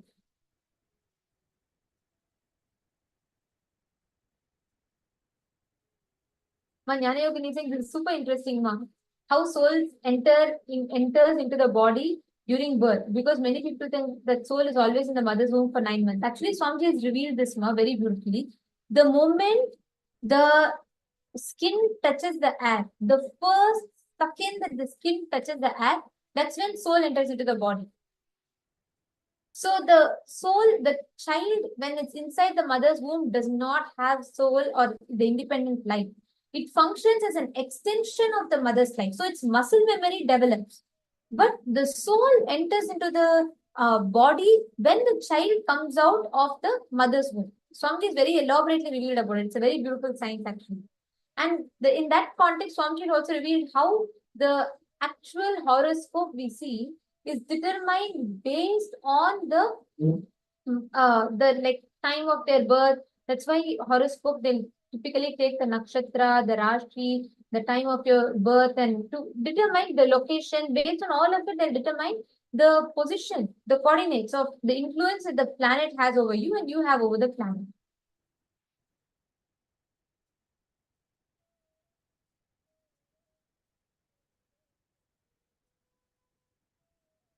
Actually, every one of you, all the participants, if you understand, if you start cognizing this, you will have such an amazing clarity in your decision making. So now, shall we all do a quick quiz? I'm going to ask every one of you once again, just to make sure we're all understanding what Swamiji revealed. So I'm going to tell the name of the planet, and you're all going to tell what is its influence and what you can do it during the time that they are peak. Okay, so let's start. When Shukra is at the peak, what should you do? Can I request every one of you to post? If Shukra is at the peak in your horoscope, what should you do? Come on. Can I request everyone to post Ma Wong Kalili, Ma Dennis, Ma Zig Zuan Liu, Ma Maria Kalina, Ma Helene Martinez? When Shukra is at its peak, what should you be doing?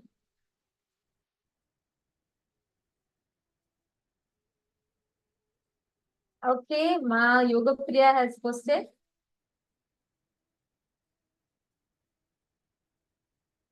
Come on, everyone else. Correct.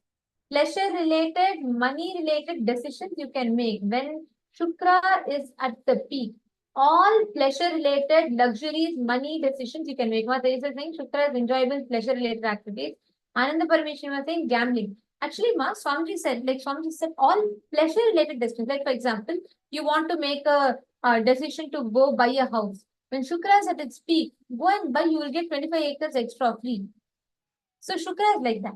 All right. Next is, who can tell what type of decisions you need to make when Ketu is at its peak? What does Ketu represent? And what type of decisions you need to make when Ketu is at its peak? Come on. I request everyone to post. When Ketu is at its peak, Priya. Go ahead. Each of you please post what you should do when Ketu is at its peak.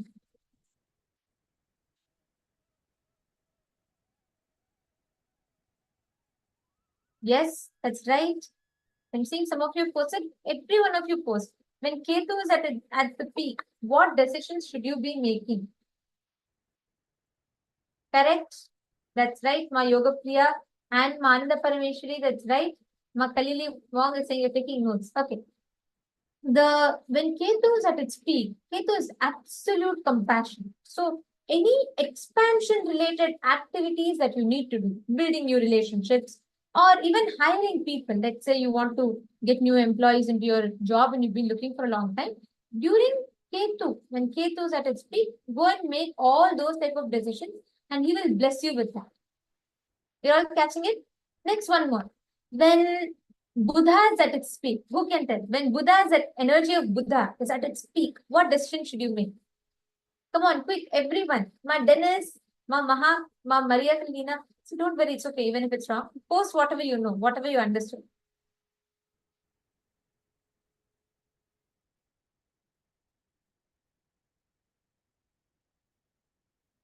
Every one of you post. Okay, some of you posting what he embodies, but what should you do at that time? Right? Ma Terin Shivanandarajan, Ma Carmen, Ma Teresa, Ma. Okay, right. Many of you have posted this correctly. Buddha is intuition. So when Buddha is high, anything your intuition tells, go ahead and do it. Anything that your intuition reveals, when Buddha is at its peak, you can go ahead and do that. That's great. All right. So, like this, each graha, if you start understanding their powers, if you start understanding what they represent, the principles, you will be able to easily harness their energy.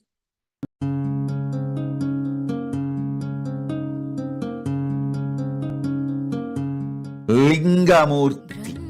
This whole universe, even NASA says now, they are very clear, the whole universe in the form of linga. Trillions and trillions and trillions of Brahmanda as manifested as linga.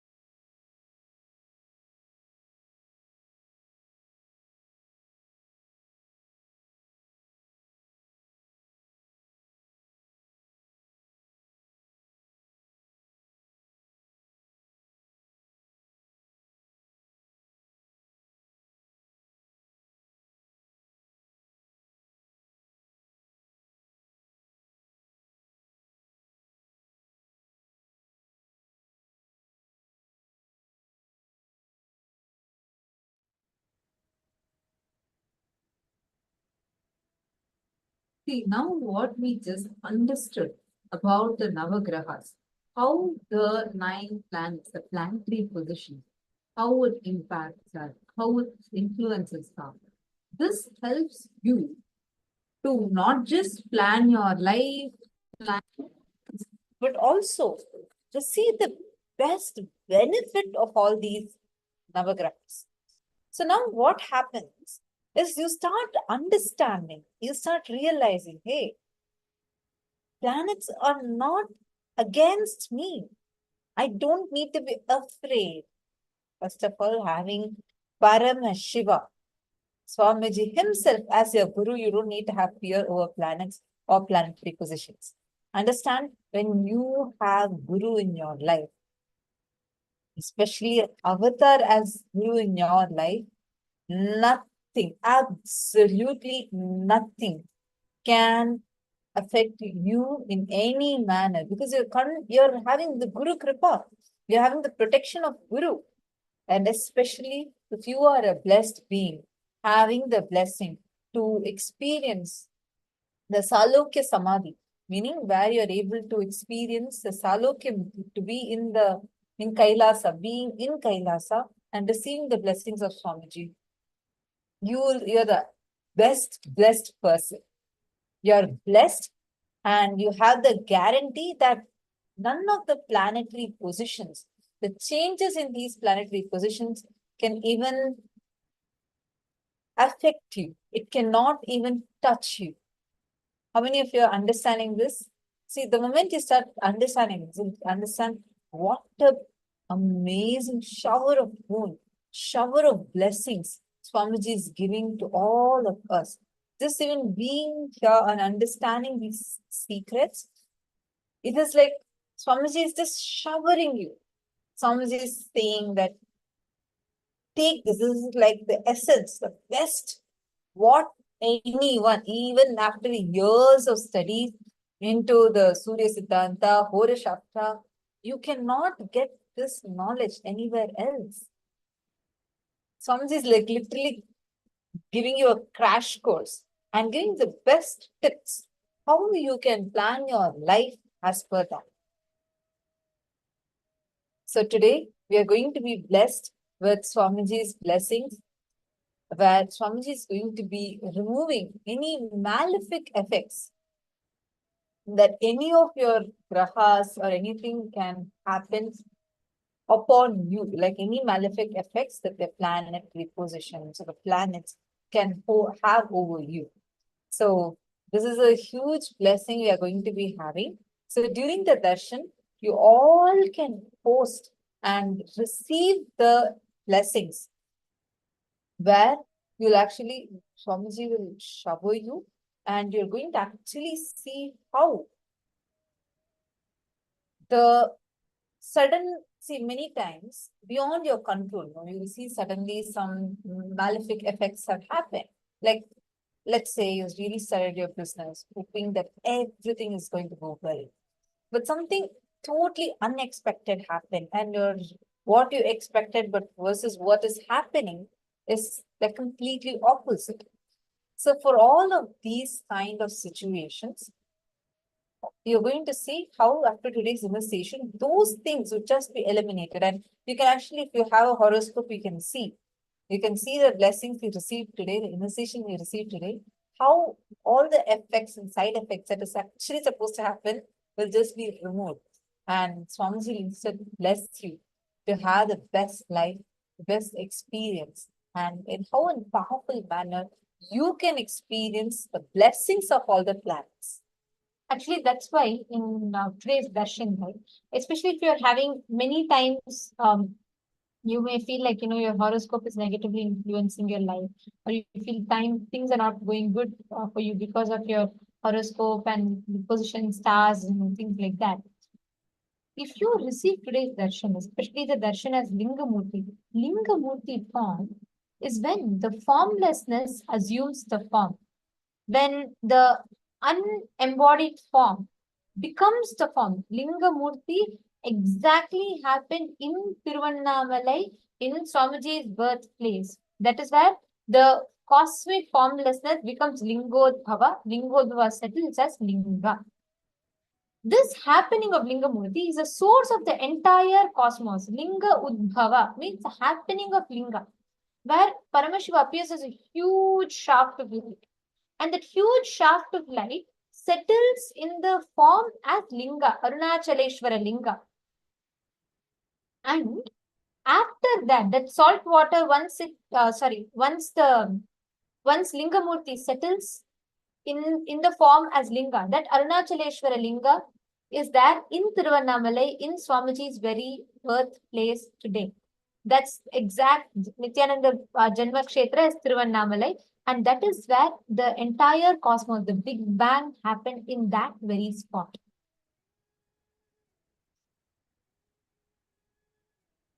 Today, when we are going to be receiving the darshan, where Swamiji is going to be blessing us all and showering us with the blessing as Bhagavan Linga Murti, we are all going to be experiencing this very, very, very powerful experience. Literally, we are going to see how Swamiji is going to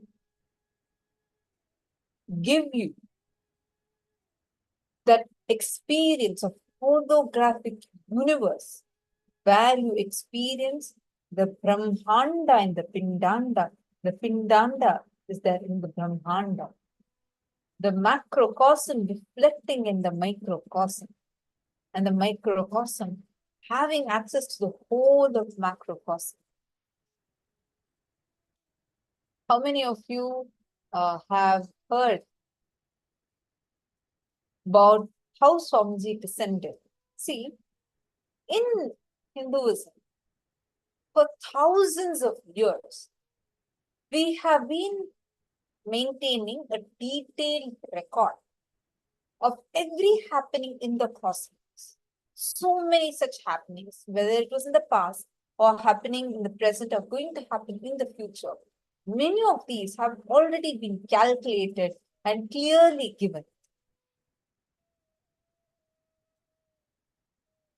For thousands of years, Hindu scriptures have been able to comprehend the cosmic phenomena beyond logical explanation. And actually, that is why in Hinduism, if you see our Hindu scriptures, they have clear details of each happening.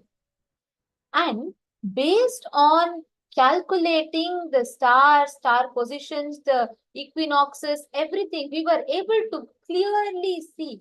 In fact, much before the scientists could even date this meltwater pulse, all of that, right?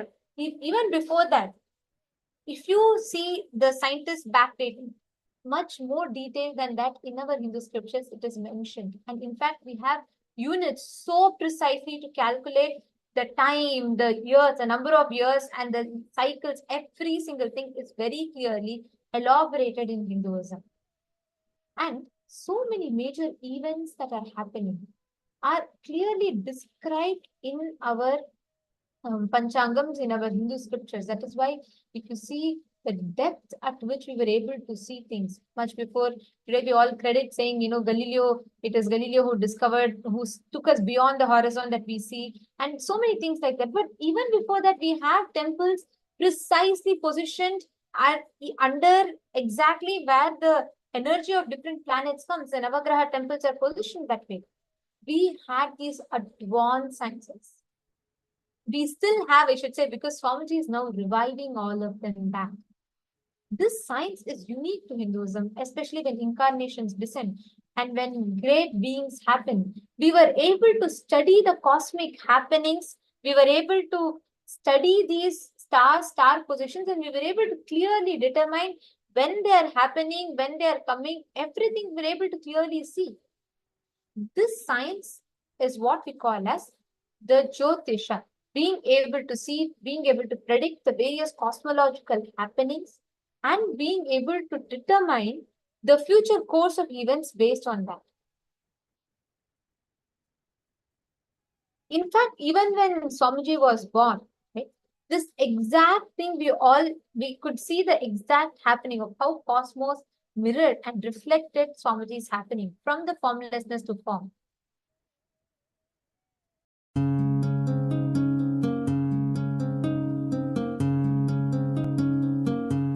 Lingamurti. This whole universe, even NASA says now, they are very clear, the whole universe in the form of linga. Trillions and trillions and trillions of Brahmanda as manifested as linga.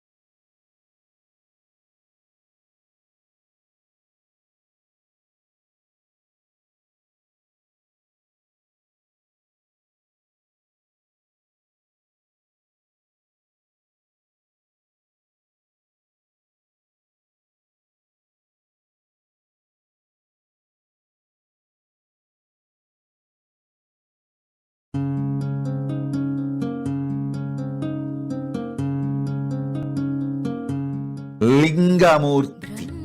This whole universe, even NASA says now, they are very clear, the whole universe in the form of linga. Trillions and trillions and trillions of Brahmanda as manifested as linga.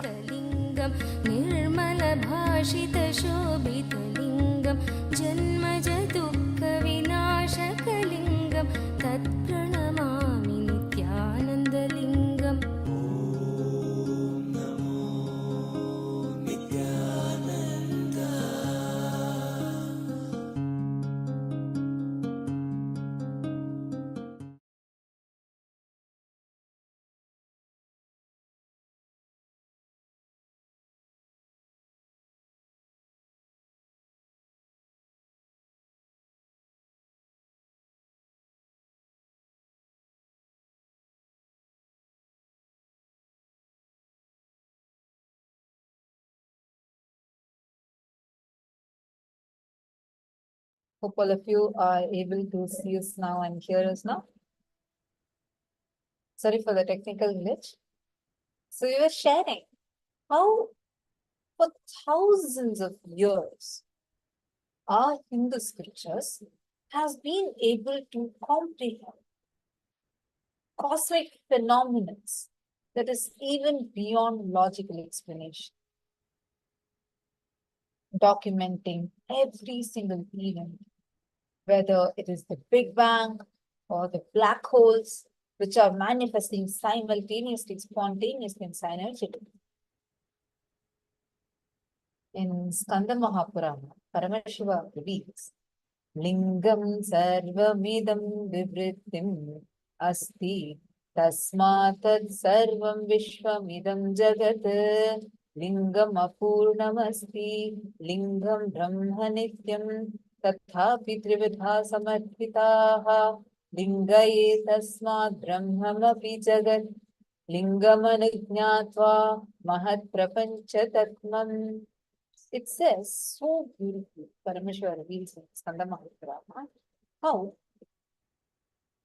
it is linga, which is everything, the whole universe has originated from the linga.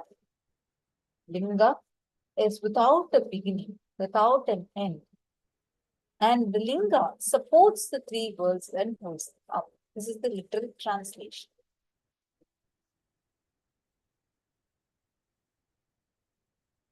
Now, this is what thousands of years before in our Hindu scriptures, in our Puranas, this has been very clearly given and described very, very beautifully how it is the linga which is there.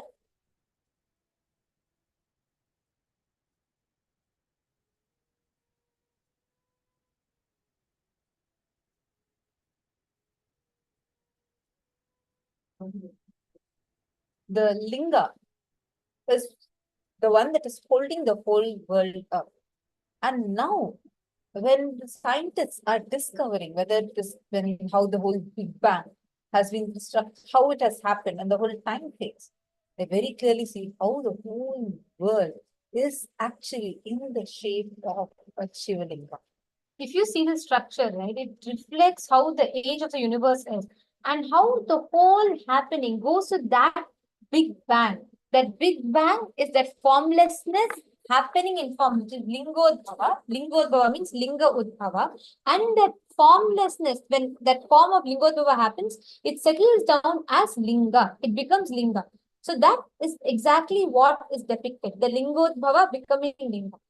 Same way, the descent and the departures of great incarnations has also been recorded in multiple astrophysical phenomena such as meteors, comets, and supernovas. For example, upon the Mahasamadhi of Bhagavan Sri Ramana Maharshi in 1950, thousands were a witness to an luminous meteor that traveled across the night sky. Like this, our Puranas have recorded several such superconscious descents. Whenever there is an incarnation that is descending or some kind of a phenomenon is happening in planet Earth, they've always, in Hinduism, we have recorded many things that has happened even in the night sky, like in the cosmos, how each of these events are signified. Actually, in fact, even at the time of Bhagavan Shri Krishna's birth or Bhagavan Shri Rama's birth, each time the great cosmic happenings are clearly recorded, because whenever high energies, the cosmos comes to planet Earth, it creates a huge impact, not just in our planet Earth alone, into the entire cosmos. They're happening, whether it is enlightened beings, siddhas, siddha purushas, incarnations, whenever they happen, all of them, they leave a trace in the sky. Like this, there are multiple happenings, the rare happenings which are recorded in our Hindu scriptures very clearly. And similarly, on the 3rd of Jan 1978, the descent of the Paramavatara of Paramashiva, the ultimate manifestation of Paramashiva as an answer to the prayer of millions of people in the modern day. Paramashiva himself descended into the human form, leaving an undeniable record of his happening in the night sky.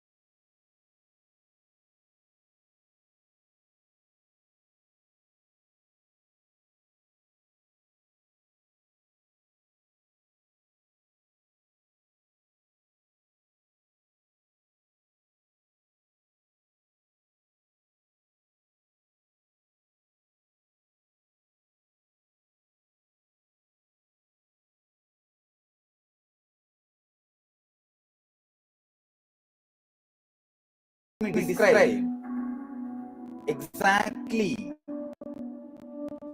the experience of birth. The experience itself is really wonderful. There was no dual or two things. First, it can be said even in the way like a light covered by light. There was no experience separately. There was only one consciousness, which is intelligent, which is alive, and which is enjoying itself. First, it was just the Sachidananda, nothing else. I was conscious, I was alive, and I know I was alive, and I was just enjoying that I am alive. I exist. Suddenly,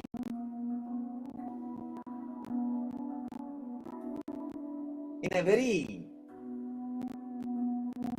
vague way, one small light.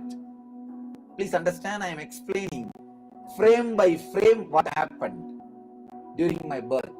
The first frame was a light in somewhere around South India, southern India. I do not know at that moment it was Arunachala or something like that. Just somewhere around southern India. That was the first slide, first scene. The next scene, like a star, shooting star, I was just pulled by that light. The third scene in my consciousness was the Arunachala. By now, I know I have already taken the body.